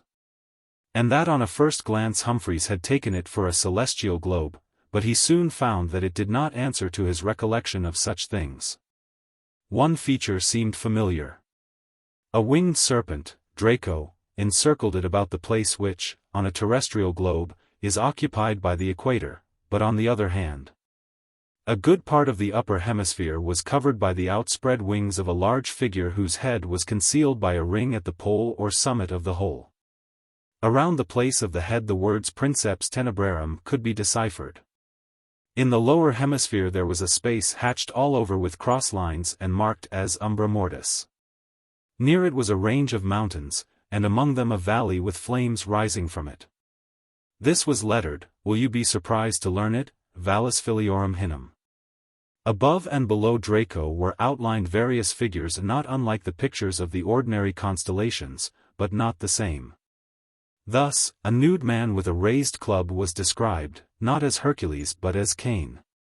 Another, plunged up to his middle in earth and stretching out despairing arms, was Chor, not Ophiuchus, and a third, hung by his hair to a snaky tree, was Absalon. Near the last, a man in long robes and high cap, standing in a circle and addressing two shaggy demons who hovered outside, was described as Hostanes Magus, a character unfamiliar to Humphreys. The scheme of the whole, indeed, seemed to be an assemblage of the patriarchs of evil, perhaps not uninfluenced by a study of Dante. Humphreys thought it an unusual exhibition of his great-grandfather's taste, but reflected that he had probably picked it up in Italy and had never taken the trouble to examine it closely. Certainly, had he set much store by it, he would not have exposed it to wind and weather. He tapped the metal. It seemed hollow and not very thick, and, turning from it, addressed himself to his plan. After half an hour's work he found it was impossible to get on without using a clue, so he procured a roll of twine from Clutterham, and laid it out along the alleys from the entrance to the centre, tying the end to the ring at the top of the globe. This expedient helped him to set out a rough plan before luncheon, and in the afternoon he was able to draw it in more neatly. Towards tea-time Mr. Cooper joined him, and was much interested in his progress. "Now this," said Mr. Cooper, laying his hand on the globe, and then drawing it away hastily. "Phew! Holds the heat, doesn't it, to a surprising degree, Mr. Humphreys? I suppose this metal, copper, isn't it, would be an insulator or conductor, or whatever they call it." "The sun has been pretty strong this afternoon," said Humphreys, evading the scientific point, "but I didn't notice the globe had got hot." "No, it doesn't seem very hot to me," he added. "Odd," said Mr. Cooper. "Now I can't hardly bear my hand on it. Something in the difference of temperament between us, I suppose. I dare say you're a chilly subject, Mr. Humphreys, I'm not, and there's where the distinction lies. All this summer I've slept, if you'll believe me, practically in statu quo, and had my morning tub as cold as I could get it. Day out and day in, let me assist you with that string. It's all right, thanks, but if you'll collect some of these pencils and things that are lying about I shall be much obliged. Now I think we've got everything, and we might get back to the house." They left the maze, Humphreys rolling up the clue as they went. The night was rainy. Most unfortunately it turned out that, whether by Cooper's fault or not, the plan had been the one thing forgotten the evening before. As was to be expected, it was ruined by the wet. There was nothing for it but to begin again. The job would not be a long one this time. The clue therefore was put in place once more and a fresh start made.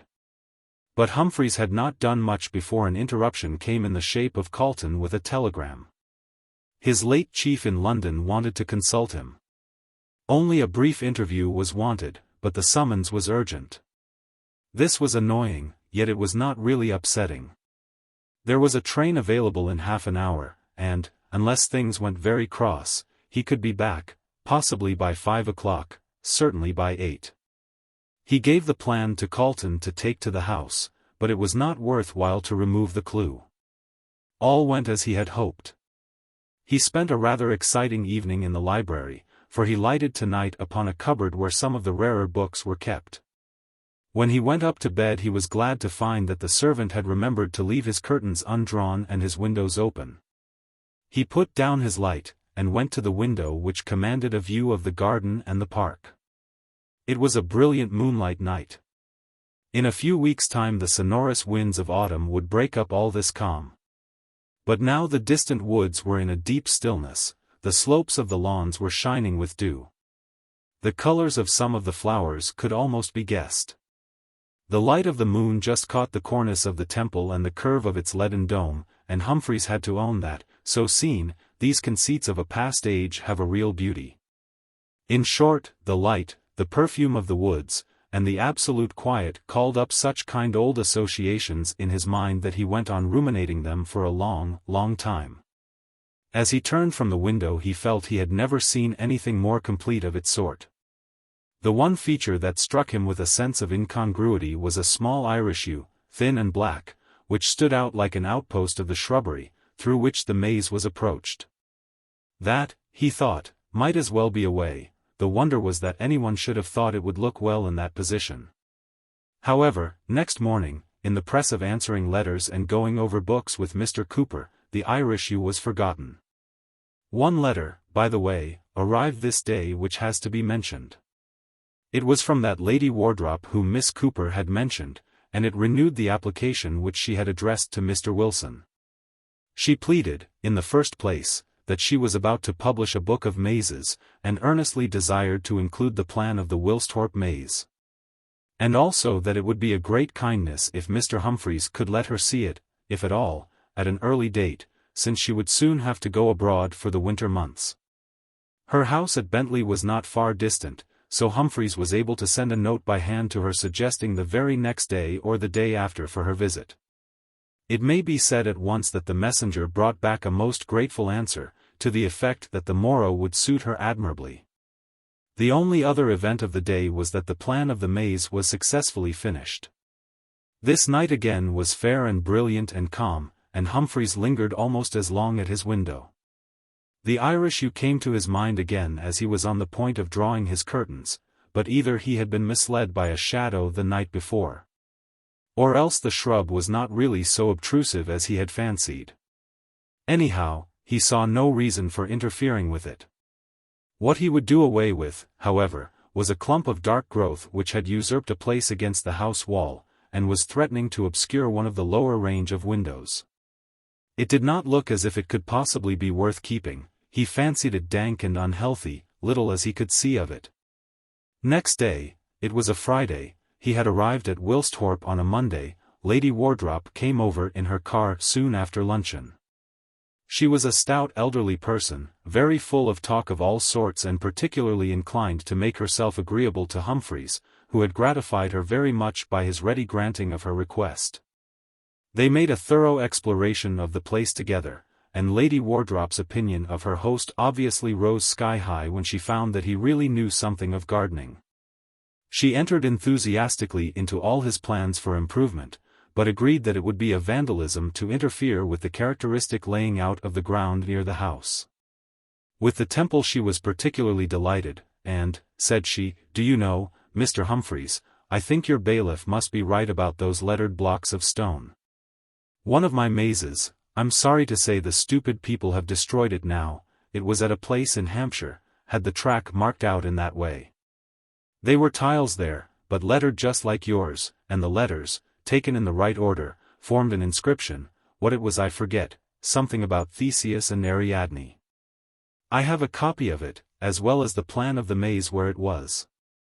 How people can do such things. I shall never forgive you if you injure your maze. Do you know, they're becoming very uncommon? Almost every year I hear of one being grubbed up. Now, let's get straight to it, or, if you're too busy, I know my way there perfectly, and I'm not afraid of getting lost in it. I know too much about mazes for that. Though I remember missing my lunch, not so very long ago either, through getting entangled in the one at Busbury. Well, of course, if you can manage to come with me, that will be all the nicer." After this confident prelude justice would seem to require that Lady Wardrop should have been hopelessly muddled by the Wilsthorpe maze. Nothing of that kind happened, yet it is to be doubted whether she got all the enjoyment from her new specimen that she expected. She was interested, keenly interested, to be sure, and pointed out to Humphreys a series of little depressions in the ground which, she thought, marked the places of the lettered blocks. She told him, too, what other mazes resembled his most closely in arrangement, and explained how it was usually possible to date a maze to within 20 years by means of its plan. This one, she already knew, must be about as old as 1780, and its features were just what might be expected. The globe, furthermore, completely absorbed her. It was unique in her experience, and she pored over it for long. "I should like a rubbing of that," she said, "if it could possibly be made." "Yes, I am sure you would be most kind about it, Mr. Humphreys, but I trust you won't attempt it on my account. I do indeed. I shouldn't like to take any liberties here. I have the feeling that it might be resented. Now, confess," she went on, turning and facing Humphreys, "don't you feel, haven't you felt ever since you came in here, that a watch is being kept on us? And that if we overstepped the mark in any way there would be a pounce?" "No? I do, and I don't care how soon we are outside the gate." After all, she said, when they were once more on their way to the house, "it may have been only the airlessness and the dull heat of that place that pressed on my brain. Still, I'll take back one thing I said. I'm not sure that I shan't forgive you after all, if I find next spring that maze has been grubbed up. Whether or no that's done, you shall have the plan, Lady Wardrop. I have made one, and no later than tonight I can trace you a copy. Admirable, a pencil tracing will be all I want, with an indication of the scale.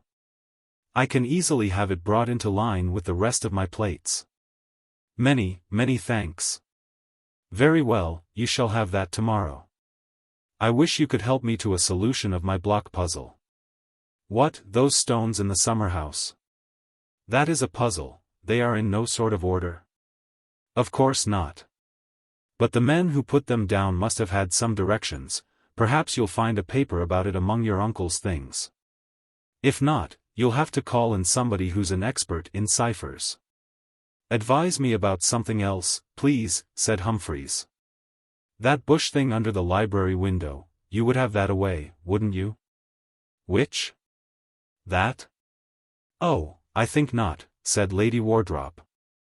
I can't see it very well from this distance, but it's not unsightly. Perhaps you're right, only, looking out of my window, just above it, last night, I thought it took up too much room. It doesn't seem to, as one sees it from here, certainly. Very well, I'll leave it alone for a bit.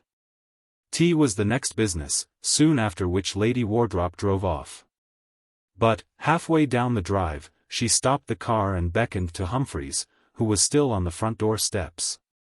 He ran to glean her parting words, which were, "It just occurs to me, it might be worth your while to look at the underside of those stones. They must have been numbered, mustn't they? Goodbye again. Home, please." The main occupation of this evening at any rate was settled. The tracing of the plan for Lady Wardrop and the careful collation of it with the original meant a couple of hours' work at least. Accordingly, soon after 9 Humphreys had his materials put out in the library and began. It was a still, stuffy evening. Windows had to stand open, and he had more than one grisly encounter with a bat. These unnerving episodes made him keep the tail of his eye on the window. Once or twice it was a question whether there was, not a bat, but something more considerable, that had a mind to join him. How unpleasant it would be if someone had slipped noiselessly over the sill and was crouching on the floor. The tracing of the plan was done, it remained to compare it with the original, and to see whether any paths had been wrongly closed or left open. With one finger on each paper, he traced out the course that must be followed from the entrance. There were 1 or 2 slight mistakes, but here, near the center, was a bad confusion, probably due to the entry of the 2nd or 3rd bat. Before correcting the copy he followed out carefully the last turnings of the path on the original. These, at least, were right, they led without a hitch to the middle space. Here was a feature which need not be repeated on the copy, an ugly black spot about the size of a shilling. Ink? No. It resembled a hole, but how should a hole be there? He stared at it with tired eyes, the work of tracing had been very laborious, and he was drowsy and oppressed. But surely this was a very odd hole. It seemed to go not only through the paper, but through the table on which it lay. Yes, and through the floor below that, down, and still down, even into infinite depths. He craned over it, utterly bewildered. Just as, when you were a child, you may have pored over a square inch of counterpane until it became a landscape with wooded hills, and perhaps even churches and houses. And you lost all thought of the true size of yourself in it, so this hole seemed to Humphreys for the moment the only thing in the world.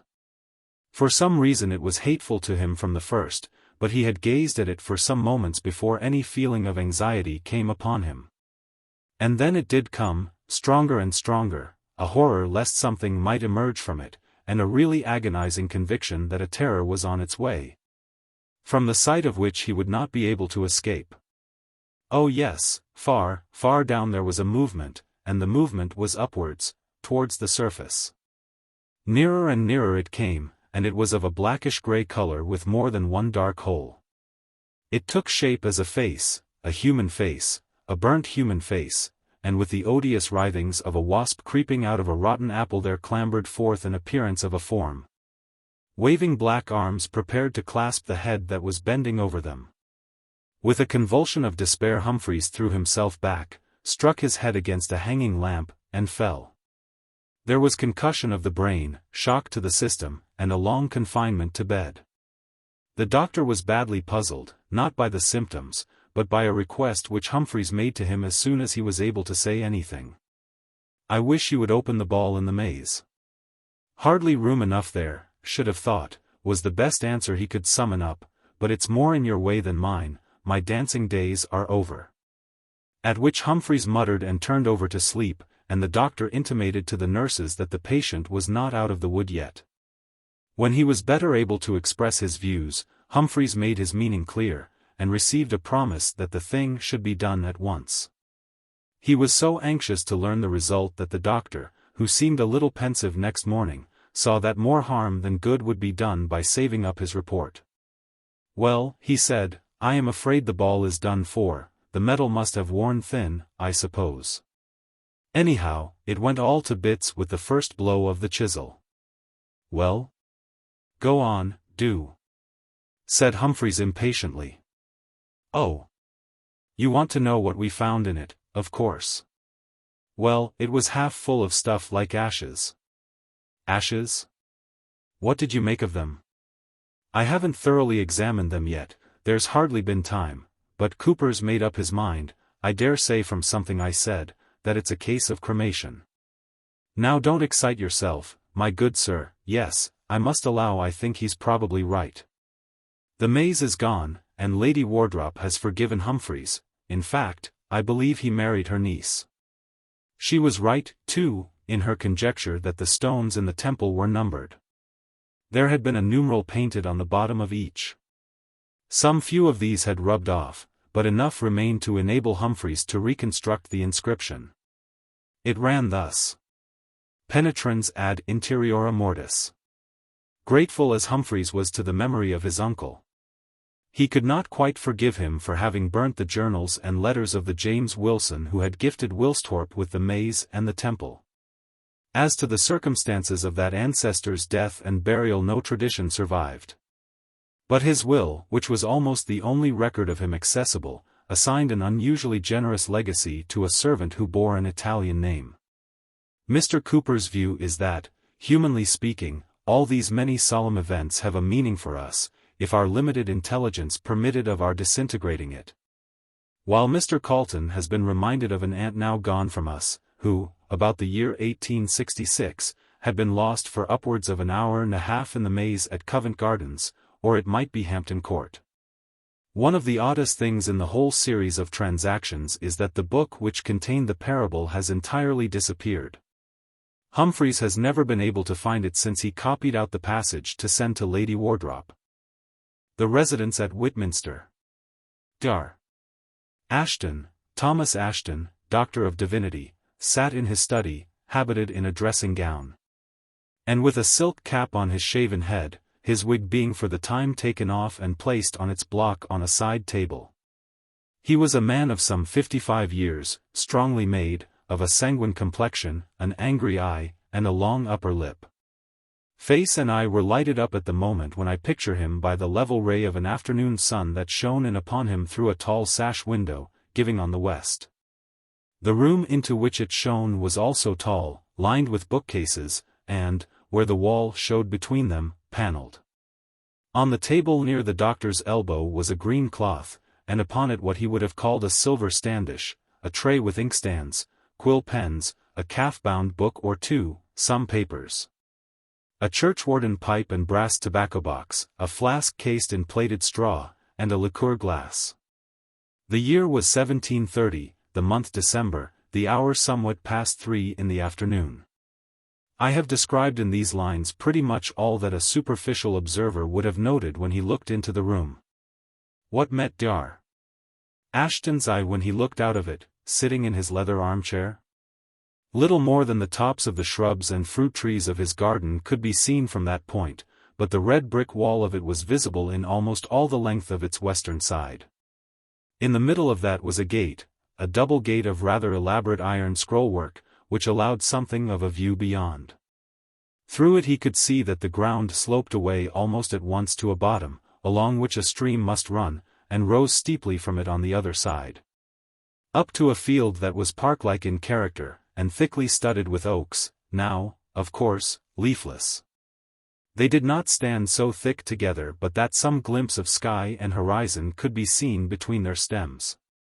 The sky was now golden and the horizon, a horizon of distant woods, it seemed, was purple. But all that Dr. Ashton could find to say, after contemplating this prospect for many minutes, was abominable.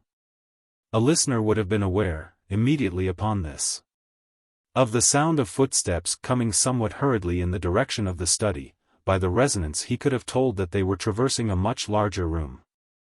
Dr. Ashton turned round in his chair as the door opened, and looked expectant. The incomer was a lady, a stout lady in the dress of the time, though I have made some attempt at indicating the doctor's costume. I will not enterprise that of his wife, for it was Mrs. Ashton who now entered. She had an anxious, even a sorely distracted, look, and it was in a very disturbed voice that she almost whispered to Dr. Ashton, putting her head close to his, "He's in a very sad way, love, worse, I'm afraid." "T, is he really?" and he leaned back and looked in her face. She nodded. Two solemn bells, high up, and not far away, rang out the half-hour at this moment. Mrs. Ashton started. "Oh, do you think you can give order that the minster clock be stopped chiming tonight? 'Tis just over his chamber, and will keep him from sleeping, and to sleep is the only chance for him, that's certain. Why, to be sure, if there were need, real need, it could be done, but not upon any light occasion. This Frank, now, do you assure me that his recovery stands upon it?" said Dr. Ashton. His voice was loud and rather hard. "I do verily believe it," said his wife. "Then, if it must be, bid Molly run across to Simpkins and say on my authority that he is to stop the clock chimes at sunset, and, yes, she is after that to say to my Lord Saul that I wish to see him presently in this room." Mrs. Ashton hurried off. Before any other visitor enters, it will be well to explain the situation. Dr. Ashton was the holder, among other preferments, of a prebend in the rich collegiate church of Whitminster, one of the foundations which, though not a cathedral, survived dissolution and reformation, and retained its constitution and endowments for 100 years after the time of which I write. The great church, the residences of the dean and the two prebendaries, the choir and its appurtenances, were all intact and in working order. A dean who flourished soon after 1500 had been a great builder, and had erected a spacious quadrangle of red brick adjoining the church for the residence of the officials. Some of these persons were no longer required, their offices had dwindled down to mere titles, borne by clergy or lawyers in the town and neighborhood. And so the houses that had been meant to accommodate 8 or 10 people were now shared among 3, the dean and the 2 prebendaries. Dr. Ashton's included what had been the common parlor and the dining hall of the whole body. It occupied a whole side of the court, and at one end had a private door into the minster. The other end, as we have seen, looked out over the country. So much for the house. As for the inmates, Dr. Ashton was a wealthy man and childless, and he had adopted, or rather undertaken to bring up, the orphan son of his wife's sister.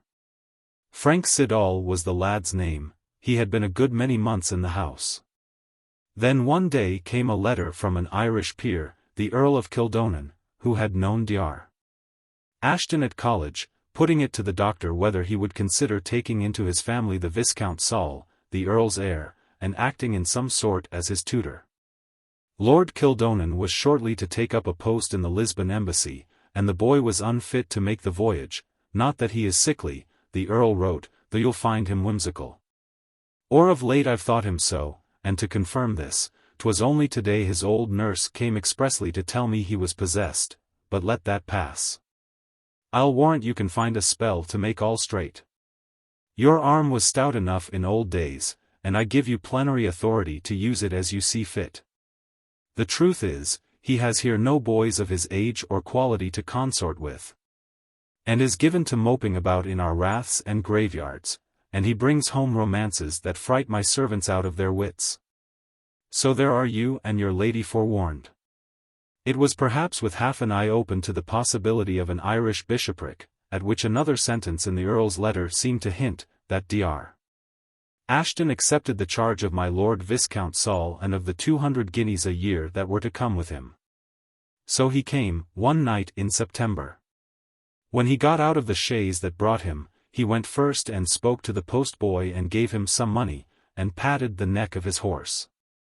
Whether he made some movement that scared it or not, there was very nearly a nasty accident, for the beast started violently, and the postilion being unready was thrown and lost his fee, as he found afterwards, and the chaise lost some paint on the gateposts, and the wheel went over the man's foot who was taking out the baggage. When Lord Saul came up the steps into the light of the lamp in the porch to be greeted by Dr. Ashton, he was seen to be a thin youth of, say, 16 years old, with straight black hair and the pale coloring that is common to such a figure. He took the accident and commotion calmly enough, and expressed a proper anxiety for the people who had been, or might have been, hurt. His voice was smooth and pleasant, and without any trace, curiously, of an Irish brogue. Frank Siddall was a younger boy, perhaps of 11 or 12, but Lord Saul did not for that reject his company. Frank was able to teach him various games he had not known in Ireland, and he was apt at learning them, apt, too, at his books, though he had had little or no regular teaching at home. It was not long before he was making a shift to puzzle out the inscriptions on the tombs in the Minster. And he would often put a question to the doctor about the old books in the library that required some thought to answer. It is to be supposed that he made himself very agreeable to the servants, for within 10 days of his coming they were almost falling over each other in their efforts to oblige him. At the same time, Mrs. Ashton was rather put to it to find new maidservants. For there were several changes, and some of the families in the town from which she had been accustomed to draw seemed to have no one available. She was forced to go further afield than was usual. These generalities I gather from the doctor's notes in his diary and from letters. They are generalities, and we should like, in view of what has to be told, something sharper and more detailed. We get it in entries which begin late in the year, and, I think, were posted up altogether after the final incident. But they cover so few days in all that there is no need to doubt that the writer could remember the course of things accurately. On a Friday morning it was that a fox, or perhaps a cat, made away with Mrs. Ashton's most prized black cockerel, a bird without a single white feather on its body. Her husband had told her often enough that it would make a suitable sacrifice to Aesculapius, that had discomfited her much, and now she would hardly be consoled. The boys looked everywhere for traces of it. Lord Saul brought in a few feathers, which seemed to have been partially burnt on the garden rubbish heap. It was on the same day that Dr. Ashton, looking out of an upper window, saw the two boys playing in the corner of the garden at a game he did not understand. Frank was looking earnestly at something in the palm of his hand. Saul stood behind him and seemed to be listening. After some minutes he very gently laid his hand on Frank's head, and almost instantly thereupon, Frank suddenly dropped whatever it was that he was holding, clapped his hands to his eyes, and sank down on the grass. Saul, whose face expressed great anger, hastily picked the object up, of which it could only be seen that it was glittering, put it in his pocket, and turned away, leaving Frank huddled up on the grass. Dr. Ashton rapped on the window to attract their attention, and Saul looked up as if in alarm, and then springing to Frank, pulled him up by the arm and led him away. When they came in to dinner, Saul explained that they had been acting a part of the tragedy of Radamistus, in which the heroine reads the future fate of her father's kingdom by means of a glass ball held in her hand, and is overcome by the terrible events she has seen. During this explanation Frank said nothing, only looked rather bewilderedly at Saul. He must, Mrs. Ashton thought, have contracted a chill from the wet of the grass, for that evening he was certainly feverish and disordered. And the disorder was of the mind as well as the body, for he seemed to have something he wished to say to Mrs. Ashton, only a press of household affairs prevented her from paying attention to him. And when she went, according to her habit, to see that the light in the boys' chamber had been taken away, and to bid them good night, he seemed to be sleeping. Though his face was unnaturally flushed, to her thinking, Lord Saul, however, was pale and quiet, and smiling in his slumber. Next morning it happened that Dr. Ashton was occupied in church and other business, and unable to take the boys' lessons. He therefore set them tasks to be written and brought to him. 3 times, if not oftener, Frank knocked at the study door, and each time the doctor chanced to be engaged with some visitor, and sent the boy off rather roughly, which he later regretted. 2 clergymen were at dinner this day, and both remarked, being fathers of families, that the lad seemed sickening for a fever, in which they were too near the truth. And it had been better if he had been put to bed forthwith, for a couple of hours later in the afternoon he came running into the house, crying out in a way that was really terrifying. And rushing to Mrs. Ashton, clung about her, begging her to protect him, and saying, "Keep them off.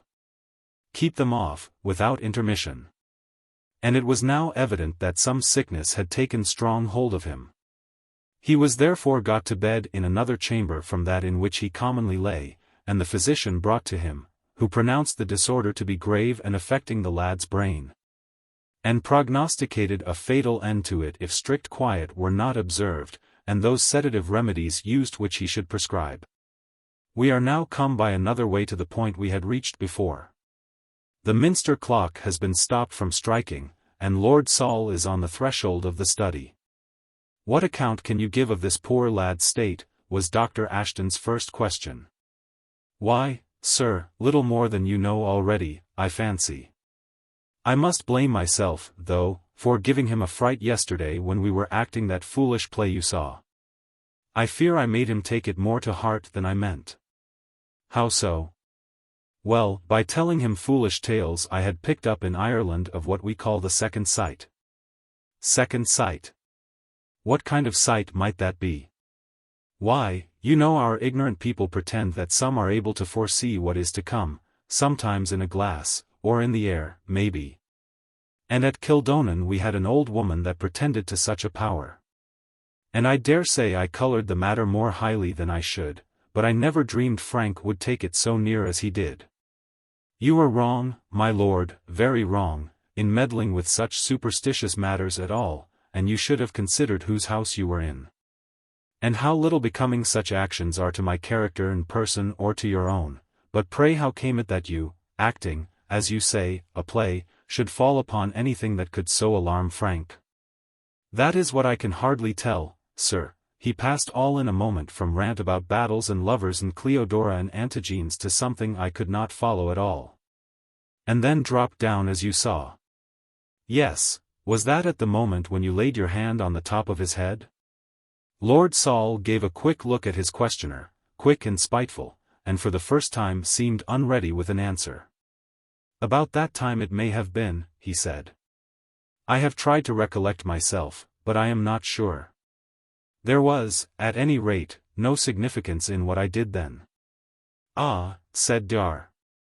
Ashton, "well, my lord, I should do wrong were I not to tell you that this fright of my poor nephew may have very ill consequences to him. The doctor speaks very despondingly of his state." Lord Saul pressed his hands together and looked earnestly upon Dr. Ashton.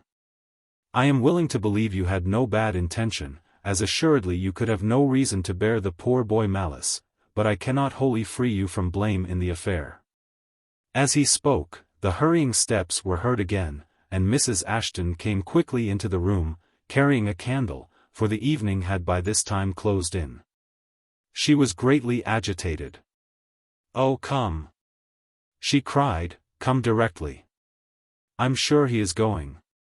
"Going? Frank? Is it possible? Already?" With some such incoherent words the doctor caught up a book of prayers from the table and ran out after his wife. Lord Saul stopped for a moment where he was. Molly, the maid, saw him bend over and put both hands to his face. If it were the last words she had to speak, she said afterwards, he was striving to keep back a fit of laughing. Then he went out softly, following the others. Mrs. Ashton was sadly right in her forecast. I have no inclination to imagine the last scene in detail. What Dar. Ashton records is, or may be taken to be, important to the story. They asked Frank if he would like to see his companion, Lord Saul, once again. The boy was quite collected, it appears, in these moments. No, he said, I do not want to see him, but you should tell him I am afraid he will be very cold. What do you mean, my dear? Said Mrs. Ashton. Only that, said Frank, but say to him besides that I am free of them now, but he should take care. And I am sorry about your black cockerel, Aunt Ashton. But he said we must use it so, if we were to see all that could be seen. Not many minutes after, he was gone. Both the Ashtons were grieved, she naturally most. But the doctor, though not an emotional man, felt the pathos of the early death, and, besides, there was the growing suspicion that all had not been told him by Saul. And that there was something here which was out of his beaten track. When he left the chamber of death, it was to walk across the quadrangle of the residence to the sexton's house. A passing bell, the greatest of the Minster bells, must be rung, a grave must be dug in the Minster yard, and there was now no need to silence the chiming of the Minster clock. As he came slowly back in the dark, he thought he must see Lord Saul again. That matter of the black cockerel, trifling as it might seem, would have to be cleared up. It might be merely a fancy of the sick boy, but if not, was there not a witch trial he had read, in which some grim little rite of sacrifice had played a part? Yes, he must see Saul. I rather guess these thoughts of his than find written authority for them. That there was another interview is certain, certain also that Saul would, or, as he said, could, throw no light on Frank's words, though the message, or some part of it, appeared to affect him horribly. But there is no record of the talk in detail. It is only said that Saul sat all that evening in the study, and when he bid good night, which he did most reluctantly, asked for the doctor's prayers. The month of January was near its end when Lord Kildonan, in the embassy at Lisbon, received a letter that for once gravely disturbed that vain man and neglectful father. Saul was dead. The scene at Frank's burial had been very distressing. The day was awful in blackness and wind. The bearers, staggering blindly along under the flapping black pall, found it a hard job, when they emerged from the porch of the minster, to make their way to the grave. Mrs. Ashton was in her room. Women did not then go to their kinsfolk's funerals, but Saul was there, draped in the mourning cloak of the time, and his face was white and fixed as that of one dead. Except when, as was noticed 3 or 4 times, he suddenly turned his head to the left and looked over his shoulder. It was then alive with a terrible expression of listening fear. No one saw him go away, and no one could find him that evening. All night the gale buffeted the high windows of the church, and howled over the upland and roared through the woodland. It was useless to search in the open, no voice of shouting or cry for help could possibly be heard. All that Dar. Ashton could do was to warn the people about the college, and the town constables, and to sit up, on the alert for any news, and this he did. News came early next morning, brought by the sexton, whose business it was to open the church for early prayers at 7. And who sent the maid rushing upstairs with wild eyes and flying hair to summon her master. The 2 men dashed across to the south door of the minster, there to find Lord Saul clinging desperately to the great ring of the door, his head sunk between his shoulders, his stockings in rags, his shoes gone, his legs torn and bloody. This was what had to be told to Lord Kildonan, and this really ends the first part of the story. The tomb of Frank Siddall and of the Lord Viscount Saul, only child and heir to William Earl of Kildonan, is a stone altar tomb in Whitminster churchyard. Dar. Ashton lived on for over 30 years in his prebendal house, I do not know how quietly, but without visible disturbance. His successor preferred a house he already owned in the town, and left that of the senior prebendary vacant. Between them these 2 men saw the 18th century out and the 19th in. For Mr. Hinds, the successor of Ashton, became prebendary at 920 and died at 980. So that it was not till 1823 or 1824 that anyone succeeded to the post who intended to make the house his home. The man who did was Dr. Henry Oldys, whose name may be known to some of my readers as that of the author of a row of volumes labeled Oldys's Works, which occupy a place that must be honored, since it is so rarely touched upon the shelves of many a substantial library. Dr. Oldys, his niece, and his servants took some months to transfer furniture and books from his Dorsetshire parsonage to the quadrangle of Whitminster, and to get everything into place. But eventually the work was done, and the house, which, though untenanted, had always been kept sound and weather-tight, woke up, and like Monte Cristo's mansion at Auteuil, lived, sang, and bloomed once more. On a certain morning in June it looked especially fair, as Dr. Oldys strolled in his garden before breakfast and gazed over the red roof at the Minster Tower with its 4 gold vanes, backed by a very blue sky, and very white little clouds. "Mary," he said, as he seated himself at the breakfast table and laid down something hard and shiny on the cloth, "here's a find which the boy made just now. You'll be sharper than I if you can guess what it's meant for." It was a round and perfectly smooth tablet, as much as an inch thick, of what seemed clear glass. "It is rather attractive at all events," said Mary. She was a fair woman, with light hair and large eyes, rather a devotee of literature. "Yes," said her uncle, "I thought you'd be pleased with it. I presume it came from the house, it turned up in the rubbish heap in the corner." "I'm not sure that I do like it, after all," said Mary, some minutes later. "Why in the world not, my dear?" "I don't know, I'm sure. Perhaps it's only fancy." "Yes, only fancy and romance, of course. What's that book, now, the name of that book, I mean, that you had your head in all yesterday?" "The Talisman, uncle." "Oh, if this should turn out to be a talisman, how enchanting it would be." "Yes, the Talisman, ah, well, you're welcome to it, whatever it is. I must be off about my business. Is all well in the house? Does it suit you? Any complaints from the servants' hall?" "No, indeed, nothing could be more charming. The only soupçon of a complaint besides the lock of the linen closet, which I told you of, is that Mrs. Maple says she cannot get rid of the sawflies out of that room you pass through at the other end of the hall. By the way, are you sure you like your bedroom? It is a long way off from anyone else, you know." "Like it? To be sure I do, the further off from you, my dear, the better.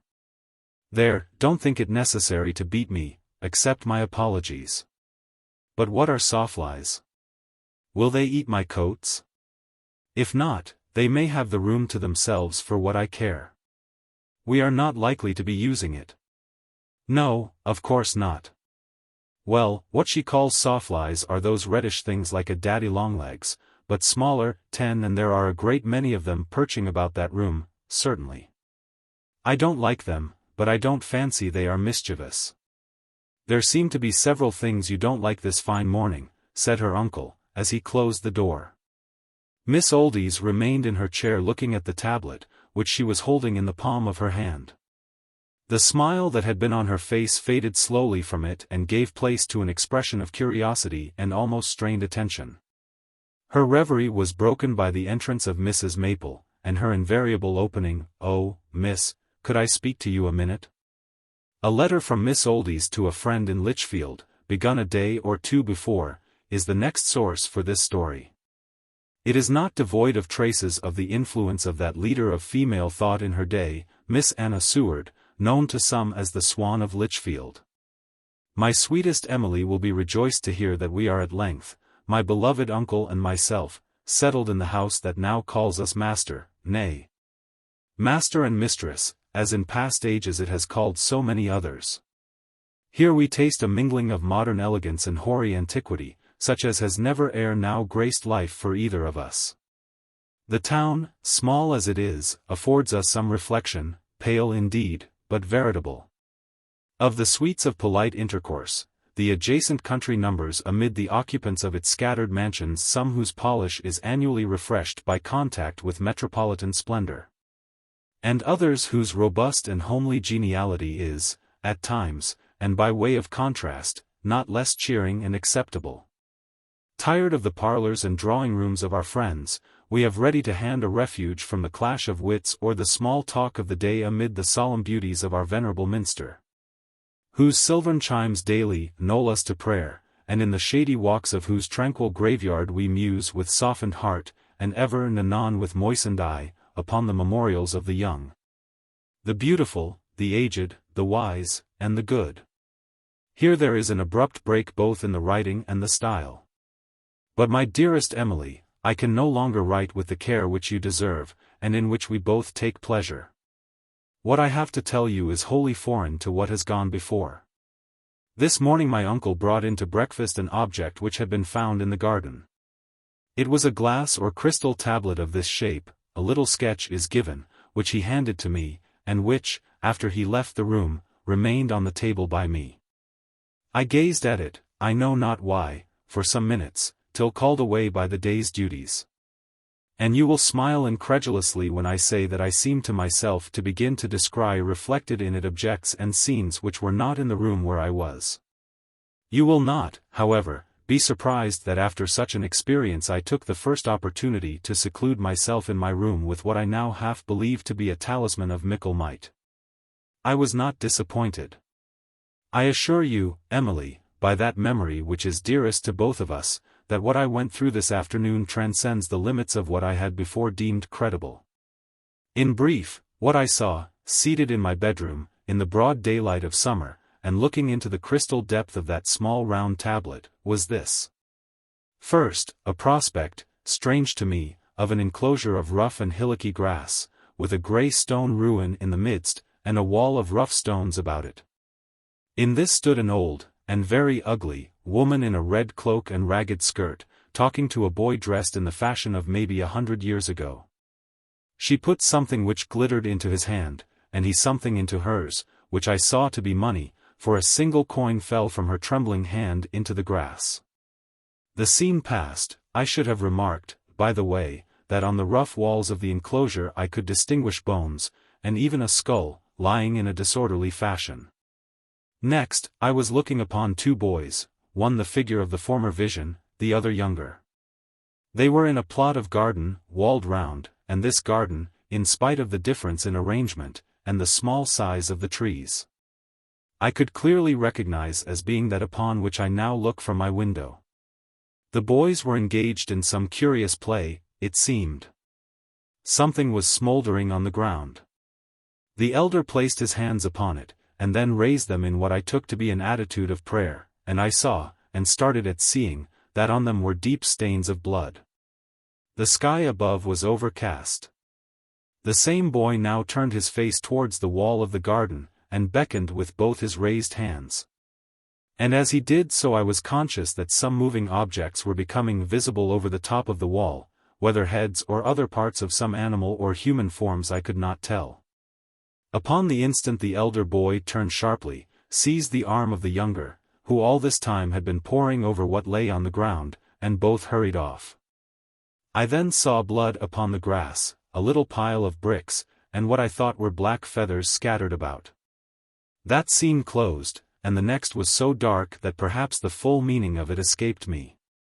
But what I seemed to see was a form, at first crouching low among trees or bushes that were being threshed by a violent wind, then running very swiftly, and constantly turning a pale face to look behind him, as if he feared a pursuer, and, indeed, pursuers were following hard after him.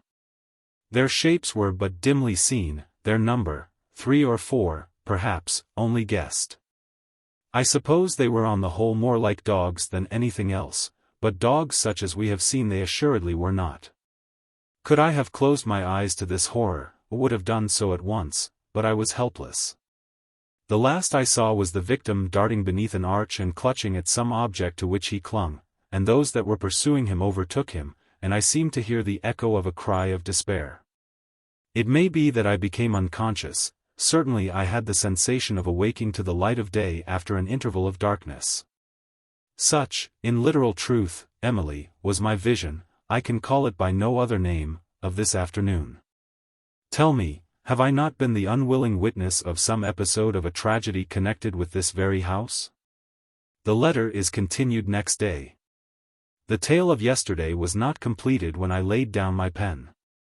I said nothing of my experiences to my uncle. You know, yourself, how little his robust common sense would be prepared to allow of them. And how in his eyes the specific remedy would be a black draught or a glass of port. After a silent evening, then, silent, not sullen, I retired to rest. Judge of my terror, when, not yet in bed, I heard what I can only describe as a distant bellow, and knew it for my uncle's voice, though never in my hearing so exerted before. His sleeping room is at the further extremity of this large house, and to gain access to it one must traverse an antique hall some 80 feet long and a lofty panelled chamber. And 2 unoccupied bedrooms. In the second of these, a room almost devoid of furniture, I found him, in the dark, his candle lying smashed on the floor. As I ran in, bearing a light, he clasped me in arms that trembled for the first time since I have known him, thanked God, and hurried me out of the room. He would say nothing of what had alarmed him. Tomorrow, was all I could get from him.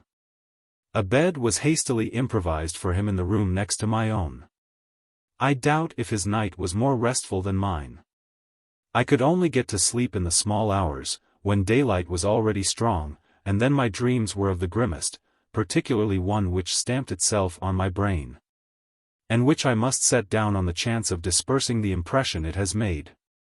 It was that I came up to my room with a heavy foreboding of evil oppressing me, and went with a hesitation and reluctance I could not explain to my chest of drawers. I opened the top drawer, in which was nothing but ribbons and handkerchiefs, and then the second, where was as little to alarm, and then, oh heavens! The third and last, and there was a mass of linen neatly folded, upon which, as I looked with curiosity that began to be tinged with horror, I perceived a movement in it. And a pink hand was thrust out of the folds and began to grope feebly in the air. I could bear it no more, and rushed from the room, clapping the door after me, and strove with all my force to lock it. But the key would not turn in the wards, and from within the room came a sound of rustling and bumping, drawing nearer and nearer to the door. Why I did not flee down the stairs I know not. I continued grasping the handle, and mercifully, as the door was plucked from my hand with an irresistible force, I awoke. You may not think this very alarming, but I assure you it was so to me. At breakfast today my uncle was very uncommunicative, and I think ashamed of the fright he had given us. But afterwards he inquired of me whether Mr. Spearman was still in town, adding that he thought that was a young man who had some sense left in his head. I think you know, my dear Emily, that I am not inclined to disagree with him there, and also that I was not unlikely to be able to answer his question. To Mr. Spearman he accordingly went, and I have not seen him since. I must send this strange budget of news to you now, or it may have to wait over more than one post. The reader will not be far out if he guesses that Miss Mary and Mr. Spearman made a match of it not very long after this month of June. Mr. Spearman was a young spark, who had a good property in the neighbourhood of Whitminster, and not unfrequently about this time spent a few days at the King's Head, ostensibly on business. But he must have had some leisure, for his diary is copious, especially for the days of which I am telling the story. It is probable to me that he wrote this episode as fully as he could at the bidding of Miss Mary. Uncle Oldies, how I hope I may have the right to call him so before long, called this morning. After throwing out a good many short remarks on indifferent topics, he said, I wish, Spearman, you'd listen to an odd story and keep a close tongue about it just for a bit. Till I get more light on it. To be sure, said I, you may count on me. I don't know what to make of it, he said. You know my bedroom. It is well away from everyone else's, and I pass through the great hall and 2 or 3 other rooms to get to it. Is it at the end next the minster, then? I asked. Yes, it is. Well, now, yesterday morning my Mary told me that the room next before it was infested with some sort of fly that the housekeeper couldn't get rid of. That may be the explanation, or it may not. What do you think? Why, said I, you've not yet told me what has to be explained. True enough, I don't believe I have. But by the by, what are these sawflies? What's the size of them? I began to wonder if he was touched in the head. What I call a sawfly, I said very patiently, is a red animal, like a daddy-long-legs, but not so big, perhaps an inch long, perhaps less. It is very hard in the body, and to me, I was going to say, particularly offensive, but he broke in, come, an inch or less. That won't do. I can only tell you, I said, what I know. Would it not be better if you told me from first to last what it is that has puzzled you, and then I may be able to give you some kind of an opinion? He gazed at me meditatively. Perhaps it would, he said. I told Mary only today that I thought you had some vestiges of sense in your head. I bowed my acknowledgments. The thing is, I've an odd kind of shyness about talking of it. Nothing of the sort has happened to me before. Well, about 11 o'clock last night, or after, I took my candle and set out for my room. I had a book in my other hand. I always read something for a few minutes before I drop off to sleep.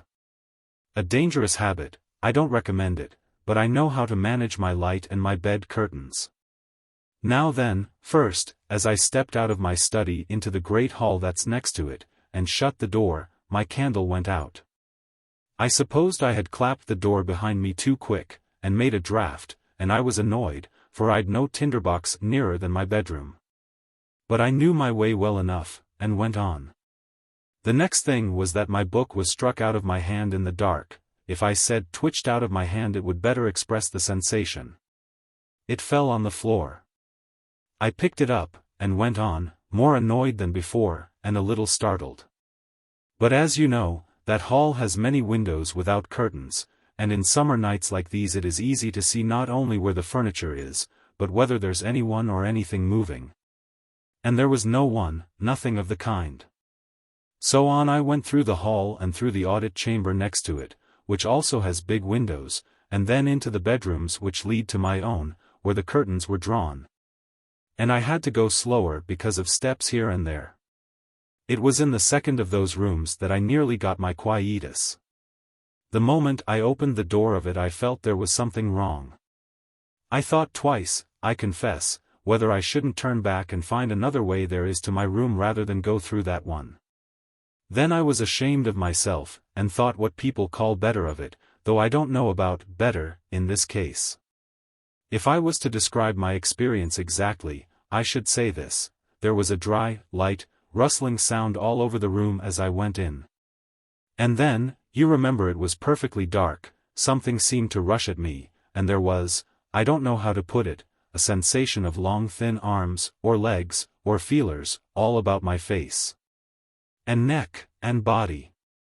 Very little strength in them, there seemed to be, but Spearman, I don't think I was ever more horrified or disgusted in all my life, that I remember, and it does take something to put me out.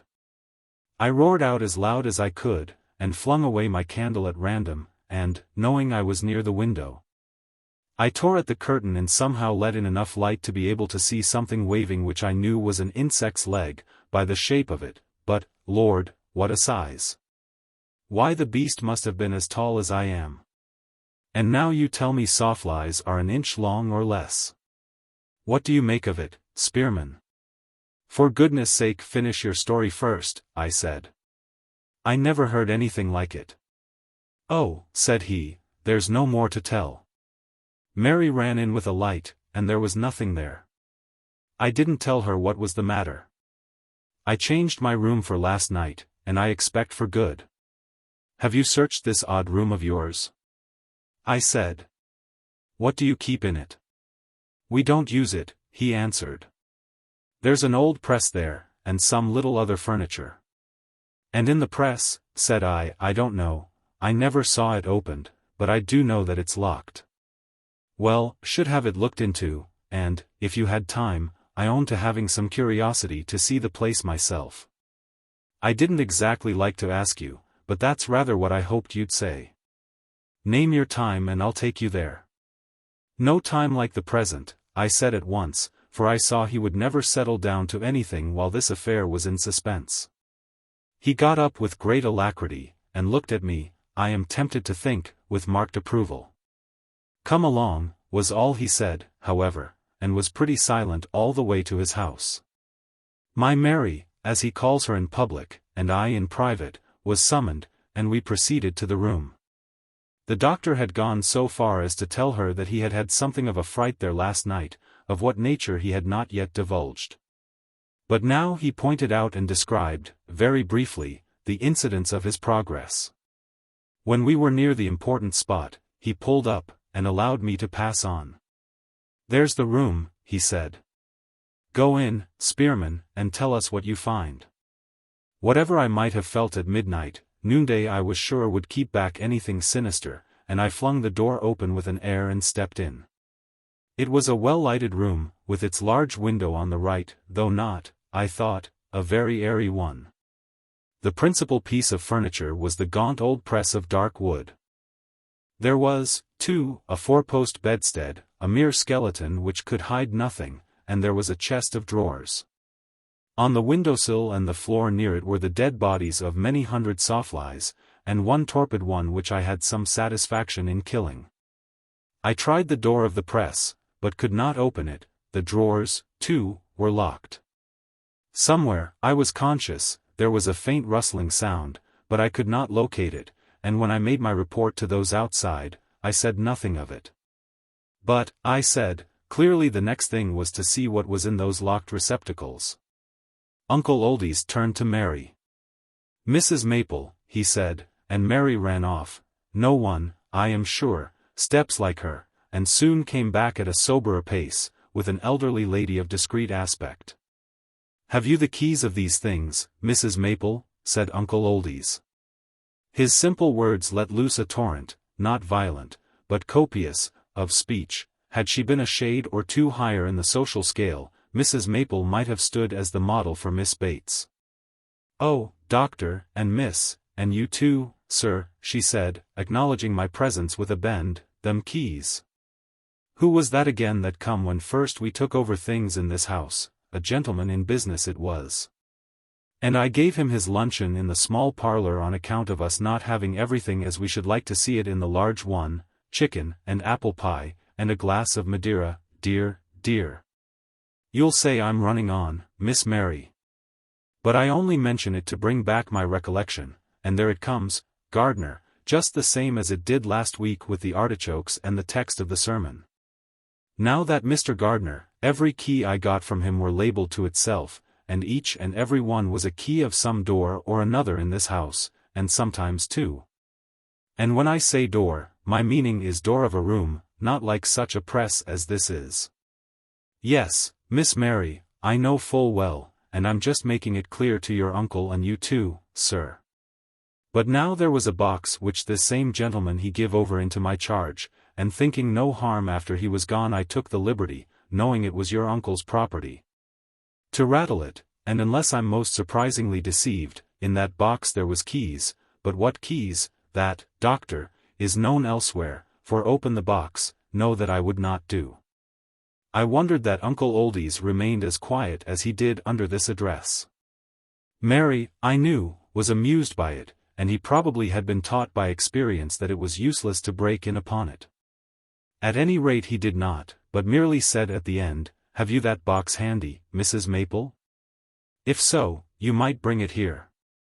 Mrs. Maple pointed her finger at him, either in accusation or in gloomy triumph. "There," she said, "was I to choose out the very words out of your mouth, doctor, them would be the ones. And if I've took it to my own rebuke 1/2 times, it's been nearer 50. Laid awake I have in my bed, sat down in my chair I have, the same you and Miss Mary gave me the day I was 20 year in your service, and no person could desire a better, yes, Miss Mary. But it is the truth, and well we know who it is would have it different if he could. All very well, says I to myself, but pray, when the doctor calls you to account for that box, what are you going to say?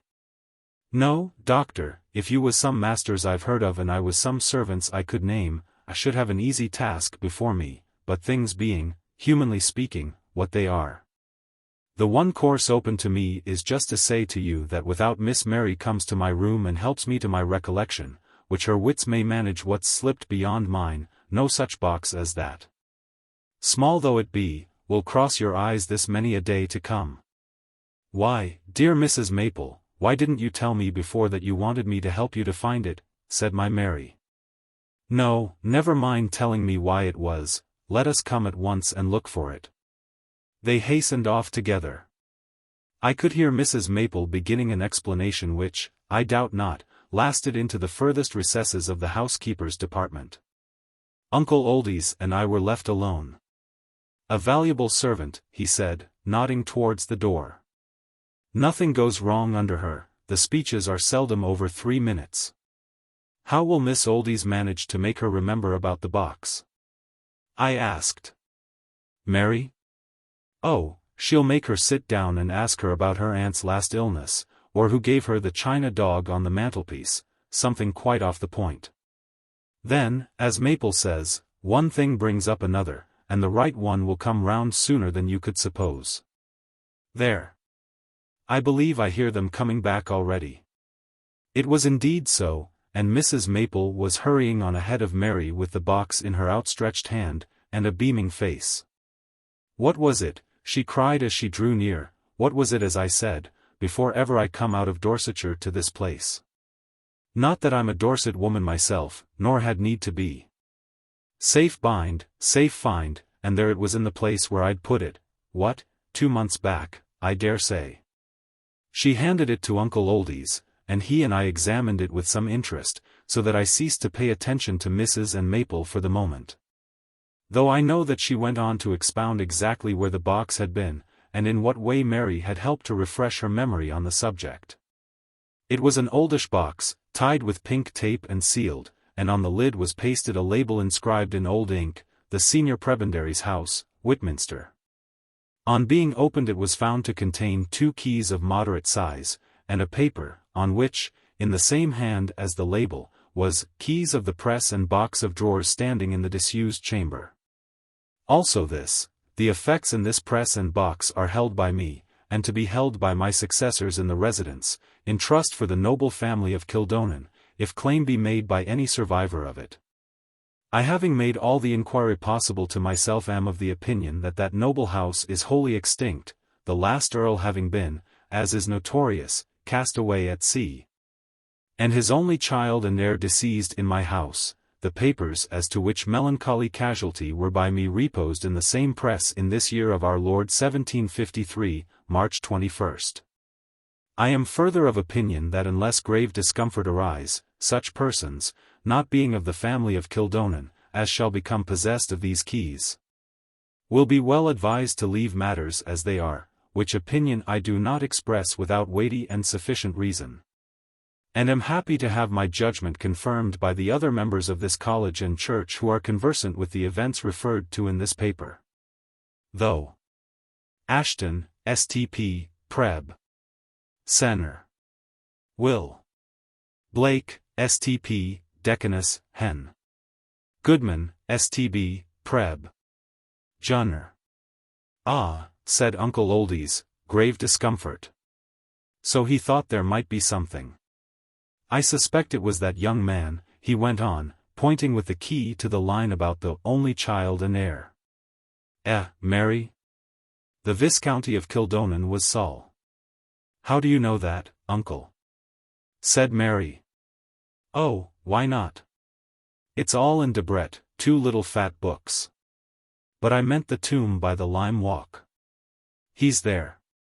What's the story, I wonder? Do you know it, Mrs. Maple? And, by the way, look at your sawflies by the window there. Mrs. Maple, thus confronted with 2 subjects at once, was a little put to it to do justice to both. It was no doubt rash in Uncle Oldys to give her the opportunity. I could only guess that he had some slight hesitation about using the key he held in his hand. Oh, them flies, how bad they was, Doctor and Miss, this 3 or 4 days, and you, too, sir, you wouldn't guess, none of you.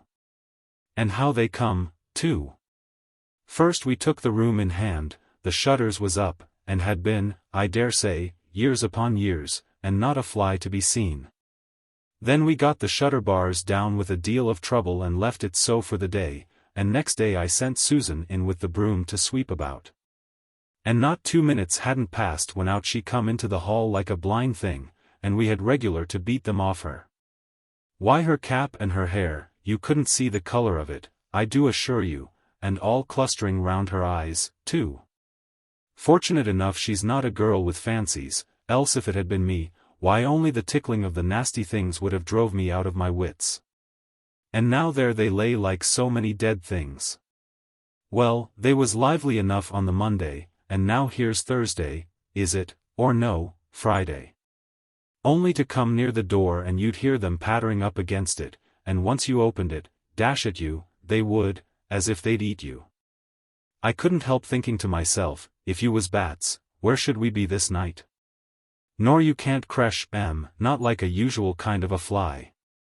Well, there's something to be thankful for, if we could but learn by it.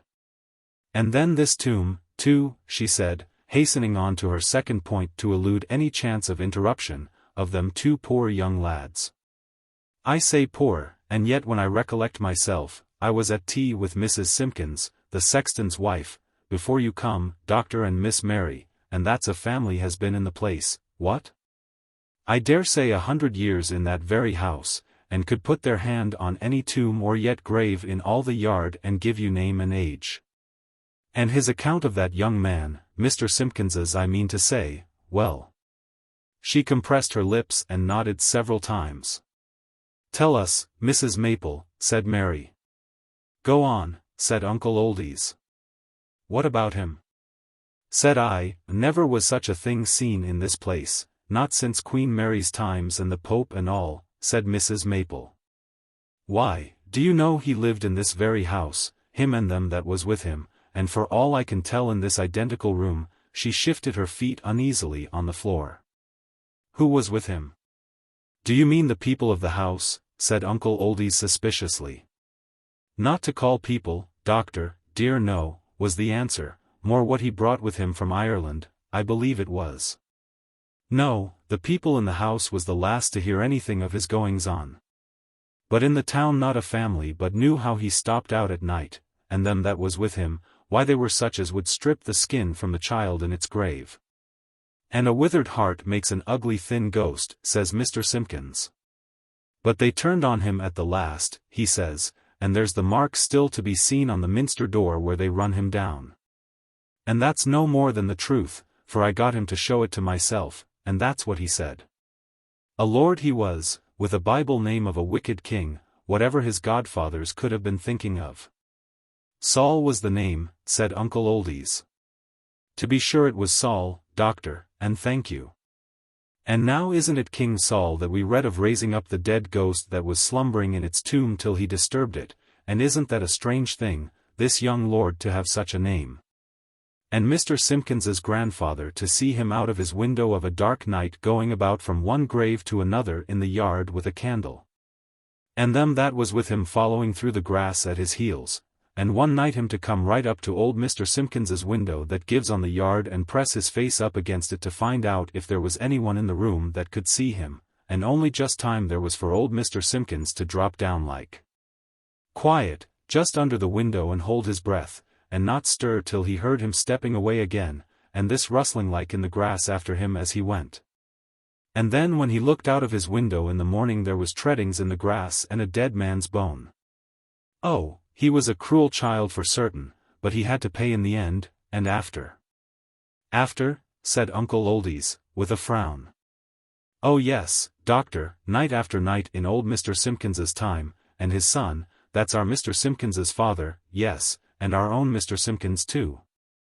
Up against that same window, particular when they've had a fire of a chilly evening, with his face right on the panes, and his hands fluttering out, and his mouth open and shut, for a minute or more, and then gone off in the dark yard.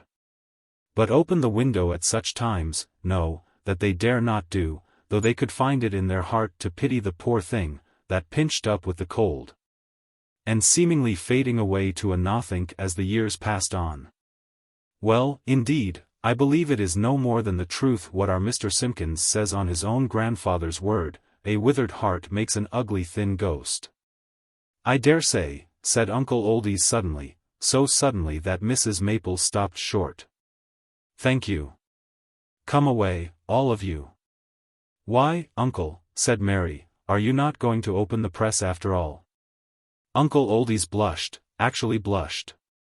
My dear, he said, you are at liberty to call me a coward, or applaud me as a prudent man, whichever you please. But I am neither going to open that press nor that chest of drawers myself, nor am I going to hand over the keys to you or to any other person. Mrs. Maple, will you kindly see about getting a man or two to move those pieces of furniture into the garret? And when they do it, Mrs. Maple, said Mary, who seemed to me, I did not then know why, more relieved than disappointed by her uncle's decision, I have something that I want put with the rest. Only quite a small packet. We left that curious room not unwillingly, I think. Uncle Oldys's orders were carried out that same day. And so, concludes Mr. Spearman, Whitminster has a Bluebeard's chamber, and, I am rather inclined to suspect, a jack-in-the-box, awaiting some future occupant of the residence of the senior prebendary. The Diary of Mr. Poynter. The sale-room of an old and famous firm of book auctioneers in London is, of course, a great meeting place for collectors, librarians, dealers, not only when an auction is in progress, but perhaps even more notably when books that are coming on for sale are upon view. It was in such a sale-room that the remarkable series of events began which were detailed to me not many months ago by the person whom they principally affected, namely, Mr. James Denton, M.A., F.S.A., etc., etc., some time of Trinity Hall, now, or lately, of Rendcombe Manor in the county of Warwick. He, on a certain spring day not many years since, was in London for a few days upon business connected principally with the furnishing of the house which he had just finished building at Rendcombe. It may be a disappointment to you to learn that Rendcombe Manor was new, that I cannot help. There had, no doubt, been an old house, but it was not remarkable for beauty or interest. Even had it been, neither beauty nor interest would have enabled it to resist the disastrous fire which about a couple of years before the date of my story had razed it to the ground. I am glad to say that all that was most valuable in it had been saved, and that it was fully insured. So that it was with a comparatively light heart that Mr. Denton was able to face the task of building a new and considerably more convenient dwelling for himself and his aunt who constituted his whole menage. Being in London, with time on his hands, and not far from the sale-room at which I have obscurely hinted, Mr. Denton thought that he would spend an hour there upon the chance of finding, among that portion of the famous Thomas collection of MSS, which he knew to be then on view, something bearing upon the history or topography of his part of Warwickshire. He turned in accordingly, purchased a catalogue and ascended to the sale-room, where, as usual, the books were disposed in cases and some laid out upon the long tables. At the shelves, or sitting about at the tables, were figures, many of whom were familiar to him. He exchanged nods and greetings with several, and then settled down to examine his catalogue and note likely items. He had made good progress through about 200 of the 500 lots, every now and then rising to take a volume from the shelf and give it a cursory glance, when a hand was laid on his shoulder, and he looked up. His interrupter was one of those intelligent men with a pointed beard and a flannel shirt, of whom the last quarter of the 19th century was, it seems to me, very prolific. It is no part of my plan to repeat the whole conversation which ensued between the two. I must content myself with stating that it largely referred to common acquaintances, e.g., to the nephew of Mr. Denton's friend who had recently married and settled in Chelsea, to the sister-in-law of Mr. Denton's friend who had been seriously indisposed, but was now better, and to a piece of china which Mr. Denton's friend had purchased some months before at a price much below its true value. From which you will rightly infer that the conversation was rather in the nature of a monologue. In due time, however, the friend bethought himself that Mr. Denton was there for a purpose, and said he, "What are you looking out for in particular? I don't think there's much in this lot." Why, I thought there might be some Warwickshire collections, but I don't see anything under Warwick in the catalogue. No, apparently not, said the friend. All the same, I believe I noticed something like a Warwickshire diary. What was the name again? Drayton? Potter? Painter, either A-P or A-D, I feel sure. He turned over the leaves quickly. Yes, here it is. Poynter. Lot 486. That might interest you. There are the books, I think, out on the table. Someone has been looking at them. Well, I must be getting on. Goodbye, you'll look us up, won't you? Couldn't you come this afternoon? We've got a little music about 4. Well, then, when you're next in town. He went off. Mr. Denton looked at his watch and found to his confusion that he could spare no more than a moment before retrieving his luggage and going for the train. The moment was just enough to show him that there were 4 largish volumes of the diary, that it concerned the years about 1710. And that there seemed to be a good many insertions in it of various kinds. It seemed quite worth while to leave a commission of £25 for it, and this he was able to do, for his usual agent entered the room as he was on the point of leaving it. That evening he rejoined his aunt at their temporary abode, which was a small dower house not many hundred yards from the manor.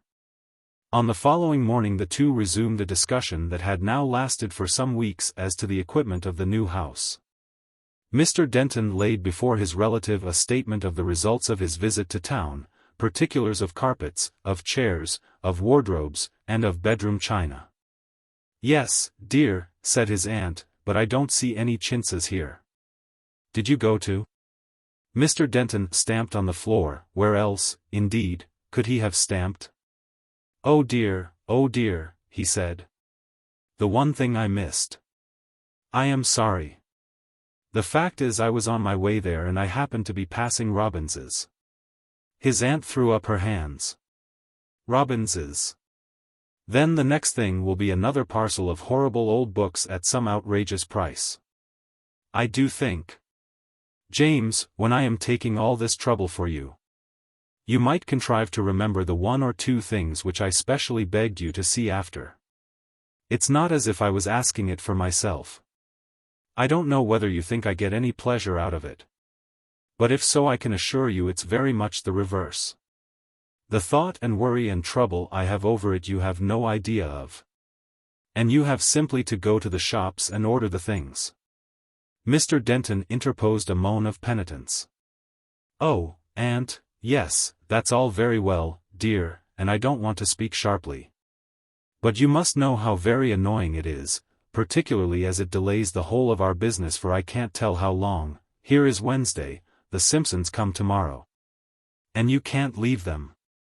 Then on Saturday we have friends, as you know, coming for tennis. Yes, indeed, you spoke of asking them yourself, but, of course, I had to write the notes. And it is ridiculous, James, to look like that. We must occasionally be civil to our neighbors. You wouldn't like to have it said we were perfect bears. What was I saying? Well. Anyhow it comes to this, that it must be Thursday in next week at least, before you can go to town again. And until we have decided upon the chintzes it is impossible to settle upon one single other thing.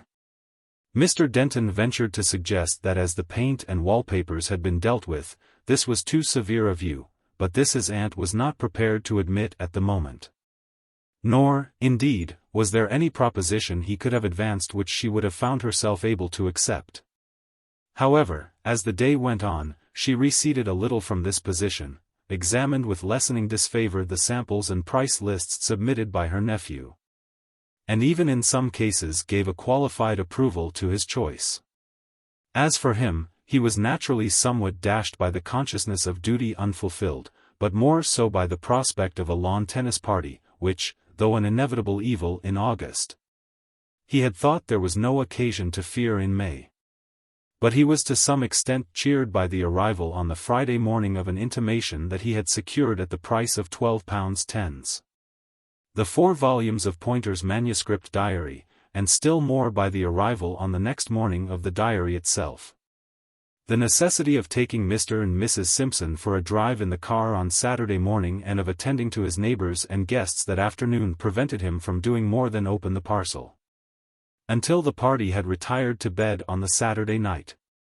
It was then that he made certain of the fact, which he had before only suspected, that he had indeed acquired the diary of Mr. William Poynter, Squire of Acrington, about 4 miles from his own parish, that same Poynter who was for a time a member of the circle of Oxford antiquaries, the centre of which was Thomas Hearne, and with whom Hearne seems ultimately to have quarrelled, a not uncommon episode in the career of that excellent man.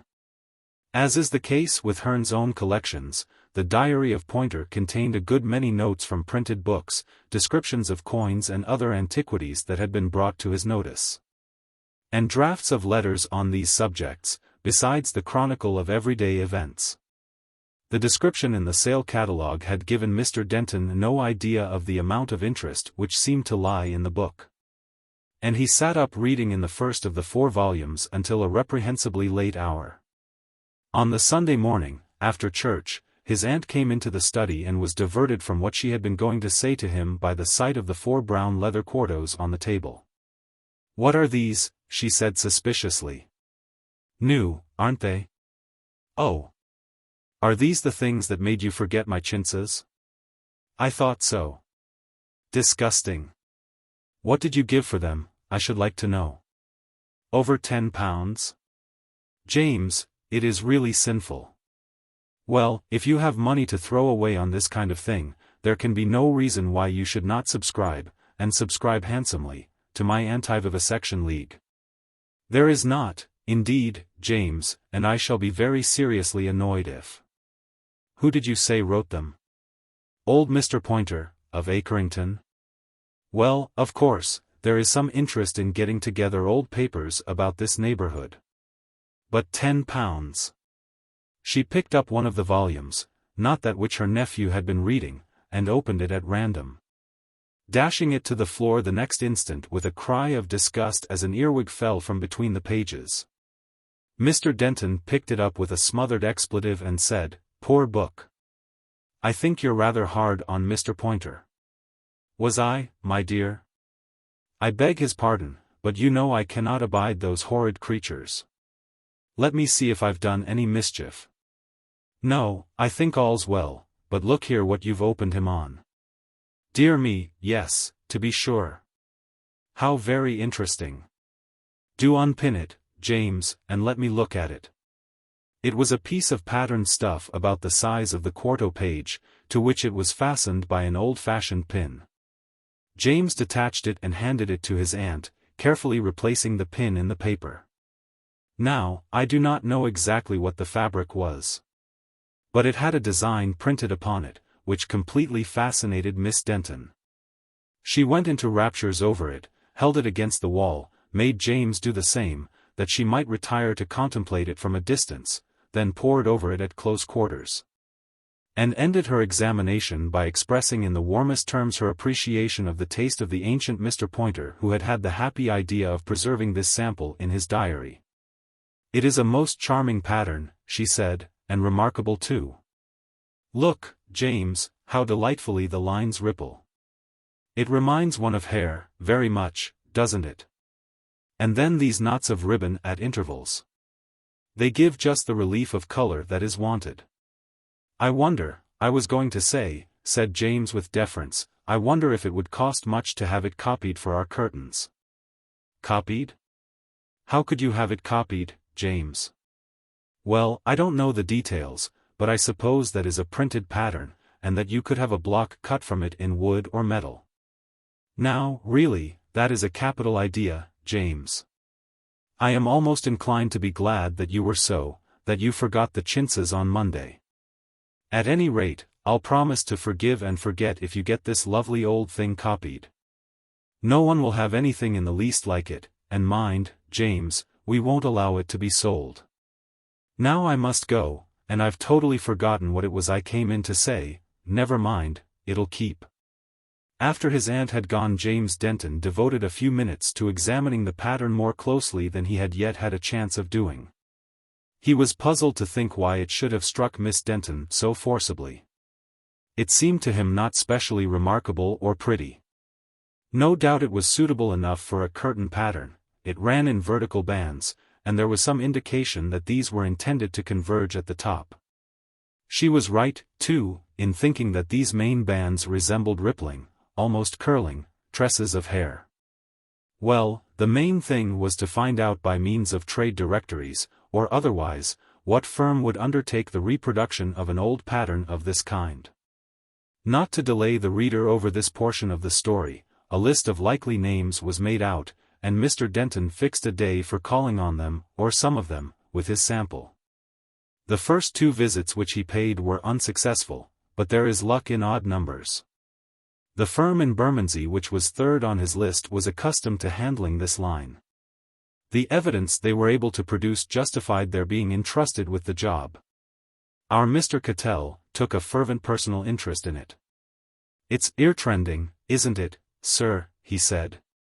"To picture the quantity of really lovely medieval stuff of this kind that lays well-nigh unnoticed in many of our residential country boozes, much of it in peril, I take it, of being cast aside as so much rubbish. What is it Shakespeare says, unconsidered trifles? Ah, I often say he as a word for us all, sir. I say Shakespeare, but I'm well aware all don't hold with me there. I had something of an upset the other day when a gentleman came in, a titled man, too, he was. And I think he told me he'd wrote on the topic, and I opined to cite out something about Hercules and the painted cloth. Dear me, you never see such a pother. But as to this, what you've kindly confided to us, it's a piece of work we shall take a real enthusiasm in achieving it out to the very best of our ability. What man has done, as I was observing only a few weeks back to another esteemed client, man can do, and in 3 to 4 weeks' time, all being well. We shall hope to lay before you evidence to that effect, sir. Take the address, Mr. Higgins, if you please." Such was the general drift of Mr. Cattell's observations on the occasion of his first interview with Mr. Denton. About a month later, being advised that some samples were ready for his inspection, Mr. Denton met him again, and had, it seems, reason to be satisfied with the faithfulness of the reproduction of the design. It had been finished off at the top in accordance with the indication I mentioned, so that the vertical bands joined. But something still needed to be done in the way of matching the color of the original. Mr. Cattell had suggestions of a technical kind to offer, with which I need not trouble you. He had also views as to the general desirability of the pattern which were vaguely adverse. "You say you don't wish this to be supplied excepting to personal friends equipped with an authorization from yourself, sir. It shall be done. I quite understand your wish to keep it exclusive, lends a catch-it, does it not, to the suite? What's every man's, it's been said, is no man's. Do you think it would be popular if it were generally obtainable?" asked Mr. Denton. "I hardly think it, sir," said Cattell, pensively clasping his beard. "I hardly think it. Not popular, it wasn't popular with the man that cut the block, was it, Mr. Higgins? Did he find it a difficult job? He'd no call to do so, sir. But the fact is that the artistic temperament, and our men are artists, sir. Every man of them, true artists as much as many that the world styles by that term, it's apt to take some strange, hardly accountable likes or dislikes, and here was an example. The twice or thrice that I went to inspect his progress, language I could understand, for that's habitual to him, but real distaste for what I should call a dainty enough thing, I did not. Nor am I now able to fathom.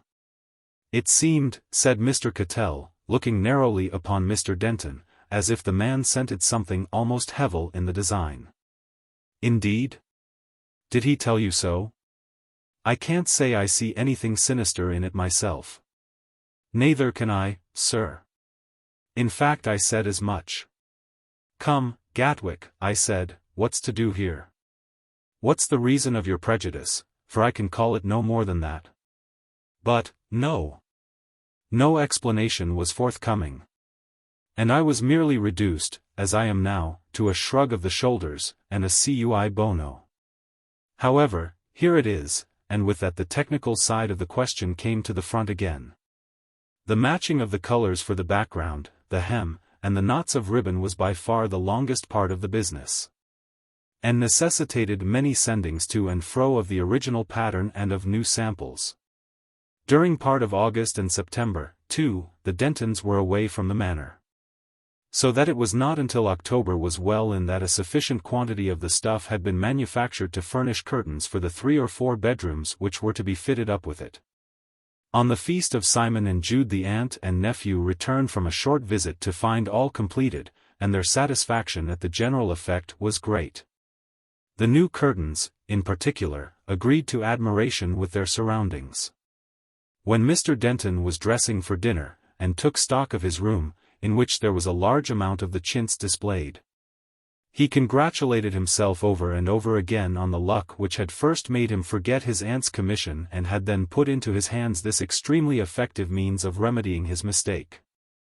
The pattern was, as he said at dinner, so restful and yet so far from being dull. And Miss Denton, who, by the way, had none of the stuff in her own room, was much disposed to agree with him. At breakfast next morning he was induced to qualify his satisfaction to some extent, but very slightly. "There is one thing I rather regret," he said, "that we allowed them to join up the vertical bands of the pattern at the top. I think it would have been better to leave that alone." "Oh?" said his aunt interrogatively. "Yes, as I was reading in bed last night they kept catching my eye rather. That is, I found myself looking across at them every now and then.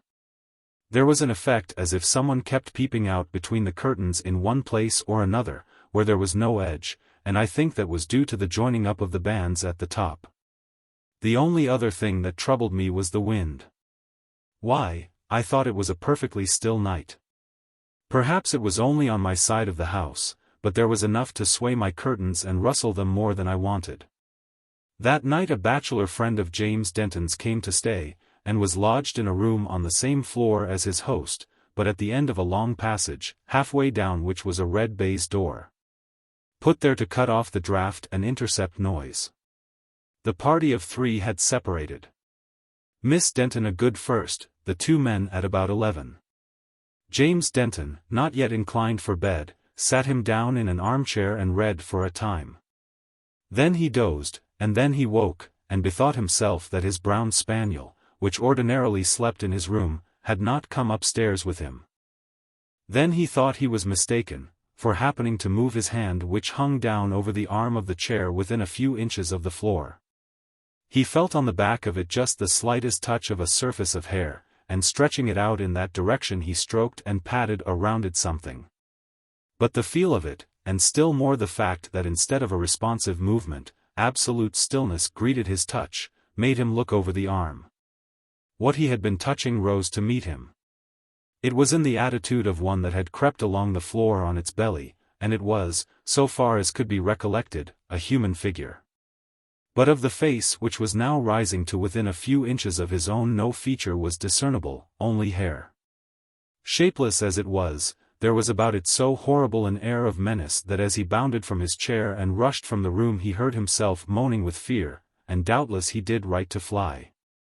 As he dashed into the baize door that cut the passage in 2, and, forgetting that it opened towards him, beat against it with all the force in him, he felt a soft ineffectual tearing at his back which, all the same, seemed to be growing in power, as if the hand, or whatever worse than a hand was there, were becoming more material as the pursuer's rage was more concentrated.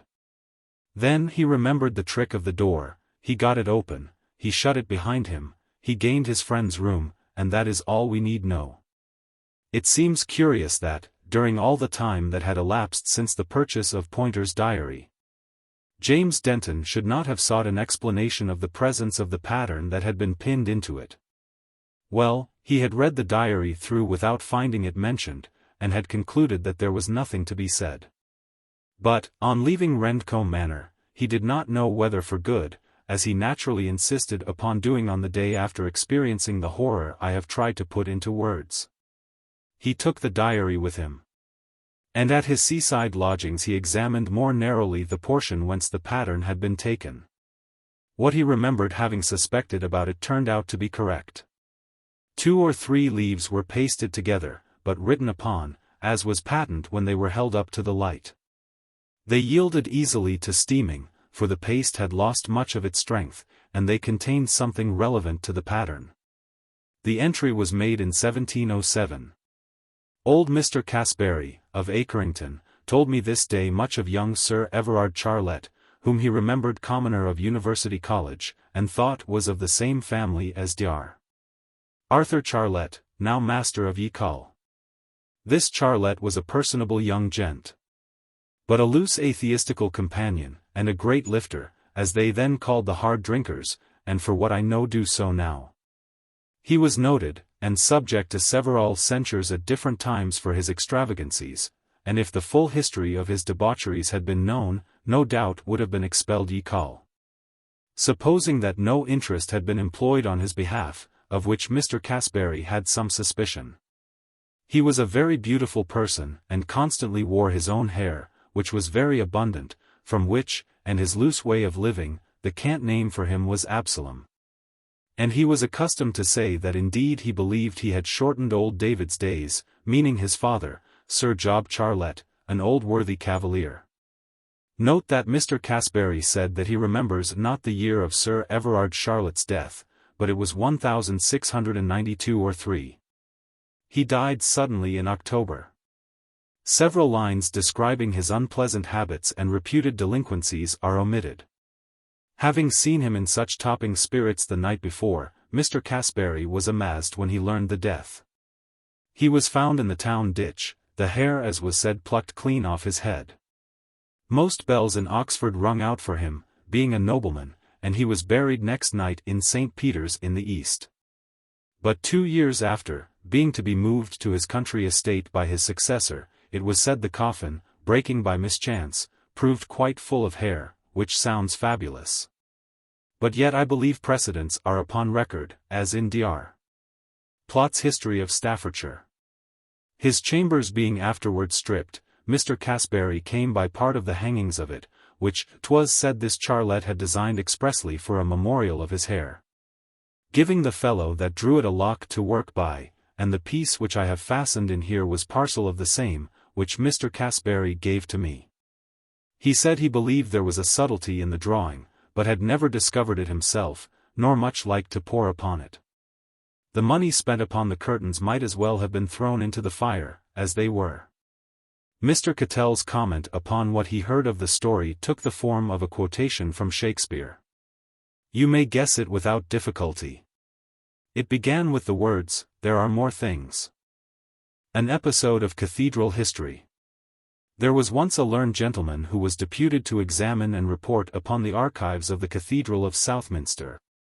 The examination of these records demanded a very considerable expenditure of time, hence it became advisable for him to engage lodgings in the city, for though the cathedral body were profuse in their offers of hospitality, Mr. Lake felt that he would prefer to be master of his day. This was recognized as reasonable. The dean eventually wrote advising Mr. Lake, if he were not already suited, to communicate with Mr. Werby, the principal verger, who occupied a house convenient to the church and was prepared to take in a quiet lodger for 3 or 4 weeks. Such an arrangement was precisely what Mr. Lake desired. Terms were easily agreed upon, and early in December, like another Mr. Datchery, as he remarked to himself, the investigator found himself in the occupation of a very comfortable room in an ancient and cathedraly house. One so familiar with the customs of cathedral churches, and treated with such obvious consideration by the dean and chapter of this cathedral in particular, could not fail to command the respect of the head verger. Mr. Werby even acquiesced in certain modifications of statements he had been accustomed to offer for years to parties of visitors. Mr. Lake, on his part, found the verger a very cheery companion, and took advantage of any occasion that presented itself for enjoying his conversation when the day's work was over. One evening, about 9 o'clock, Mr. Werby knocked at his lodger's door. "I've occasion," he said, "to go across to the cathedral, Mr. Lake, and I think I made you a promise when I did so next I would give you the opportunity to see what it looks like at night time. It is quite fine and dry outside, if you care to come. To be sure I will, very much obliged to you, Mr. Werby, for thinking of it, but let me get my coat. Here it is, sir, and I've another lantern here that you'll find advisable for the steps, as there's no moon. Anyone might think we were Jasper and Durdles, over again, mightn't they? Said Lake, as they crossed the close, for he had ascertained that the verger had read Edwin Drood.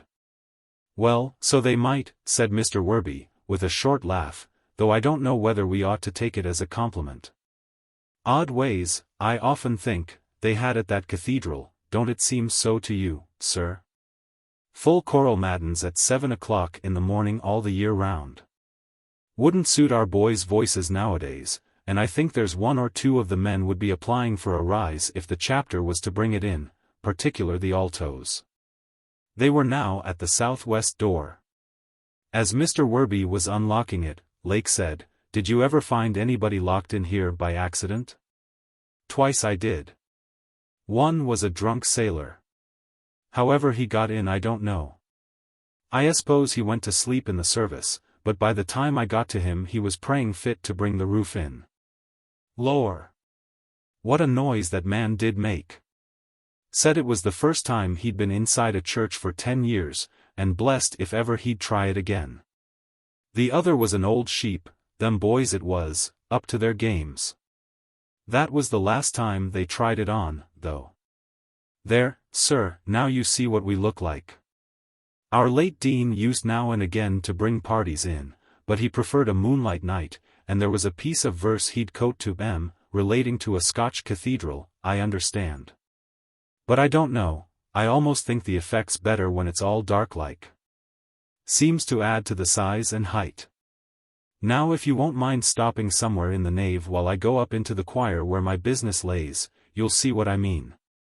Accordingly Lake waited, leaning against a pillar, and watched the light wavering along the length of the church, and up the steps into the choir. Until it was intercepted by some screen or other furniture, which only allowed the reflection to be seen on the piers and roof. Not many minutes had passed before Werby reappeared at the door of the choir and by waving his lantern signaled to Lake to rejoin him. I suppose it is Werby, and not a substitute, thought Lake to himself, as he walked up the nave. There was, in fact, nothing untoward.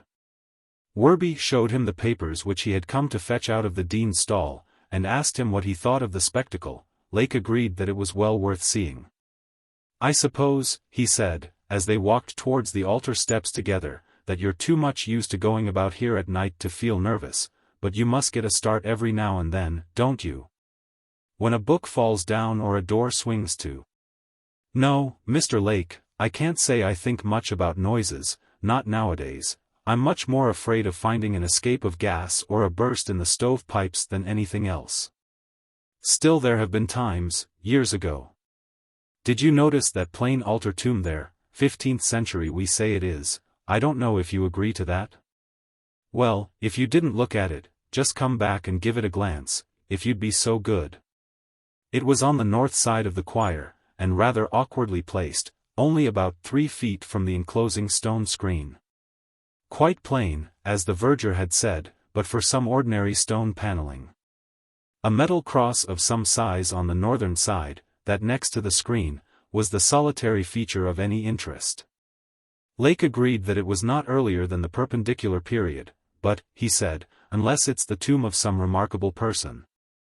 You'll forgive me for saying that I don't think it's particularly noteworthy. Well, I can't say as it is the tomb of anybody noted in history, said Werby, who had a dry smile on his face, for we don't own any record whatsoever of who it was put up to.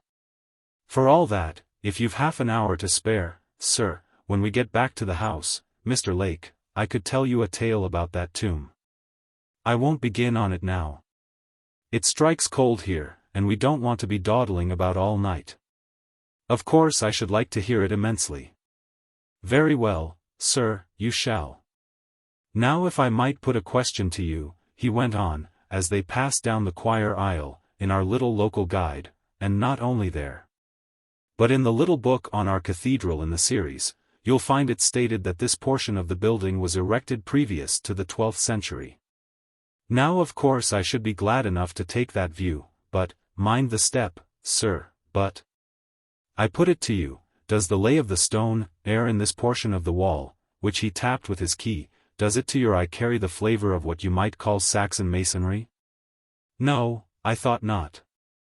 No more it does to me. Now, if you'll believe me, I've said as much to those men. One's the librarian of our free libri here, and the other came down from London on purpose, 50 times. If I have once, but I might just as well have talked to that bit of stonework. But there it is, I suppose everyone's got their opinions. The discussion of this peculiar trait of human nature occupied Mr. Werby almost up to the moment when he and Lake re-entered the former's house. The condition of the fire in Lake's sitting room led to a suggestion from Mr. Werby that they should finish the evening in his own parlour. We find them accordingly settled there some short time afterwards. Mr. Werby made his story a long one, and I will not undertake to tell it wholly in his own words, or in his own order. Lake committed the substance of it to paper immediately after hearing it, together with some few passages of the narrative which had fixed themselves verbatim in his mind. I shall probably find it expedient to condense Lake's record to some extent. Mr. Werby was born, it appeared, about the year 1828. His father before him had been connected with the cathedral, and likewise his grandfather. One or both had been choristers, and in later life both had done work as mason and carpenter respectively about the fabric. Werby himself, though possessed, as he frankly acknowledged, of an indifferent voice, had been drafted into the choir at about 10 years of age. It was in 1840 that the wave of the Gothic revival smote the Cathedral of Southminster. There was a lot of lovely stuff went then, sir, said Werby, with a sigh. My father couldn't hardly believe it when he got his orders to clear out the choir. There was a new dean just come in, Dean Burscough it was, and my father had been apprenticed to a good firm of joiners in the city, and knew what good work was when he saw it. Krull it was, he used to say, all that beautiful wainscot oak, as good as the day it was put up, and garlands like of foliage and fruit. And lovely old gilding work on the coats of arms and the organ pipes. All went to the timber yard, every bit except some little pieces worked up in the Lady Chapel, and in this overmantel. Well, I may be mistook, but I say our choir never looked as well since. Still there was a lot found out about the history of the church, and no doubt but what it did stand in need of repair.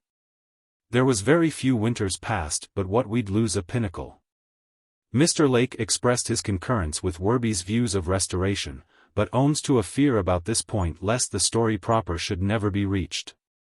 Possibly this was perceptible in his manner. Werby hastened to reassure him, not but what I could carry on about that topic for hours at a time, and do when I see my opportunity. But Dean Burscough he was very set on the Gothic period, and nothing would serve him but everything must be made agreeable to that. And one morning after service he appointed for my father to meet him in the choir, and he came back after he'd taken off his robes in the vestry, and he'd got a roll of paper with him. And the verger that was then brought in a table, and they begun spreading it out on the table with prayer books to keep it down, and my father helped him. And he saw it was a picture of the inside of a choir in a cathedral. And the dean, he was a quick-spoken gentleman, he says, well, Werby, what do you think of that? Why, says my father, I don't think I have the pleasure of knowing that view. Would that be Hereford Cathedral, Mr. Dean? No, Werby, says the dean, that's Southminster Cathedral as we hope to see it before many years. Indeed, sir, says my father, and that was all he did say, leastways to the dean, but he used to tell me he felt really faint in himself when he looked round our choir as I can remember it. All comfortable and furnished like, and then see this nasty little dry picture, as he called it, drawn out by some London architect. Well, there I am again. But you'll see what I mean if you look at this old view. Werby reached down a framed print from the wall. Well, the long and the short of it was that the dean he handed over to my father a copy of an order of the chapter that he was to clear out every bit of the choir, make a clean sweep, ready for the new work that was being designed up in town. And he was to put it in hand as soon as ever he could get the breakers together. Now then, sir, if you look at that view, you'll see where the pulpit used to stand. That's what I want you to notice, if you please. It was, indeed, easily seen. An unusually large structure of timber with a domed sounding board, standing at the east end of the stalls on the north side of the choir, facing the bishop's throne. Werby proceeded to explain that during the alterations, services were held in the nave, the members of the choir being thereby disappointed of an anticipated holiday. And the organist in particular incurring the suspicion of having willfully damaged the mechanism of the temporary organ that was hired at considerable expense from London. The work of demolition began with the choir screen and organ loft, and proceeded gradually eastwards, disclosing, as Werby said, many interesting features of older work. While this was going on, the members of the chapter were, naturally, in and about the choir a great deal. And it soon became apparent to the elder Werby, who could not help overhearing some of their talk, that, on the part of the senior canons especially, there must have been a good deal of disagreement before the policy now being carried out had been adopted. Some were of opinion that they should catch their deaths of cold in the return stalls, unprotected by a screen from the draughts in the nave. Others objected to being exposed to the view of persons in the choir aisles, especially, they said, during the sermons, when they found it helpful to listen in a posture which was liable to misconstruction. The strongest opposition, however, came from the oldest of the body, who up to the last moment objected to the removal of the pulpit. "You ought not to touch it, Mr. Dean," he said with great emphasis one morning, when the two were standing before it. "You don't know what mischief you may do." "Mischief? It's not a work of any particular merit, Canon." "Don't call me Canon," said the old man with great asperity, "that is, for 30 years I've been known as Dr. Alof, and I shall be obliged, Mr. Dean, if you would kindly humor me in that matter. And as to the pulpit, which I've preached from for 30 years, though I don't insist on that, all I'll say is, I know you're doing wrong in moving it. But what sense could there be, my dear doctor, in leaving it where it is, when we're fitting up the rest of the choir in a totally different style? What reason could be given, apart from the look of the thing?" "Reason? Reason," said old Dr. Alof. "If you young men, if I may say so without any disrespect, Mr. Dean, if you'd only listen to reason a little, and not be always asking for it, we should get on better. But there, I've said my say." The old gentleman hobbled off, and as it proved, never entered the cathedral again. The season, it was a hot summer, turned sickly on a sudden. Dr. Alof was one of the first to go, with some affection of the muscles of the thorax, which took him painfully at night. And at many services the number of choirmen and boys was very thin. Meanwhile the pulpit had been done away with. In fact, the sounding board, part of which still exists as a table in a summerhouse in the palace garden, was taken down within an hour or two of Dr. Alof's protest. The removal of the base, not effected without considerable trouble, disclosed to view, greatly to the exultation of the restoring party, an altar tomb, the tomb, of course, to which Werby had attracted Lake's attention that same evening. Much fruitless research was expended in attempts to identify the occupant. From that day to this he has never had a name put to him. The structure had been most carefully boxed in under the pulpit base, so that such slight ornament as it possessed was not defaced. Only on the north side of it there was what looked like an injury. A gap between two of the slabs composing the side.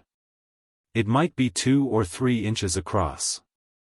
Palmer, the mason, was directed to fill it up in a week's time, when he came to do some other small jobs near that part of the choir. The season was undoubtedly a very trying one. Whether the church was built on a site that had once been a marsh, as was suggested, or for whatever reason, the residents in its immediate neighborhood had, many of them, but little enjoyment of the exquisite sunny days and the calm nights of August and September. To several of the older people, Dr. Alof, among others, as we have seen, the summer proved downright fatal, but even among the younger, few escaped either a sojourn in bed for a matter of weeks, or at the least, a brooding sense of oppression, accompanied by hateful nightmares. Gradually there formulated itself a suspicion, which grew into a conviction, that the alterations in the cathedral had something to say in the matter. The widow of a former old verger, a pensioner of the chapter of Southminster, was visited by dreams, which she retailed to her friends. Of a shape that slipped out of the little door of the south transept as the dark fell in, and flitted, taking a fresh direction every night, about the close, disappearing for a while in house after house, and finally emerging again when the night sky was paling. She could see nothing of it, she said, but that it was a moving form, only she had an impression that when it returned to the church, as it seemed to do in the end of the dream, it turned its head, and then, she could not tell why, but she thought it had red eyes. Werby remembered hearing the old lady tell this dream at a tea-party in the house of the chapter clerk. Its recurrence might, perhaps, he said, be taken as a symptom of approaching illness. At any rate before the end of September the old lady was in her grave. The interest excited by the restoration of this great church was not confined to its own county. One day that summer an FSA of some celebrity visited the place. His business was to write an account of the discoveries that had been made, for the Society of Antiquaries, and his wife, who accompanied him, was to make a series of illustrative drawings for his report. In the morning she employed herself in making a general sketch of the choir, in the afternoon she devoted herself to details. She first drew the newly exposed altar tomb, and when that was finished, she called her husband's attention to a beautiful piece of diaper ornament on the screen just behind it, which had, like the tomb itself, been completely concealed by the pulpit. Of course, he said, an illustration of that must be made, so she seated herself on the tomb and began a careful drawing which occupied her till dusk. Her husband had by this time finished his work of measuring and description, and they agreed that it was time to be getting back to their hotel. "You may as well brush my skirt, Frank," said the lady, "it must have got covered with dust, I'm sure." He obeyed dutifully. "But, after a moment, he said, I don't know whether you value this dress particularly, my dear, but I'm inclined to think it's seen its best days. There's a great bit of it gone." "Gone? Where?" said she. "I don't know where it's gone, but it's off at the bottom edge behind here." She pulled it hastily into sight, and was horrified to find a jagged tear extending some way into the substance of the stuff, very much, she said, as if a dog had rent it away. The dress was, in any case, hopelessly spoilt, to her great vexation, and though they looked everywhere, the missing piece could not be found. There were many ways, they concluded, in which the injury might have come about, for the choir was full of old bits of woodwork with nails sticking out of them. Finally, they could only suppose that one of these had caused the mischief, and that the workman, who had been about all day, had carried off the particular piece with the fragment of dress still attached to it. It was about this time, Werby thought, that his little dog began to wear an anxious expression when the hour for it to be put into the shed in the backyard approached. For his mother had ordained that it must not sleep in the house. One evening, he said, when he was just going to pick it up and carry it out, it looked at him like a Christian, and waved its and, I was going to say, well, you know, ow, they do carry on sometimes. And the end of it was I put it under my coat, and Ud led it upstairs, and I'm afraid I as good as deceived my poor mother on the subject.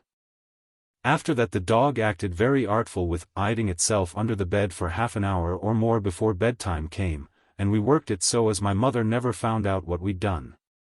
Of course Werby was glad of its company anyhow, but more particularly when the nuisance that is still remembered in Southminster as the crying set in.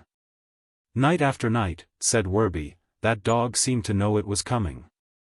He'd creep out, he would, and snuggle into the bed and cuddle right up to me shivering, and when the crying come he'd be like a wild thing, shoving his head under my arm, and I was fully near as bad. 6 or 7 times we'd hear it, not more, and when he'd draw out his head again I'd know it was over for that night. What was it like, sir? Well, I never heard but one thing that seemed to hit it off. I happened to be playing about in the close, and there was two of the canons met and said good morning one to another. Sleep well last night, says one. It was Mr. Henslow that one, and Mr. Lyle was the other. Can't say I did, says Mr. Lyle, rather too much of Isaiah 34 verse 14 for me. 34:14, says Mr. Henslow, what's that? You call yourself a Bible reader, says Mr. Lyle. Mr. Henslow, you must know, he was one of what used to be termed Simeon's lot, pretty much what we should call the evangelical party. You go and look it up.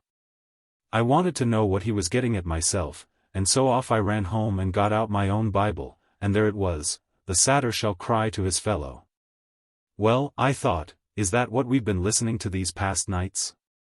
And I tell you it made me look over my shoulder a time or two.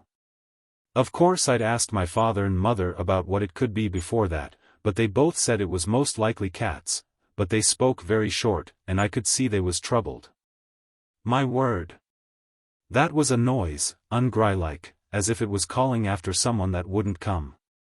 If ever you felt you wanted company, it would be when you was waiting for it to begin again. I believe 2 or 3 nights there was men put on to watch in different parts of the close. But they all used to get together in one corner, the nearest they could to the high street, and nothing came of it. Well, the next thing was this. Me and another of the boys, he's in business in the city now as a grocer, like his father before him, we'd gone up in the close after morning service was over. And we heard old Palmer the mason bellowing to some of his men. So we went up nearer, because we knew he was a rusty old chap and there might be some fun going. It appears Palmer told this man to stop up the chink in that old tomb. Well, there was this man keeping on saying he'd done it the best he could, and there was Palmer carrying on like all possessed about it. Call that making a job of it, he says. If you had your rights you'd get the sack for this. What do you suppose I pay you your wages for? What do you suppose I'm going to say to the dean and chapter when they come round, as come they may do any time? And see where you've been bungling about covering the whole place with mess and plaster and Lord knows what? Well, master, I done the best I could, says the man. I don't know no more than what you do, 'ow it come to fall out this way. I tamped it right in the bowl, he says, and now it's fell out, he says, I never see. Fell out, says old Palmer, why it's nowhere near the place. Blowed out, you mean, and he picked up a bit of plaster, and so did I, that was laying up against the screen, 3 or 4 feet off, and not dry yet. And old Palmer he looked at it curious like, and then he turned round on me and he says, now then, you boys, have you been up to some of your games here? No, I says, I haven't, Mr. Palmer. There's none of us been about here till just this minute, and while I was talking the other boy, Evans, he got looking in through the chink, and I heard him draw in his breath. And he came away sharp and up to us, and says he, I believe there's something in there. I saw something shiny. What? I dare say, says old Palmer, well, I ain't got time to stop about there. You, William, you go off and get some more stuff and make a job of it this time. If not, there'll be trouble in my yard, he says. So the man he went off, and Palmer too, and us boys stopped behind, and I says to Evans, did you really see anything in there? Yes, he says, I did indeed. So then I says, let's shove something in and stir it up. And we tried several of the bits of wood that was laying about, but they were all too big. Then Evans he had a sheet of music he'd brought with him, an anthem or a service, I forget which it was now, and he rolled it up small and shoved it in the chink. 2 or 3 times he did it, and nothing happened. Give it me, boy, I said, and I had a try. No, nothing happened. Then, I don't know why I thought of it, I'm sure. But I stooped down just opposite the chink and put my 2 fingers in my mouth and whistled, you know the way, and at that I seemed to think I heard something stirring, and I says to Evans. Come away, I says. I don't like this. Oh, rot, he says, give me that roll, and he took it and shoved it in. And I don't think ever I see anyone go so pale as he did. I say, Werby, he says, it's caught, or else someone's got hold of it. Pull it out or leave it, I says. Come and let's get off. So he gave a good pull, and it came away. Leastways most of it did, but the end was gone. Torn off it was, and Evans looked at it for a second and then he gave a sort of a croak and let it drop, and we both made off out of there as quick as ever we could. When we got outside Evans says to me, "Did you see the end of that paper?" "No," I says, "only it was torn." "Yes, it was," he says, "but it was wet too, and black." Well, partly because of the fright we had, and partly because that music was wanted in a day or two, and we knew there'd be a set out about it with the organist, we didn't say nothing to anyone else. And I suppose the workmen they swept up the bit that was left along with the rest of the rubbish. But Evans, if you were to ask him this very day about it, he'd stick to it. He saw that paper wet and black at the end where it was torn. After that the boys gave the choir a wide berth, so that Werby was not sure what was the result of the mason's renewed mending of the tomb. Only he made out from fragments of conversation dropped by the workmen passing through the choir that some difficulty had been met with. And that the governor, Mr. Palmer to wit, had tried his own hand at the job. A little later, he happened to see Mr. Palmer himself knocking at the door of the deanery and being admitted by the butler. A day or so after that, he gathered from a remark his father let fall at breakfast that something a little out of the common was to be done in the cathedral after morning service on the morrow. "And I'd just as soon it was today," his father added. "I don't see the use of running risks." "Father," I says, "what are you going to do in the cathedral tomorrow?" And he turned on me as savage as I ever see him. He was a wonderful good-tempered man as a general thing, my poor father was. "My lad," he says, "I'll trouble you not to go picking up your elders and betters talk. It's not manners and it's not straight. What I'm going to do or not going to do in the cathedral tomorrow is none of your business, and if I catch sight of you hanging about the place tomorrow after your work's done, I'll send you home with a flea in your ear. Now you mind that." Of course I said I was very sorry and that, and equally of course I went off and laid my plans with Evans. We knew there was a stair up in the corner of the transept which you can get up to the triforium, and in them days the door to it was pretty well always open. And even if it wasn't we knew the key usually laid under a bit of matting hard by. So we made up our minds we'd be putting away music and that, next morning while the rest of the boys was clearing off. And then slip up the stairs and watch from the triforium if there was any signs of work going on. Well, that same night I dropped off asleep as sound as a boy does, and all of a sudden the dog woke me up, coming into the bed, and thought now we're going to get it sharp.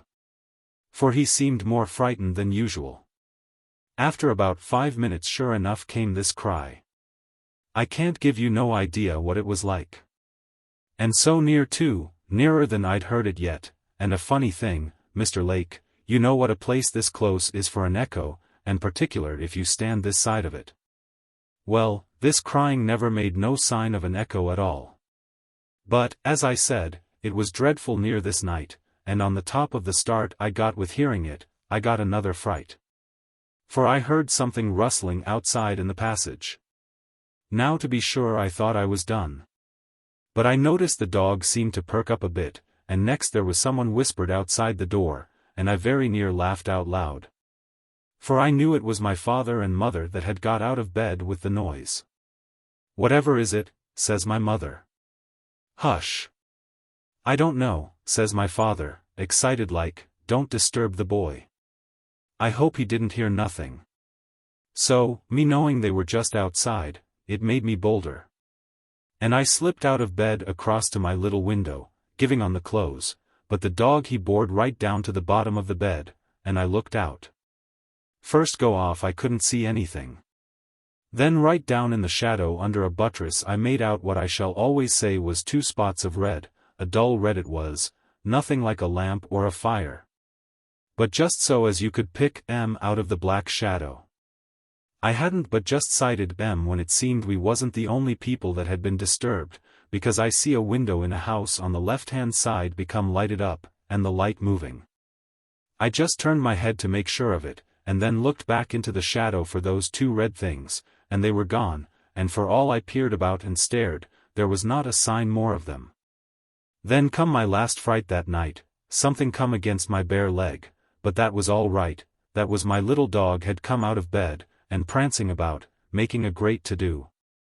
Only holding his tongue, and me seeing he was quite in spirits again, I took him back to bed and we slept the night out. Next morning I made out to tell my mother I'd had the dog in my room, and I was surprised, after all she'd said about it before, how quiet she took it. "Did you?" she says. "Well, by good rights you ought to go without your breakfast for doing such a thing behind my back, but I don't know as there's any great harm done, only another time you ask my permission. Do you hear?" A bit after that I said something to my father about having heard the cats again.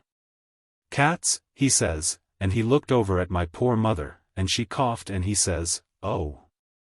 Ah. Yes, cats. I believe I heard 'em myself." That was a funny morning altogether, nothing seemed to go right. The organist he stopped in bed, and the minor canon he forgot it was the 19th day and waited for the Venite, and after a bit the deputy he set off playing the chant for evensong, which was a minor.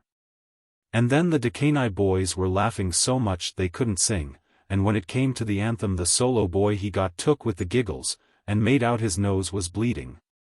And shoved the book at me what hadn't practiced the verse and wasn't much of a singer if I had known it. Well, things was rougher, you see, 50 years ago, and I got a nip from the countertenor behind me that I remembered.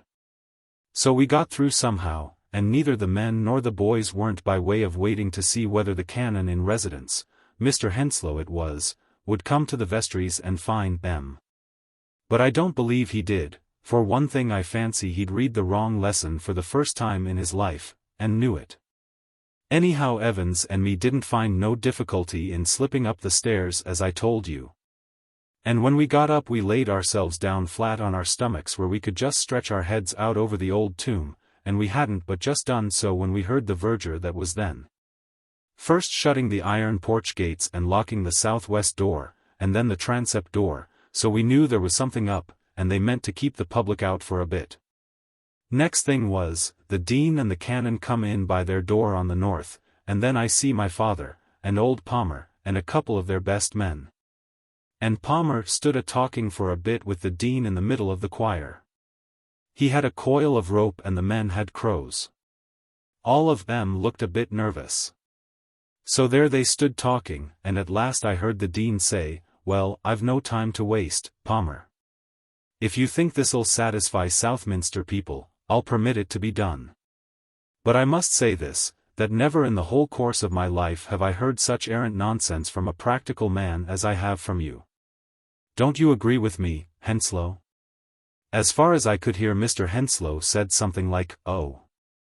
Well, we're told, aren't we, Mr. Dean, not to judge others?" And the dean he gave a kind of sniff, and walked straight up to the tomb, and took his stand behind it with his back to the screen, and the others they come edging up rather gingerly. Henslow, he stopped on the south side and scratched on his chin, he did. Then the dean spoke up, "Palmer," he says, "which can you do easiest, get the slab off the top, or shift one of the side slabs?" Old Palmer and his men they pottered about a bit looking round the edge of the top slab and sounding the sides on the south and east and west and everywhere but the north. Henslow said something about it being better to have a try at the south side, because there was more light and more room to move about in. Then my father, who'd been watching of them, went round to the north side, and knelt down and felt of the slab by the chink, and he got up and dusted his knees and says to the dean, "Beg pardon, Mr. Dean, but I think if Mr. Palmer'll try this here slab he'll find it'll come out easy enough. Seems to me one of the men could prise it out with his crow by means of this chink." "Ah. Thank you, Werby," says the dean, "that's a good suggestion. Palmer, let one of your men do that, will you?" So the man come round, and put his bar in and bore on it, and just that minute when they were all bending over, and we boys got our heads well out over the edge of the triforium, there come a most fearful crash down at the west end of the choir, as if a whole stack of big timber had fallen down a flight of stairs. Well, you can't expect me to tell you everything that happened all in a minute. Of course there was a terrible commotion. I heard the slab fall out, and the crowbar on the floor, and I heard the dean say, "Good God." When I looked down again I saw the dean tumbled over on the floor, the men was making off down the choir, Henslow was just going to help the dean up, Palmer was going to stop the men. As he said afterwards, and my father was sitting on the altar step with his face in his hands. The dean, he was very cross. "I wish to goodness you'd look where you're coming to, Henslow," he says. Why you should all take to your heels when a stick of wood tumbles down I cannot imagine, and all Henslow could do, explaining he was right away on the other side of the tomb, would not satisfy him. Then Palmer came back and reported there was nothing to account for this noise and nothing seemingly fallen down. And when the dean finished feeling of himself they gathered round, except my father, he sat where he was, and someone lighted up a bit of candle and they looked into the tomb. "Nothing there," says the dean, "what did I tell you?" "Stay. Here's something." "What's this?" "A bit of music paper, and a piece of torn stuff, part of a dress it looks like. Both quite modern, no interest whatever. Another time perhaps you'll take the advice of an educated man, or something like that," and off he went, limping a bit, and out through the north door. Only as he went he called back angry to Palmer for leaving the door standing open.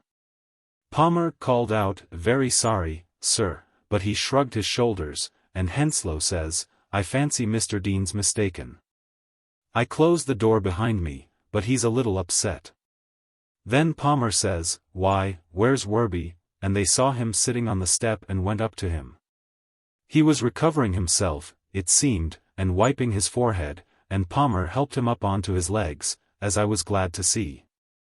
They were too far off for me to hear what they said, but my father pointed to the north door in the aisle, and Palmer and Henslow both of them looked very surprised and scared. After a bit, my father and Henslow went out of the church, and the others made what haste they could to put the slab back and plaster it in. And about as the clock struck 12 the cathedral was opened again and us boys made the best of our way home.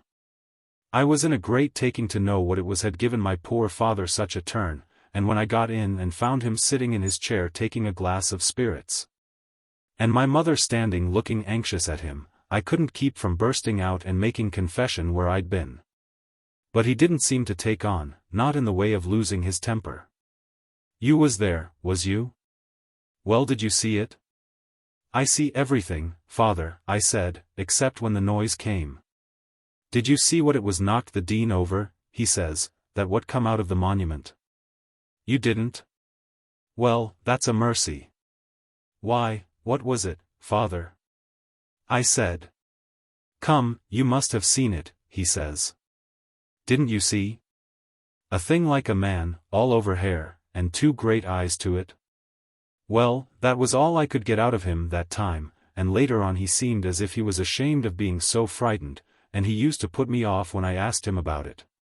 But years after, when I was got to be a grown man, we had more talk now and again on the matter, and he always said the same thing. Black it was, he'd say, and a mass of hair, and two legs, and the light caught on its eyes. Well, that's the tale of that tomb, Mr. Lake. It's one we don't tell to our visitors, and I should be obliged to you not to make any use of it till I'm out of the way. I doubt Mr. Evans'll feel the same as I do, if you ask him. This proved to be the case. But over 20 years have passed by, and the grass is growing over both Werby and Evans. So Mr. Lake felt no difficulty about communicating his notes, taken in 1890, to me. He accompanied them with a sketch of the tomb and a copy of the short inscription on the metal cross which was affixed at the expense of Dr. Lisle to the center of the northern side. It was from the Vulgate of Isaiah 34, and consisted merely of the 3 words, Ibi cubavit lamia. The story of a disappearance and an appearance. The letters which I now publish were sent to me recently by a person who knows me to be interested in ghost stories. There is no doubt about their authenticity. The paper on which they are written, the ink, and the whole external aspect put their date beyond the reach of question. The only point which they do not make clear is the identity of the writer. He signs with initials only, and as none of the envelopes of the letters are preserved, the surname of his correspondent, obviously a married brother, is as obscure as his own. No further preliminary explanation is needed, I think. Luckily the first letter supplies all that could be expected. Letter. Chapter 1. Great Chrishall, December 22, 1837. My dear Robert, it is with great regret for the enjoyment I am losing, and for a reason which you will deplore equally with myself, that I write to inform you that I am unable to join your circle for this Christmas, but you will agree with me that it is unavoidable when I say that I have within these few hours received a letter from Mrs. Hunt at B. to the effect that our Uncle Henry has suddenly and mysteriously disappeared, and begging me to go down there immediately and join the search that is being made for him. Little as I, or you either, I think, have ever seen of Uncle, I naturally feel that this is not a request that can be regarded lightly. And accordingly I propose to go to B, by this afternoon's mail, reaching it late in the evening. I shall not go to the rectory, but put up at the King's Head, and to which you may address letters. I enclose a small draft, which you will please make use of for the benefit of the young people. I shall write you daily, supposing me to be detained more than a single day, what goes on, and you may be sure. Should the business be cleared up in time to permit of my coming to the manor after all, I shall present myself. I have but a few minutes at disposal. With cordial greetings to you all, and many regrets, believe me, your affectionate bro. W.R. Letter. Chapter 2. King's Head, December 23, 37. My dear Robert, in the first place, there is as yet no news of Uncle H, and I think you may finally dismiss any idea, I won't say hope, that I might after all turn up for Christmas. However, my thoughts will be with you, and you have my best wishes for a really festive day. Mind that none of my nephews or nieces expend any fraction of their guineas on presents for me. Since I got here I have been blaming myself for taking this affair of Uncle H too easily. From what people here say, I gather that there is very little hope that he can still be alive. But whether it is accident or design that carried him off I cannot judge. The facts are these. On Friday the 19th, he went as usual shortly before 5 o'clock to read evening prayers at the church. And when they were over the clerk brought him a message, in response to which he set off to pay a visit to a sick person at an outlying cottage the better part of 2 miles away. He paid the visit, and started on his return journey at about 6:30. This is the last that is known of him. The people here are very much grieved at his loss. He had been here many years, as you know, and though, as you also know, he was not the most genial of men, and had more than a little of the martinet in his composition. He seems to have been active in good works, and unsparing of trouble to himself. Poor Mrs. Hunt, who has been his housekeeper ever since she left Woodley, is quite overcome, it seems like the end of the world to her. I am glad that I did not entertain the idea of taking quarters at the rectory. And I have declined several kindly offers of hospitality from people in the place, preferring as I do to be independent, and finding myself very comfortable here. You will, of course, wish to know what has been done in the way of inquiry and search. First, nothing was to be expected from investigation at the rectory, and to be brief, nothing has transpired. I asked Mrs. Hunt, as others had done before, whether there was either any unfavorable symptom in her master such as might portend a sudden stroke, or attack of illness, or whether he had ever had reason to apprehend any such thing, but both she, and also his medical man, were clear that this was not the case. He was quite in his usual health. In the second place, naturally, ponds and streams have been dragged, and fields in the neighborhood which he is known to have visited last, have been searched, without result. I have myself talked to the parish clerk and, more important, have been to the house where he paid his visit. There can be no question of any foul play on these people's part. The one man in the house is ill in bed and very weak, the wife and the children of course could do nothing themselves.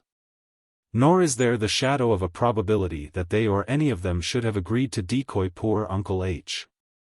out in order that he might be attacked on the way back. They had told what they knew to several other inquirers already, but the woman repeated it to me.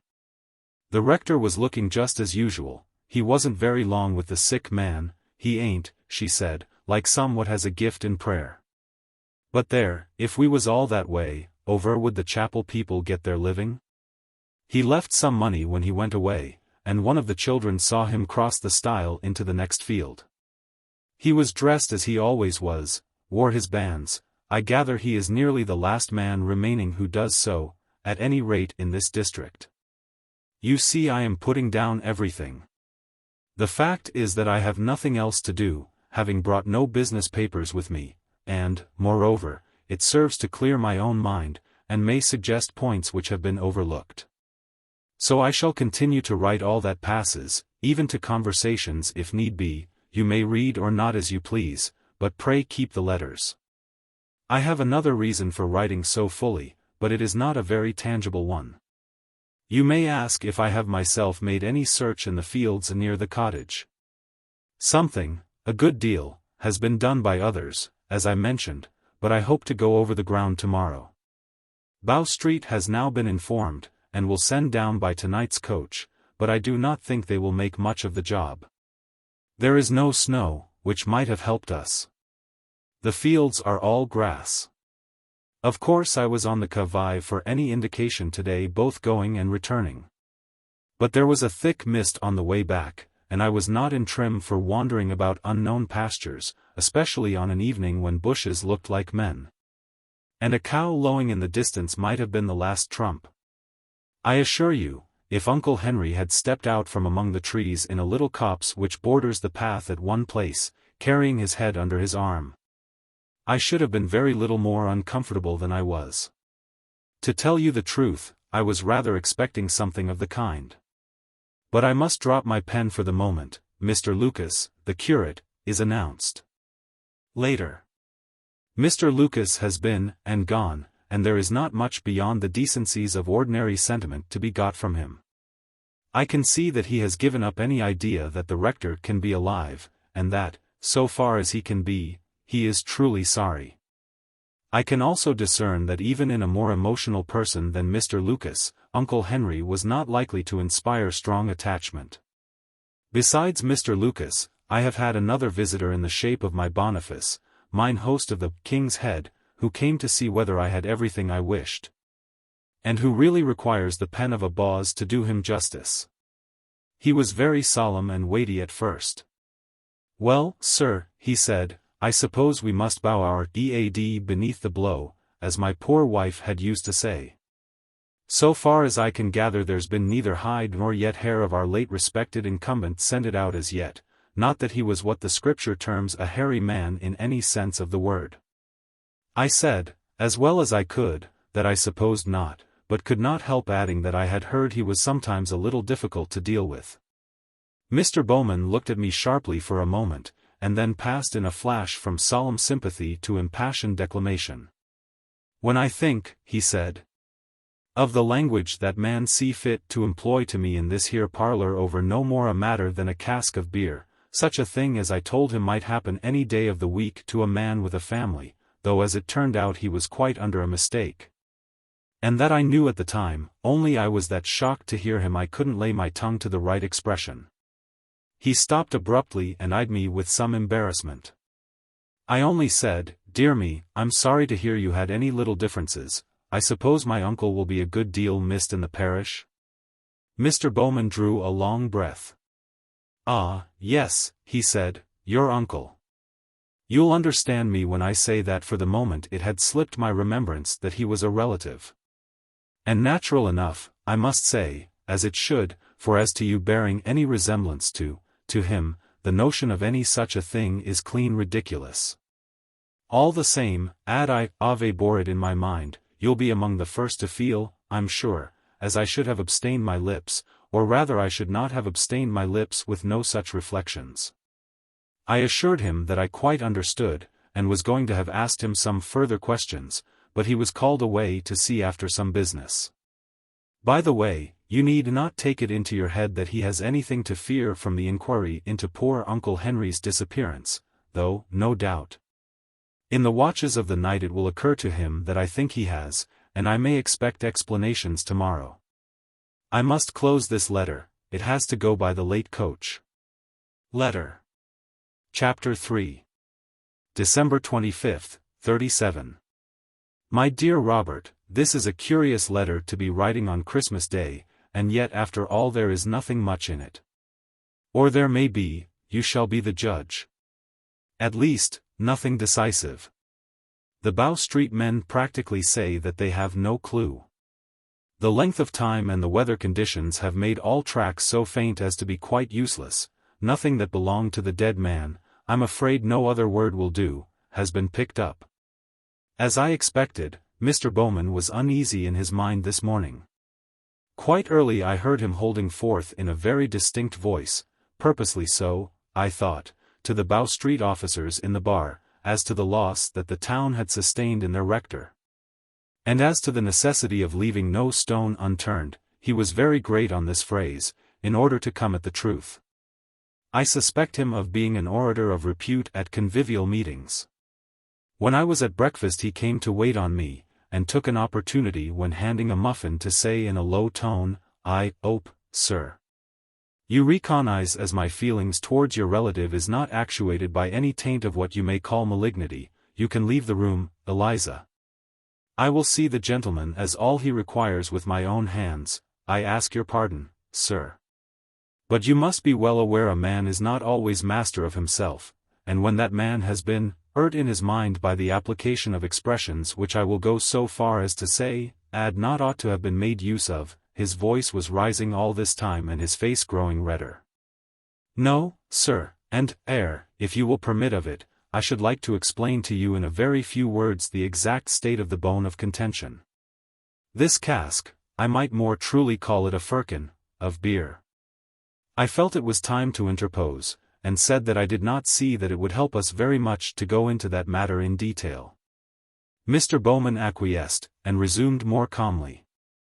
Well, sir, I bow to your ruling, and as you say, be that here or be it there, it don't contribute a great deal, perhaps, to the present question.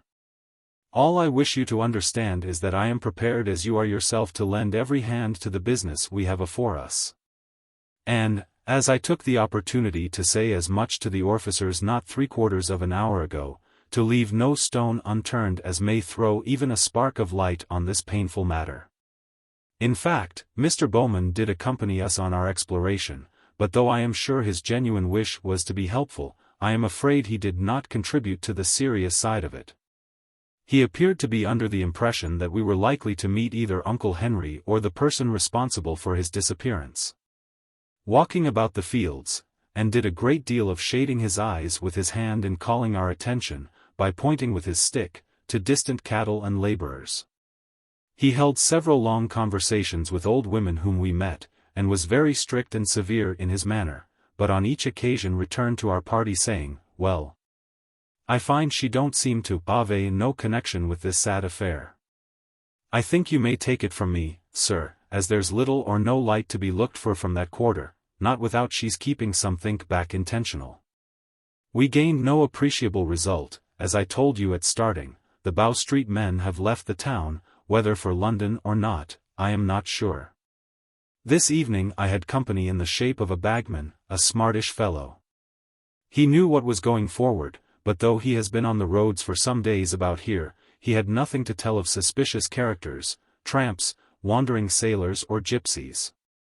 He was very full of a capital Punch and Judy show he had seen this same day at W, and asked if it had been here yet, and advised me by no means to miss it if it does come.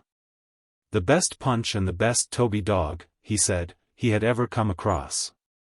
Toby dogs, you know, are the last new thing in the shows.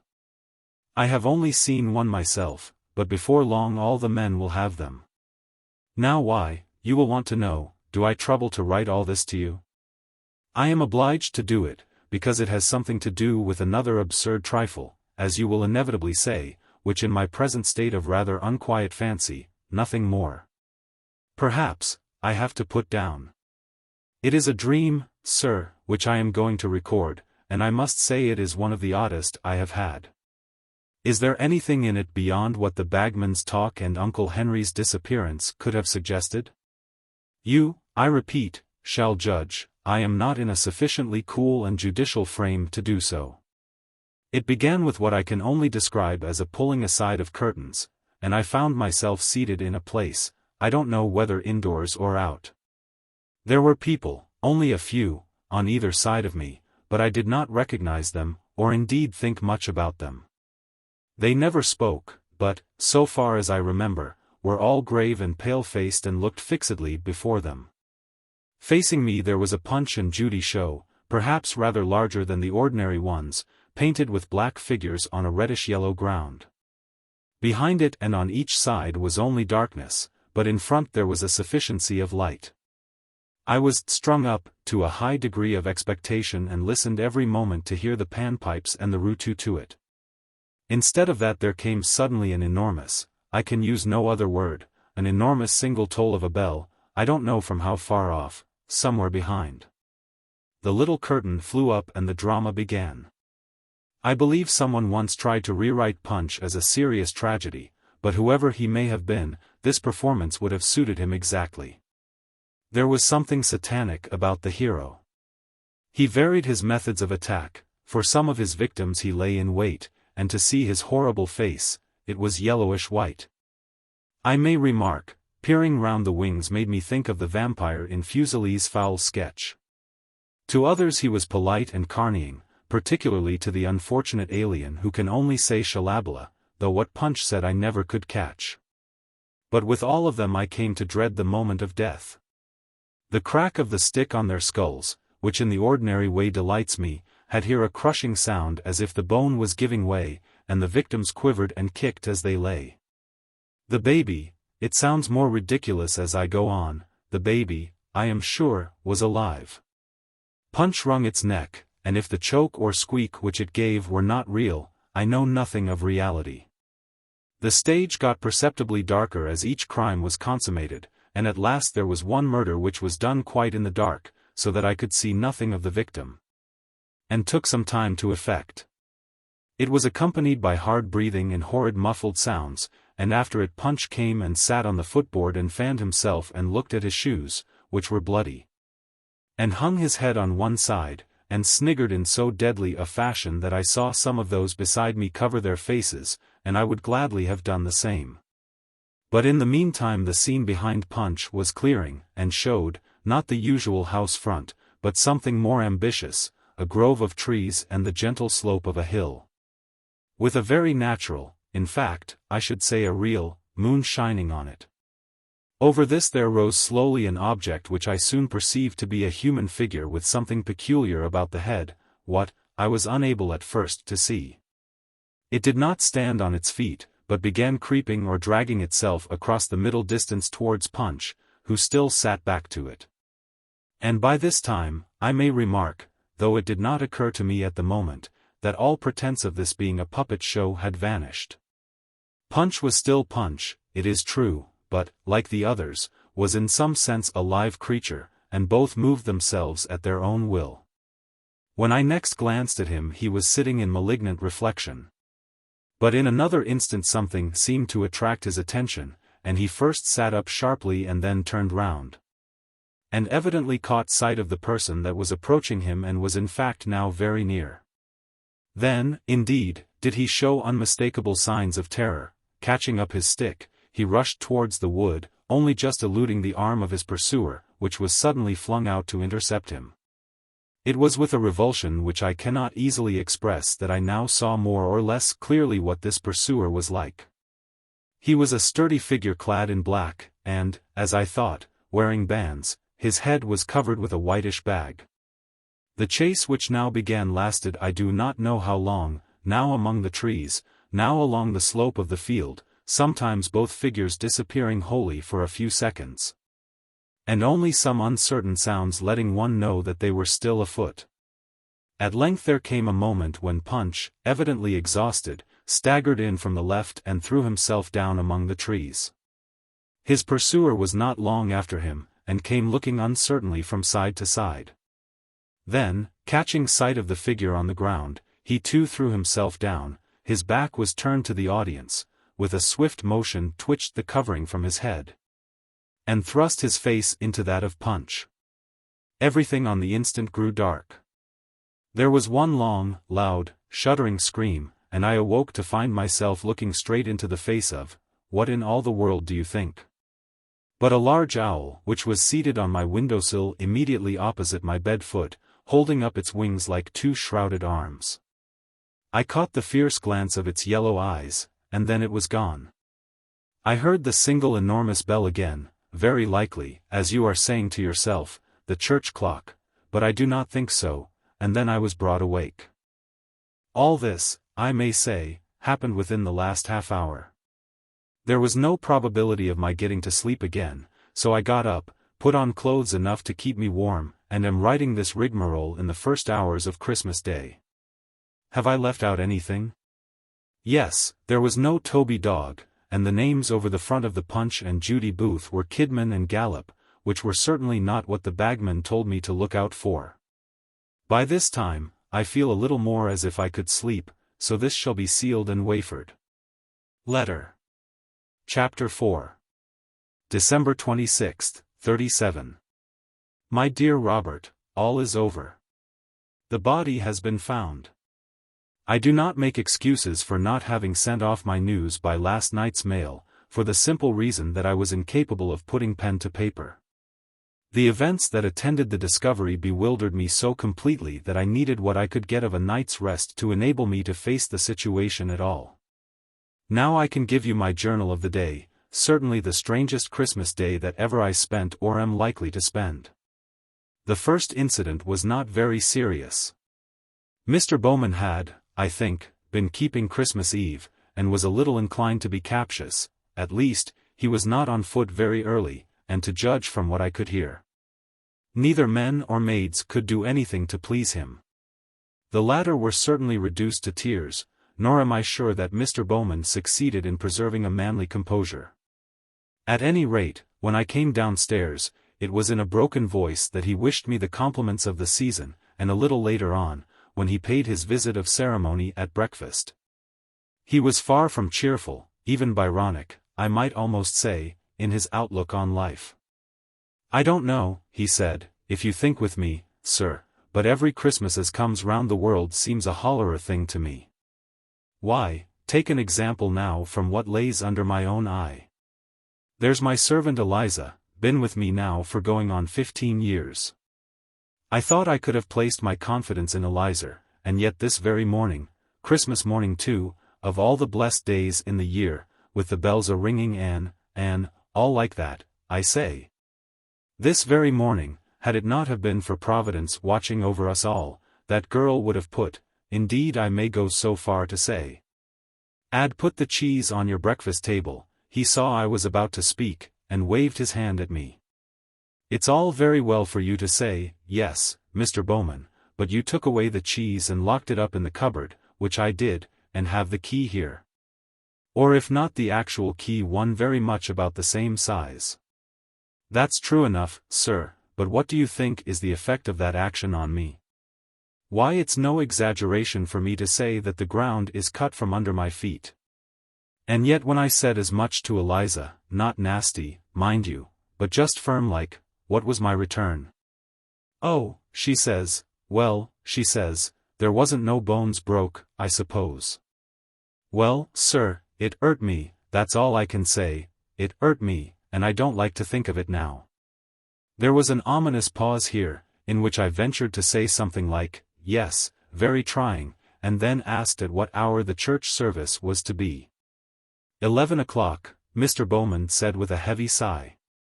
Ah, you won't have no such discourse from poor Mr. Lucas as what you would have done from our late rector. Him and me may have had our little differences, and did do, more's the pity. I could see that a powerful effort was needed to keep him off the vexed question of the cask of beer, but he made it. But I will say this, that a better preacher, nor yet one to stand faster by his rights, or what he considered to be his rights, however, that's not the question now, I for one, never set under. Some might say, was he a eloquent man, and to that my answer would be, well, there you've a better right per APS to speak of your own uncle than what I have. Others might ask, did he keep a hold of his congregation, and there again I should reply, that depends. But as I say, yes, Eliza, my girl, I'm coming, 11 o'clock, sir, and you inquire for the king's head pew. I believe Eliza had been very near the door, and shall consider it in my veil. The next episode was church. I felt Mr. Lucas had a difficult task in doing justice to Christmas sentiments, and also to the feeling of disquiet and regret which, whatever Mr. Bowman might say, was clearly prevalent. I do not think he rose to the occasion. I was uncomfortable. The organ wolved, you know what I mean, the wind died, twice in the Christmas hymn, and the tenor bell, I suppose owing to some negligence on the part of the ringers, kept sounding faintly about once in a minute during the sermon. The clerk sent up a man to see to it, but he seemed unable to do much. I was glad when it was over. There was an odd incident, too, before the service. I went in rather early, and came upon two men carrying the parish bier back to its place under the tower. From what I overheard them saying, it appeared that it had been put out by mistake, by someone who was not there. I also saw the clerk busy folding up a moth-eaten velvet pall, not a sight for Christmas Day. I dined soon after this, and then, feeling disinclined to go out, took my seat by the fire in the parlor, with the last number of Pickwick, which I had been saving up for some days. I thought I could be sure of keeping awake over this, but I turned out as bad as our friend Smith. I suppose it was 2:30 when I was roused by a piercing whistle and laughing and talking voices outside in the marketplace. It was a Punch and Judy, I had no doubt the one that my bagman had seen at W. I was half delighted, half not, the latter because my unpleasant dream came back to me so vividly. But, anyhow, I determined to see it through, and I sent Eliza out with a crown piece to the performers and a request that they would face my window if they could manage it. The show was a very smart new one. The names of the proprietors, I need hardly tell you, were Italian, Forsta and Calpagi. The Toby dog was there, as I had been led to expect. Albee turned out, but did not obstruct my view, for I was at the large first-floor window and not 10 yards away. The play began on the stroke of 2:45 by the church clock. Certainly it was very good, and I was soon relieved to find that the disgust my dream had given me for Punch's onslaughts on his ill-starred visitors was only transient. I laughed at the demise of the turncock, the foreigner, the beadle, and even the baby. The only drawback was the Toby dog's developing a tendency to howl in the wrong place. Something had occurred, I suppose, to upset him, and something considerable, for, I forget exactly at what point, he gave a most lamentable cry, leapt off the foot-board, and shot away across the marketplace and down a side street. There was a stage wait, but only a brief one. I suppose the men decided that it was no good going after him, and that he was likely to turn up again at night.